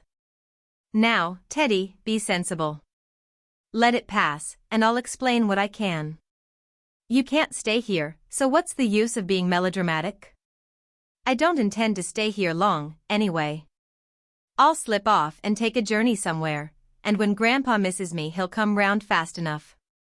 I dare say, but you ought not to go and worry him. Don't preach. I'll go to Washington and see Brooke. It's gay there, and I'll enjoy myself after the troubles." "What fun you'd have." "I wish I could run off too," said Joe, forgetting her part of mentor in lively visions of martial life at the Capitol. "Come on, then." "Why not? You go and surprise your father, and I'll stir up old Brooke. It would be a glorious joke." "Let's do it, Joe. We'll leave a letter saying we are all right, and trot off at once. I've got money enough. It will do you good, and no harm, as you go to your father." For a moment Joe looked as if she would agree, for wild as the plan was, it just suited her. She was tired of care and confinement, longed for change, and thoughts of her father blended temptingly with the novel charms of camps and hospitals, liberty and fun. Her eyes kindled as they turned wistfully toward the window, but they fell on the old house opposite, and she shook her head with sorrowful decision. "If I was a boy, we'd run away together, and have a capital time, but as I'm a miserable girl, I must be proper and stop at home." "Don't tempt me, Teddy, it's a crazy plan." "That's the fun of it," began Laurie, who had got a willful fit on him and was possessed to break out of bounds in some way. "Hold your tongue," cried Joe, covering her ears. "Prunes and prisms are my doom, and I may as well make up my mind to it. I came here to moralize, not to hear things that make me skip to think of. I know Meg would wet blanket such a proposal, but I thought you had more spirit," began Laurie insinuatingly. Bad boy, be quiet. Sit down and think of your own sins, don't go making me add to mine. If I get your grandpa to apologize for the shaking, will you give up running away? Asked Joe seriously. Yes, but you won't do it, answered Laurie, who wished to make up, but felt that his outraged dignity must be appeased first. If I can manage the young one, I can the old one, muttered Joe, as she walked away, leaving Laurie bent over a railroad map with his head propped up on both hands. Come in. And Mr. Lawrence's gruff voice sounded gruffer than ever, as Joe tapped at his door. It's only me, sir, come to return a book, she said blandly, as she entered. Want any more? Asked the old gentleman, looking grim and vexed, but trying not to show it. Yes, please. I like old Sam so well, I think I'll try the second volume, returned Joe, hoping to propitiate him by accepting a second dose of Boswell's Johnson, as he had recommended that lively work. The shaggy eyebrows unbent a little as he rolled the steps toward the shelf where the Johnsonian literature was placed. Joe skipped up, and sitting on the top step, affected to be searching for her book, but was really wondering how best to introduce the dangerous object of her visit. Mr. Lawrence seemed to suspect that something was brewing in her mind, for after taking several brisk turns about the room, he faced round on her, speaking so abruptly that Rasselas tumbled face downward on the floor. What has that boy been about? Don't try to shield him. I know he has been in mischief by the way he acted when he came home. I can't get a word from him, and when I threatened to shake the truth out of him he bolted upstairs and locked himself into his room. He did wrong, but we forgave him and all promised not to say a word to anyone, began Joe reluctantly. That won't do. He shall not shelter himself behind a promise from you soft-hearted girls. If he's done anything amiss, he shall confess, beg pardon, and be punished. Out with it, Joe. I won't be kept in the dark. Mr. Lawrence looked so alarming and spoke so sharply that Joe would have gladly run away, if she could, but she was perched aloft on the steps, and he stood at the foot, a lion in the path, so she had to stay and brave it out. Indeed, sir, I cannot tell. Mother forbade it. Laurie has confessed, asked pardon, and been punished quite enough. We don't keep silence to shield him, but someone else, and it will make more trouble if you interfere. Please don't. It was partly my fault, but it's all right now. So let's forget it, and talk about the Rambler or something pleasant. Hang the Rambler. Come down and give me your word that this harum-scarum boy of mine hasn't done anything ungrateful or impertinent. If he has, after all your kindness to him, I'll thrash him with my own hands. The threat sounded awful, but did not alarm Joe, for she knew the irascible old gentleman would never lift a finger against his grandson, whatever he might say to the contrary. She obediently descended, and made as light of the prank as she could without betraying Meg or forgetting the truth. Well, if the boy held his tongue because he promised, and not from obstinacy, I'll forgive him. He's a stubborn fellow and hard to manage, said Mr. Lawrence, rubbing up his hair till it looked as if he had been out in a gale, and smoothing the frown from his brow with an air of relief. So am I, but a kind word will govern me when all the king's horses and all the king's men couldn't, said Joe, trying to say a kind word for her friend, who seemed to get out of one scrape only to fall into another. You think I'm not kind to him, hey, was the sharp answer. Oh, dear no, sir. You are rather too kind sometimes, and then just a trifle hasty when he tries your patience. Don't you think you are? Joe was determined to have it out now, and tried to look quite placid, though she quaked a little after her bold speech.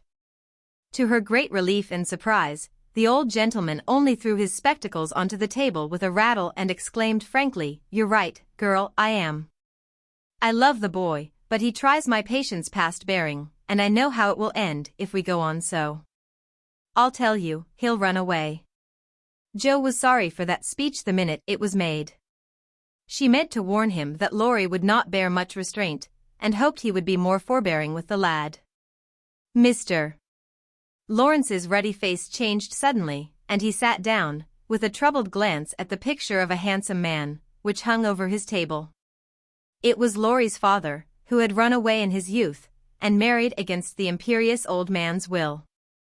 Jo fancied her remembered and regretted the past, and she wished she had held her tongue.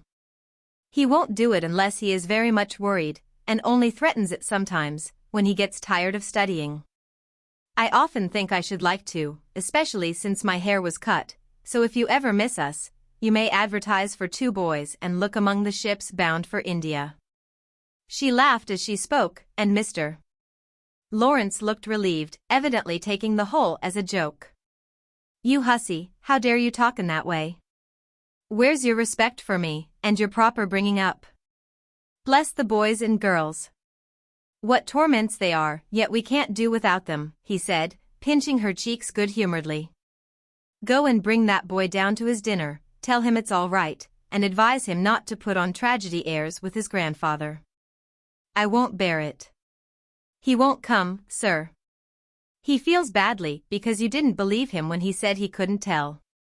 I think the shaking hurt his feelings very much. Jo tried to look pathetic but must have failed, for Mr. Lawrence began to laugh, and she knew the day was won. I'm sorry for that, and ought to thank him for not shaking me, I suppose. What the dickens does the fellow expect? And the old gentleman looked a trifle ashamed of his own testiness. If I were you, I'd write him an apology, sir. He says he won't come down till he has one, and talks about Washington, and goes on in an absurd way. A formal apology will make him see how foolish he is, and bring him down quite amiable. Try it. He likes fun, and this is better than talking. I'll carry it up, and teach him his duty. Mr. Lawrence gave her a sharp look, and put on his spectacles, saying slowly, You're a sly puss, but I don't mind being managed by you and Beth. Here, give me a bit of paper, and let us have done with this nonsense. The note was written in the terms which one gentleman would use to another after offering some deep insult. Jo dropped a kiss on the top of Mr. Lawrence's bald head, and ran up to slip the apology under Laurie's door, advising him through the keyhole to be submissive, decorous, and a few other agreeable impossibilities. Finding the door locked again, she left the note to do its work, and was going quietly away, when the young gentleman slid down the banisters, and waited for her at the bottom, saying, with his most virtuous expression of countenance, What a good fellow you are, Jo. Did you get blown up? He added, laughing. No, he was pretty mild, on the whole. I got it all round. Even you cast me off over there, and I felt just ready to go to the deuce, he began apologetically. Don't talk that way, turn over a new leaf and begin again, Teddy, my son. I keep turning over new leaves, and spoiling them, as I used to spoil my copybooks, and I make so many beginnings there never will be an end, he said dolefully. Go and eat your dinner, you'll feel better after it. Men always croak when they are hungry, and Jo whisked out at the front door after that. That's a label on my sect, answered Laurie, quoting Amy, as he went to partake of humble pie dutifully with his grandfather, who was quite saintly in temper and overwhelmingly respectful in manner all the rest of the day. Everyone thought the matter ended and the little cloud blown over, but the mischief was done, for though others forgot it, Meg remembered. She never alluded to a certain person, but she thought of him a good deal, dreamed dreams more than ever, and once Jo, rummaging her sister's desk for stamps, found a bit of paper scribbled over with the words, Mrs. John Brooke, whereat she groaned tragically and cast it into the fire, feeling that Laurie's prank had hastened the evil day for her. Chapter 22. Like sunshine after a storm were the peaceful weeks which followed. The invalids improved rapidly, and Mr. March began to talk or returning early in the new year. Beth was soon able to lie on the study sofa all day, amusing herself with the well-beloved cats at first, and in time with dolls' sewing, which had fallen sadly behindhand. Her once active limbs were so stiff and feeble that Jo took her for a daily airing about the house in her strong arms. Meg cheerfully blackened and burned her white hands cooking delicate messes for the dear, while Amy, a loyal slave of the ring, celebrated her return by giving away as many of her treasures as she could prevail on her sisters to accept. As Christmas approached, the usual mysteries began to haunt the house, and Joe frequently convulsed the family by proposing utterly impossible or magnificently absurd ceremonies in honor of this unusually merry Christmas. Laurie was equally impracticable and would have had bonfires, skyrockets, and triumphal arches if he had had his own way. After many skirmishes and snubbings, the ambitious pair were considered effectually quenched and went about with forlorn faces, which were rather belied by explosions of laughter when the two got together. Several days of unusually mild weather fitly ushered in a splendid Christmas day. Hannah felt in her bones that it was going to be an unusually fine day, and she proved herself a true prophetess, for everybody and everything seemed bound to produce a grand success. To begin with, Mr. March wrote that he should soon be with them. Then Beth felt uncommonly well that morning, and, being dressed in her mother's gift, a soft crimson merino wrapper, was borne in high triumph to the window to behold the offering of Joe and Laurie. The unquenchables had done their best to be worthy of the name, for like elves they had worked by night and conjured up a comical surprise. Out in the garden stood a stately snow maiden, crowned with holly, bearing a basket of fruit and flowers in one hand, a great roll of music in the other, a perfect rainbow of an Afghan round her chilly shoulders, and a Christmas carol issuing from her lips on a pink paper streamer. The Jungfrau to Beth. God bless you, dear Queen Bess. May nothing you dismay, but health and peace and happiness be yours this Christmas day. Here's fruit to feed our busy bee, and flowers for her nose. Here's music for her peony, an Afghan for her toes. A portrait of Joanna, c. by Raphael No. 2, who labored with great industry to make it fair and true. Except a ribbon red, I beg, for Madame Purr's tail, and ice cream made by lovely Peg, a Mont Blanc in a pail. Their dearest love my makers laid within my breast of snow. Accept it and the Alpine maid, from Laurie and from Joe. How Beth laughed when she saw it, how Laurie ran up and down to bring in the gifts, and what ridiculous speeches Joe made as she presented them. I'm so full of happiness that if Father was only here, I couldn't hold one drop more, said Beth, quite sighing with contentment as Joe carried her off to the study to rest after the excitement, and to refresh herself with some of the delicious grapes the Jungfrau had sent her. So am I, added Joe, slapping the pocket wherein reposed the long-desired Undine and Sintram. I'm sure I am, echoed Amy, poring over the engraved copy of the Madonna and Child, which her mother had given her in a pretty frame. Of course I am, cried Meg, smoothing the silvery folds of her first silled dress, for Mr. Lawrence had insisted on giving it. How can I be otherwise, said Mrs. March gratefully, as her eyes went from her husband's letter to Beth's smiling face, and her hand caressed the brooch made of gray and golden, chestnut and dark brown hair, which the girls had just fastened on her breast. Now and then, in this workaday world, things do happen in the delightful storybook fashion, and what a comfort it is. Half an hour after everyone had said they were so happy they could only hold one drop more, the drop came. Laurie opened the parlor door and popped his head in very quietly. He might just as well have turned a somersault and uttered an Indian war whoop, for his face was so full of suppressed excitement and his voice so treacherously joyful that everyone jumped up, though he only said, in a queer, breathless voice, "Here's another Christmas present for the March family." Before the words were well out of his mouth, he was whisked away somehow, and in his place appeared a tall man, muffled up to the eyes, leaning on the arm of another tall man, who tried to say something and couldn't. Of course there was a general stampede, and for several minutes everybody seemed to lose their wits, for the strangest things were done, and no one said a word. Mr. March became invisible in the embrace of 4 pairs of loving arms. Joe disgraced herself by nearly fainting away, and had to be doctored by Laurie in the china closet. Mr. Brooke kissed Meg entirely by mistake, as he somewhat incoherently explained. And Amy, the dignified, tumbled over a stool, and never stopping to get up, hugged and cried over her father's boots in the most touching manner. Mrs. March was the first to recover herself, and held up her hand with a warning, "Hush. Remember Beth." But it was too late. The study door flew open, the little red wrapper appeared on the threshold, joy put strength into the feeble limbs, and Beth ran straight into her father's arms. Never mind what happened just after that, for the full hearts overflowed, washing away the bitterness of the past and leaving only the sweetness of the present. It was not at all romantic, but a hearty laugh set everybody straight again, for Hannah was discovered behind the door, sobbing over the fat turkey, which she had forgotten to put down when she rushed up from the kitchen. As the laugh subsided, Mrs. March began to thank Mr. Brooke for his faithful care of her husband, at which Mr. Brooke suddenly remembered that Mr. March needed rest, and seizing Laurie, he precipitately retired. Then the two invalids were ordered to repose, which they did, by both sitting in one big chair and talking hard. Mr.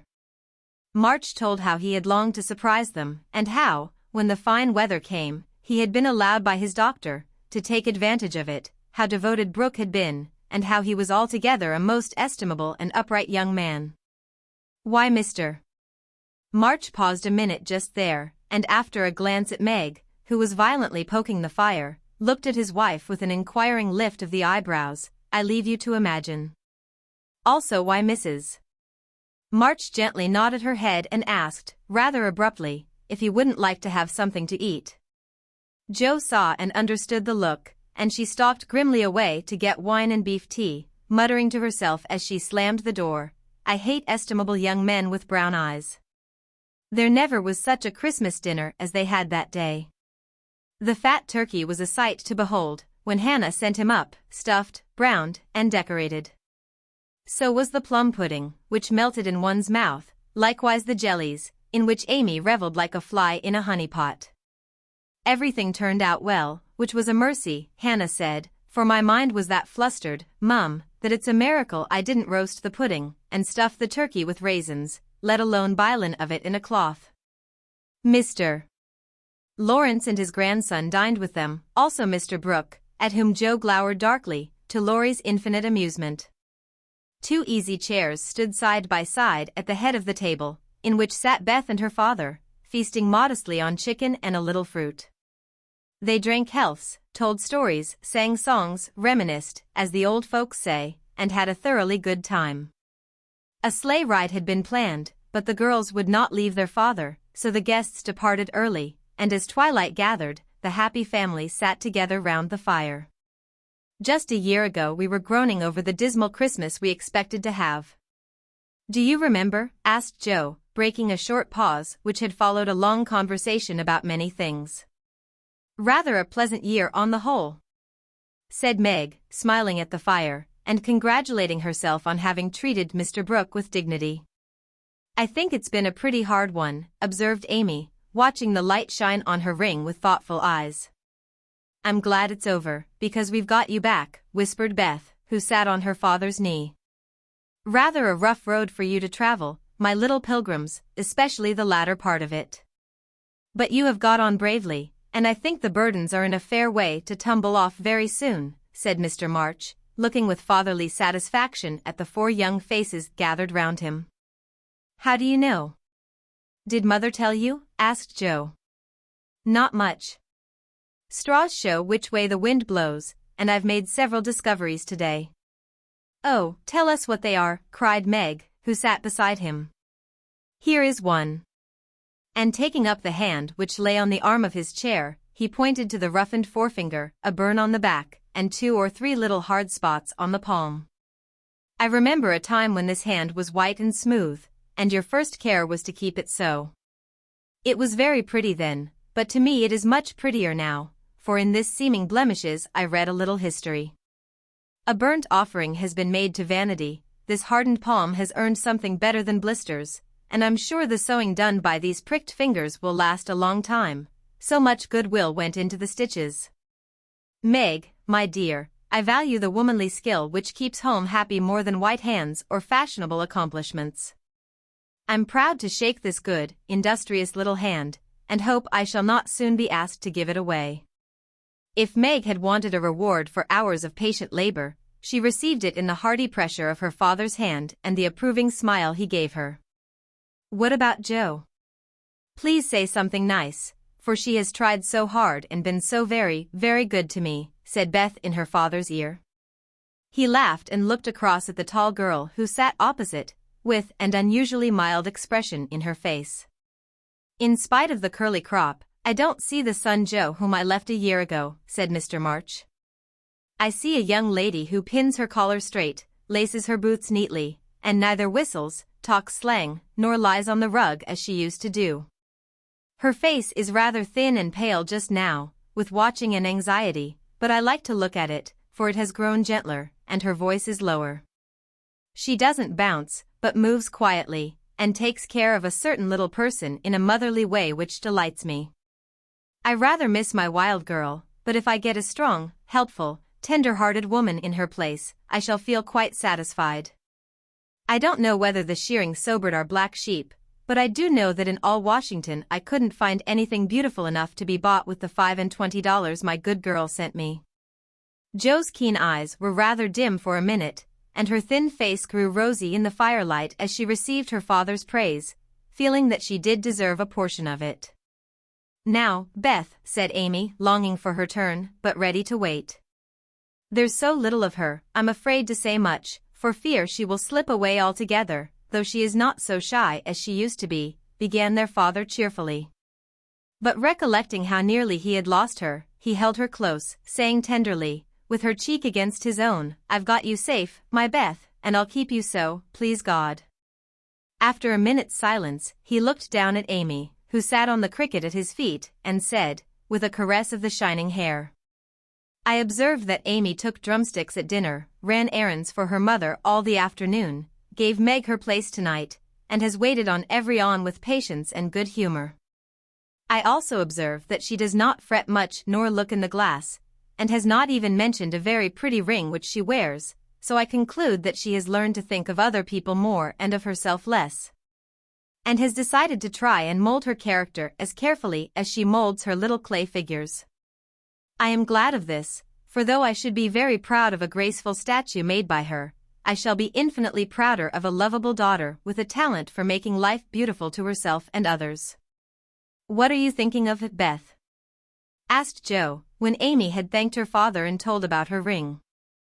"I read in Pilgrim's Progress today how, after many troubles, Christian and Hopeful came to a pleasant green meadow where lilies bloomed all year round, and there they rested happily, as we do now, before they went on to their journey's end," answered Beth, adding, as she slipped out of her father's arms and went to the instrument, "It's singing time now, and I want to be in my old place. I'll try to sing the song of the shepherd boy which the pilgrims heard. I made the music for father, because he likes the verses." So, sitting at the dear little piano, Beth softly touched the keys, and in the sweet voice they had never thought to hear again, sang to her own accompaniment the quaint hymn, which was a singularly fitting song for her. "He that is down need fear no fall. He that is low no pride. He that is humble ever shall have God to be his guide. I am content with what I have, little be it, or much. And, Lord, contentment still I crave, because thou savest such. Fullness to them a burden is, that go on pilgrimage.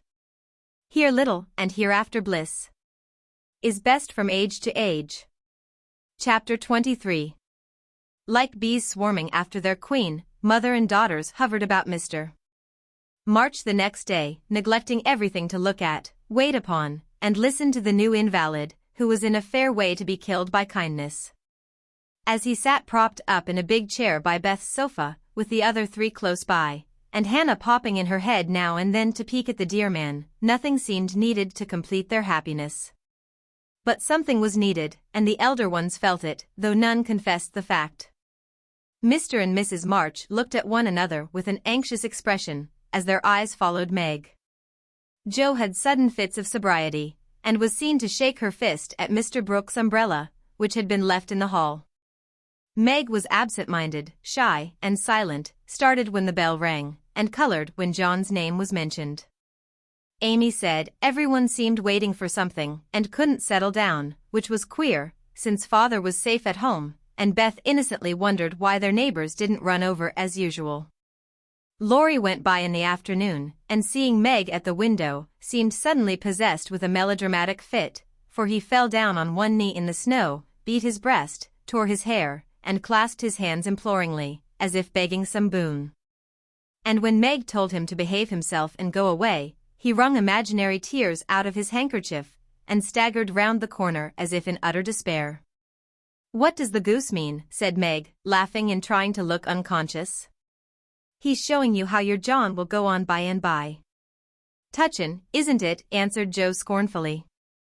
"Don't say my John, it isn't proper or true," but Meg's voice lingered over the words as if they sounded pleasant to her.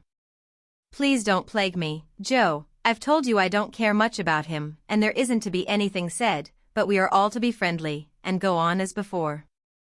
"We can't, for something has been said, and Laurie's mischief has spoiled you for me." "I see it, and so does Mother. You are not like your old self a bit, and seem ever so far away from me. I don't mean to plague you and will bear it like a man, but I do wish it was all settled. I hate to wait, so if you mean ever to do it, make haste and have it over quickly," said Joe pettishly. "I can't say anything till he speaks, and he won't, because Father said I was too young," began Meg, bending over her work with a queer little smile, which suggested that she did not quite agree with her father on that point. "If he did speak, you wouldn't know what to say, but would cry or blush, or let him have his own way, instead of giving a good, decided no. I'm not so silly and weak as you think. I know just what I should say, for I've planned it all, so I needn't be taken unawares. There's no knowing what may happen, and I wish to be prepared." Joe couldn't help smiling at the important air which Meg had unconsciously assumed and which was as becoming as the pretty color varying in her cheeks. "Would you mind telling me what you'd say?" asked Joe more respectfully. "Not at all. You are 16 now, quite old enough to be my confidant, and my experience will be useful to you by and by, perhaps, in your own affairs of this sort. Don't mean to have any. It's fun to watch other people philander, but I should feel like a fool doing it myself," said Joe, looking alarmed at the thought. "I think not, if you liked anyone very much, and he liked you." Meg spoke as if to herself, and glanced out at the lane where she had often seen lovers walking together in the summer twilight. "I thought you were going to tell your speech to that man," said Joe, rudely shortening her sister's little reverie. "Oh, I should merely say, quite calmly and decidedly, 'Thank you, Mr. Brooke, you are very kind, but I agree with Father that I am too young to enter into any engagement at present, so please say no more, but let us be friends as we were.'" That's stiff and cool enough. "I don't believe you'll ever say it, and I know he won't be satisfied if you do. If he goes on like the rejected lovers in books, you'll give in, rather than hurt his feelings." "No, I won't. I shall tell him I've made up my mind, and shall walk out of the room with dignity." Meg rose as she spoke, and was just going to rehearse the dignified exit, when a step in the hall made her fly into her seat and begin to sew as fast as if her life depended on finishing that particular seam in a given time. Joe smothered a laugh at the sudden change, and when someone gave a modest tap, opened the door with a grim aspect which was anything but hospitable. "Good afternoon.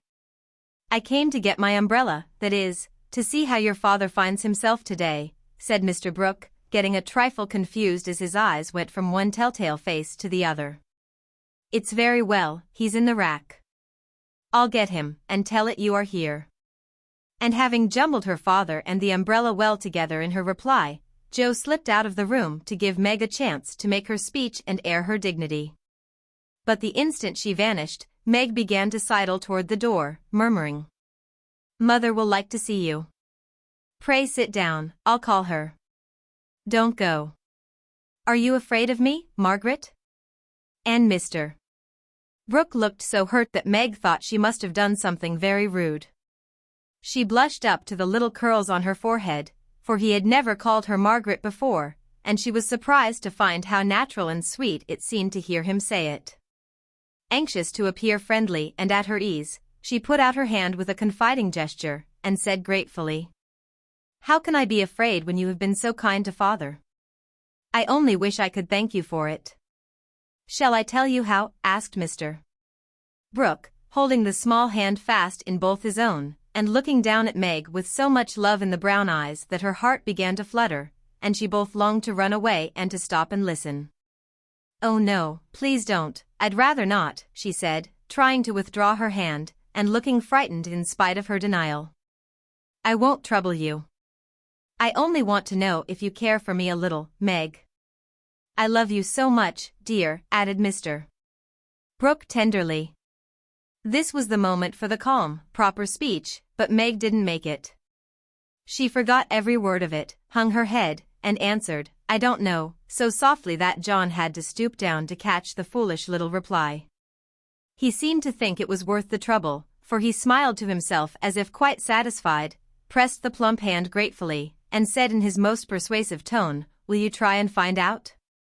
I want to know so much, for I can't go to work with any heart until I learn whether I am to have my reward in the end or not." "I'm too young," faltered Meg, wondering why she was so fluttered, yet rather enjoying it.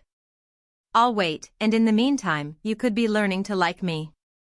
"Would it be a very hard lesson, dear?" "Not if I chose to learn it, but—" "Please choose to learn, Meg. I love you to teach, and this is easier than German," broke in John, getting possession of the other hand, so that she had no way of hiding her face as he bent to look into it. His tone was properly beseeching, but stealing a shy look at him, Meg saw that his eyes were merry as well as tender, and that he wore the satisfied smile of one who had no doubt of his success. This nettled her. Annie Moffat's foolish lessons in coquetry came into her mind, and the love of power, which sleeps in the bosoms of the best of little women, woke up all of a sudden and took possession of her. She felt excited and strange, and not knowing what else to do, followed a capricious impulse and, withdrawing her hands, said petulantly, "I don't choose. Please go away and let me be." Poor Mr. Brooke looked as if his lovely castle in the air was tumbling about his ears, for he had never seen Meg in such a mood before, and it rather bewildered him. "Do you really mean that?" he asked anxiously, following her as she walked away. "Yes, I do. I don't want to be worried about such things. Father says I needn't, it's too soon and I'd rather not. Mayn't I hope you'll change your mind by and by? I'll wait and say nothing till you have had more time. Don't play with me, Meg. I didn't think that of you. Don't think of me at all." "I'd rather you wouldn't," said Meg, taking a naughty satisfaction in trying her lover's patience and her own power. He was grave and pale now, and looked decidedly more like the novel heroes whom she admired, but he neither slapped his forehead nor tramped about the room as they did. He just stood looking at her so wistfully, so tenderly, that she found her heart relenting in spite of herself. What would have happened next I cannot say, if Aunt March had not come hobbling in at this interesting minute. The old lady couldn't resist her longing to see her nephew, for she had met Laurie as she took her airing, and hearing of Mr. March's arrival, drove straight out to see him. The family were all busy in the back part of the house, and she had made her way quietly in, hoping to surprise them. She did surprise two of them so much that Meg started as if she had seen a ghost, and Mr. Brooke vanished into the study. "Bless me, what's all this?" cried the old lady with a rap of her cane as she glanced from the pale young gentleman to the scarlet young lady. "It's father's friend. I'm so surprised to see you," stammered Meg, feeling that she was in for a lecture now. "That's evident," returned Aunt March, sitting down. "But what is father's friend saying to make you look like a peony? There's mischief going on, and I insist upon knowing what it is," with another rap. "We were only talking." "Mr. Brooke came for his umbrella," began Meg, wishing that Mr. Brooke and the umbrella were safely out of the house. "Brooke? That boy's tutor? Ah. I understand now. I know all about it.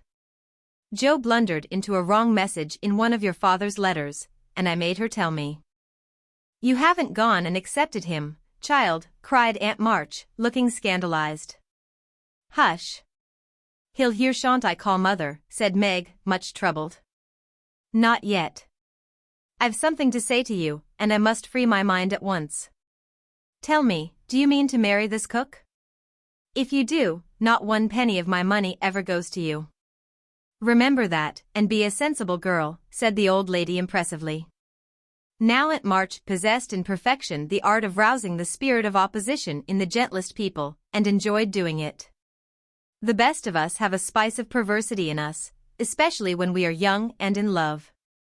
If Aunt March had begged Meg to accept John Brooke, she would probably have declared she couldn't think of it, but as she was peremptorily ordered not to like him, she immediately made up her mind that she would. Inclination as well as perversity made the decision easy, and being already much excited, Meg opposed the old lady with unusual spirit. I shall marry whom I please, Aunt March, and you can leave your money to anyone you like, she said, nodding her head with a resolute air. Highty-tighty. Is that the way you take my advice, miss? You'll be sorry for it by and by, when you've tried love in a cottage and found it a failure. It can't be a worse one than some people find in big houses, retorted Meg. Aunt March put on her glasses and took a look at the girl, for she did not know her in this new mood. Meg hardly knew herself, she felt so brave and independent, so glad to defend John and assert her right to love him if she liked. Aunt March saw that she had begun wrong, and after a little pause, made a fresh start, saying as mildly as she could, Now, Meg, my dear, be reasonable and take my advice. I mean it kindly, and don't want you to spoil your whole life by making a mistake at the beginning. You ought to marry well and help your family. It's your duty to make a rich match and it ought to be impressed upon you. Father and mother don't think so. They like John though he is poor. Your parents, my dear, have no more worldly wisdom than a pair of babies. I'm glad of it, cried Meg stoutly. Aunt March took no notice, but went on with her lecture. This rook is poor and hasn't got any rich relations, has he? No, but he has many warm friends. You can't live on friends, try it and see how cool they'll grow. He hasn't any business, has he? Not yet. Mr. Lawrence is going to help him. That won't last long. James Lawrence is a crotchety old fellow and not to be depended on. So you intend to marry a man without money, position, or business, and go on working harder than you do now, when you might be comfortable all your days by minding me and doing better? I thought you had more sense, Meg. I couldn't do better if I waited half my life. John is good and wise, he's got heaps of talent, he's willing to work and sure to get on, he's so energetic and brave. Everyone likes and respects him, and I'm proud to think he cares for me, though I'm so poor and young and silly, said Meg, looking prettier than ever in her earnestness. He knows you have got rich relations, child. That's the secret of his liking, I suspect. Aunt March, how dare you say such a thing? John is above such meanness, and I won't listen to you a minute if you talk so, cried Meg indignantly, forgetting everything but the injustice of the old lady's suspicions. My John wouldn't marry for money, any more than I would. We are willing to work and we mean to wait. I'm not afraid of being poor, for I've been happy so far, and I know I shall be with him because he loves me, and I. Meg stopped there, remembering all of a sudden that she hadn't made up her mind, that she had told her John to go away, and that he might be overhearing her inconsistent remarks. Aunt March was very angry, for she had set her heart on having her pretty niece make a fine match, and something in the girl's happy young face made the lonely old woman feel both sad and sour. Well, I wash my hands of the whole affair. You are a willful child, and you've lost more than you know by this piece of folly. No, I won't stop. I'm disappointed in you, and haven't spirits to see your father now. Don't expect anything from me when you are married. Your Mr. Book's friends must take care of you. I'm done with you forever. And slamming the door in Meg's face, Aunt March drove off in high dudgeon. She seemed to take all the girl's courage with her, for when left alone, Meg stood for a moment, undecided whether to laugh or cry. Before she could make up her mind, she was taken possession of by Mr.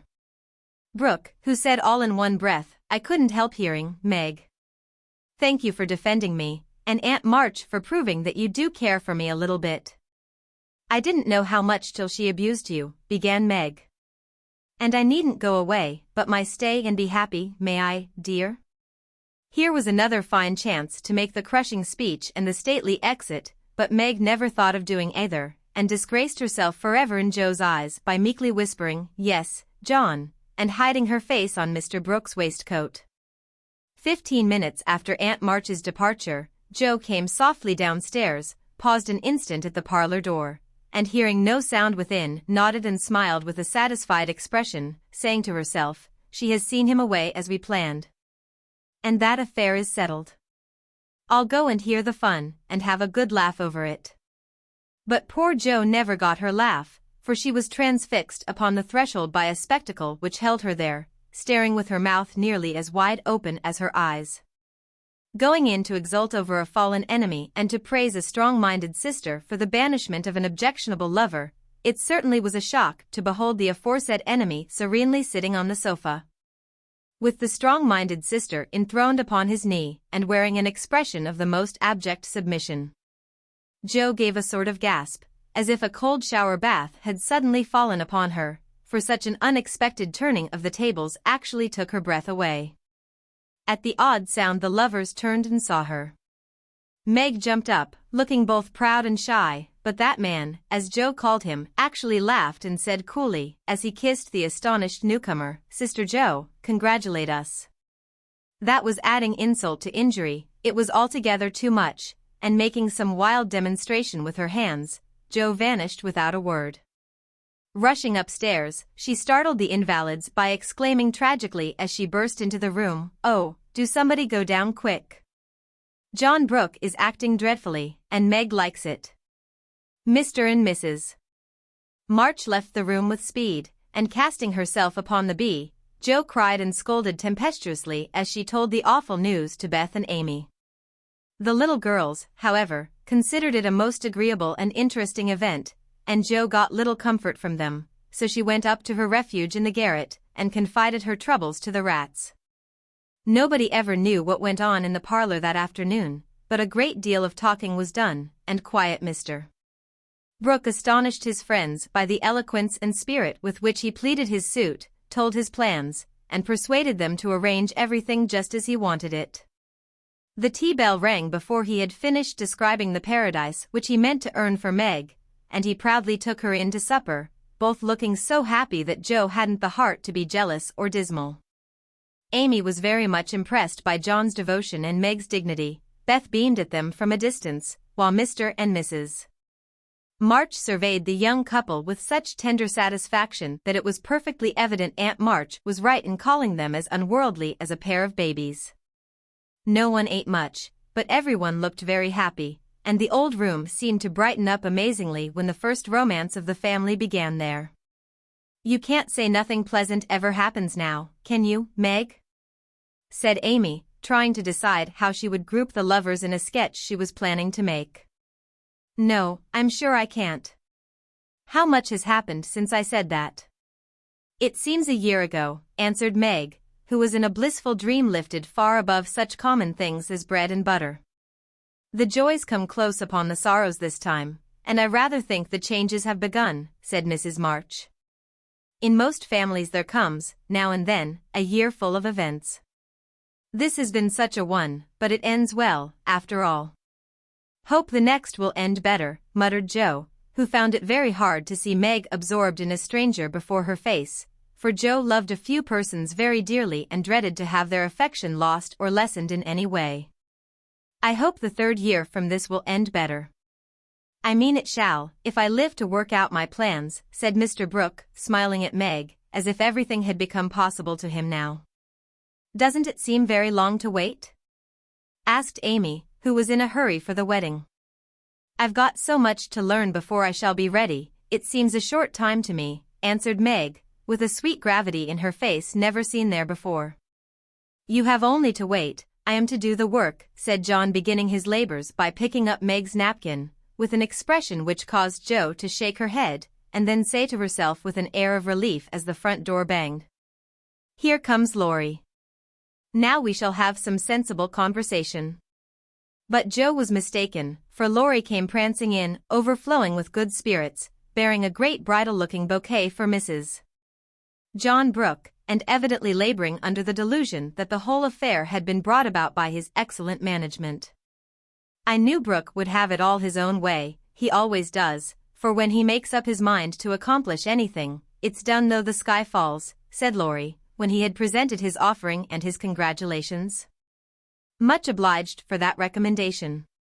I take it as a good omen for the future and invite you to my wedding on the spot, answered Mr. Brooke, who felt at peace with all mankind, even his mischievous pupil. I'll come if I'm at the ends of the earth, for the sight of Joe's face alone on that occasion would be worth a long journey. You don't look festive, ma'am, what's the matter? Asked Laurie, following her into a corner of the parlor, whither all had adjourned to greet Mr. Lawrence. I don't approve of the match, but I've made up my mind to bear it, and shall not say a word against it, said Joe solemnly. You can't know how hard it is for me to give up Meg, she continued with a little quiver in her voice. You don't give her up. You only go halves, said Laurie consolingly. It can never be the same again. I've lost my dearest friend, sighed Joe. You've got me, anyhow. I'm not good for much, I know, but I'll stand by you, Joe, all the days of my life. Upon my word I will. And Laurie meant what he said. I know you will, and I'm ever so much obliged. You are always a great comfort to me, Teddy, returned Joe, gratefully shaking hands.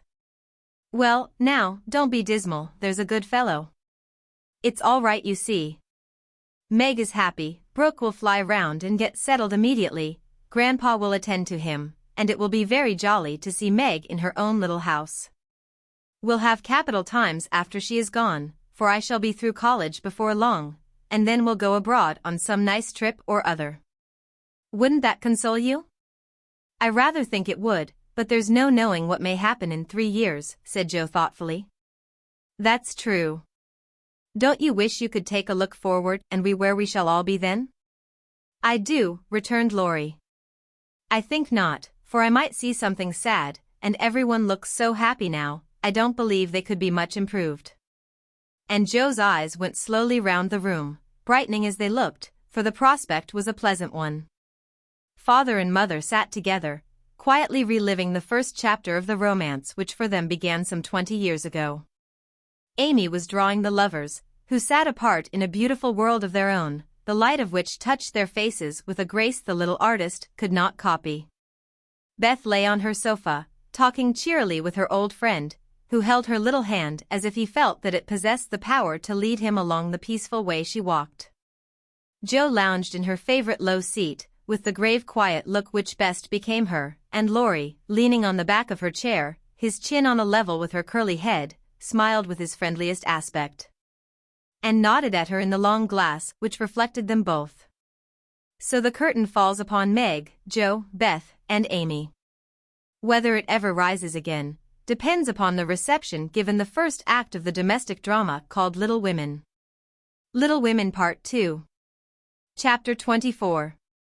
In order that we may start afresh and go to Meg's wedding with free minds, it will be well to begin with a little gossip about the Marches.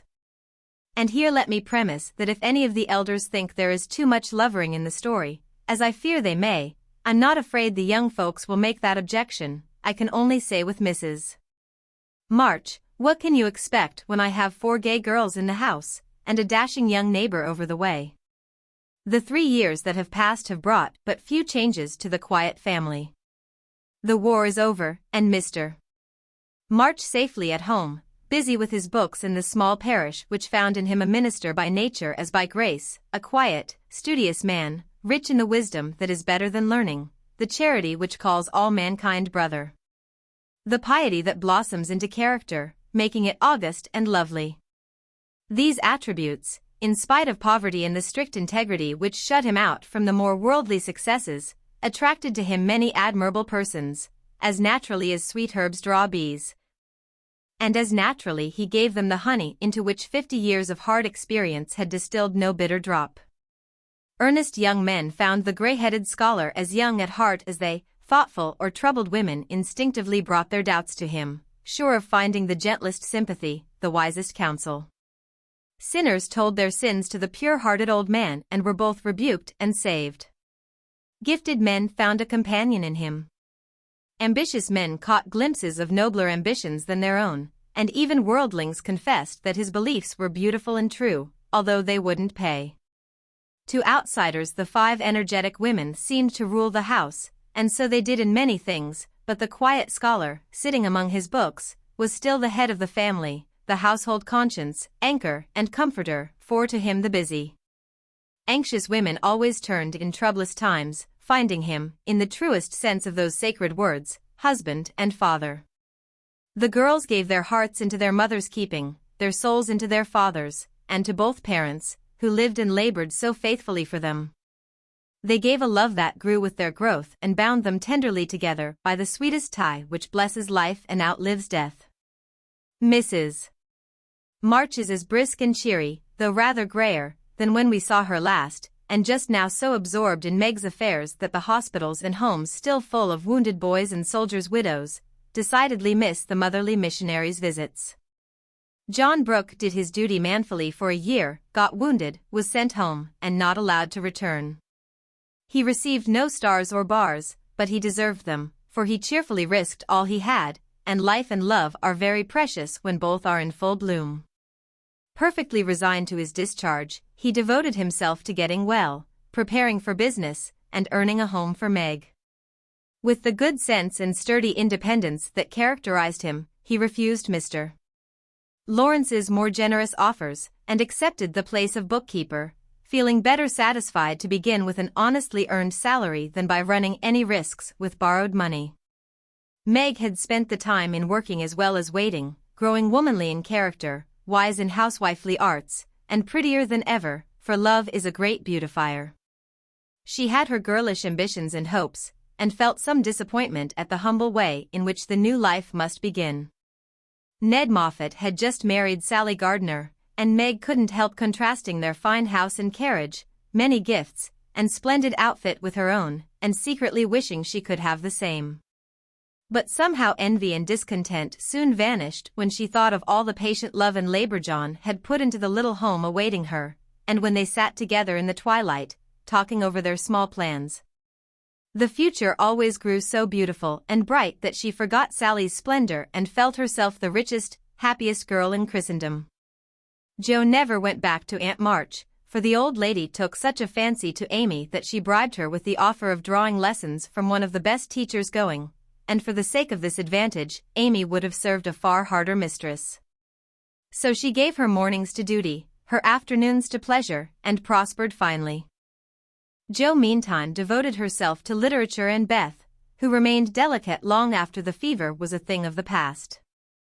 Not an invalid exactly, but never again the rosy, healthy creature she had been, yet always hopeful, happy, and serene, and busy with the quiet duties she loved, everyone's friend, and an angel in the house. Long before those who loved her most had learned to know it. As long as the Spread Eagle paid her $1 a column for her rubbish, as she called it, Jo felt herself a woman of means, and spun her little romances diligently. But great plans fermented in her busy brain and ambitious mind, and the old tin kitchen in the garret held a slowly increasing pile of blotted manuscript, which was one day to place the name of March upon the roll of fame. Laurie, having dutifully gone to college to please his grandfather, was now getting through it in the easiest possible manner to please himself. A universal favorite, thanks to money, manners, much talent, and the kindest heart that ever got its owner into scrapes by trying to get other people out of them, he stood in great danger of being spoiled, and probably would have been. Like many another promising boy, if he had not possessed a talisman against evil in the memory of the kind old man who was bound up in his success, the motherly friend who watched over him as if he were her son, and last, but not least by any means, the knowledge that 4 innocent girls loved, admired, and believed in him with all their hearts. Being only a glorious human boy, of course he frolicked and flirted, grew dandified, aquatic, sentimental, or gymnastic, as college fashions ordained, hazed and was hazed, talked slang. And more than once came perilously near suspension and expulsion. But as high spirits and the love of fun were the causes of these pranks, he always managed to save himself by frank confession, honorable atonement, or the irresistible power of persuasion which he possessed in perfection. In fact, He rather prided himself on his narrow escapes, and liked to thrill the girls with graphic accounts of his triumphs over wrathful tutors, dignified professors, and vanquished enemies. The men of my class were heroes in the eyes of the girls, who never wearied of the exploits of our fellows, and were frequently allowed to bask in the smiles of these great creatures, when Laurie brought them home with him. Amy especially enjoyed this high honor, and became quite a belle among them, for her ladyship early felt and learned to use the gift of fascination with which she was endowed. Meg was too much absorbed in her private and particular John to care for any other lords of creation, and Beth too shy to do more than peep at them and wonder how Amy dared to order them about so, but Jo felt quite in her own element, and found it very difficult to refrain from imitating the gentlemanly attitudes, phrases, and feats, which seemed more natural to her than the decorums prescribed for young ladies. They all liked Jo immensely, but never fell in love with her, though very few escaped without paying the tribute of a sentimental sigh or two at Amy's shrine. And speaking of sentiment brings us very naturally to the Dovecot. That was the name of the little brown house Mr. Brooke had prepared for Meg's first home. Laurie had christened it, saying it was highly appropriate to the gentle lovers who went on together like a pair of turtle doves, with first a bill and then a coo. It was a tiny house, with a little garden behind and a lawn about as big as a pocket handkerchief in the front. Here Meg meant to have a fountain, shrubbery, and a profusion of lovely flowers, though just at present the fountain was represented by a weather-beaten urn, very like a dilapidated slop bowl. The shrubbery consisted of several young larches, undecided whether to live or die, and the profusion of flowers was merely hinted by regiments of sticks to show where seeds were planted. But inside, it was altogether charming, and the happy bride saw no fault from garret to cellar. To be sure, the hall was so narrow it was fortunate that they had no piano, for one never could have been gotten whole. The dining room was so small that 6 people were a tight fit, and the kitchen stairs seemed built for the express purpose of precipitating both servants and china pell-mell into the coal bin. But once get used to these slight blemishes and nothing could be more complete, for good sense and good taste had presided over the furnishing, and the result was highly satisfactory. There were no marble-top tables, long mirrors, or lace curtains in the little parlor, but simple furniture, plenty of books, a fine picture or two, a stand of flowers in the bay window, and, scattered all about, the pretty gifts which came from friendly hands and were the fairer for the loving messages they brought. I don't think the Parian Psyche Laurie gave lost any of its beauty because John put up the bracket it stood upon, that any upholsterer could have draped the plain muslin curtains more gracefully than Amy's artistic hand, or that any storeroom was ever better provided with good wishes, merry words, and happy hopes than that in which Jo and her mother put away Meg's few boxes, barrels, and bundles. And I am morally certain that the spandy new kitchen never could have looked so cozy and neat if Hannah had not arranged every pot and pan a dozen times over, and laid the fire all ready for lighting the minute Ms. Brooke came home. I also doubt if any young matron ever began life with so rich a supply of dusters, holders, and piece bags, for Beth made enough to last till the silver wedding came round, and invented 3 different kinds of dishcloths for the express service of the bridal china. People who hire all these things done for them never know what they lose, for the homeliest tasks get beautified if loving hands do them, and Meg found so many proofs of this that everything in her small nest, from the kitchen roller to the silver vase on her parlor table, was eloquent of home love and tender forethought. What happy times they had planning together, what solemn shopping excursions, what funny mistakes they made, and what shouts of laughter arose over Laurie's ridiculous bargains. In his love of jokes, this young gentleman, though nearly through college, was as much of a boy as ever. His last whim had been to bring with him on his weekly visits some new, useful, and ingenious article for the young housekeeper. Now a bag of remarkable clothespins, next, a wonderful nutmeg grater which fell to pieces at the first trial, a knife cleaner that spoiled all the knives, or a sweeper that picked the nap neatly off the carpet and left the dirt. Labor-saving soap that took the skin off one's hands, infallible cements which stuck firmly to nothing but the fingers of the deluded buyer, and every kind of tinware, from a toy savings bank for odd pennies to a wonderful boiler which would wash articles in its own steam with every prospect of exploding in the process. In vain Meg begged him to stop. John laughed at him, and Joe called him Mr. Toodles. He was possessed with a mania for patronizing Yankee ingenuity, and seeing his friends fitly furnished forth. So each week beheld some fresh absurdity. Everything was done at last, even to Amy's arranging different colored soaps to match the different colored rooms, and Beth setting the table for the first meal. "Are you satisfied? Does it seem like home, and do you feel as if you should be happy here?" asked Mrs. March, as she and her daughter went through the new kingdom arm in arm, for just then they seemed to cling together more tenderly than ever. "Yes, Mother, perfectly satisfied, thanks to you all, and so happy that I can't talk about it," with a look that was far better than words. "If she only had a servant or two it would be all right," said Amy, coming out of the parlor, where she had been trying to decide whether the bronze Mercury looked best on the whatnot or the mantelpiece. "Mother and I have talked that over, and I have made up my mind to try her way first. There will be so little to do that with Lottie to run my errands and help me here and there, I shall only have enough work to keep me from getting lazy or homesick," answered Meg tranquilly. "Sally Moffat has 4, began Amy. "If Meg had 4, the house wouldn't hold them, and Master and Mrs. would have to camp in the garden," broke in Joe, who, enveloped in a big blue pinafore, was giving the last polish to the door handles. "Sally isn't a poor man's wife, and many maids are in keeping with her fine establishment. Meg and John begin humbly, but I have a feeling that there will be quite as much happiness in the little house as in the big one. It's a great mistake for young girls like Meg to leave themselves nothing to do but dress, give orders, and gossip. When I was first married, I used to long for my new clothes to wear out or get torn, so that I might have the pleasure of mending them, for I got heartily sick of doing fancy work and tending my pocket handkerchief. Why didn't you go into the kitchen and make messes, as Sally says she does to amuse herself, though they never turn out well and the servants laugh at her," said Meg. "I did after a while, not to mess but to learn of Hannah how things should be done, that my servants need not laugh at me. It was play then, but there came a time when I was truly grateful that I not only possessed the will but the power to cook wholesome food for my little girls, and help myself when I could no longer afford to hire help. You begin at the other end, Meg, dear, but the lessons you learn now will be of use to you by and by when John is a richer man, for the mistress of a house, however splendid, should know how work ought to be done, if she wishes to be well and honestly served."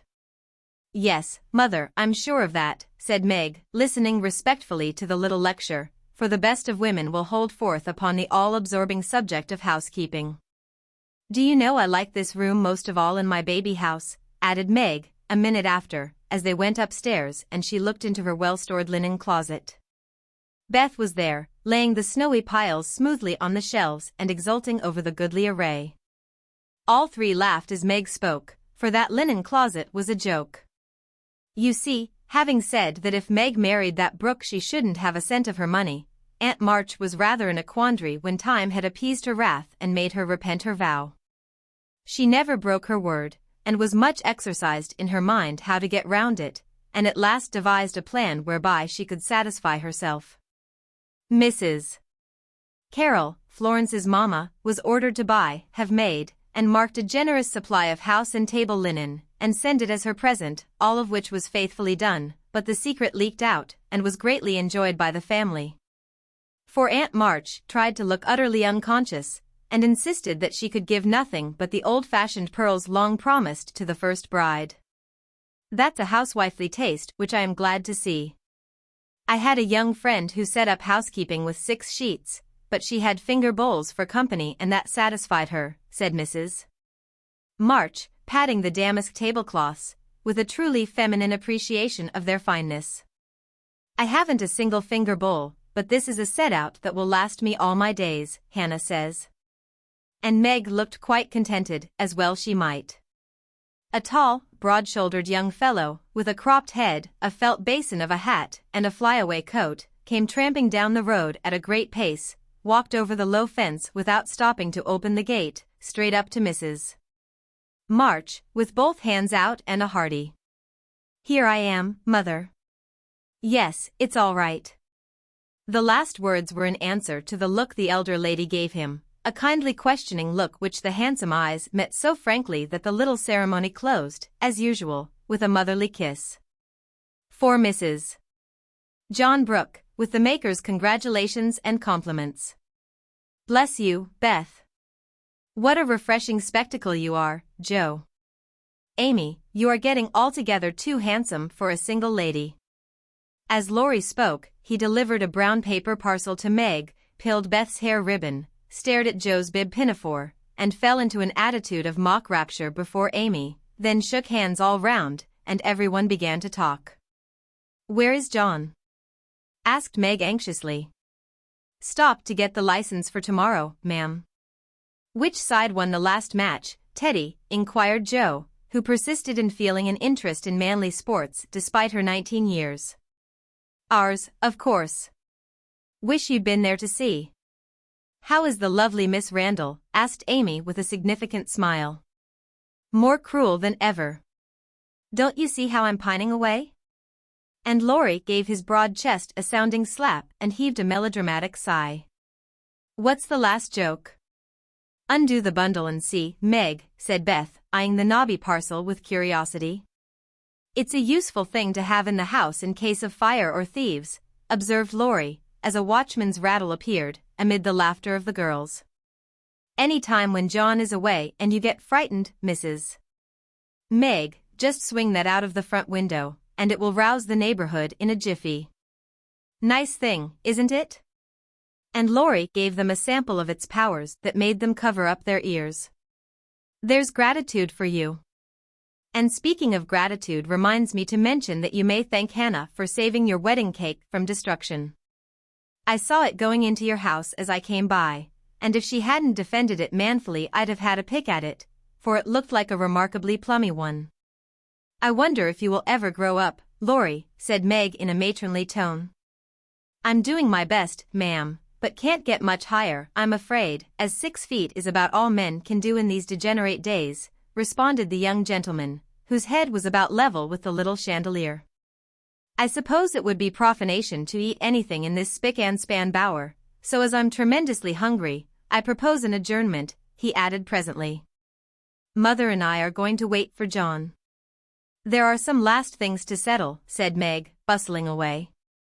Beth and I are going over to Kitty Bryant's to get more flowers for tomorrow, added Amy, tying a picturesque hat over her picturesque curls, and enjoying the effect as much as anybody. Come, Joe, don't desert a fellow. I'm in such a state of exhaustion I can't get home without help. Don't take off your apron, whatever you do, it's peculiarly becoming, said Laurie, as Joe bestowed his especial aversion in her capacious pocket and offered her arm to support his feeble steps. Now, Teddy, I want to talk seriously to you about tomorrow, began Joe, as they strolled away together. You must promise to behave well, and not cut up any pranks, and spoil our plans. Not a prank. And don't say funny things when we ought to be sober. I never do. You are the one for that. And I implore you not to look at me during the ceremony. I shall certainly laugh if you do. You won't see me, you'll be crying so hard that the thick fog round you will obscure the prospect. I never cry unless for some great affliction. Such as fellows going to college, hey, cut in Laurie, with suggestive laugh. Don't be a peacock. I only moaned a trifle to keep the girls company. Exactly. I say, Joe, how is Grandpa this week? Pretty amiable? Very. Why, have you got into a scrape and want to know how he'll take it? Asked Joe rather sharply. Now, Joe, do you think I'd look your mother in the face and say all right if it wasn't? And Laurie stopped short, with an injured air. No, I don't. Then don't go and be suspicious. I only want some money, said Laurie, walking on again, appeased by her hearty tone. You spend a great deal, Teddy. Bless you, I don't spend it, it spends itself somehow, and is gone before I know it. You are so generous and kind-hearted that you let people borrow, and can't say no to anyone. We heard about Henshaw and all you did for him. If you always spent money in that way, no one would blame you, said Joe warmly. Oh, he made a mountain out of a molehill. You wouldn't have me let that fine fellow work himself to death just for want of a little help, when he is worth a dozen of us lazy chaps, would you? Of course not, but I don't see the use of your having 17 waistcoats, endless neckties, and a new hat every time you come home. I thought you'd got over the dandy period, but every now and then it breaks out in a new spot. Just now it's the fashion to be hideous, to make your head look like a scrubbing brush, wear a straight jacket, orange gloves, and clumping square-toed boots.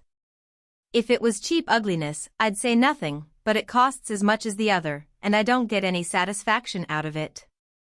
Laurie threw back his head, and laughed so heartily at this attack, that the felt hat fell off, and Joe walked on it, which insult only afforded him an opportunity for expatiating on the advantages of a rough-and-ready costume. As he folded up the maltreated hat, and stuffed it into his pocket. Don't lecture any more, there's a good soul. I have enough all through the week, and like to enjoy myself when I come home. I'll get myself up regardless of expense tomorrow, and be a satisfaction to my friends. I'll leave you in peace if you'll only let your hair grow. I'm not aristocratic, but I do object to being seen with a person who looks like a young prize fighter, observed Joe severely. This unassuming style promotes study, that's why we adopt it, returned Laurie, who certainly could not be accused of vanity, having voluntarily sacrificed a handsome curly crop to the demand for quarter-inch-long stubble.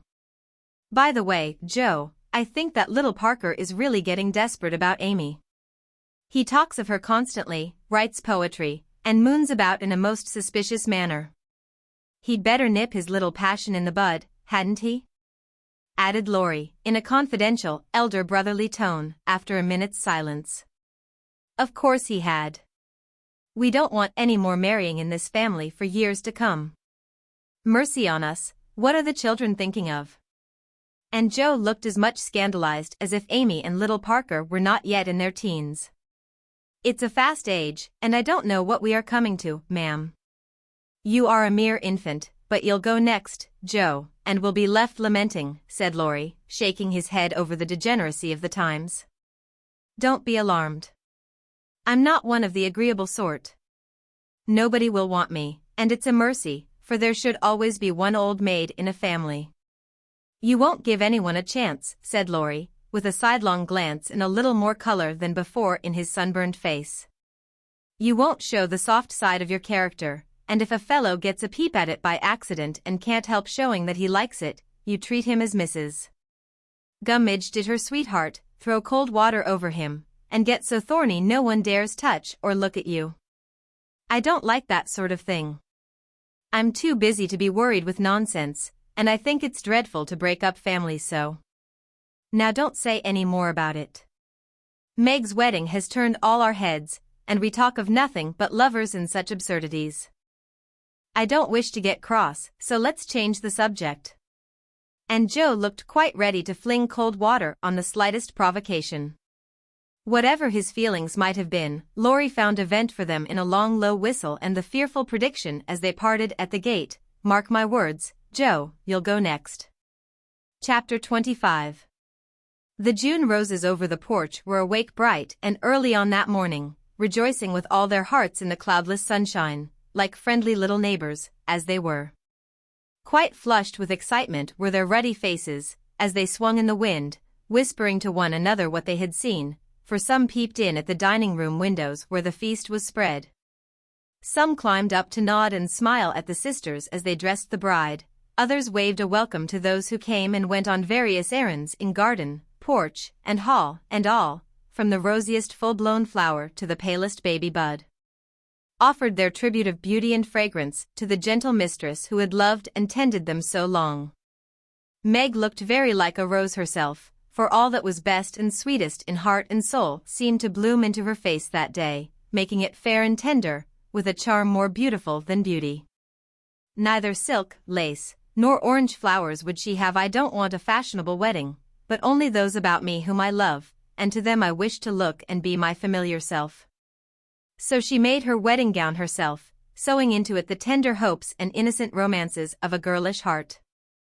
Her sisters braided up her pretty hair, and the only ornaments she wore were the lilies of the valley, which her John liked best of all the flowers that grew. "You do look just like our own dear Meg, only so very sweet and lovely that I should hug you if it wouldn't crumple your dress," cried Amy, surveying her with delight when all was done. "Then I am satisfied. But please hug and kiss me, everyone, and don't mind my dress. I want a great many crumples of this sort put into it today." And Meg opened her arms to her sisters, who clung about her with April faces for a minute, feeling that the new love had not changed the old. "Now I'm going to tie John's cravat for him, and then to stay a few minutes with Father quietly in the study." And Meg ran down to perform these little ceremonies, and then to follow her mother wherever she went, conscious that in spite of the smiles on the motherly face, there was a secret sorrow hid in the motherly heart at the flight of the first bird from the nest. As the younger girls stand together, giving the last touches to their simple toilet, it may be a good time to tell of a few changes which 3 years have wrought in their appearance, for all are looking their best just now. Jo's angles are much softened, she has learned to carry herself with ease, if not grace. The curly crop has lengthened into a thick coil, more becoming to the small head atop of the tall figure. There is a fresh color in her brown cheeks, a soft shine in her eyes, and only gentle words fall from her sharp tongue today. Beth has grown slender, pale, and more quiet than ever. The beautiful, kind eyes are larger, and in them lies an expression that saddens one, although it is not sad itself. It is the shadow of pain which touches the young face with such pathetic patience, but Beth seldom complains and always speaks hopefully of being better soon. Amy is with truth considered the flower of the family, for at 16 she has the air and bearing of a full-grown woman, not beautiful, but possessed of that indescribable charm called grace. One saw it in the lines of her figure, the make and motion of her hands, the flow of her dress, the droop of her hair, unconscious yet harmonious, and as attractive to many as beauty itself. Amy's nose still afflicted her, for it never would grow Grecian, so did her mouth, being too wide, and having a decided chin. These offending features gave character to her whole face, but she never could see it, and consoled herself with her wonderfully fair complexion, keen blue eyes, and curls more golden and abundant than ever. All three wore suits of thin silver gray, their best gowns for the summer, with blush roses in hair and bosom, and all three looked just what they were, fresh-faced, happy-hearted girls, pausing a moment in their busy lives to read with wistful eyes the sweetest chapter in the romance of womanhood. There were to be no ceremonious performances, everything was to be as natural and homelike as possible, so when Aunt March arrived, she was scandalized to see the bride come running to welcome and lead her in. To find the bridegroom fastening up a garland that had fallen down, and to catch a glimpse of the paternal minister marching upstairs with a grave countenance and a wine bottle under each arm. "Upon my word, here's a state of things," cried the old lady, taking the seat of honor prepared for her, and settling the folds of her lavender moire with a great rustle. "You oughtn't to be seen till the last minute, child.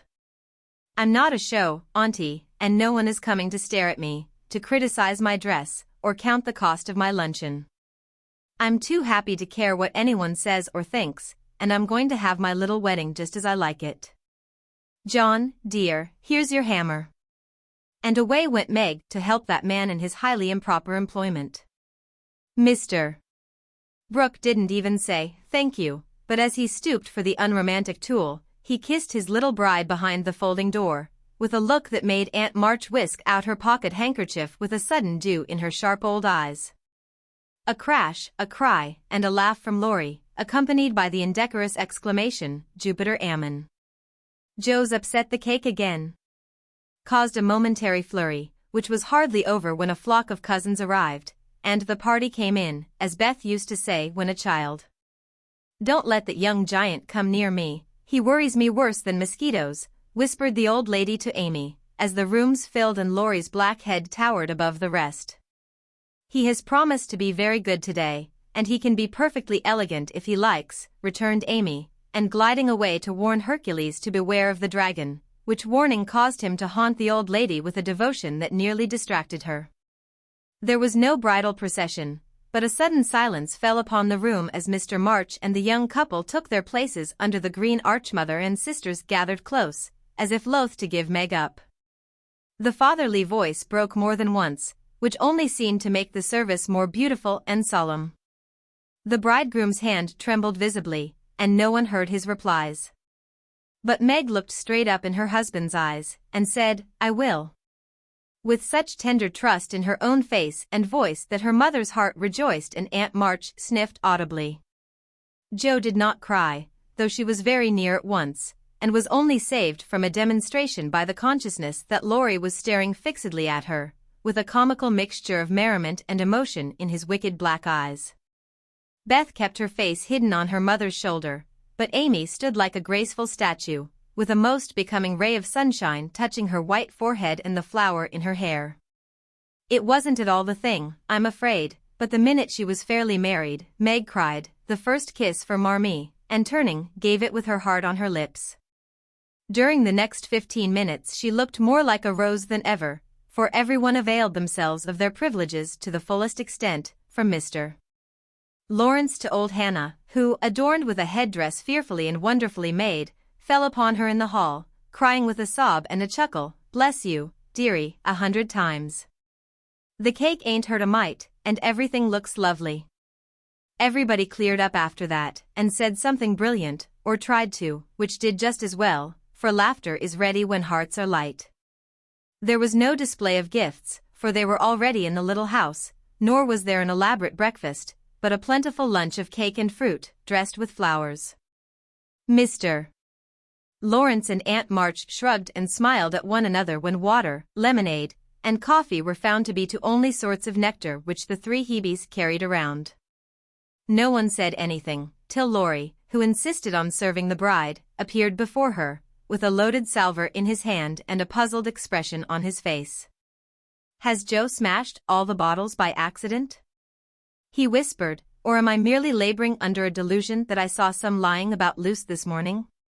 "No, your grandfather kindly offered us his best, and Aunt March actually sent some, but father put away a little for Beth, and dispatched the rest to the soldiers' home.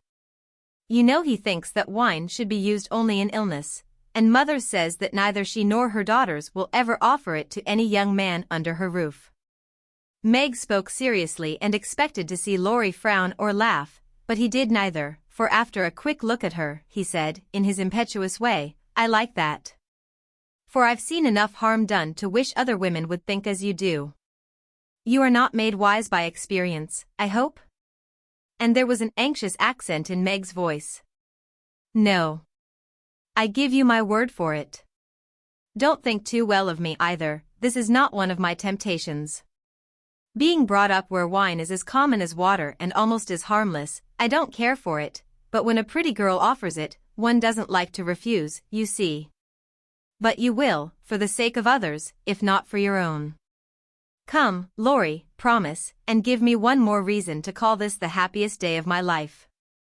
A demand so sudden and so serious made the young man hesitate a moment, for ridicule is often harder to bear than self-denial. Meg knew that if he gave the promise he would keep it at all costs, and feeling her power, used it as a woman may for her friend's good. She did not speak, but she looked up at him with a face made very eloquent by happiness, and a smile which said, "No one can refuse me anything today." Laurie certainly could not, and with an answering smile, he gave her his hand, saying heartily, "I promise, Mrs. Brooke." "I thank you, very, very much. And I drink long life to your resolution, Teddy," cried Jo, baptizing him with a splash of lemonade, as she waved her glass and beamed approvingly upon him. So the toast was drunk, the pledge made and loyally kept in spite of many temptations, for with instinctive wisdom, the girls seized a happy moment to do their friend a service, for which he thanked them all his life. After lunch, people strolled about, by twos and threes, through the house and garden, enjoying the sunshine without and within. Meg and John happened to be standing together in the middle of the grass plot, when Laurie was seized with an inspiration which put the finishing touch to this unfashionable wedding. All the married people take hands and dance round the new-made husband and wife, as the Germans do, while we bachelors and spinsters prance in couples outside," cried Laurie, promenading down the path with Amy, with such infectious spirit and skill that everyone else followed their example without a murmur. Mr. and Mrs. March, Aunt and Uncle Carroll began it, others rapidly joined in, even Sally Moffat, after a moment's hesitation, threw her train over her arm and whisked Ned into the ring. But the crowning joke was Mr. Lawrence and Aunt March, for when the stately old gentleman chassed solemnly up to the old lady, she just tucked her cane under arm, and hopped briskly away to join hands with the rest and dance about the bridal pair, while the young folks pervaded the garden like butterflies on a midsummer day. Want of breath brought the impromptu ball to a close, and then people began to go. "I wish you well, my dear, I heartily wish you well, but I think you'll be sorry for it," said Aunt March to Meg, adding to the bridegroom, as he led her to the carriage, "You've got a treasure, young man, see that you deserve it." "That is the prettiest wedding I've been to for an age, Ned, and I don't see why, for there wasn't a bit of style about it," observed Mrs. Moffat to her husband, as they drove away. "Laurie, my lad, if you ever want to indulge in this sort of thing, get one of those little girls to help you, and I shall be perfectly satisfied," said Mr. Lawrence, settling himself in his easy chair to rest after the excitement of the morning. "I'll do my best to gratify you, sir," was Laurie's unusually dutiful reply, as he carefully unpinned the posy Joe had put in his buttonhole. The little house was not far away, and the only bridal journey Meg had was the quiet walk with John from the old home to the new. When she came down, looking like a pretty Quakeress in her dove-colored suit and straw bonnet tied with white, they all gathered about her to say goodbye, as tenderly as if she had been going to make the grand tour. "Don't feel that I am separated from you, Marmee dear, or that I love you any the less for loving John so much," she said, clinging to her mother, with full eyes for a moment. "I shall come every day, Father, and expect to keep my old place in all your hearts, though I am married. Beth is going to be with me a great deal, and the other girls will drop in now and then to laugh at my housekeeping struggles. Thank you all for my happy wedding day. Goodbye, goodbye." They stood watching her, with faces full of love and hope and tender pride as she walked away, leaning on her husband's arm, with her hands full of flowers and the June sunshine brightening her happy face. And so Meg's married life began. Chapter 26. It takes people a long time to learn the difference between talent and genius, especially ambitious young men and women. Amy was learning this distinction through much tribulation, for mistaking enthusiasm for inspiration, she attempted every branch of art with youthful audacity. For a long time there was a lull in the mud pie business, and she devoted herself to the finest pen and ink drawing, in which she showed such taste and skill that her graceful handiwork proved both pleasant and profitable. But overstrained eyes caused pen and ink to be laid aside for a bold attempt at poker sketching. While this attack lasted, the family lived in constant fear of a conflagration, for the odor of burning wood pervaded the house at all hours, smoke issued from attic and shed with alarming frequency, red-hot pokers lay about promiscuously. And Hannah never went to bed without a pail of water and the dinner bell at her door in case of fire. Raphael's face was found boldly executed on the underside of the molding board, and Bacchus on the head of a beer barrel. A chanting cherub adorned the cover of the sugar bucket, and attempts to portray Romeo and Juliet supplied kindling for some time. From fire to oil was a natural transition for burned fingers, and Amy fell to painting with undiminished ardor. An artist friend fitted her out with his cast-off palettes, brushes, and colors, and she daubed away, producing pastoral and marine views such as were never seen on land or sea. Her monstrosities in the way of cattle would have taken prizes at an agricultural fair, and the perilous pitching of her vessels would have produced seasickness in the most nautical observer, if the utter disregard to all known rules of shipbuilding and rigging had not convulsed him with laughter at the first glance. Swarthy boys and dark-eyed Madonnas, staring at you from one corner of the studio, suggested Murillo. Oily brown shadows of faces with a lurid streak in the wrong place, meant Rembrandt. Buxom ladies and drapiscal infants, Rubens, and Turner appeared in tempests of blue thunder, orange lightning, brown rain, and purple clouds, with a tomato-colored splash in the middle, which might be the sun or a Bowie. A sailor's shirt or a king's robe, as the spectator pleased. Charcoal portraits came next, and the entire family hung in a row, looking as wild and crocky as if just evoked from a coal bin. Softened into crayon sketches, they did better, for the likenesses were good, and Amy's hair, Joe's nose, Meg's mouth, and Laurie's eyes were pronounced wonderfully fine. A return to clay and plaster followed, and ghostly casts of her acquaintances haunted corners of the house, or tumbled off closet shelves onto people's heads. Children were enticed in as models, till their incoherent accounts of her mysterious doings caused Miss Amy to be regarded in the light of a young ogress. Her efforts in this line, however, were brought to an abrupt close by an untoward accident, which quenched her ardor. Other models failing her for a time, she undertook to cast her own pretty foot, and the family were one day alarmed by an unearthly bumping and screaming and running to the rescue. Found the young enthusiast hopping wildly about the shed with her foot held fast in a pan full of plaster, which had hardened with unexpected rapidity. With much difficulty and some danger she was dug out, for Joe was so overcome with laughter while she excavated that her knife went too far, cut the poor foot, and left a lasting memorial of one artistic attempt, at least. After this Amy subsided, till a mania for sketching from nature set her to haunting river, field, and wood, for picturesque studies, and sighing for ruins to copy. She caught endless colds sitting on damp grass to book delicious bit, composed of a stone, a stump, one mushroom, and a broken mullein stalk, or a heavenly mass of clouds, that looked like a choice display of featherbeds when done. She sacrificed her complexion floating on the river in the midsummer sun to study light and shade, and got a wrinkle over her nose trying after points of sight, or whatever the squint-and-string performance is called. If genius is eternal patience, as Michelangelo affirms, Amy had some claim to the divine attribute, for she persevered in spite of all obstacles, failures, and discouragements, firmly believing that in time she should do something worthy to be called high art. She was learning, doing, and enjoying other things, meanwhile, for she had resolved to be an attractive and accomplished woman, even if she never became a great artist. Here she succeeded better, for she was one of those happily created beings who please without effort, make friends everywhere, and take life so gracefully and easily that less fortunate souls are tempted to believe that such are born under a lucky star. Everybody liked her, for among her good gifts was tact. She had an instinctive sense of what was pleasing and proper, always said the right thing to the right person, did just what suited the time and place, and was so self-possessed that her sisters used to say, if Amy went to court without any rehearsal beforehand, she'd know exactly what to do. One of her weaknesses was a desire to move in our best society, without being quite sure what the best really was.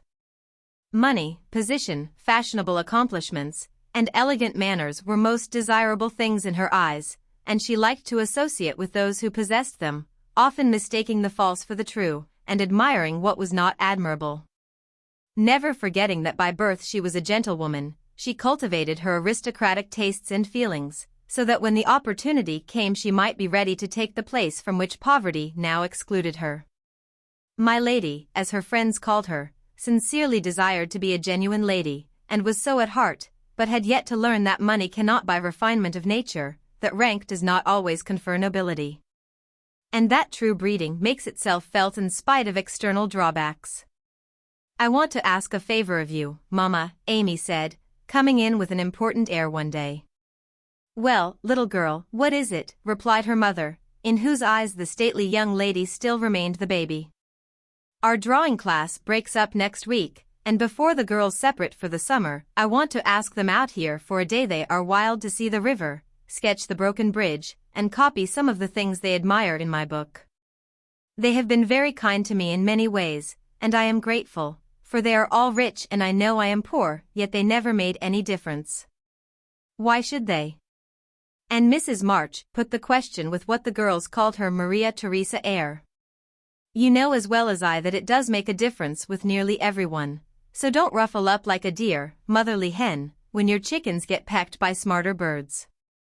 The ugly duckling turned out a swan, you know. And Amy smiled without bitterness, for she possessed a happy temper and hopeful spirit. Mrs. March laughed, and smoothed down her maternal pride as she asked, well, my swan, what is your plan? I should like to ask the girls out to lunch next week, to take them for a drive to the places they want to see, a row on the river, perhaps, and make a little artistic fete for them. That looks feasible. What do you want for lunch? Cake, sandwiches, fruit, and coffee will be all that is necessary, I suppose? Oh, dear, no. We must have cold tongue and chicken, French chocolate and ice cream, besides. The girls are used to such things, and I want my lunch to be proper and elegant, though I do work for my living. How many young ladies are there? Asked her mother, beginning to look sober. 12 or 14 in the class, but I dare say they won't all come. Bless me, child, you will have to charter an omnibus to carry them about. Why, mother, how can you think of such a thing? Not more than 6 or 8 will probably come, so I shall hire a beach wagon and borrow Mr. Lawrence's cherry bounce. Hannah's pronunciation of charabanc. All of this will be expensive, Amy. Not very. I've calculated the cost, and I'll pay for it myself. Don't you think, dear, that as these girls are used to such things, and the best we can do will be nothing new, that some simpler plan would be pleasanter to them, as a change if nothing more? And much better for us than buying or borrowing what we don't need, and attempting a style not in keeping with our circumstances? If I can't have it as I like, I don't care to have it at all. I know that I can carry it out perfectly well, if you and the girls will help a little, and I don't see why I can't if I'm willing to pay for it, said Amy, with the decision which opposition was apt to change into obstinacy. Mrs. March knew that experience was an excellent teacher, and when it was possible she left her children to learn alone the lessons which she would gladly have made easier, if they had not objected to taking advice as much as they did salts and senna. Very well, Amy, if your heart is set upon it, and you see your way through without too great an outlay of money, time, and temper, I'll say no more. Talk it over with the girls, and whichever way you decide, I'll do my best to help you. Thanks, Mother, you are always so kind. And away went Amy to lay her plan before her sisters. Meg agreed at once, and promised to her aid, gladly offering anything she possessed, from her little house itself to her very best saltspoons. But Joe frowned upon the whole project and would have nothing to do with it at first. Why in the world should you spend your money, worry your family, and turn the house upside down for a parcel of girls who don't care a sixpence for you? I thought you had too much pride and sense to truckle to any mortal woman just because she wears French boots and rides in a coupe, said Joe, who, being called from the tragic climax of her novel, was not in the best mood for social enterprises. I don't truckle, and I hate being patronized as much as you do, returned Amy indignantly, for the two still jangled when such questions arose. The girls do care for me, and I for them, and there's a great deal of kindness and sense and talent among them, in spite of what you call fashionable nonsense. You don't care to make people like you, to go into good society, and cultivate your manners and tastes. I do, and I mean to make the most of every chance that comes. You can go through the world with your elbows out and your nose in the air, and call it independence, if you like. That's not my way. When Amy had wetted her tongue and freed her mind, she usually got the best of it, for she seldom failed to have common sense on her side. While Joe carried her love of liberty and hate of conventionalities to such an unlimited extent that she naturally found herself worsted in an argument. Amy's definition of Joe's idea of independence was such a good hit that both burst out laughing, and the discussion took a more amiable turn. Much against her will, Joe at length consented to sacrifice a day to Mrs. Grundy, and help her sister through what she regarded as a nonsensical business. The invitations were sent, nearly all accepted, and the following Monday was set apart for the grand event. Hannah was out of humor because her week's work was deranged, and prophesied that if the washin' and ironin' warn't done reg'lar, nothin' would go well anywheres. This hitch in the mainspring of the domestic machinery had a bad effect upon the whole concern, but Amy's motto was nil desperandum, and having made up her mind what to do, she proceeded to do it in spite of all obstacles. To begin with, Hannah's cooking didn't turn out well. The chicken was tough, the tongue too salt, and the chocolate wouldn't froth properly. Then the cake and ice cost more than Amy expected, so did the wagon, and various other expenses, which seemed trifling at the outset, counted up rather alarmingly afterward. Beth got a cold and took to her bed. Meg had an unusual number of callers to keep her at home, and Jo was in such a divided state of mind that her breakages, accidents, and mistakes were uncommonly numerous, serious, and trying. It was not fair on Monday, the young ladies were to come on Tuesday, an arrangement which aggravated Jo and Hannah to the last degree. On Monday morning the weather was in that undecided state which is more exasperating than a steady pour. It drizzled a little, shone a little, blew a little, and didn't make up its mind till it was too late for anyone else to make up theirs. Amy was up at dawn, hustling people out of their beds and through their breakfasts, that the house might be got in order. The parlor struck her as looking uncommonly shabby, but without stopping to sigh for what she had not, she skillfully made the best of what she had, arranging chairs over the worn places in the carpet, covering stains on the walls with homemade statuary, which gave an artistic air to the room, as did the lovely vases of flowers Jo scattered about. The lunch looked charming, and as she surveyed it, she sincerely hoped it would taste well, and that the borrowed glass, china, and silver would get safely home again.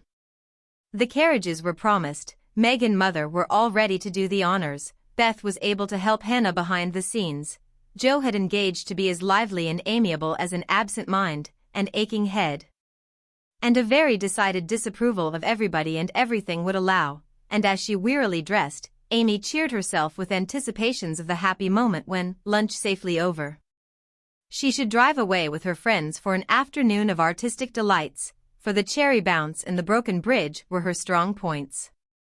Then came the hours of suspense, during which she vibrated from parlor to porch, while public opinion varied like the weathercock.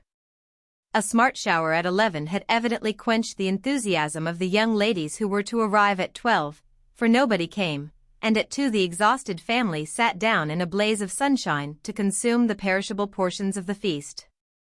That nothing might be lost. No doubt about the weather today, they will certainly come, so we must fly round and be ready for them, said Amy, as the sun woke her next morning. She spoke briskly, but in her secret soul she wished she had said nothing about Tuesday, for her interest like her cake was getting a little stale.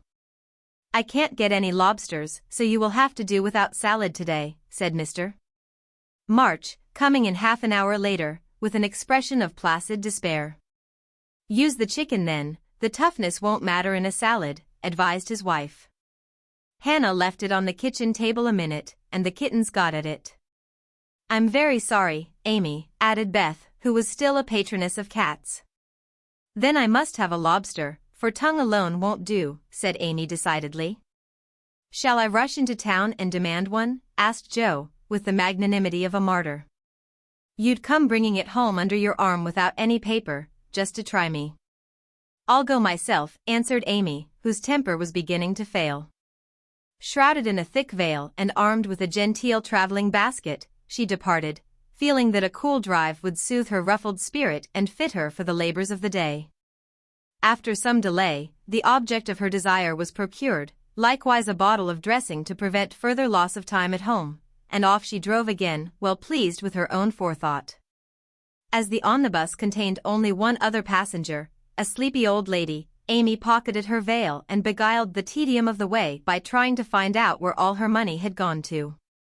So busy was she with her card full of refractory figures that she did not observe a newcomer, who entered without stopping the vehicle, till a masculine voice said, "Good morning, Miss March," and, looking up, she beheld one of Laurie's most elegant college friends. Fervently hoping that he would get out before she did, Amy utterly ignored the basket at her feet, and congratulating herself that she had on her new traveling dress, returned the young man's greeting with her usual suavity and spirit. They got on excellently, for Amy's chief care was soon set at rest by learning that the gentleman would leave first, and she was chatting away in a peculiarly lofty strain, when the old lady got out. In stumbling to the door, she upset the basket, and oh horror, the lobster, in all its vulgar size and brilliancy, was revealed to the high-born eyes of a tutor. By Jove, she's forgotten her dinner! Cried the unconscious youth, poking the scarlet monster into its place with his cane, and preparing to hand out the basket after the old lady. "Please don't, it's mine," murmured Amy, with a face nearly as red as her fish. "Oh, really, I beg pardon." "It's an uncommonly fine one, isn't it?" said Tudor, with great presence of mind, and an air of sober interest that did credit to his breeding. Amy recovered herself in a breath, set her basket boldly on the seat, and said, laughing, "Don't you wish you were to have some of the salad he's going to make, and to see the charming young ladies who are to eat it?" Now that was tact, for two of the ruling foibles of the masculine mind were touched. The lobster was instantly surrounded by a halo of pleasing reminiscences, and curiosity about the charming young ladies diverted his mind from the comical mishap. "I suppose he'll laugh and joke over it with Laurie, but I shan't see them, that's a comfort," thought Amy, as Tudor bowed and departed. She did not mention this meeting at home, though she discovered that, thanks to the upset, her new dress was much damaged by the rivulets of dressing that meandered down the skirt. But went through with the preparations, which now seemed more irksome than before, and at 12 o'clock all was ready again. Feeling that the neighbors were interested in her movements, she wished to efface the memory of yesterday's failure by a grand success today, so she ordered the cherry bounce, and drove away in state to meet and escort her guests to the banquet. "There's the rumble, they're coming. I'll go on to the porch and meet them. It looks hospitable, and I want the poor child to have a good time after all her trouble," said Mrs. March, suiting the action to the word. But after one glance, she retired, with an indescribable expression, for looking quite lost in the big carriage, sat Amy and one young lady. "Run, Beth, and help Hannah clear half the things off the table. It will be too absurd to put a luncheon for 12 before a single girl," cried Joe, hurrying away to the lower regions, too excited to stop even for a laugh. In came Amy, quite calm and delightfully cordial to the one guest who had kept her promise. The rest of the family, being of a dramatic turn, played their parts equally well, and Miss Elliot found them a most hilarious set, for it was impossible to control entirely the merriment which possessed them. The remodeled lunch being gaily partaken of, the studio and garden visited, and art discussed with enthusiasm, Amy ordered a buggy, alas for the elegant cherry bounce, and drove her friend quietly about the neighborhood till sunset. When the party went out, as she came walking in, looking very tired but as composed as ever, she observed that every vestige of the unfortunate fate had disappeared, except a suspicious pucker about the corners of Joe's mouth. "You've had a lovely afternoon for your drive, dear," said her mother, as respectfully as if the whole 12 had come.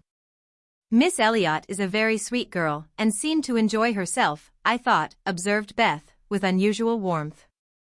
"Could you spare me some of your cake? I really need some, I have so much company, and I can't make such delicious stuff as yours," asked Meg soberly. "Take it all. I'm the only one here who likes sweet things, and it will mold before I can dispose of it," answered Amy, thinking with a sigh of the generous store she had laid in for such an end as this. "It's a pity Laurie isn't here to help us," began Joe, as they sat down to ice cream and salad for the second time in 2 days. A warning look from her mother checked any further remarks, and the whole family ate in heroic silence, till Mr.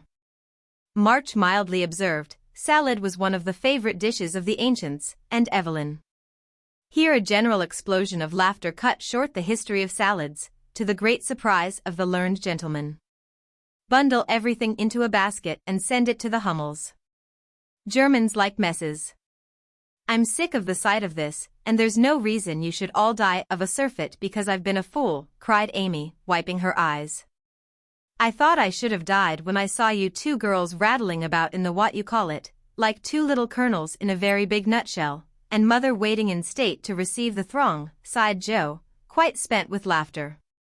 "I'm very sorry you were disappointed, dear, but we all did our best to satisfy you," said Mrs. March, in a tone full of motherly regret.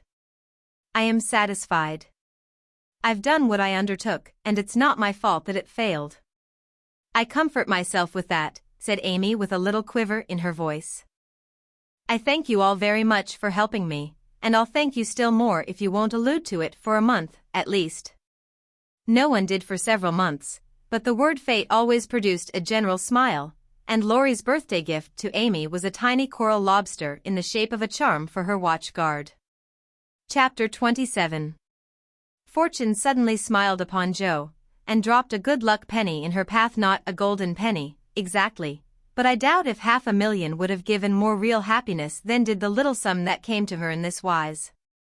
Every few weeks she would shut herself up in her room, put on her scribbling suit, and fall into a vortex, as she expressed it, writing away at her novel with all her heart and soul, for till that was finished she could find no peace.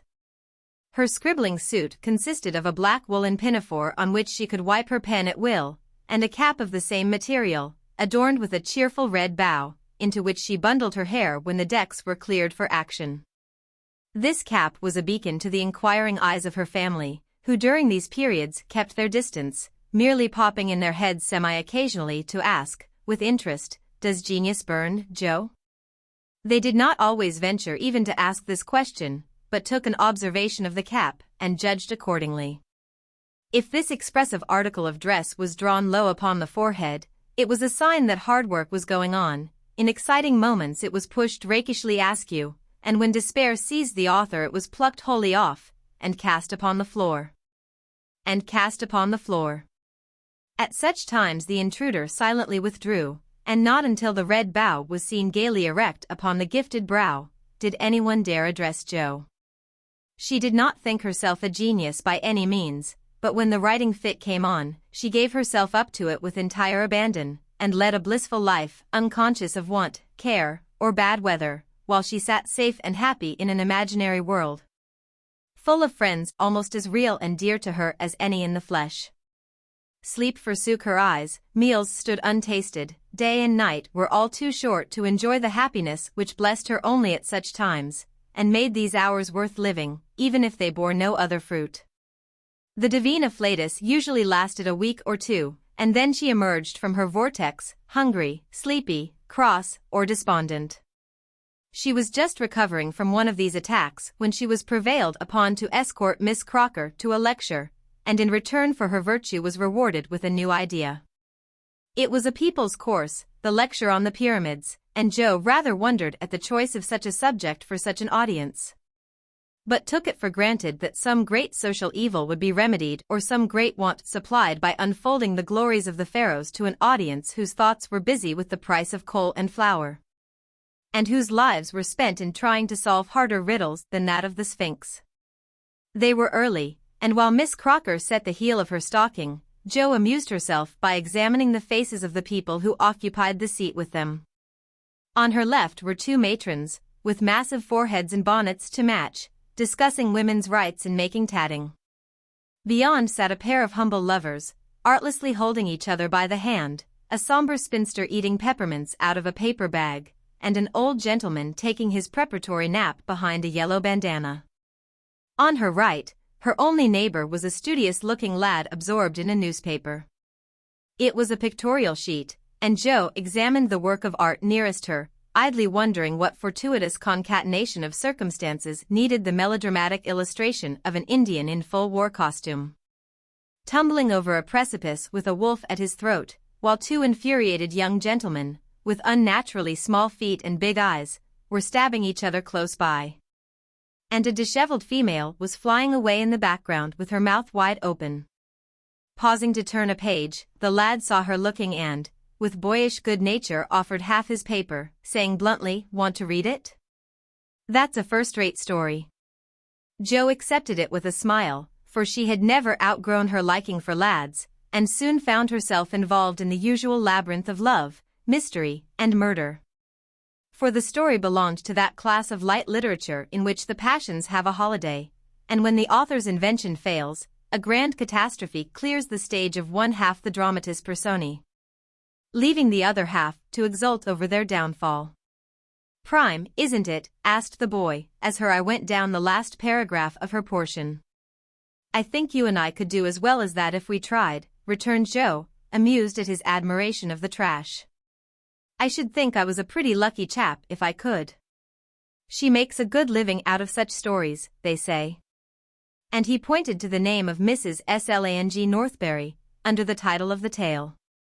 "Do you know her?" asked Jo, with sudden interest. No, but I read all her pieces, and I know a fellow who works in the office where this paper is printed. Do you say she makes a good living out of stories like this?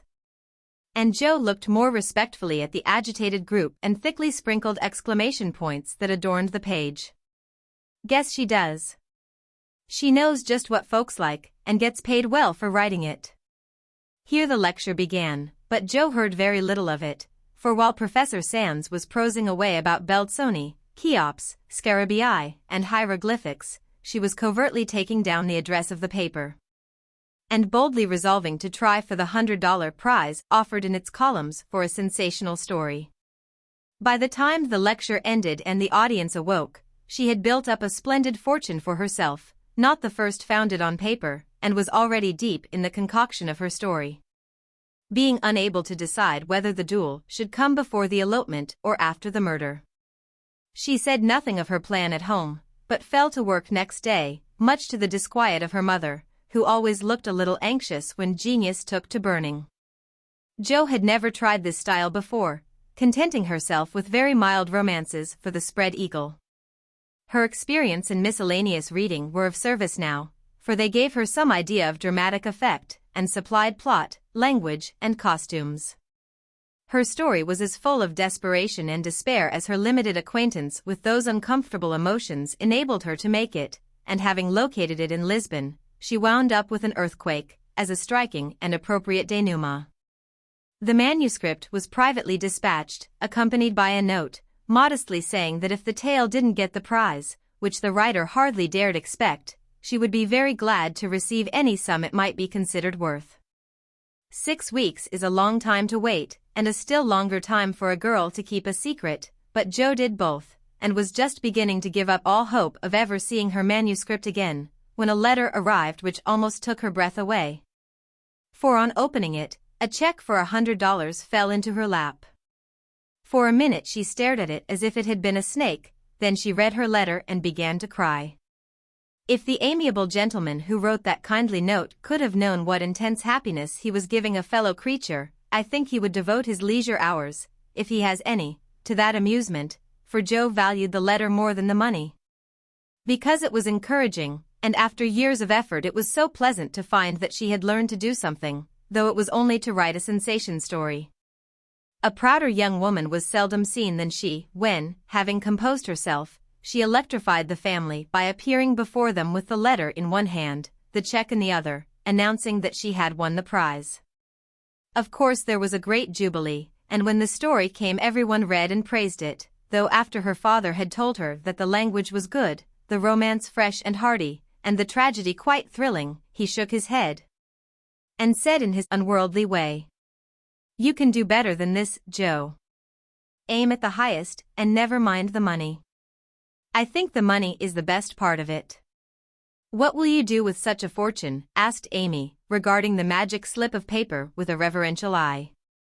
"Send Beth and Mother to the seaside for a month or 2, answered Jo promptly. To the seaside they went, after much discussion, and though Beth didn't come home as plump and rosy as could be desired, she was much better, while Mrs. March declared she felt 10 years younger.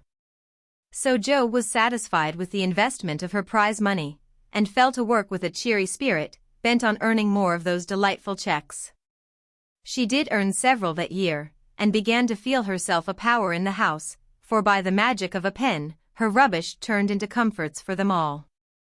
The Duke's daughter paid the butcher's bill, a phantom hand put down a new carpet, and the curse of the Coventrys proved the blessing of the Marches in the way of groceries and gowns. Wealth is certainly a most desirable thing, but poverty has its sunny side, and one of the sweet uses of adversity is the genuine satisfaction which comes from hearty work of head or hand, and to the inspiration of necessity, we owe half the wise, beautiful, and useful blessings of the world. Jo enjoyed a taste of this satisfaction, and ceased to envy richer girls, taking great comfort in the knowledge that she could supply her own wants, and need ask no one for a penny. Little notice was taken of her stories, but they found a market, and encouraged by this fact, she resolved to make a bold stroke for fame and fortune. Having copied her novel for the 4th time, read it to all her confidential friends, and submitted it with fear and trembling to 3 publishers, she at last disposed of it, on condition that she would cut it down 1/3. And omit all the parts which she particularly admired. Now I must either bundle it back into my tin kitchen to mold, pay for printing it myself, or chop it up to suit purchasers and get what I can for it. Fame is a very good thing to have in the house, but cash is more convenient, so I wish to take the sense of the meeting on this important subject, said Joe, calling a family council. Don't spoil your book, my girl, for there is more in it than you know, and the idea is well worked out. Let it wait and ripen, was her father's advice, and he practiced what he preached, having waited patiently 30 years for fruit of his own to ripen, and being in no haste to gather it even now when it was sweet and mellow. It seems to me that Joe will profit more by taking the trial than by waiting, said Mrs. March. Criticism is the best test of such work, for it will show her both unsuspected merits and faults, and help her to do better next time. We are too partial, but the praise and blame of outsiders will prove useful, even if she gets but little money. Yes, said Joe, knitting her brows, that's just it. I've been fussing over the thing so long, I really don't know whether it's good, bad, or indifferent. It will be a great help to have cool, impartial persons take a look at it, and tell me what they think of it. I wouldn't leave a word out of it. You'll spoil it if you do, for the interest of the story is more in the minds than in the actions of the people, and it will be all a muddle if you don't explain as you go on, said Meg, who firmly believed that this book was the most remarkable novel ever written. But Mr. Allen says, leave out the explanations, make it brief and dramatic, and let the characters tell the story, interrupted Joe, turning to the publisher's note. Do as he tells you. He knows what will sell, and we don't. Make a good, popular book, and get as much money as you can. By and by, when you've got a name, you can afford to digress, and have philosophical and metaphysical people in your novels, said Amy, who took a strictly practical view of the subject. Well, said Joe, laughing, if my people are philosophical and metaphysical, it isn't my fault, for I know nothing about such things, except what I hear Father say, sometimes. If I've got some of his wise ideas jumbled up with my romance, so much the better for me. Now, Beth, what do you say? I should so like to see it printed soon, was all Beth said, and smiled in saying it. But there was an unconscious emphasis on the last word, and a wistful look in the eyes that never lost their childlike candor, which chilled Joe's heart for a minute with a foreboding fear, and decided her to make her little venture soon. So, with Spartan firmness, the young authoress laid her firstborn on her table, and chopped it up as ruthlessly as any ogre. In the hope of pleasing everyone, she took everyone's advice, and like the old man and his donkey in the fable, suited nobody. Her father liked the metaphysical streak which had unconsciously got into it, so that was allowed to remain though she had her doubts about it. Her mother thought that there was a trifle too much description. Out, therefore it came, and with it many necessary links in the story. Meg admired the tragedy, so Joe piled up the agony to suit her, while Amy objected to the fun, and, with the best intentions in life, Joe quenched the spritly scenes which relieved the somber character of the story. Then, to complicate the ruin, she cut it down 1/3, and confidingly sent the poor little romance, like a picked robin, out into the big, busy world to try its fate. Well, it was printed, and she got $300 for it, likewise plenty of praise and blame, both so much greater than she expected that she was thrown into a state of bewilderment from which it took her some time to recover. You said, Mother, that criticism would help me.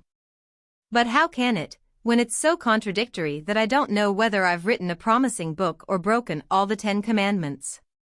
Cried poor Joe, turning over a heap of notices, the perusal of which filled her with pride and joy 1 minute, wrath and dismay the next. This man says, an exquisite book, full of truth, beauty, and earnestness. All is sweet, pure, and healthy. Continued the perplexed authoress. The next, the theory of the book is bad, full of morbid fancies, spiritualistic ideas, and unnatural characters. Now, as I had no theory of any kind, don't believe in spiritualism, and copied my characters from life, I don't see how this critic can be right. Another says, it's one of the best American novels which has appeared for years. I know better than that, and the next asserts that though it is original, and written with great force and feeling, it is a dangerous book. 'Tisn't. Some make fun of it, some overpraise, and nearly all insist that I had a deep theory to expound, when I only wrote it for the pleasure and the money. I wish I'd printed the whole or not at all, for I do hate to be so misjudged. Her family and friends administered comfort and commendation liberally. Yet it was a hard time for sensitive, high-spirited Jo, who meant so well and had apparently done so ill. But it did her good, for those whose opinion had real value gave her the criticism which is an author's best education, and when the first soreness was over, she could laugh at her poor little book, yet believe in it still, and feel herself the wiser and stronger for the buffeting she had received. Not being a genius, like Keats, it won't kill me, she said stoutly, and I've got the joke on my side, after all, for the parts that were taken straight out of real life are denounced as impossible and absurd. And the scenes that I made up out of my own silly head are pronounced charmingly natural, tender, and true. So I'll comfort myself with that, and when I'm ready, I'll up again and take another. Chapter 28.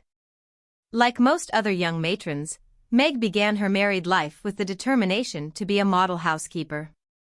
John should find home a paradise, he should always see a smiling face, should fare sumptuously every day, and never know the loss of a button.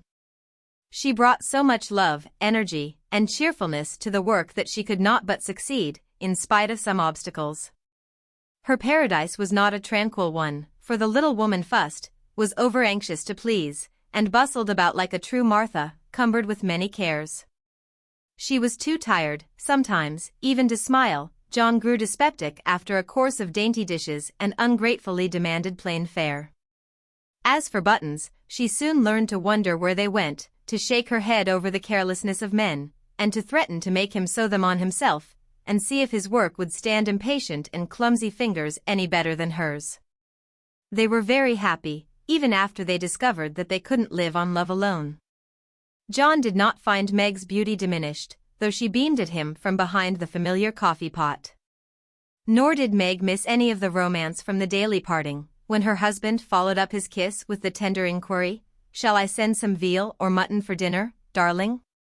The little house ceased to be a glorified bower, but it became a home, and the young couple soon felt that it was a change for the better. At first they played keep house, and frolicked over it like children. Then John took steadily to business, feeling the cares of the head of a family upon his shoulders, and Meg laid by her cambric wrappers, put on a big apron, and fell to work, as before said, with more energy than discretion. While the cooking mania lasted, she went through Mrs. Cornelius's receipt book as if it were a mathematical exercise, working out the problems with patience and care.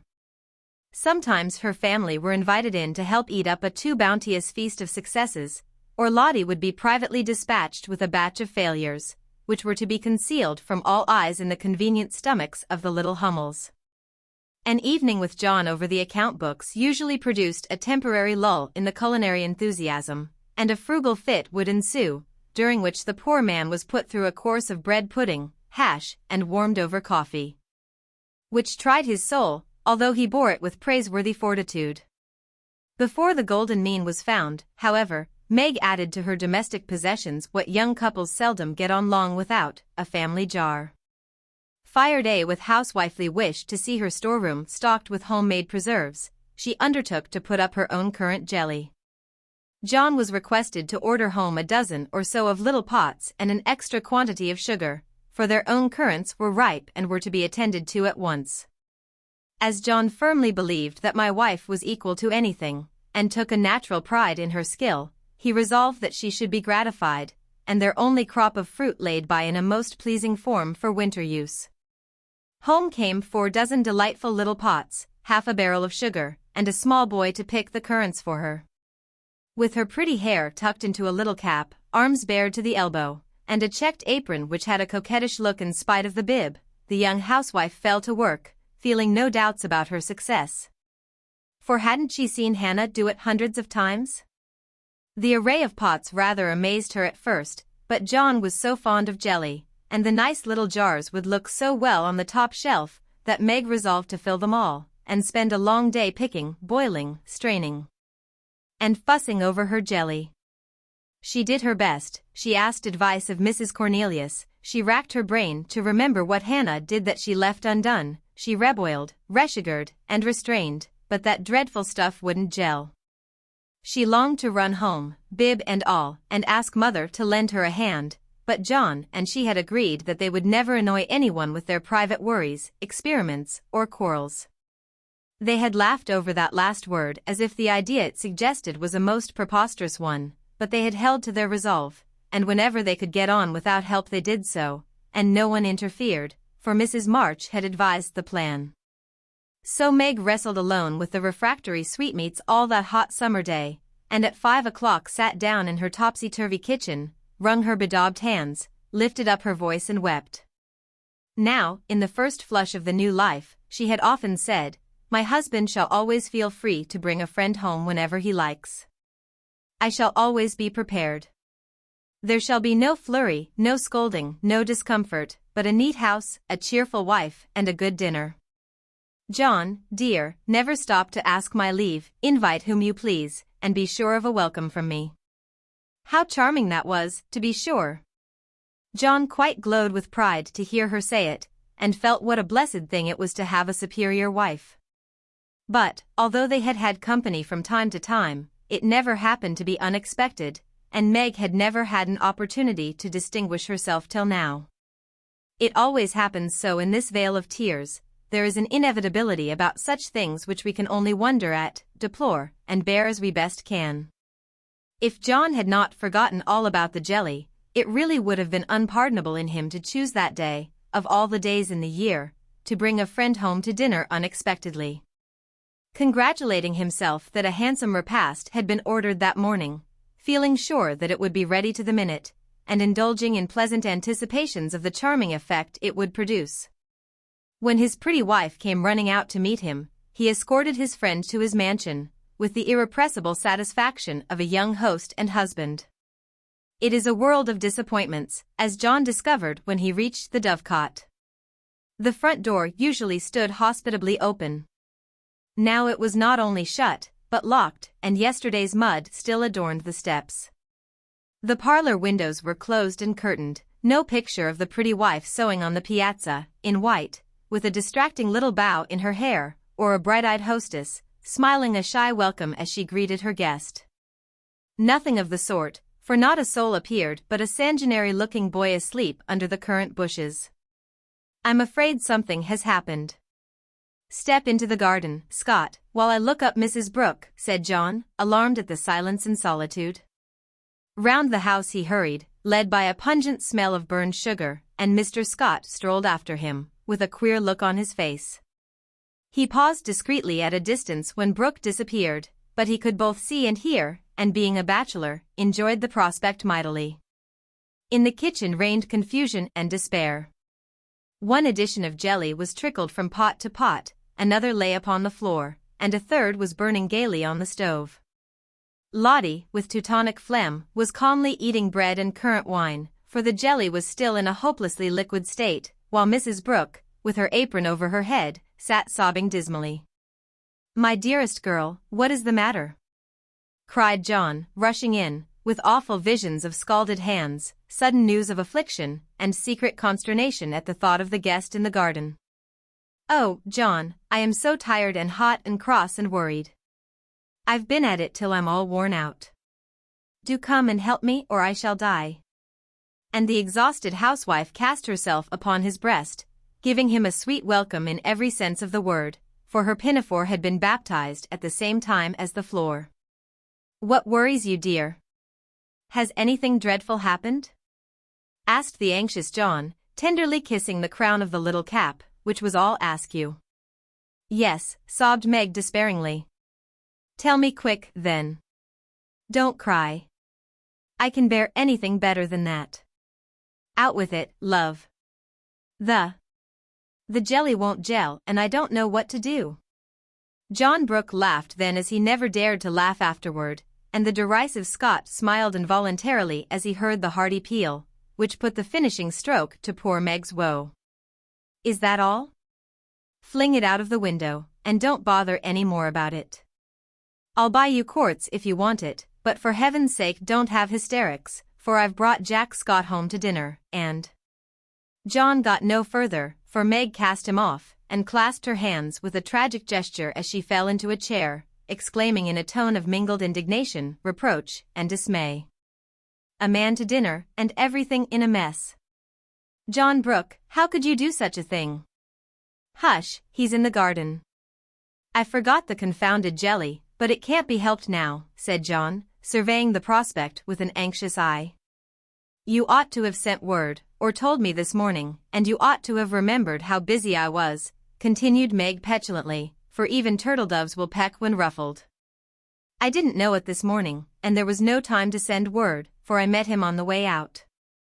I never thought of asking leave, when you have always told me to do as I liked. I never tried it before, and hang me if I ever do again," added John, with an aggrieved air. "I should hope not. Take him away at once. I can't see him, and there isn't any dinner." "Well, I like that. Where's the beef and vegetables I sent home, and the pudding you promised?" cried John, rushing to the larder. "I hadn't time to cook anything. I meant to dine at Mother's." "I'm sorry, but I was so busy," and Meg's tears began again. John was a mild man, but he was human, and after a long day's work to come home tired, hungry, and hopeful, to find a chaotic house, an empty table, and a cross wife was not exactly conducive to repose of mind or manner. He restrained himself, however, and the little squall would have blown over, but for one unlucky word. "It's a scrape, I acknowledge, but if you will lend a hand, we'll pull through and have a good time yet. Don't cry, dear, but just exert yourself a bit and fix us up something to eat. We're both as hungry as hunters, so we shan't mind what it is. Give us the cold meat, and bread and cheese. We won't ask for jelly." He meant it to be a good-natured joke, but that one word sealed his fate. Meg thought it was too cruel to hint about her sad failure, and the last atom of patience vanished as he spoke. "You must get yourself out of the scrape as you can. I'm too used up to exert myself for anyone. It's like a man to propose a bone and vulgar bread and cheese for company. I won't have anything of the sort in my house. Take that Scott up to Mother's, and tell him I'm away, sick, dead, anything. I won't see him, and you two can laugh at me and my jelly as much as you like. You won't have anything else here." And having delivered her defiance all on one breath, Meg cast away her pinafore and precipitately left the field to bemoan herself in her own room. What those two creatures did in her absence, she never knew, but Mr. Scott was not taken up to Mother's, and when Meg descended, after they had strolled away together, she found traces of a promiscuous lunch which filled her with horror. Lottie reported that they had eaten a much and greatly laughed, and the master bid her throw away all the sweet stuff and hide the pots. Meg longed to go and tell Mother, but a sense of shame at her own shortcomings, of loyalty to John, who might be cruel, but nobody should know it, restrained her, and after a summary cleaning up, she dressed herself prettily and sat down to wait for John to come and be forgiven. Unfortunately, John didn't come, not seeing the matter in that light. He had carried it off as a good joke with Scott, excused his little wife as well as he could, and played the host so hospitably that his friend enjoyed the impromptu dinner, and promised to come again, but John was angry, though he did not show it. He felt that Meg had deserted him in his hour of need. It wasn't fair to tell a man to bring folks home any time, with perfect freedom, and when he took you at your word, to flame up and blame him, and leave him in the lurch, to be laughed at or pitied. No, by George, it wasn't. And Meg must know it. He had fumed inwardly during the feast, but when the flurry was over and he strolled home after seeing Scott off, a milder mood came over him. Poor little thing! It was hard upon her when she tried so heartily to please me. She was wrong, of course, but then she was young. I must be patient and teach her. He hoped she had not gone home. He hated gossip and interference. For a minute he was ruffled again at the mere thought of it, and then the fear that Meg would cry herself sick softened his heart, and sent him on at a quicker pace, resolving to be calm and kind, but firm, quite firm. And show her where she had failed in her duty to her spouse. Meg likewise resolved to be calm and kind, but firm, and show him his duty. She longed to run to meet him, and beg pardon, and be kissed and comforted, as she was sure of being, but, of course, she did nothing of the sort, and when she saw John coming, began to hum quite naturally, as she rocked and sewed. Like a lady of leisure in her best parlor. John was a little disappointed not to find a tender Niobe, but feeling that his dignity demanded the first apology, he made none, only came leisurely in and laid himself upon the sofa with the singularly relevant remark. "We are going to have a new moon, my dear." "I've no objection," was Meg's equally soothing remark. A few other topics of general interest were introduced by Mr. Brooke and wet-blanketed by Mrs. Brooke, and conversation languished. John went to one window, unfolded his paper, and wrapped himself in it, figuratively speaking. Meg went to the other window, and sewed as if new rosettes for slippers were among the necessaries of life. Neither spoke. Both looked quite calm and firm, and both felt desperately uncomfortable. "Oh, dear," thought Meg, "married life is very trying, and does need infinite patience as well as love, as mother says." The word mother suggested other maternal counsels given long ago, and received with unbelieving protests. John is a good man, but he has his faults, and you must learn to see and bear with them, remembering your own.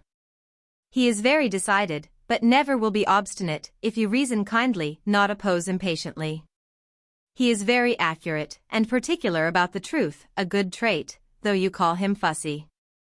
Never deceive him by look or word, Meg, and he will give you the confidence you deserve, the support you need. He has a temper, not like ours, one flash and then all over, but the white, still anger that is seldom stirred, but once kindled is hard to quench. Be careful, be very careful, not to wake his anger against yourself, for peace and happiness depend on keeping his respect. Watch yourself, be the first to ask pardon if you both err, and guard against the little piques, misunderstandings, and hasty words that often pave the way for bitter sorrow and regret. These words came back to Meg, as she sat sewing in the sunset, especially the last.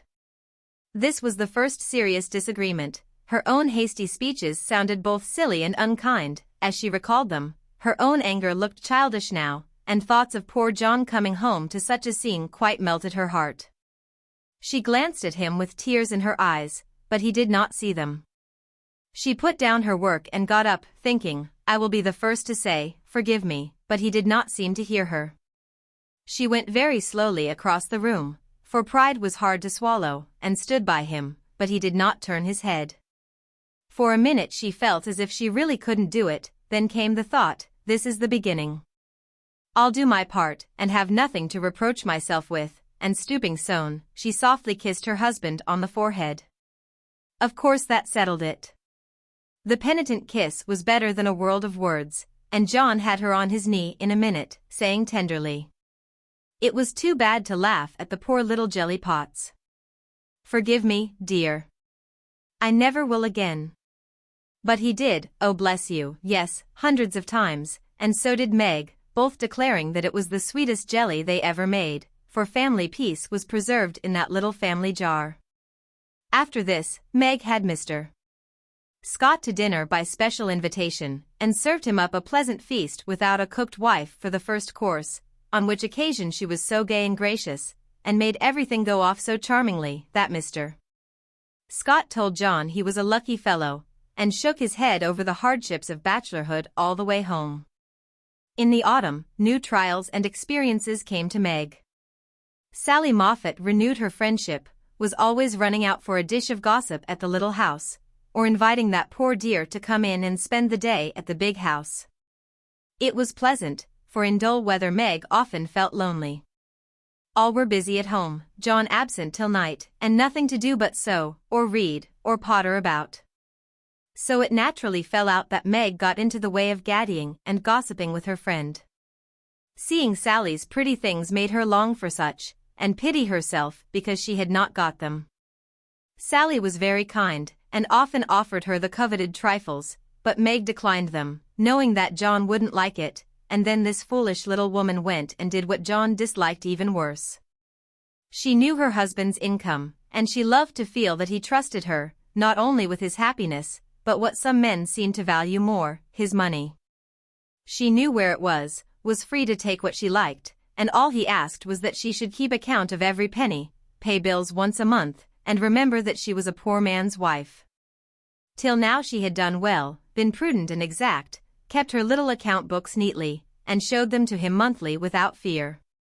But that autumn the serpent got into Meg's paradise, and tempted her like many a modern Eve, not with apples, but with dress.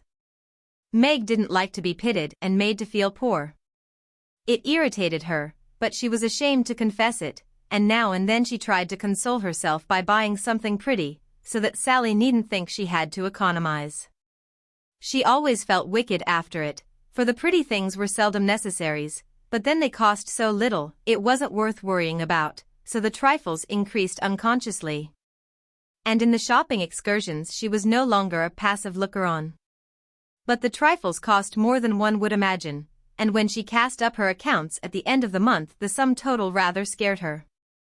John was busy that month and left the bills to her. The next month he was absent, but the third he had a grand quarterly settling up, and Meg never forgot it. A few days before she had done a dreadful thing, and it weighed upon her conscience. Sally had been buying silks, and Meg longed for a new one, just a handsome light one for parties. Her black silk was so common, and thin things for evening wear were only proper for girls. Aunt March usually gave the sisters a present of $25 apiece at New Year's. That was only a month to wait, and here was a lovely violet silk going at a bargain, and she had the money, if she only dared to take it. John always said what was his was hers, but would he think it right to spend not only the prospective 25, but another 25 out of the household fund? That was the question. Sally had urged her to do it, had offered to lend the money, and with the best intentions in life had tempted Meg beyond her strength. In an evil moment the shopman held up the lovely, shimmering folds, and said, "A bargain, I assure you, ma'am." She answered, "I'll take it," and it was cut off and paid for, and Sally had exulted, and she had laughed as if it were a thing of no consequence, and driven away, feeling as if she had stolen something, and the police were after her. When she got home, she tried to assuage the pangs of remorse by spreading forth the lovely silk, but it looked less silvery now, didn't become her, after all, and the words $50 seemed stamped like a pattern down each breadth. She put it away, but it haunted her, not delightfully as a new dress should, but dreadfully like the ghost of a folly that was not easily laid. When John got out his books that night, Meg's heart sank, and for the first time in her married life, she was afraid of her husband. The kind, brown eyes looked as if they could be stern, and though he was unusually merry, she fancied he had found her out, but didn't mean to let her know it. The house bills were all paid, the books all in order. John had praised her, and was undoing the old pocketbook which they called the bank, when Meg, knowing that it was quite empty, stopped his hand, saying nervously, "You haven't seen my private expense book yet." John never asked to see it, but she always insisted on his doing so, and used to enjoy his masculine amazement at the queer things women wanted, and made him guess what piping was, demand fiercely the meaning of a hug me tight, or wonder how a little thing composed of 3 rosebuds, a bit of velvet, and a pair of strings, could possibly be a bonnet, and cost $6. That night he looked as if he would like the fun of quizzing her figures and pretending to be horrified at her extravagance, as he often did, being particularly proud of his prudent wife. The little book was brought slowly out and laid down before him. Meg got behind his chair under pretense of smoothing the wrinkles out of his tired forehead, and standing there, she said, with her panic increasing with every word, "John, dear, I'm ashamed to show you my book, for I've really been dreadfully extravagant lately. I go about so much I must have things, you know, and Sally advised my getting it, so I did, and my New Year's money will partly pay for it, but I was sorry after I had done it, for I knew you'd think it wrong in me." John laughed, and drew her round beside him, saying good-humoredly, "Don't go and hide. I won't beat you if you have got a pair of killing boots. I'm rather proud of my wife's feet, and don't mind if she does pay $8 or $9 for her boots, if they are good ones. That had been one of her last trifles, and John's eye had fallen on it as he spoke. Oh, what will he say when he comes to that awful $50, thought Meg, with a shiver. It's worse than boots, it's a silk dress, she said, with the calmness of desperation, for she wanted the worst over. Well, dear, what is the demmed total, as Mr. Mantalini says? That didn't sound like John, and she knew he was looking up at her with the straightforward look that she had always been ready to meet and answer with one as frank till now. She turned the page and her head at the same time, pointing to the sum which would have been bad enough without the 50, but which was appalling to her with that added. For a minute the room was very still, then John said slowly, but she could feel it cost him an effort to express no displeasure. Well, I don't know that 50 is much for a dress. With all the furbelows and notions you have to finish it off these days. It isn't made or trimmed, sighed Meg, faintly, for a sudden recollection of the cost still to be incurred quite overwhelmed her. 25 yards of silk seems a good deal to cover one small woman, but I've no doubt my wife will look as fine as Ned Moffat's when she gets it on, said John dryly. I know you are angry, John, but I can't help it. I don't mean to waste your money, and I didn't think those little things would count up so.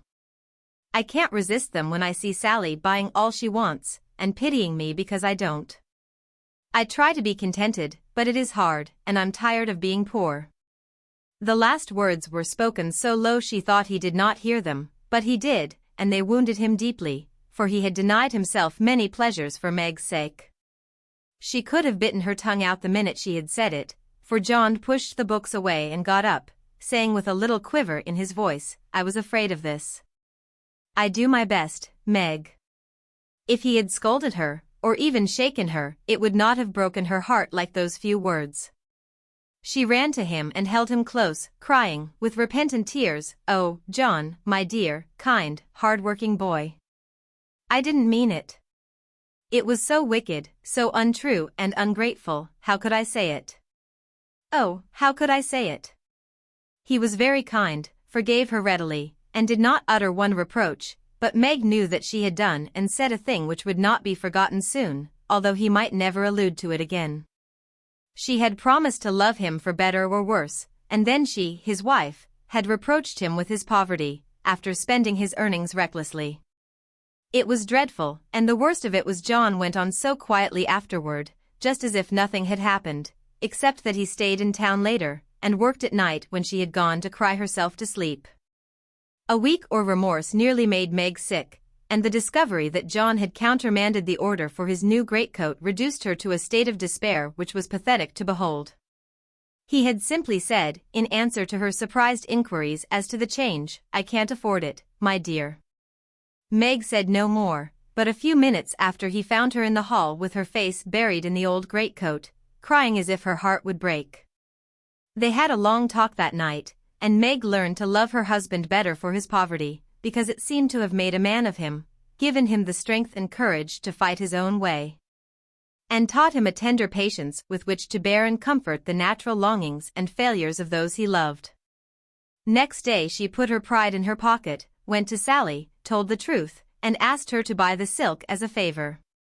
The good-natured Mrs. Moffat willingly did so, and had the delicacy not to make her a present of it immediately afterward. Then Meg ordered home the greatcoat, and when John arrived, she put it on, and asked him how he liked her new silk gown. One can imagine what answer he made, how he received his present, and what a blissful state of things ensued. John came home early, Meg gaddied no more, and that greatcoat was put on in the morning by a very happy husband, and taken off at night by a most devoted little wife. So the year rolled round, and at midsummer there came to Meg a new experience, the deepest and tenderest of a woman's life. Laurie came sneaking into the kitchen of the Dovecot one Saturday, with an excited face, and was received with the clash of cymbals, for Hannah clapped her hands with a saucepan in one and the cover in the other. How's the little mama? Where is everybody? Why didn't you tell me before I came home, began Laurie in a loud whisper. Happy as a queen, the dear. Every soul of 'em is upstairs a-worshipin'. We didn't want no hurricanes round. Now you go into the parlor, and I'll send 'em down to you, with which somewhat involved reply Hannah vanished, chuckling ecstatically. Presently Joe appeared, proudly bearing a flannel bundle laid forth upon a large pillow. Joe's face was very sober, but her eyes twinkled, and there was an odd sound in her voice of repressed emotion of some sort. "Shut your eyes and hold out your arms," she said invitingly. Laurie backed precipitately into a corner, and put his hands behind him with an imploring gesture. "No, thank you. I'd rather not. I shall drop it or smash it, as sure as fate." "Then you shan't see your nevy," said Joe decidedly, turning as if to go. I will. Only you must be responsible for damages." And obeying orders, Laurie heroically shut his eyes while something was put into his arms. A peal of laughter from Joe, Amy, Mrs. March, Hannah, and John caused him to open them the next minute, to find himself invested with 2 babies instead of 1. No wonder they laughed, for the expression of his face was droll enough to convulse a Quaker, as he stood and stared wildly from the unconscious innocents to the hilarious spectators with such dismay that Joe sat down on the floor and screamed. "Twins, by Jupiter," was all he said for a minute, then turning to the women with an appealing look that was comically piteous, he added, "Take 'em quick, somebody. I'm going to laugh, and I shall drop 'em." Joe rescued his babies, and marched up and down, with one on each arm, as if already initiated into the mysteries of baby tending, while Laurie laughed till the tears ran down his cheeks. "It's the best joke of the season, isn't it?" "I wouldn't have told you, for I set my heart on surprising you, and I flatter myself I've done it," said Joe, when she got her breath. "I never was more staggered in my life. Isn't it fun? Are they boys? What are you going to name them? Let's have another look." "Hold me up, Joe, for upon my life it's one too many for me," returned Laurie, regarding the infants with the air of a big, benevolent Newfoundland looking at a pair of infantile kittens. "Boy and girl. Aren't they beauties?" said the proud papa, beaming upon the little red squirmers as if they were unfledged angels. "Most remarkable children I ever saw." "Which is which?" and Laurie bent like a well sweep to examine the prodigies. Amy put a blue ribbon on the boy and a pink on the girl, French fashion, so you can always tell. Besides, one has blue eyes and one brown. "Kiss them, Uncle Teddy," said wicked Joe. "I'm afraid they mightn't like it," began Laurie, with unusual timidity in such matters. "Of course they will, they are used to it now." "Do it this minute, sir," commanded Joe, fearing he might propose a proxy. Laurie screwed up his face and obeyed with a gingerly peck at each little cheek that produced another laugh, and made the babies squeal. "There, I knew they didn't like it. That's the boy, see him kick, he hits out with his fists like a good one. Now then, young Brooke, pitch into a man of your own size, will you?" cried Laurie, delighted with a poke in the face from a tiny fist, flapping aimlessly about. "He's to be named John Lawrence, and the girl Margaret, after mother and grandmother. We shall call her Daisy, so as not to have 2 Megs, and I suppose the Manny will be Jack, unless we find a better name," said Amy, with ant-like interest. "Name him Demi-John, and call him Demi for short," said Laurie. "Daisy and Demi, just the thing." "I knew Teddy would do it," cried Joe, clapping her hands. Teddy certainly had done it that time, for the babies were Daisy and Demi to the end of the chapter. Chapter 29. "Come, Joe, it's time." "For what? You don't mean to say you have forgotten that you promised to make half a dozen calls with me today?" "I've done a good many rash and foolish things in my life, but I don't think I ever was mad enough to say I'd make 6 calls in one day, when a single one upsets me for a week." "Yes, you did, it was a bargain between us. I was to finish the crayon of Beth for you, and you were to go properly with me, and return our neighbors' visits. If it was fair, that was in the bond, and I stand to the letter of my bond, Shylock. There is a pile of clouds in the east, it's not fair, and I don't go. Now, that's shirking. It's a lovely day, no prospect of rain, and you pride yourself on keeping promises, so be honorable, come and do your duty, and then be at peace for another 6 months. At that minute Joe was particularly absorbed in dressmaking, for she was mantua-maker general to the family, and took a special credit to herself because she could use a needle as well as a pen. It was very provoking to be arrested in the act of a first trying, and ordered out to make calls in her best array on a warm July day. She hated calls of the formal sort, and never made any till Amy compelled her with a bargain, bribe, or promise. In the present instance there was no escape, and having clashed her scissors rebelliously, while protesting that she smelled thunder, she gave in, put away her work, and taking up her hat and gloves with an air of resignation, told Amy the victim was ready. "Jo March, you are perverse enough to provoke a saint. You don't intend to make calls in that state, I hope," cried Amy, surveying her with amazement. "Why not? I'm neat and cool and comfortable, quite proper for a dusty walk on a warm day. If people care more for my clothes than they do for me, I don't wish to see them. You can dress for both, and be as elegant as you please. It pays for you to be fine. It doesn't for me, and furbelows only worry me." "Oh, dear," sighed Amy, "now she's in a contrary fit, and will drive me distracted before I can get her properly ready. I'm sure it's no pleasure to me to go today, but it's a debt we owe society, and there's no one to pay it but you and me. I'll do anything for you, Jo, if you'll only dress yourself nicely, and come and help me do the civil. You can talk so well, look so aristocratic in your best things, and behave so beautifully, if you try, that I'm proud of you. I'm afraid to go alone, do come and take care of me. You're an artful little puss to flatter and wheedle your cross old sister in that way. The idea of my being aristocratic and well-bred, and your being afraid to go anywhere alone. I don't know which is the most absurd. Well, I'll go if I must, and do my best. You shall be commander of the expedition, and I'll obey blindly. Will that satisfy you?" said Jo, with a sudden change from perversity to lamb-like submission. "You're a perfect cherub. Now put on all your best things, and I'll tell you how to behave at each place, so that you will make a good impression. I want people to like you, and they would if you'd only try to be a little more agreeable. Do your hair the pretty way, and put the pink rose in your bonnet. It's becoming, and you look too sober in your plain suit. Take your light gloves and the embroidered handkerchief.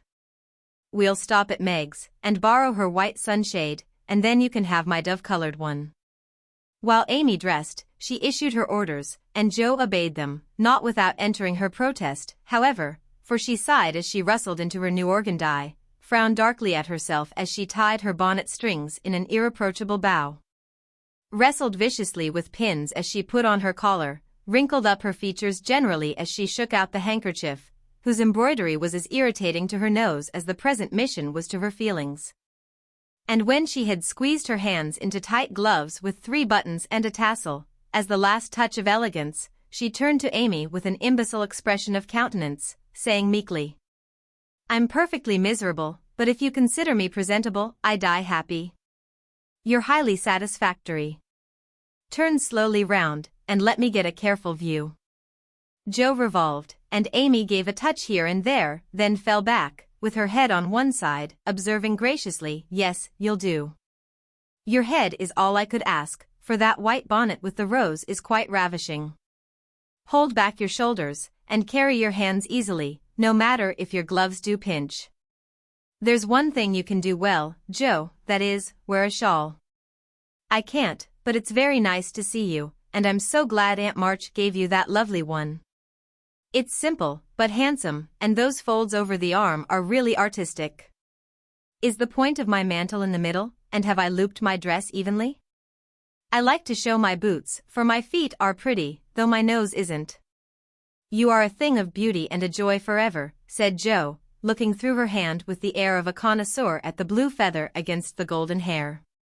"Am I to drag my best dress through the dust, or loop it up, please, ma'am? Hold it up when you walk, but drop it in the house. The sweeping style suits you best, and you must learn to trail your skirts gracefully. You haven't half-buttoned one cuff, do it at once. You'll never look finished if you are not careful about the little details, for they make up the pleasing whole." Jo sighed, and proceeded to burst the buttons off her glove, in doing up her cuff, but at last both were ready, and sailed away, looking as pretty as pictures," Hannah said, as she hung out of the upper window to watch them. "Now, Joe dear, the Chesters consider themselves very elegant people, so I want you to put on your best deportment. Don't make any of your abrupt remarks, or do anything odd, will you? Just be calm, cool, and quiet, that's safe and ladylike, and you can easily do it for 15 minutes, said Amy, as they approached the first place, having borrowed the white parasol and been inspected by Meg, with a baby on each arm. Let me see. Calm, cool, and quiet, yes, I think I can promise that. I've played the part of a prim young lady on the stage, and I'll try it off. My powers are great, as you shall see, so be easy in your mind, my child." Amy looked relieved, but naughty Joe took her at her word, for during the first call she sat with every limb gracefully composed, every fold correctly draped, calm as a summer sea, cool as a snowbank, and as silent as the Sphinx. In vain Mrs. Chester alluded to her charming novel, and the Mrs. Chester introduced parties, picnics, the opera, and the fashions. Each and all were answered by a smile, a bow, and a demure yes or no with the chill on. In vain Amy telegraphed the word talk, tried to draw her out, and administered covert pokes with her foot. Joe sat as if blandly unconscious of it all, with deportment like Maud's face, icily regular, splendidly null. "What a haughty, uninteresting creature that oldest Miss March is," was the unfortunately audible remark of one of the ladies, as the door closed upon their guests. Joe laughed noiselessly all through the hall, but Amy looked disgusted at the failure of her instructions, and very naturally laid the blame upon Joe. "How could you mistake me so? I merely meant you to be properly dignified and composed, and you made yourself a perfect stock and stone. Try to be sociable at the Lambs. Gossip as other girls do, and be interested in dress and flirtations and whatever nonsense comes up. They move in the best society, are valuable persons for us to know, and I wouldn't fail to make a good impression there for anything. I'll be agreeable. I'll gossip and giggle, and have horrors and raptures over any trifle you like. I rather enjoy this, and now I'll imitate what is called a charming girl. I can do it, for I have May Chester as a model, and I'll improve upon her. See if the Lambs don't say, what a lively, nice creature that Joe March is." Amy felt anxious, as well she might, for when Joe turned freakish there was no knowing where she would stop. Amy's face was a study when she saw her sister skim into the next drawing room, kiss all the young ladies with effusion, beam graciously upon the young gentlemen, and join in the chat with a spirit which amazed the beholder. Amy was taken possession of by Mrs. Lamb, with whom she was a favorite, and forced to hear a long account of Lucretia's last attack, while 3 delightful young gentlemen hovered near, waiting for a pause when they might rush in and rescue her. So situated, she was powerless to check Joe, who seemed possessed by a spirit of mischief, and talked away as volubly as the lady. A knot of heads gathered about her, and Amy strained her ears to hear what was going on, for broken sentences filled her with curiosity, and frequent peals of laughter made her wild to share the fun. One may imagine her suffering on overhearing fragments of this sort of conversation. She rides splendidly. Who taught her? No one. She used to practice mounting, holding the reins, and sitting straight on an old saddle in a tree. Now she rides anything, for she doesn't know what fear is, and the stableman lets her have horses cheap because she trains them to carry ladies so well. She has such a passion for it, I often tell her if everything else fails, she can be a horsebreaker and get her living so. At this awful speech Amy contained herself with difficulty, for the impression was being given that she was rather a fast young lady, which was her especial aversion. But what could she do? For the old lady was in the middle of her story, and long before it was done, Joe was off again, make more droll revelations and committing still more fearful blunders. Yes, Amy was in despair that day, for all the good beasts were gone, and of 3 left, 1 was lame, 1 blind, and the other so bulky that you had to put dirt in his mouth before he would start. Nice animal for a pleasure party, wasn't it? Which did she choose? Asked one of the laughing gentlemen, who enjoyed the subject. None of them. She heard of a young horse at the farmhouse over the river, and though a lady had never ridden him, she resolved to try, because he was handsome and spirited. Her struggles were really pathetic. There was no one to bring the horse to the saddle, so she took the saddle to the horse. My dear creature, she actually rode it over the river, put it on her head, and marched up to the barn to the utter amazement of the old man. Did she ride the horse? Of course she did, and had a capital time. I expected to see her brought home in fragments, but she managed him perfectly, and was the life of the party. Well, I call that plucky. And young Mr. Lamb turned an approving glance upon Amy, wondering what his mother could be saying to make the girl look so red and uncomfortable. She was still redder and more uncomfortable a moment after, when a sudden turn in the conversation introduced the subject of dress. One of the young ladies asked Jo where she got the pretty drab hat she wore to the picnic, and stupid Jo, instead of mentioning the place where it was bought 2 years ago, must needs answer with unnecessary frankness, "Oh, Amy painted it. You can't buy those soft shades, so we paint ours any color we like. It's a great comfort to have an artistic sister." "Isn't that an original idea?" cried Miss Lamb, who found Jo great fun. "That's nothing compared to some of her brilliant performances. There's nothing the child can't do." Why, she wanted a pair of blue boots for Sally's party, so she just painted her soiled white ones the loveliest shade of sky blue you ever saw, and they looked exactly like satin, added Jo, with an air of pride in her sister's accomplishments that exasperated Amy till she felt that it would be a relief to throw her card case at her. "We read a story of yours the other day, and enjoyed it very much," observed the elder Miss Lamb, wishing to compliment the literary lady, who did not look the character just then, it must be confessed. Any mention of her works always had a bad effect upon Jo, who either grew rigid and looked offended, or changed the subject with a brusque remark, as now. "Sorry you could find nothing better to read.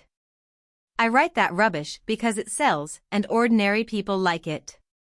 Are you going to New York this winter?" As Miss Lamb had enjoyed the story, this speech was not exactly grateful or complimentary. The minute it was made, Jo saw her mistake, but fearing to make the matter worse, suddenly remembered that it was for her to make the first move toward departure, and did so with an abruptness that left 3 people with half-finished sentences in their mouths. "Amy, we must go. Goodbye, dear, do come and see us. We are pining for a visit. I don't dare to ask you, Mr. Lamb, but if you should come, I don't think I shall have the heart to send you away." Jo said this with such a droll imitation of May Chester's gushing style that Amy got out of the room as rapidly as possible, feeling a strong desire to laugh and cry at the same time. "Didn't I do well?" asked Jo, with a satisfied air as they walked away. "Nothing could have been worse," was Amy's crushing reply. "What possessed you to tell those stories about my saddle, and the hats and boots, and all the rest of it?" "Why, it's funny, and amuses people. They know we are poor, so it's no use pretending that we have grooms, buy 3 or 4 hats a season, and have things as easy and fine as they do. You needn't go and tell them all our little shifts, and expose our poverty in that perfectly unnecessary way. You haven't a bit of proper pride, and never will learn when to hold your tongue and when to speak," said Amy despairingly. Poor Jo looked abashed, and silently chafed the end of her nose with the stiff handkerchief, as if performing a penance for her misdemeanors. "How shall I behave here?" she asked, as they approached the 3rd mansion. "Just as you please. I wash my hands of you," was Amy's short answer. "Then I'll enjoy myself. The boys are at home, and we'll have a comfortable time. Goodness knows I need a little change, for elegance has a bad effect upon my constitution," returned Jo gruffly, being disturbed by her failure to suit. An enthusiastic welcome from 3 big boys and several pretty children speedily soothed her ruffled feelings, and leaving Amy to entertain the hostess and Mr. Tutor, who happened to be calling likewise, Jo devoted herself to the young folks and found the change refreshing. She listened to college stories with deep interest, caressed pointers and poodles without a murmur, agreed heartily that Tom Brown was a brick, regardless of the improper form of praise, and when one lad proposed a visit to his turtle tank, she went with an alacrity which caused Mama to smile upon her, as that motherly lady settled the cap which was left in a ruinous condition by filial hugs, bear-like but affectionate, and dearer to her than the most faultless coiffure from the hands of an inspired Frenchwoman. Leaving her sister to her own devices, Amy proceeded to enjoy herself to her heart's content. Mr. Tudor's uncle had married an English lady who was third cousin to a living lord, and Amy regarded the whole family with great respect, for in spite of her American birth and breeding, she possessed that reverence for titles which haunts the best of us, that unacknowledged loyalty to the early faith in kings which set the most democratic nation under the sun in ferment at the coming of a royal yellow-haired laddie, some years ago, and which still has something to do with the love the young country bears the old, like that of a big son for an imperious little mother, who held him while she could, and let him go with a farewell scolding when he rebelled. But even the satisfaction of talking with a distant connection of the British nobility did not render Amy forgetful of time, and when the proper number of minutes had passed, she reluctantly tore herself from this aristocratic society, and looked about for Joe, fervently hoping that her incorrigible sister would not be found in any position which should bring disgrace upon the name of March. It might have been worse, but Amy considered it bad. For Joe sat on the grass, with an encampment of boys about her, and a dirty-footed dog reposing on the skirt of her state and festival dress, as she related one of Laurie's pranks to her admiring audience. One small child was poking turtles with Amy's cherished parasol, a second was eating gingerbread over Joe's best bonnet, and a third playing ball with her gloves. But all were enjoying themselves, and when Joe collected her damaged property to go, her escort accompanied her, begging her to come again. It was such fun to hear about Laurie's larks. Capital boys, aren't they? I feel quite young and brisk again after that, said Joe, strolling along with her hands behind her, partly from habit, partly to conceal the bespattered parasol. Why do you always avoid Mr. Tudor? Asked Amy, wisely refraining from any comment upon Joe's dilapidated appearance. Don't like him, he puts on airs, snubs his sisters, worries his father, and doesn't speak respectfully of his mother. Laurie says he is fast, and I don't consider him a desirable acquaintance, so I let him alone. You might treat him civilly, at least. You gave him a cool nod, and just now you bowed and smiled in the politest way to Tommy Chamberlain, whose father keeps a grocery store. If you had just reversed the nod and the bow, it would have been right, said Amy reprovingly. No, it wouldn't, returned Joe. I neither like, respect, nor admire Tudor, though his grandfather's uncle's nephew's niece was a third cousin to a lord. Tommy is poor and bashful and good and very clever. I think well of him, and like to show that I do, for he is a gentleman in spite of the brown paper parcels. It's no use trying to argue with you, began Amy. Not the least, my dear, interrupted Joe, so let us look amiable and drop a card here, as the kings are evidently out, for which I'm deeply grateful. The family card case having done its duty, the girls walked on, and Joe uttered another thanksgiving on reaching the fifth house, and being told that the young ladies were engaged. Now let us go home, and never mind Aunt March today. We can run down there any time, and it's really a pity to trail through the dust in our best bibs and tuckers, when we are tired and cross. Speak for yourself, if you please. Aunt March likes to have us pay her the compliment of coming in style, and making a formal call. It's a little thing to do, but it gives her pleasure, and I don't believe it will hurt your things half so much as letting dirty dogs and clumping boys spoil them. Stoop down, and let me take the crumbs off of your bonnet. What a good girl you are, Amy, said Joe, with a repentant glance from her own damaged costume to that of her sister, which was fresh and spotless still. I wish it was as easy for me to do little things to please people as it is for you. I think of them, but it takes too much time to do them, so I wait for a chance to confer a great favor, and let the small ones slip, but they tell best in the end, I fancy. Amy smiled and was mollified at once, saying with a maternal air, women should learn to be agreeable, particularly poor ones, for they have no other way of repaying the kindnesses they receive. If you'd remember that, and practice it, you'd be better liked than I am, because there is more of you. I'm a crotchety old thing, and always shall be, but I'm willing to own that you are right, only it's easier for me to risk my life for a person than to be pleasant to him when I don't feel like it. It's a great misfortune to have such strong likes and dislikes, isn't it? It's a greater not to be able to hide them. I don't mind saying that I don't approve of Tudor any more than you do, but I'm not called upon to tell him so. Neither are you, and there is no use in making yourself disagreeable because he is. But I think girls ought to show when they disapprove of young men, and how can they do it except by their manners? Preaching does not do any good, as I know to my sorrow, since I've had Teddy to manage. But there are many little ways in which I can influence him without a word, and I say we ought to do it to others if we can. Teddy is a remarkable boy, and can't be taken as a sample of other boys, said Amy, in a tone of solemn conviction, which would have convulsed the remarkable boy if he had heard it. If we were belles, or women of wealth and position, we might do something, perhaps, but for us to frown at one set of young gentlemen because we don't approve of them, and smile upon another set because we do, wouldn't have a particle of effect. And we should only be considered odd and puritanical.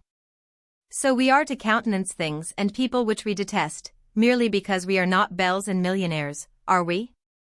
That's a nice sort of morality. I can't argue about it. I only know that it's the way of the world, and people who set themselves against it only get laughed at for their pains. I don't like reformers, and I hope you never try to be one. I do like them, and I shall be one if I can, for in spite of the laughing the world would never get on without them. We can't agree about that. For you belong to the old set, and I to the new. You will get on the best, but I shall have the liveliest time of it. I should rather enjoy the brickbats and hooting, I think. Well, compose yourself now, and don't worry Aunt with your new ideas. I'll try not to, but I'm always possessed to burst out with some particularly blunt speech or revolutionary sentiment before her. It's my doom, and I can't help it. They found Aunt Carol with the old lady, both absorbed in some very interesting subject, but they dropped it as the girls came in, with a conscious look which betrayed that they had been talking about their nieces. Joe was not in a good humor, and the perverse fit returned, but Amy, who had virtuously done her duty, kept her temper and pleased everybody, was in a most angelic frame of mind. This amiable spirit was felt at once, and both aunts my-deared her affectionately, looking what they afterwards said emphatically, that child improves every day. Are you going to help about the fair, dear? Asked Mrs. Carol, as Amy sat down beside her with the confiding air elderly people like so well in the young. Yes, Aunt. Mrs. Chester asked me if I would, and I offered to tend a table, as I have nothing but my time to give. I'm not, put in Joe decidedly. I hate to be patronized, and the Chesters think it's a great favor to allow us to help with their highly connected fair. I wonder you consented, Amy. They only want you to work. I am willing to work. It's for the freedmen as well as the Chesters, and I think it very kind of them to let me share the labor and the fun. Patronage does not trouble me when it is well meant. Quite right and proper. I like your grateful spirit, my dear.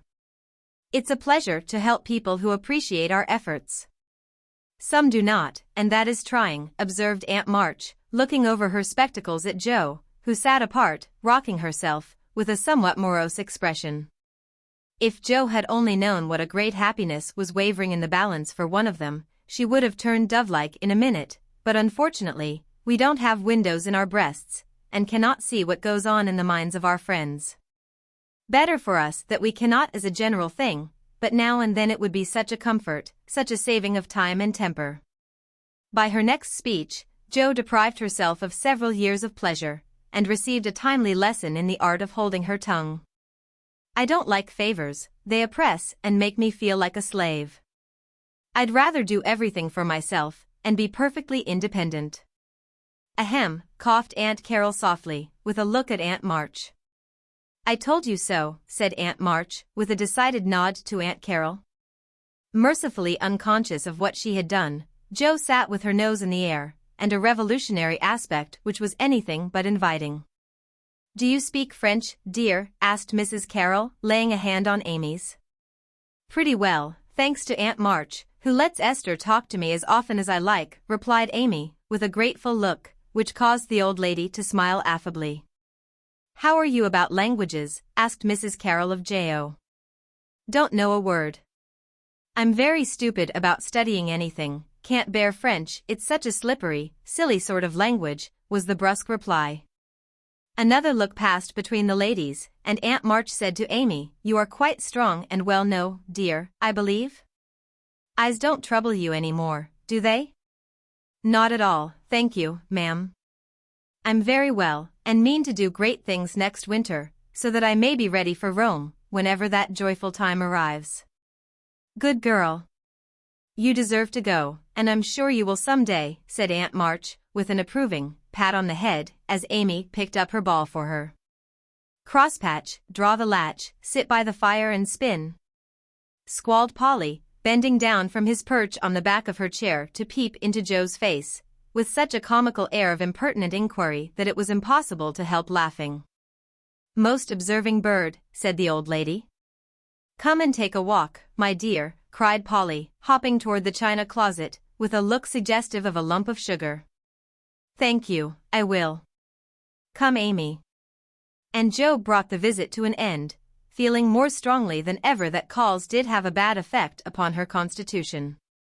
She shook hands in a gentlemanly manner, but Amy kissed both the aunts, and the girls departed, leaving behind them the impression of shadow and sunshine, which impression caused Aunt March to say, as they vanished, "You'd better do it, Mary. I'll supply the money." And Aunt Carroll to reply decidedly, "I certainly will, if her father and mother consent." Chapter 30. Mrs. Chester's fare was so very elegant and select that it was considered a great honor by the young ladies of the neighborhood to be invited to take a table, and everyone was much interested in the matter. Amy was asked, but Jo was not, which was fortunate for all parties, as her elbows were decidedly akimbo at this period of her life, and it took a good many hard knocks to teach her how to get on easily. The haughty, uninteresting creature was let severely alone, but Amy's talent and taste were duly complimented by the offer of the art table, and she exerted herself to prepare and secure appropriate and valuable contributions to it. Everything went on smoothly till the day before the fair opened. Then there occurred one of the little skirmishes which it is almost impossible to avoid, when some 25 women, old and young, with all their private piques and prejudices, try to work together. May Chester was rather jealous of Amy because the latter was a greater favorite than herself, and just at this time several trifling circumstances occurred to increase the feeling. Amy's dainty pen and ink work entirely eclipsed May's painted vases, that was one thorn. Then the all-conquering tutor had danced 4 times with Amy at a late party and only once with May, that was thorn number 2. But the chief grievance that rankled in her soul, and gave an excuse for her unfriendly conduct, was a rumor which some obliging gossip had whispered to her, that the March girls had made fun of her at the Lambs. All the blame of this should have fallen upon Jo, for her naughty imitation had been too lifelike to escape detection, and the frolicsome Lambs had permitted the joke to escape. No hint of this had reached the culprits, however, and Amy's dismay can be imagined, when, the very evening before the fair, as she was putting the last touches to her pretty table, Mrs. Chester, who, of course, resented the supposed ridicule of her daughter, said, in a bland tone, but with a cold look, "I find, dear, that there is some feeling among the young ladies about my giving this table to anyone but my girls. As this is the most prominent, and some say the most attractive table of all, and they are the chief getters-up of the fair, it is thought best for them to take this place. I'm sorry, but I know you are too sincerely interested in the cause to mind a little personal disappointment, and you shall have another table if you like." Mrs. Chester fancied beforehand that it would be easy to deliver this little speech, but when the time came, she found it rather difficult to utter it naturally, with Amy's unsuspicious eyes looking straight at her full of surprise and trouble. Amy felt that there was something behind this, but would not guess what, and said quietly, feeling hurt, and showing that she did, "Perhaps you had rather I took no table at all? Now, my dear, don't have any ill feeling, I beg. It's merely a matter of expediency. You see, my girls will naturally take the lead, and this table is considered their proper place. I think it very appropriate to you, and feel very grateful for your efforts to make it so pretty, but we must give up our private wishes, of course, and I will see that you have a good place elsewhere. Wouldn't you like the flower table?" The little girls undertook it, but they are discouraged. "You could make a charming thing of it, and the flower table is always attractive, you know. Especially to gentlemen," added May, with a look which enlightened Amy as to one cause of her sudden fall from favor. She colored angrily, but took no other notice of that girlish sarcasm, and answered with unexpected amiability. "It shall be as you please, Mrs. Chester. I'll give up my place here at once, and attend to the flowers, if you like."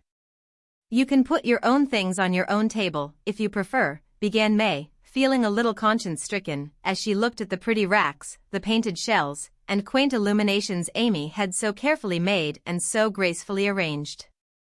She meant it kindly, but Amy mistook her meaning and said quickly, "Oh, certainly, if they are in your way," and sweeping her contributions into her apron, pell-mell, she walked off, feeling that herself and her works of art had been insulted past forgiveness. "Now she's mad." "Oh, dear, I wish I hadn't asked you to speak, Mamma," said May, looking disconsolately at the empty spaces on her table.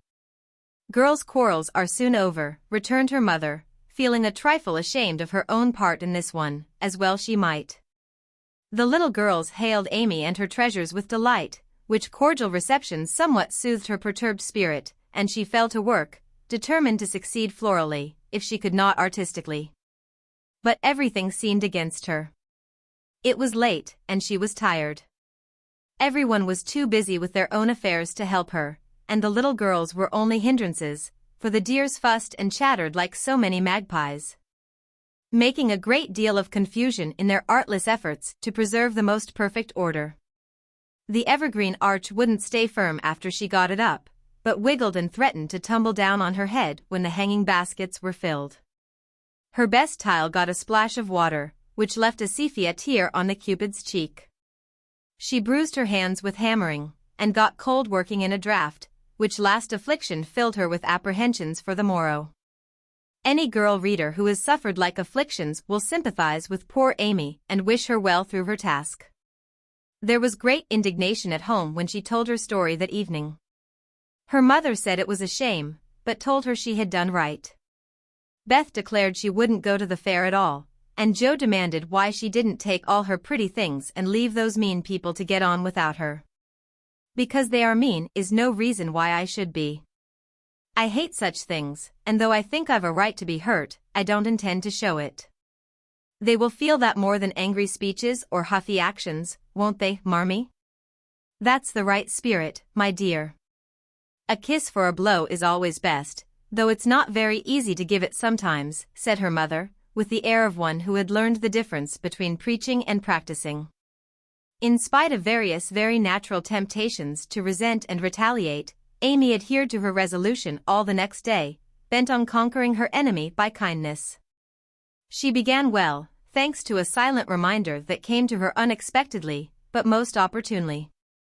As she arranged her table that morning, while the little girls were in the anteroom filling the baskets, she took up her pet production, a little book, the antique cover of which her father had found among his treasures, and in which on leaves of vellum she had beautifully illuminated different texts. As she turned the pages rich in dainty devices with very pardonable pride, her eye fell upon one verse that made her stop and think. Framed in a brilliant scrollwork of scarlet, blue and gold, with little spirits of good will helping one another up and down among the thorns and flowers, were the words, "Thou shalt love thy neighbor as thyself." "I ought, but I don't," thought Amy, as her eye went from the bright page to May's discontented face behind the big vases, that could not hide the vacancies her pretty work had once filled.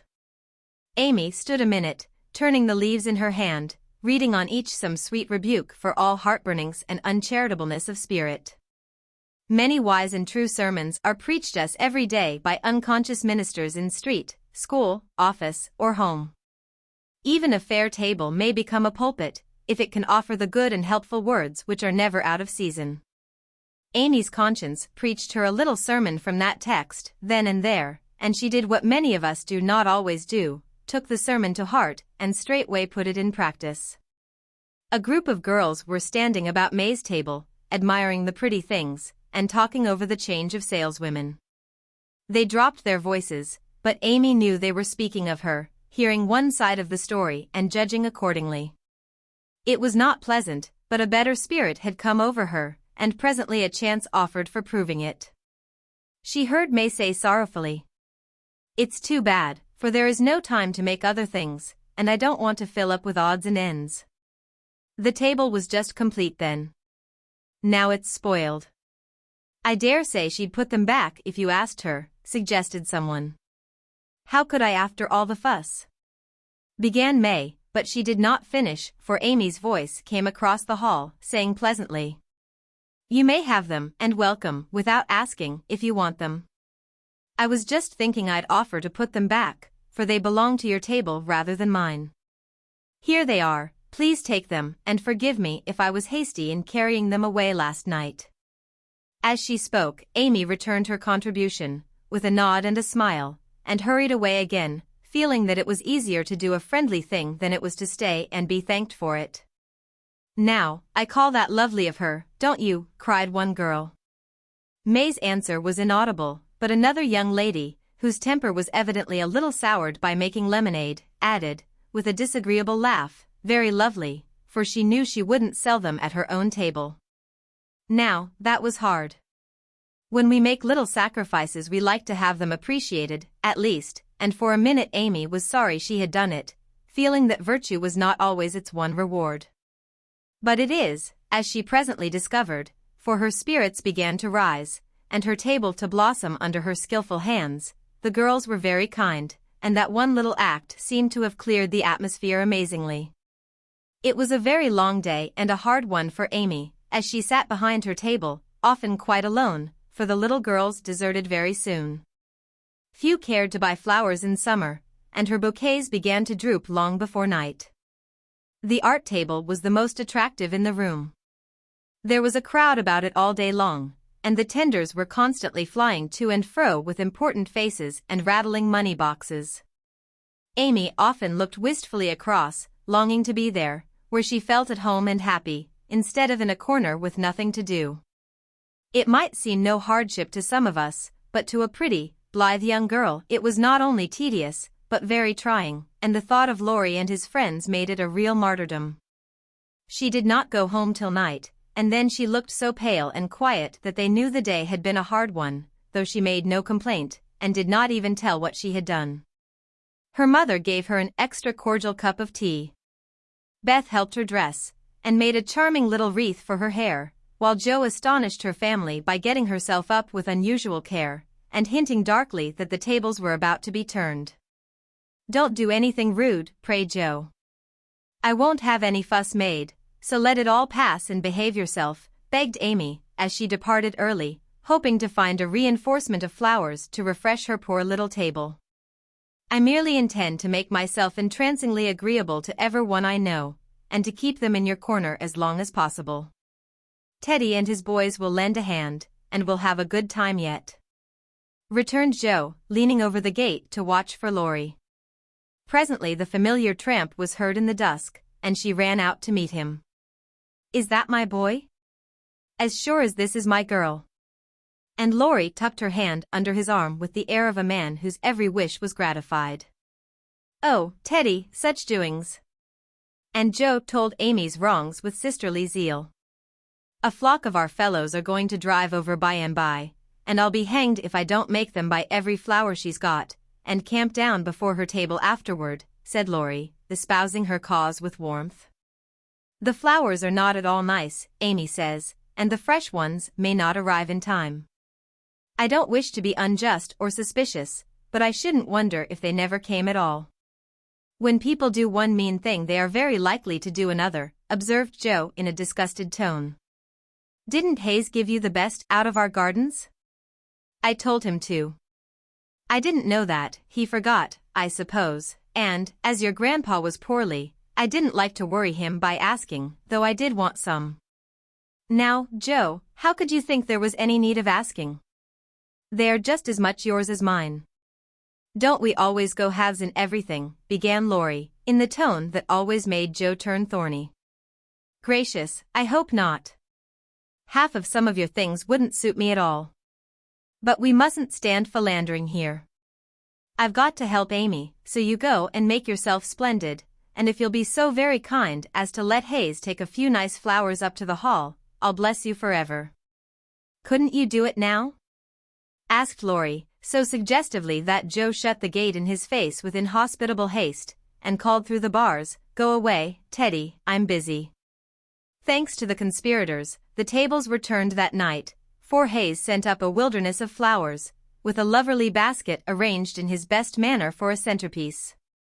Then the March family turned out en masse, and Jo exerted herself to some purpose, for people not only came, but stayed, laughing at her nonsense, admiring Amy's taste, and apparently enjoying themselves very much.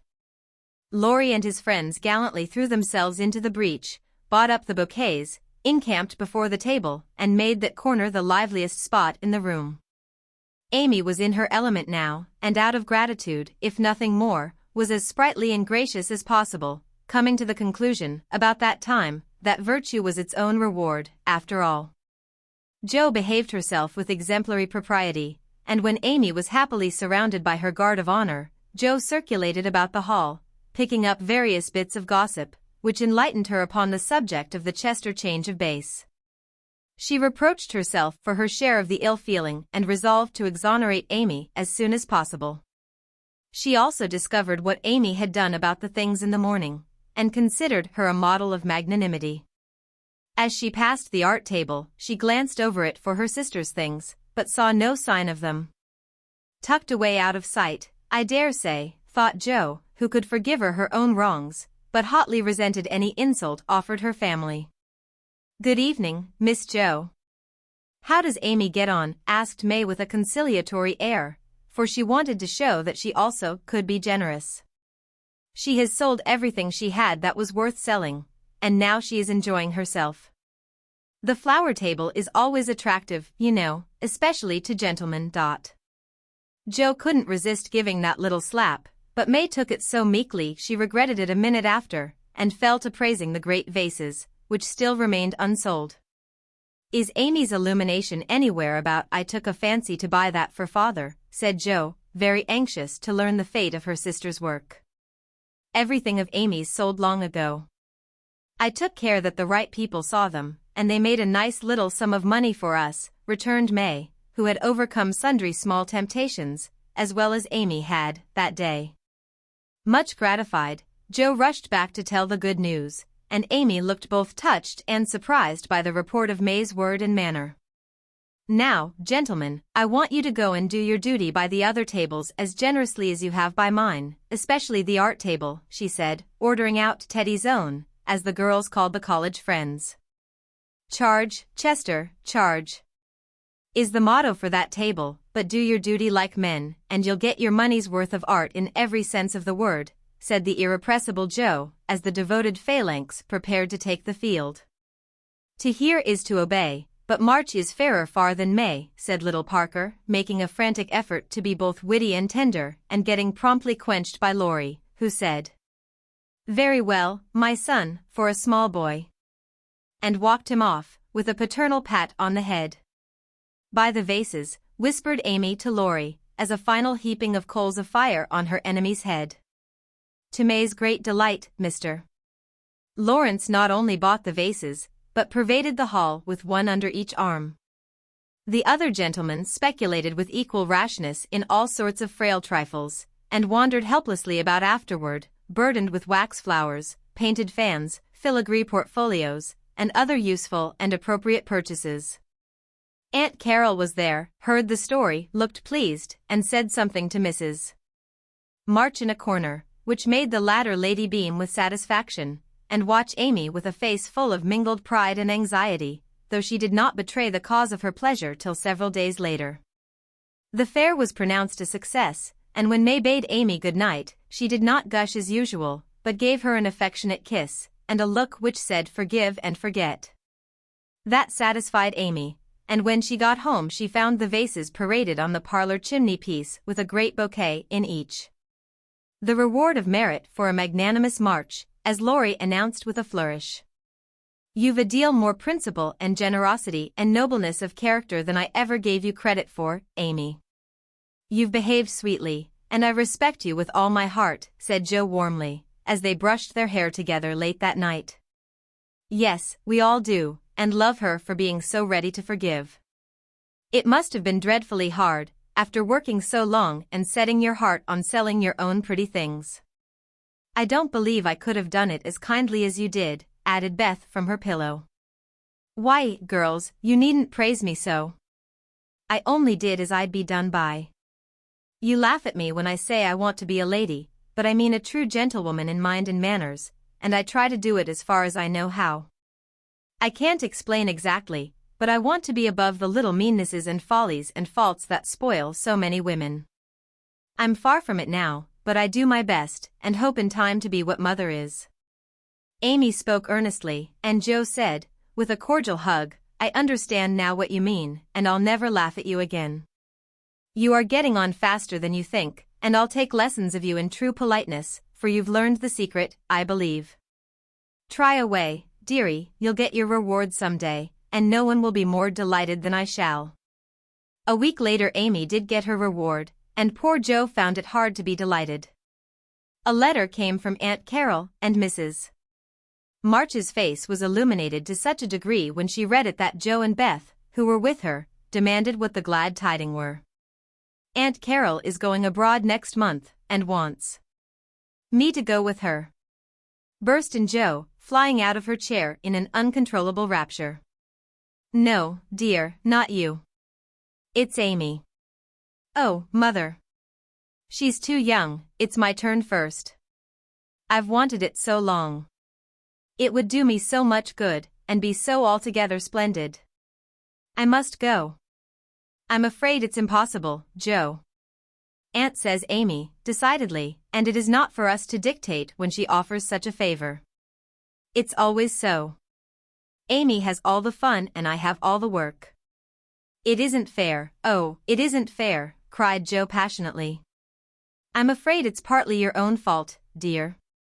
When Aunt spoke to me the other day, she regretted your blunt manners and too independent spirit, and here she writes, as if quoting something you had said, 'I planned at first to ask Jo, but as favors burden her, and she hates French. I think I won't venture to invite her. Amy is more docile, will make a good companion for Flo, and receive gratefully any help the trip may give her.'"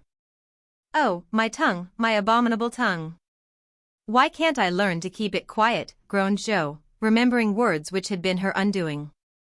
When she had heard the explanation of the quoted phrases, Mrs. March said sorrowfully, "I wish you could have gone, but there is no hope of it this time, so try to bear it cheerfully, and don't sadden Amy's pleasure by reproaches or regrets." "I'll try," said Jo, winking hard as she knelt down to pick up the basket she had joyfully upset. "I'll take a leaf out of her book, and try not only to seem glad, but to be so, and not grudge her 1 minute of happiness. But it won't be easy, for it is a dreadful disappointment." And poor Jo bedewed the little fat pincushion she held with several very bitter tears. "Jo, dear, I'm very selfish, but I couldn't spare you, and I'm glad you are not going quite yet," whispered Beth, embracing her, basket and all, with such a clinging touch and loving face that Jo felt comforted in spite of the sharp regret that made her want to box her own ears, and humbly beg Aunt Carol to burden her with this favor, and see how gratefully she would bear it.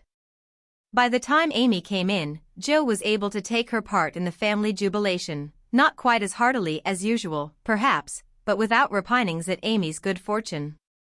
The young lady herself received the news as tidings of great joy, went about in a solemn sort of rapture, and began to sort her colors and pack her pencils that evening, leaving such trifles as clothes, money, and passports to those less absorbed in visions of art than herself. "It isn't a mere pleasure trip to me, girls," she said impressively, as she scraped her best palette. "It will decide my career, for if I have any genius, I shall find it out in Rome, and will do something to prove it." "Suppose you haven't?" said Jo, sewing away, with red eyes, at the new collars which were to be handed over to Amy. "Then I shall come home and teach drawing for my living," replied the aspirant for fame, with philosophic composure. But she made a wry face at the prospect, and scratched away at her palette as if bent on vigorous measures before she gave up her hopes. "No, you won't. You hate hard work, and you'll marry some rich man, and come home to sit in the lap of luxury all your days," said Joe. "Your predictions sometimes come to pass, but I don't believe that one will." "I'm sure I wish it would, for if I can't be an artist myself, I should like to be able to help those who are," said Amy, smiling, as if the part of Lady Bountiful would suit her better than that of a poor drawing teacher. Said Joe, with a sigh. "If you wish it you'll have it, for your wishes are always granted, mine never." "Would you like to go?" asked Amy, thoughtfully patting her nose with her knife. "Rather." "Well, in a year or two I'll send for you, and we'll dig in the forum for relics, and carry out all the plans we've made so many times." "Thank you. I'll remind you of your promise when that joyful day comes, if it ever does," returned Joe, accepting the vague but magnificent offer as gratefully as she could. There was not much time for preparation, and the house was in a ferment till Amy was off. Joe bore up very well till the last flutter of blue ribbon vanished, when she retired to her refuge, the garret, and cried till she couldn't cry any more. Amy likewise bore up stoutly till the steamer sailed. Then just as the gangway was about to be withdrawn, it suddenly came over her that a whole ocean was soon to roll between her and those who loved her best, and she clung to Laurie, the last lingerer, saying with a sob, "Oh, take care of them for me, and if anything should happen." "I will, dear, I will, and if anything happens, I'll come and comfort you," whispered Laurie, little dreaming that he would be called upon to keep his word. So Amy sailed away to find the old world, which is always new and beautiful to young eyes, while her father and friend watched her from the shore, fervently hoping that none but gentle fortunes would befall the happy-hearted girl, who waved her hand to them till they could see nothing but the summer sunshine dazzling on the sea. Chapter 31. London. Dearest people, here I really sit at a front window of the Bath Hotel, Piccadilly. It's not a fashionable place, but Uncle stopped here years ago, and won't go anywhere else. However, we don't mean to stay long, so it's no great matter. Oh, I can't begin to tell you how I enjoy it all. I never can, so I'll only give you bits out of my notebook, for I've done nothing but sketch and scribble since I started. I sent a line from Halifax, when I felt pretty miserable, but after that I got on delightfully, seldom ill, on deck all day, with plenty of pleasant people to amuse me. Everyone was very kind to me, especially the officers. Don't laugh, Joe, gentlemen really are very necessary aboard ship, to hold on to, or to wait upon one, and as they have nothing to do, it's a mercy to make them useful, otherwise they would smoke themselves to death, I'm afraid. Aunt and Flo were poorly all the way, and liked to be let alone, so when I had done what I could for them, I went and enjoyed myself. Such walks on deck, such sunsets, such splendid air and waves. It was almost as exciting as riding a fast horse, when we went rushing on so grandly. I wish Beth could have come, it would have done her so much good. As for Joe, she would have gone up and sat on the maintop jib, or whatever the high thing is called, made friends with the engineers, and tooted on the captain's speaking trumpet. She'd have been in such a state of rapture.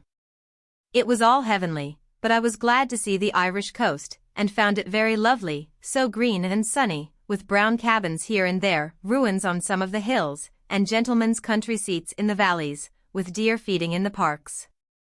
It was early in the morning, but I didn't regret getting up to see it, for the bay was full of little boats, the shore so picturesque, and a rosy sky overhead. I never shall forget it. At Queenstown one of my new acquaintances left us, Mr. Lennox, and when I said something about the lakes of Killarney, he sighed and, with a look at me. "Oh, have you e'er heard of Kate Kearney? She lives on the banks of Killarney."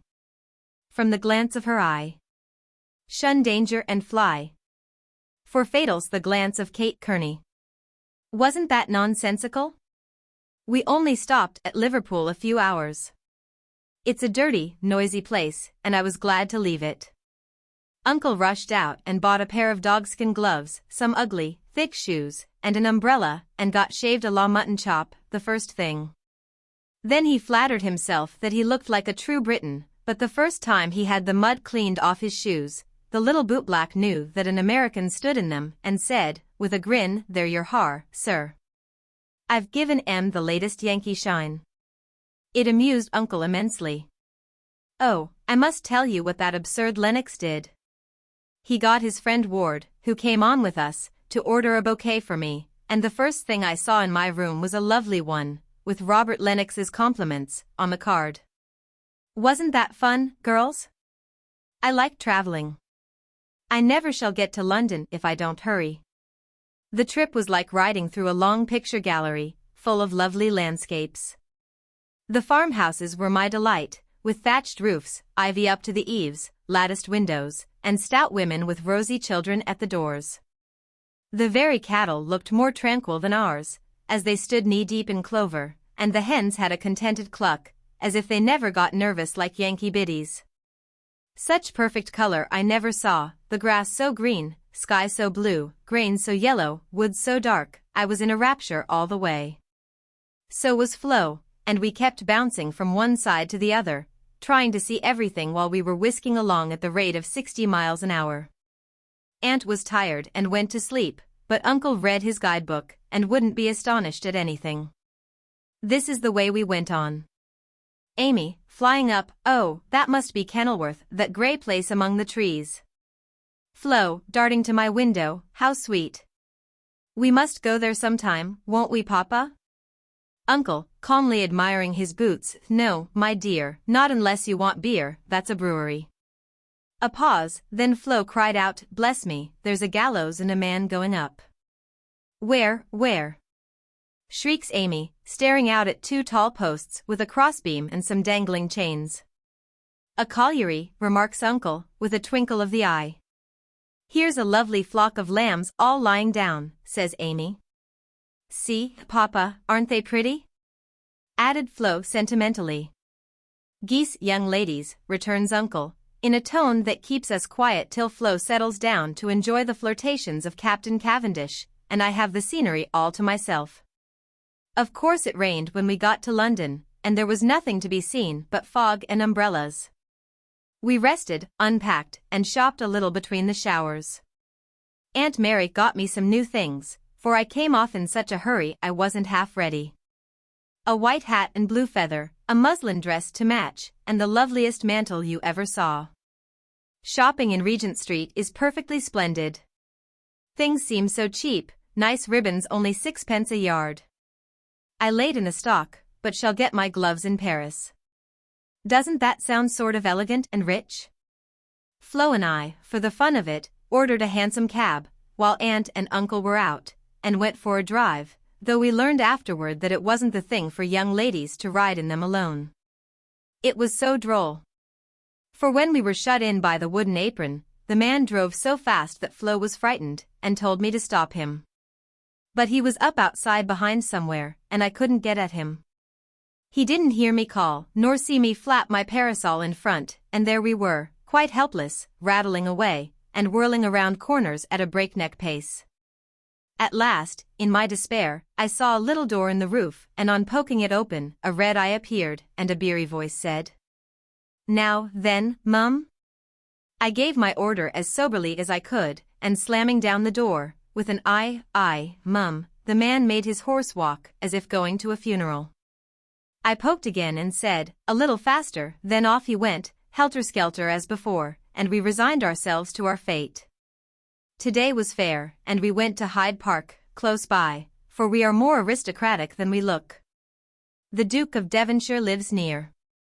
I often see his footmen lounging at the back gate, and the Duke of Wellington's house is not far off.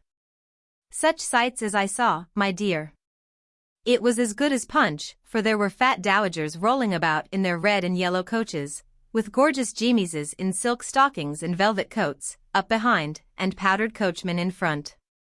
Smart maids, with the rosiest children I ever saw, handsome girls, looking half asleep, dandies in queer English hats and lavender kids lounging about, and tall soldiers, in short red jackets and muffin caps stuck on one side.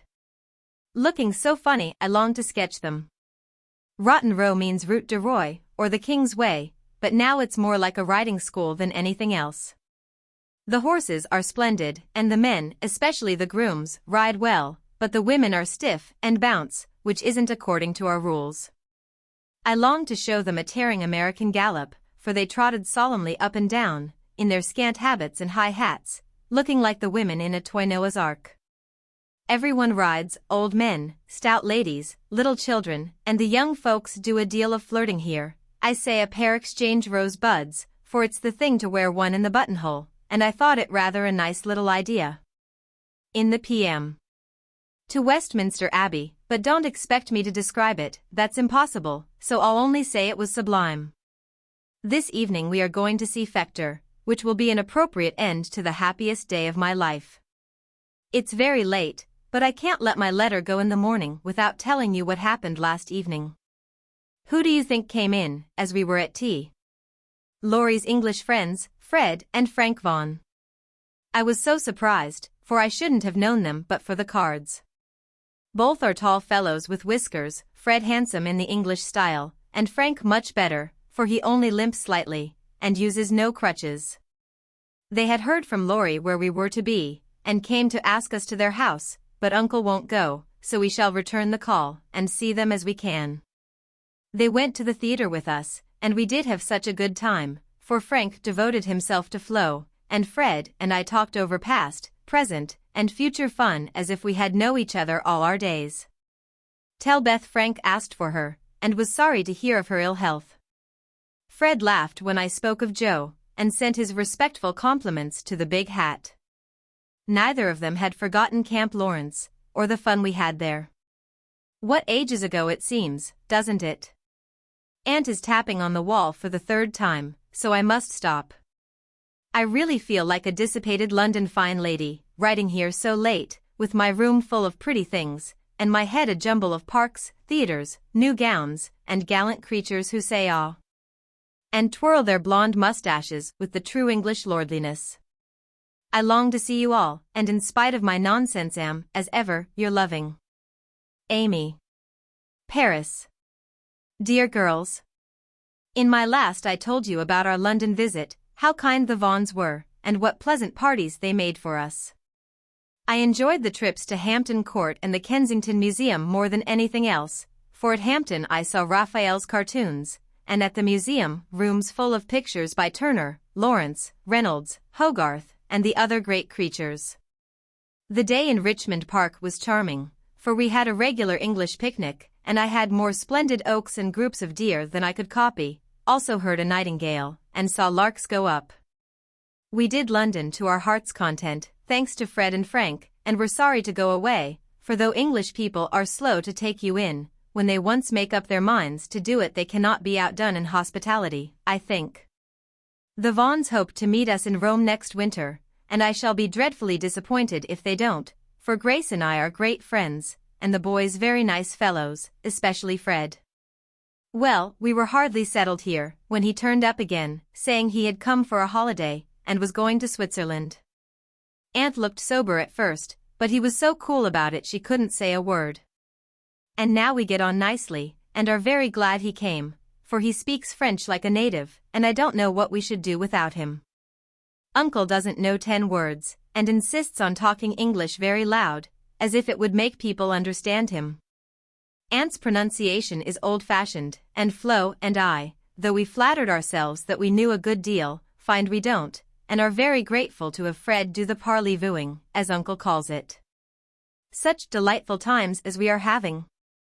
Sightseeing from morning till night, stopping for nice lunches in the gay cafes, and meeting with all sorts of droll adventures. Rainy days I spend in the Louvre, reveling in pictures. Jo would turn up her naughty nose at some of the finest, because she has no soul for art, but I have, and I'm cultivation eye and taste as fast as I can. She would like the relics of great people better, for I've seen her Napoleon's cocked hat and grey coat, his baby's cradle and his old toothbrush, also Marie Antoinette's little shoe, the ring of Saint Denis, Charlemagne's sword, and many other interesting things. I'll talk for hours about them when I come, but haven't time to write. The Palais Royal is a heavenly place, so full of bijouterie and lovely things that I'm nearly distracted because I can't buy them. Fred wanted to get me some, but of course I didn't allow it. Then the Bois and Champs-Élysées are très magnifiques. I've seen the imperial family several times, the emperor an ugly, hard-looking man, the empress pale and pretty, but dressed in bad taste, I thought, purple dress, green hat, and yellow gloves. Little Nap is a handsome boy, who sits chatting to his tutor, and kissed his hand to the people as he passes in his four-horse barouche, with postilions in red satin jackets and a mounted guard before and behind. We often walk in the Tuileries gardens, for they are lovely, though the antique Luxembourg gardens suit me better. Père Lachaise is very curious, for many of the tombs are like small rooms, and looking in, one sees a table, with images or pictures of the dead, and chairs for the mourners to sit in when they come to lament. That is so Frenchy. Our rooms are on the Rue de Rivoli, and sitting on the balcony, we look up and down the long, brilliant street. It is so pleasant that we spend our evenings talking there when too tired with our day's work to go out. Fred is very entertaining, and is altogether the most agreeable young man I ever knew, except Laurie, whose manners are more charming. I wish Fred was dark, for I don't fancy light men. However, the Vaughans are very rich and come of an excellent family, so I won't find fault with their yellow hair, as my own is yellower. Next week we are off to Germany and Switzerland, and as we shall travel fast, I shall only be able to give you hasty letters. I keep my diary, and try to remember correctly and describe clearly all that I see and admire, as father advised. It is good practice for me, and with my sketchbook will give you a better idea of my tour than these scribbles. Adieu, I embrace you tenderly. Votre Amy. Heidelberg. My dear Mama. Having a quiet hour before we leave for Bern, I'll try to tell you what has happened, for some of it is very important, as you will see. The sail up the Rhine was perfect, and I just sat and enjoyed it with all my might. Get father's old guidebooks and read about it. I haven't words beautiful enough to describe it. At Koblenz we had a lovely time, for some students from Bonn, with whom Fred got acquainted on the boat, gave us a serenade. It was a moonlight night, and about 1 o'clock Flo and I were waked by the most delicious music under our windows. We flew up, and hid behind the curtains, but sly peeps showed us Fred and the students singing away down below. It was the most romantic thing I ever saw, the river, the bridge of boats, the great fortress opposite, moonlight everywhere, and music fit to melt a heart of stone. When they were done we threw down some flowers, and saw them scramble for them, kiss their hands to the invisible ladies, and go laughing away, to smoke and drink beer, I suppose. Next morning Fred showed me one of the crumpled flowers in his vest pocket, and looked very sentimental. I laughed at him, and said I didn't throw it, but Flo, which seemed to disgust him, for he tossed it out of the window, and turned sensible again. I'm afraid I'm going to have trouble with that boy, it begins to look like it. The baths at Nassau were very gay, so was Baden-Baden, where Fred lost some money, and I scolded him. He needs someone to look after him when Frank is not with him. Kate said once she hoped he'd marry soon, and I quite agree with her that it would be well for him. Frankfurt was delightful. I saw Goethe's house, Schiller's statue, and Danneker's famous Ariadne. It was very lovely, but I should have enjoyed it more if I had known the story better. I didn't like to ask, as everyone knew it or pretended they did. I wish Joe would tell me all about it. I ought to have read more, for I find I don't know anything, and it mortifies me. Now comes the serious part, for it happened here, and Fred has just gone. He has been so kind and jolly that we all got quite fond of him. I never thought of anything but a traveling friendship till the serenade night. Since then I've begun to feel that the moonlight walks, balcony talks, and daily adventures were something more to him than fun. I haven't flirted, Mother, truly, but remembered what you said to me, and have done my very best. I can't help it if people like me. I don't try to make them, and it worries me if I don't care for them, though Joe says I haven't got any heart. Now I know Mother will shake her head, and the girls say, oh, the mercenary little wretch, but I've made up my mind, and if Fred asks me, I shall accept him, though I'm not madly in love. I like him, and we get on comfortably together. He is handsome, young, clever enough, and very rich, ever so much richer than the Lawrences. I don't think his family would object, and I should be very happy, for they are all kind, well-bred, generous people, and they like me. Fred, as the eldest twin, will have the estate, I suppose, and such a splendid one it is. A city house in a fashionable street, not so showy as our big houses, but twice as comfortable and full of solid luxury, such as English people believe in. I like it, for it's genuine. I've seen the plate, the family jewels, the old servants, and pictures of the country place, with its park, great house, lovely grounds, and fine horses. Oh, it would be all I should ask. And I'd rather have it than any title such as girls snap up so readily, and find nothing behind.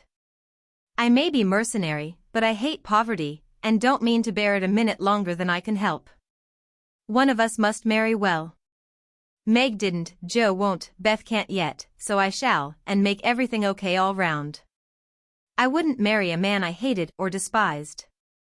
You may be sure of that, and though Fred is not my model hero, he does very well, and in time I should get fond enough of him if he was very fond of me, and let me do just as I liked. So I've been turning the matter over in my mind the last week, for it was impossible to help seeing that Fred liked me. He said nothing, but little things showed it. He never goes with Flo, always gets on my side of the carriage, table, or promenade, looks sentimental when we are alone, and frowns at anyone else who ventures to speak tone. Yesterday at dinner, when an Austrian officer stared at us and then said something to his friend, a rakish-looking baron, about ein wunderschönes Blondchen, Fred looked as fierce as a lion. And cut his meat so savagely it nearly flew off his plate.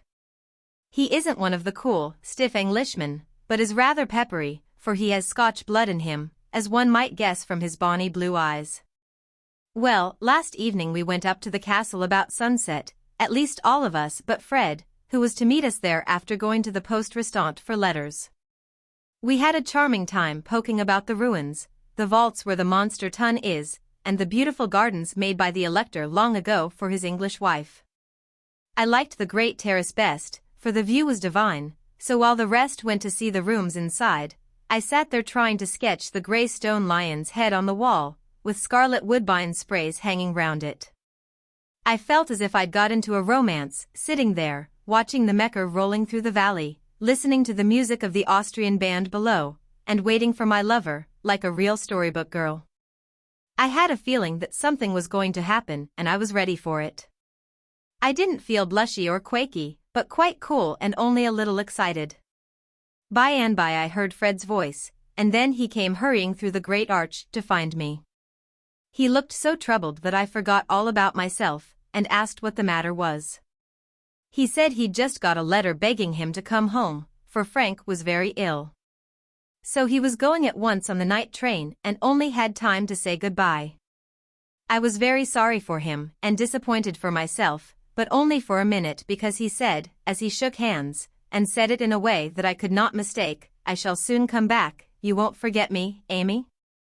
I didn't promise, but I looked at him, and he seemed satisfied, and there was no time for anything but messages and goodbyes, for he was off in an hour, and we all miss him very much. I know he wanted to speak, but I think, from something he once hinted, that he had promised his father not to do anything of the sort yet a while, for his is a rash boy, and the old gentleman dreads a foreign daughter-in-law. We shall soon meet in Rome, and then, if I don't change my mind, I'll say yes, thank you, when he says will you, please? Of course this is all very private, but I wished you to know what was going on. Don't be anxious about me, remember I am your prudent Amy, and be sure I will do nothing rashly. Send me as much advice as you like. I'll use it if I can. I wish I could see you for a good talk, Marmee. Love and trust me. Ever your Amy. Chapter 32. Joe, I'm anxious about Beth. Why, Mother, she has seemed unusually well since the babies came. It's not her health that troubles me now, it's her spirits. I'm sure there is something on her mind, and I want you to discover what it is. What makes you think so, Mother? She sits alone a good deal, and doesn't talk to her father as much as she used. I found her crying over the babies the other day. When she sings, the songs are always sad ones, and now and then I see a look in her face that I don't understand. This isn't like Beth, and it worries me. Have you asked her about it? I have tried once or twice, but she either evaded my questions or looked so distressed that I stopped. I never force my children's confidence, and I seldom have to wait for long. Mrs. March glanced at Joe as she spoke, but the face opposite seemed quite unconscious of any secret disquietude but Beth's, and after sewing thoughtfully for a minute, Joe said, I think she is growing up, and so begins to dream dreams. And have hopes and fears and fidgets, without knowing why or being able to explain them. Why, Mother, Beth's 18, but we don't realize it and treat her like a child, forgetting she's a woman. So she is. Dear heart, how fast you do grow up, returned her mother with a sigh and a smile.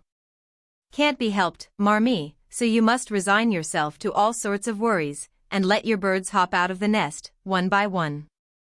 I promise never to hop very far, if that is any comfort to you. It's a great comfort, Joe. I always feel strong when you are at home, now Meg is gone. Beth is too feeble and Amy too young to depend upon, but when the tug comes, you are always ready. Why, you know I don't mind hard jobs much, and there must always be one scrub in a family. Amy is splendid in fine works and I'm not, but I feel in my element when all the carpets are to be taken up, or half the family fall sick at once. Amy is distinguishing herself abroad, but if anything is amiss at home, I'm your man. I leave Beth to your hands, then, for she will open her tender little heart to her Joe sooner than to anyone else. Be very kind, and don't let her think anyone watches or talks about her. If she only would get quite strong and cheerful again, I shouldn't have a wish in the world. Happy woman?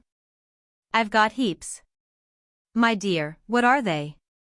I'll settle Bethy's troubles, and then I'll tell you mine. They are not very wearing, so they'll keep. And Joe stitched away, with a wise nod which set her mother's heart at rest about her for the present at least. While apparently absorbed in her own affairs, Joe watched Beth, and after many conflicting conjectures, finally settled upon one which seemed to explain the change in her. A slight incident gave Joe the clue to the mystery, she thought, and lively fancy, loving heart did the rest. She was affecting to write busily one Saturday afternoon, when she and Beth were alone together. Yet as she scribbled, she kept her eye on her sister, who seemed unusually quiet.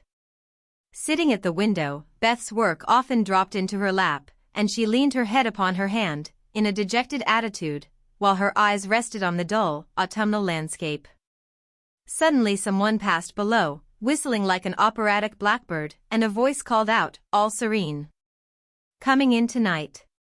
Beth started, leaned forward, smiled and nodded, watched the passerby till his quick tramp died away, then said softly as if to herself, how strong and well and happy that dear boy looks. Said Joe, still intent upon her sister's face, for the bright color faded as quickly as it came, the smile vanished, and presently a tear lay shining on the window ledge. Beth whisked it off, and in her half-averted face read a tender sorrow that made her own eyes fill. Fearing to betray herself, she slipped away, murmuring something about needing more paper. Mercy on me, Beth loves Laurie, she said, sitting down in her own room, pale with the shock of the discovery which she believed she had just made. I never dreamed of such a thing. What will Mother say? I wonder if her... There Joe stopped and turned scarlet with a sudden thought. If he shouldn't love back again, how dreadful it would be. He must. I'll make him. And she shook her head threateningly at the picture of the mischievous-looking boy laughing at her from the wall. Oh dear, we are growing up with a vengeance. Here's Meg married and a mama, Amy flourishing away at Paris, and Beth in love. I'm the only one that has sense enough to keep out of mischief. Joe thought intently for a minute with her eyes fixed on the picture, then she smoothed out her wrinkled forehead and said, with a decided nod at the face opposite, No thank you, sir, you're very charming. But you've no more stability than a weathercock. So you needn't write touching notes and smile in that insinuating way, for it won't do a bit of good, and I won't have it. Then she sighed, and fell into a reverie from which she did not wake till the early twilight sent her down to take new observations, which only confirmed her suspicion.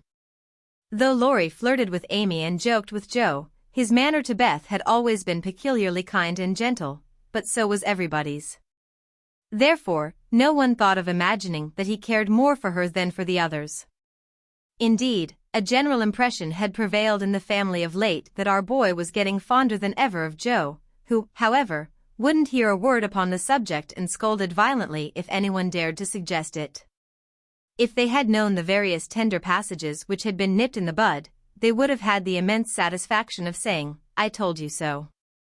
But Joe hated philandering, and wouldn't allow it, always having a joke or a smile ready at the least sign of impending danger. When Laurie first went to college, he fell in love about once a month, but these small flames were as brief as ardent, did no damage, and much amused Joe, who took great interest in the alternations of hope, despair, and resignation, which were confided to her in their weekly conferences. But there came a time when Laurie ceased to worship at many shrines, hinted darkly at one all-absorbing passion, and indulged occasionally in Byronic fits of gloom. Then he avoided the tender subject altogether, wrote philosophical notes to Joe, turned studious, and gave out that he was going to dig, intending to graduate in a blaze of glory.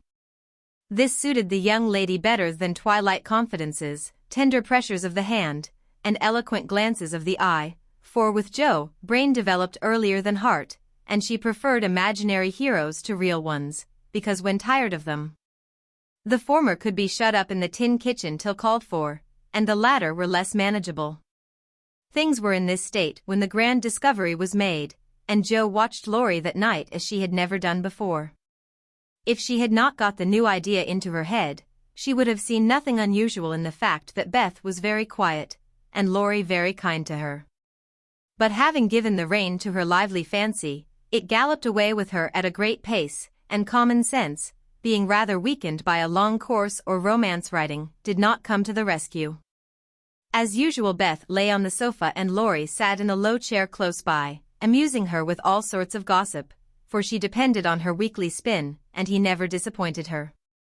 But that evening Joe fancied that Beth's eyes rested on the lively, dark face beside her with peculiar pleasure, and that she listened with intense interest to an account of some exciting cricket match, though the phrases, "caught off a tice," "stumped off his ground," and "the leg hit for 3" were as intelligible to her as Sanskrit. She also fancied, having set her heart upon seeing it, that she saw a certain increase of gentleness in Laurie's manner, that he dropped his voice now and then, laughed less than usual, was a little absent-minded, and settled the Afghan over Beth's feet with an assiduity that was really almost tender. Who knows? Stranger things have happened, thought Joe, as she fussed about the room. She will make quite an angel of him, and he will make life delightfully easy and pleasant for the dear, if they only love each other. I don't see how he can help it, and I do believe he would if the rest of us were out of the way. As everyone was out of the way but herself, Joe began to feel that she ought to dispose of herself with all speed. But where should she go? And burning to lay herself upon the shrine of sisterly devotion, she sat down to settle that point. Now, the old sofa was a regular patriarch of a sofa, long, broad, well-cushioned, and low, a trifle shabby, as well it might be, for the girls had slept and sprawled on it as babies, fished over the back, rode on the arms, and had menageries under it as children, and rested tired heads, dreamed dreams, and listened to tender talk on it as young women. They all loved it, for it was a family refuge, and one corner had always been Joe's favorite lounging place. Among the many pillows that adorned the venerable couch was one, hard, round, covered with prickly horsehair, and furnished with a knobby button at each end. This repulsive pillow was her especial property, being used as a weapon of defense, a barricade, or a stern preventive of too much slumber. Laurie knew this pillow well, and had cause to regard it with deep aversion, having been unmercifully pummeled with it in former days when romping was allowed, and now frequently debarred by it from the seat he most coveted next Ot Joe in the sofa corner. If the sausage, as they called it, stood on end, it was a sign that he might approach and repose, but if it lay flat across the sofa, woe to man, woman, or child who dared disturb it. That evening Joe forgot to barricade her corner, and had not been in her seat 5 minutes, before a massive form appeared beside her, and with both arms spread over the sofa back, both long legs stretched out before him, Laurie exclaimed, with a sigh of satisfaction. "Now, this is filling at the price." "No slang," snapped Joe, slamming down the pillow. But it was too late, there was no room for it, and coasting onto the floor, it disappeared in a most mysterious manner. "Come, Joe, don't be thorny. After studying himself to a skeleton all the week, a fellow deserves petting and ought to get it." "Beth will pet you." "I'm busy." "No, she's not to be bothered with me, but you like that sort of thing, unless you've suddenly lost your taste for it." "Have you? Do you hate your boy, and want to fire pillows at him?" Anything more wheedlesome than that touching appeal was seldom heard, but Joe quenched her boy by turning on him with a stern query, "How many bouquets have you sent Miss Randall this week?" "Not one, upon my word." "She's engaged." "Now then." "I'm glad of it, that's one of your foolish extravagances, sending flowers and things to girls for whom you don't care two pins," continued Joe reprovingly. "Sensible girls for whom I do care whole papers of pins won't let me send them flowers and things, so what can I do? My feelings need a vent. Mother doesn't approve of flirting even in fun, and you do flirt desperately, Teddy. I'd give anything if I could answer, so do you. As I can't, I'll merely say that I don't see any harm in that pleasant little game, if all parties understand that it's only play." "Well, it does look pleasant, but I can't learn how it's done." "I've tried, because one feels awkward in company not to do as everybody else ID doing, but I don't seem to get on," said Joe, forgetting to play mentor. "Take lessons of Amy, she has a regular talent for it." "Yes, she does it very prettily, and never seems to go too far. I suppose it's natural to some people to please without trying, and others to always say and do the wrong thing in the wrong place. I'm glad you can't flirt. It's really refreshing to see a sensible, straightforward girl, who can be jolly and kind without making a fool of herself. Between ourselves, Joe, some of the girls I know really do go on at such a rate I'm ashamed of them. They don't mean any harm, I'm sure, but if they knew how we fellows talked about them afterward, they'd mend their ways, I fancy. They do the same, and as their tongues are the sharpest, you fellows get the worst of it, for you are as silly as they, every bit.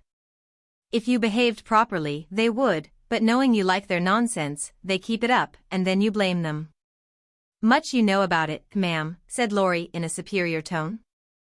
"We don't like romps and flirts, though we may act as if we did sometimes.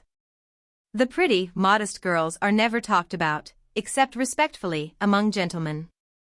Bless your innocent soul. If you could be in my place for a month, you'd see things that would astonish you a trifle. Upon my word, when I see one of those harum-scarum girls, I always want to say with our friend Cock Robin, 'Out upon you, fie upon you.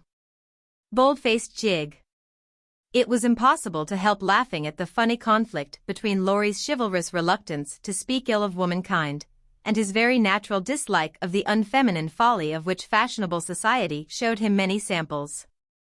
Joe knew that young Lawrence was regarded as a most eligible part one by worldly mammas, was much smiled upon by their daughters, and flattered enough by ladies of all ages to make a coxcomb of him, so she watched him rather jealously, fearing he would be spoiled, and rejoiced more than she confessed to find that he still believed in modest girls. Returning suddenly to her admonitory tone, she said, dropping her voice, "If you must have a went, Teddy, go and devote yourself to one of the pretty, modest girls whom you do respect, and not waste your time with the silly ones. You really advise it?" And Laurie looked at her with an odd mixture of anxiety and merriment in his face. "Yes, I do, but you'd better wait till you are through college, on the whole, and be fitting yourself for the place meantime. You're not half good enough for, well, whoever the modest girl may be." And Joe looked a little queer likewise, for a name had almost escaped her. "That I'm not," acquiesced Laurie, with an expression of humility quite new to him, as he dropped his eyes and absently wound Joe's apron tassel round his finger. "Mercy on us, this will never do," thought Joe, adding aloud, "Go and sing to me. I'm dying for some music, and always like yours." I'd rather stay here, thank you. Well, you can't, there isn't room. Go and make yourself useful, since you are too big to be ornamental. I thought you hated to be tied to a woman's apron string? Retorted Joe, quoting certain rebellious words of his own. Ah, that depends on who wears the apron, and Laurie gave an audacious tweak at the tassel. Are you going? Demanded Joe, diving for the pillow. He fled at once, and the minute it was well up with the bonnets of Bonnie Dundee, she slipped away to return no more till the young gentleman departed in high dudgeon. Joe lay long awake that night, and was just dropping off when the sound of a stifled sob made her fly to Beth's bedside, with the anxious inquiry, "What is it, dear?" "I thought you were asleep," sobbed Beth. "Is it the old pain, my precious?" "No, it's a new one, but I can bear it." And Beth tried to check her tears. "Tell me all about it, and let me cure it as I often did the other." "You can't, there is no cure." There Beth's voice gave way, and clinging to her sister, she cried so despairingly that Joe was frightened. "Where is it? Shall I call Mother?" "No, no, don't call her, don't tell her I shall be better soon. Lie down here and pour my head. I'll be quiet and go to sleep, indeed I will." Joe obeyed, but as her hand went softly to and fro across Beth's hot forehead and wet eyelids, her heart was very full and she longed to speak.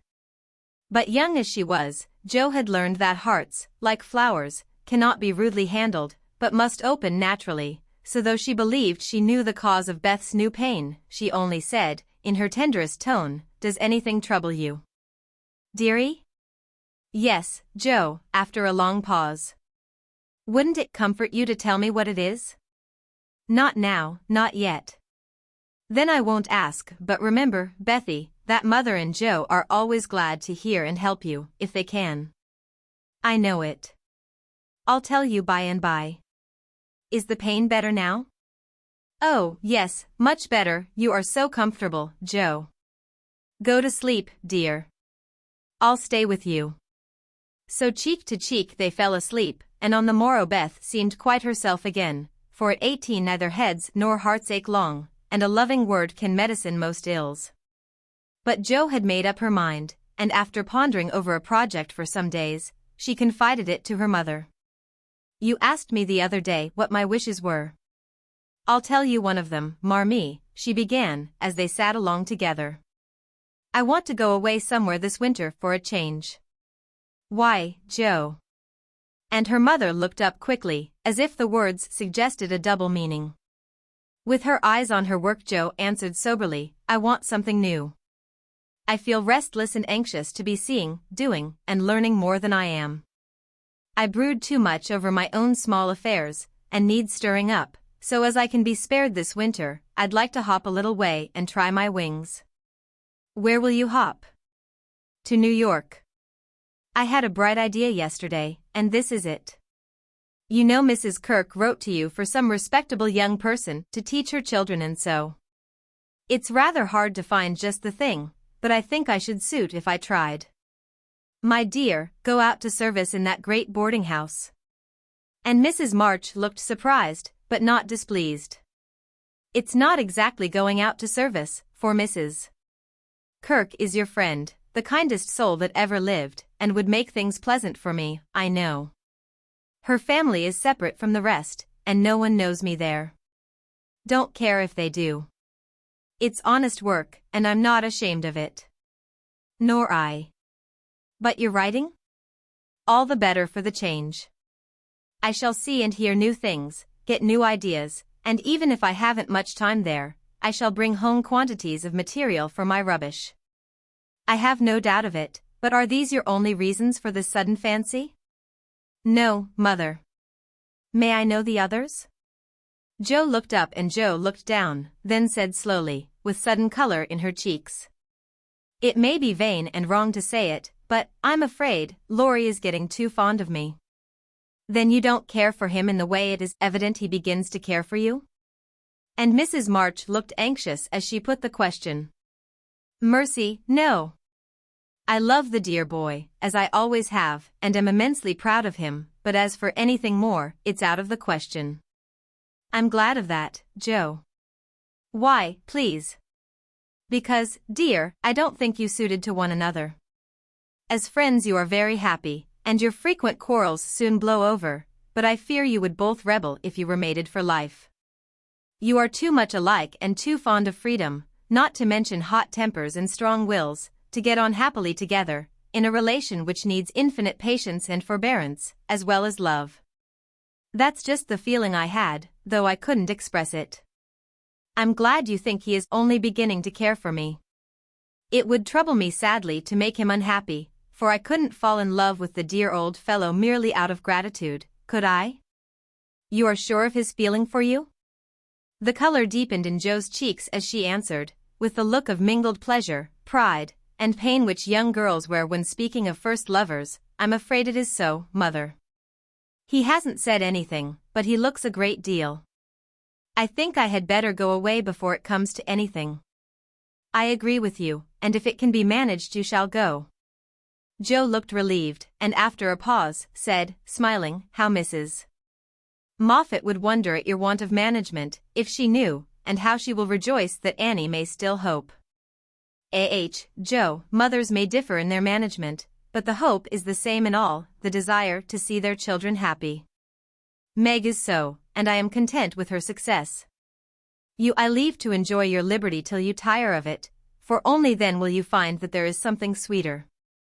Amy is my chief care now, but her good sense will help her. For Beth, I indulge no hopes except that she may be well. By the way, she seems brighter this last day or two. Have you spoken to her? Yes, she owned she had a trouble, and promised to tell me by and by.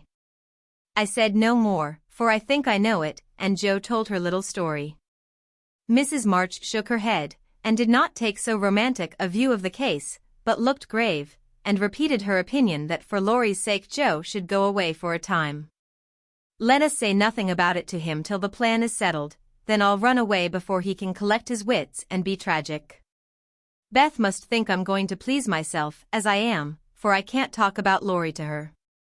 But she can pet and comfort him after I'm gone, and so cure him of this romantic notion. He's been through so many little trials of the sort, he's used to it, and will soon get over his lovelornity. Joe spoke hopefully, but could not rid herself of the foreboding fear that this little trial would be harder than the others, and that Laurie would not get over his lovelornity as easily as heretofore.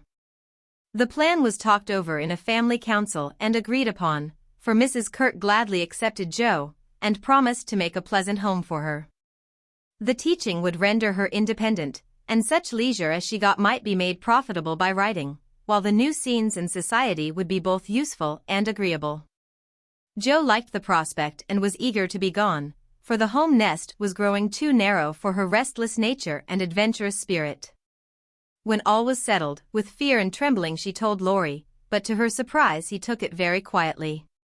He had been graver than usual of late, but very pleasant, and when jokingly accused of turning over a new leaf, he answered soberly, so I am, and I mean this one shall stay turned. Joe was very much relieved that one of his virtuous fits should come on just then, and made her preparations with a lightened heart, for Beth seemed more cheerful, and hoped she was doing the best for all. One thing I leave in your especial care, she said, the night before she left. You mean your papers? Asked Beth. No, my boy. Be very good to him, won't you? Of course I will, but I can't fill your place, and he'll miss you sadly.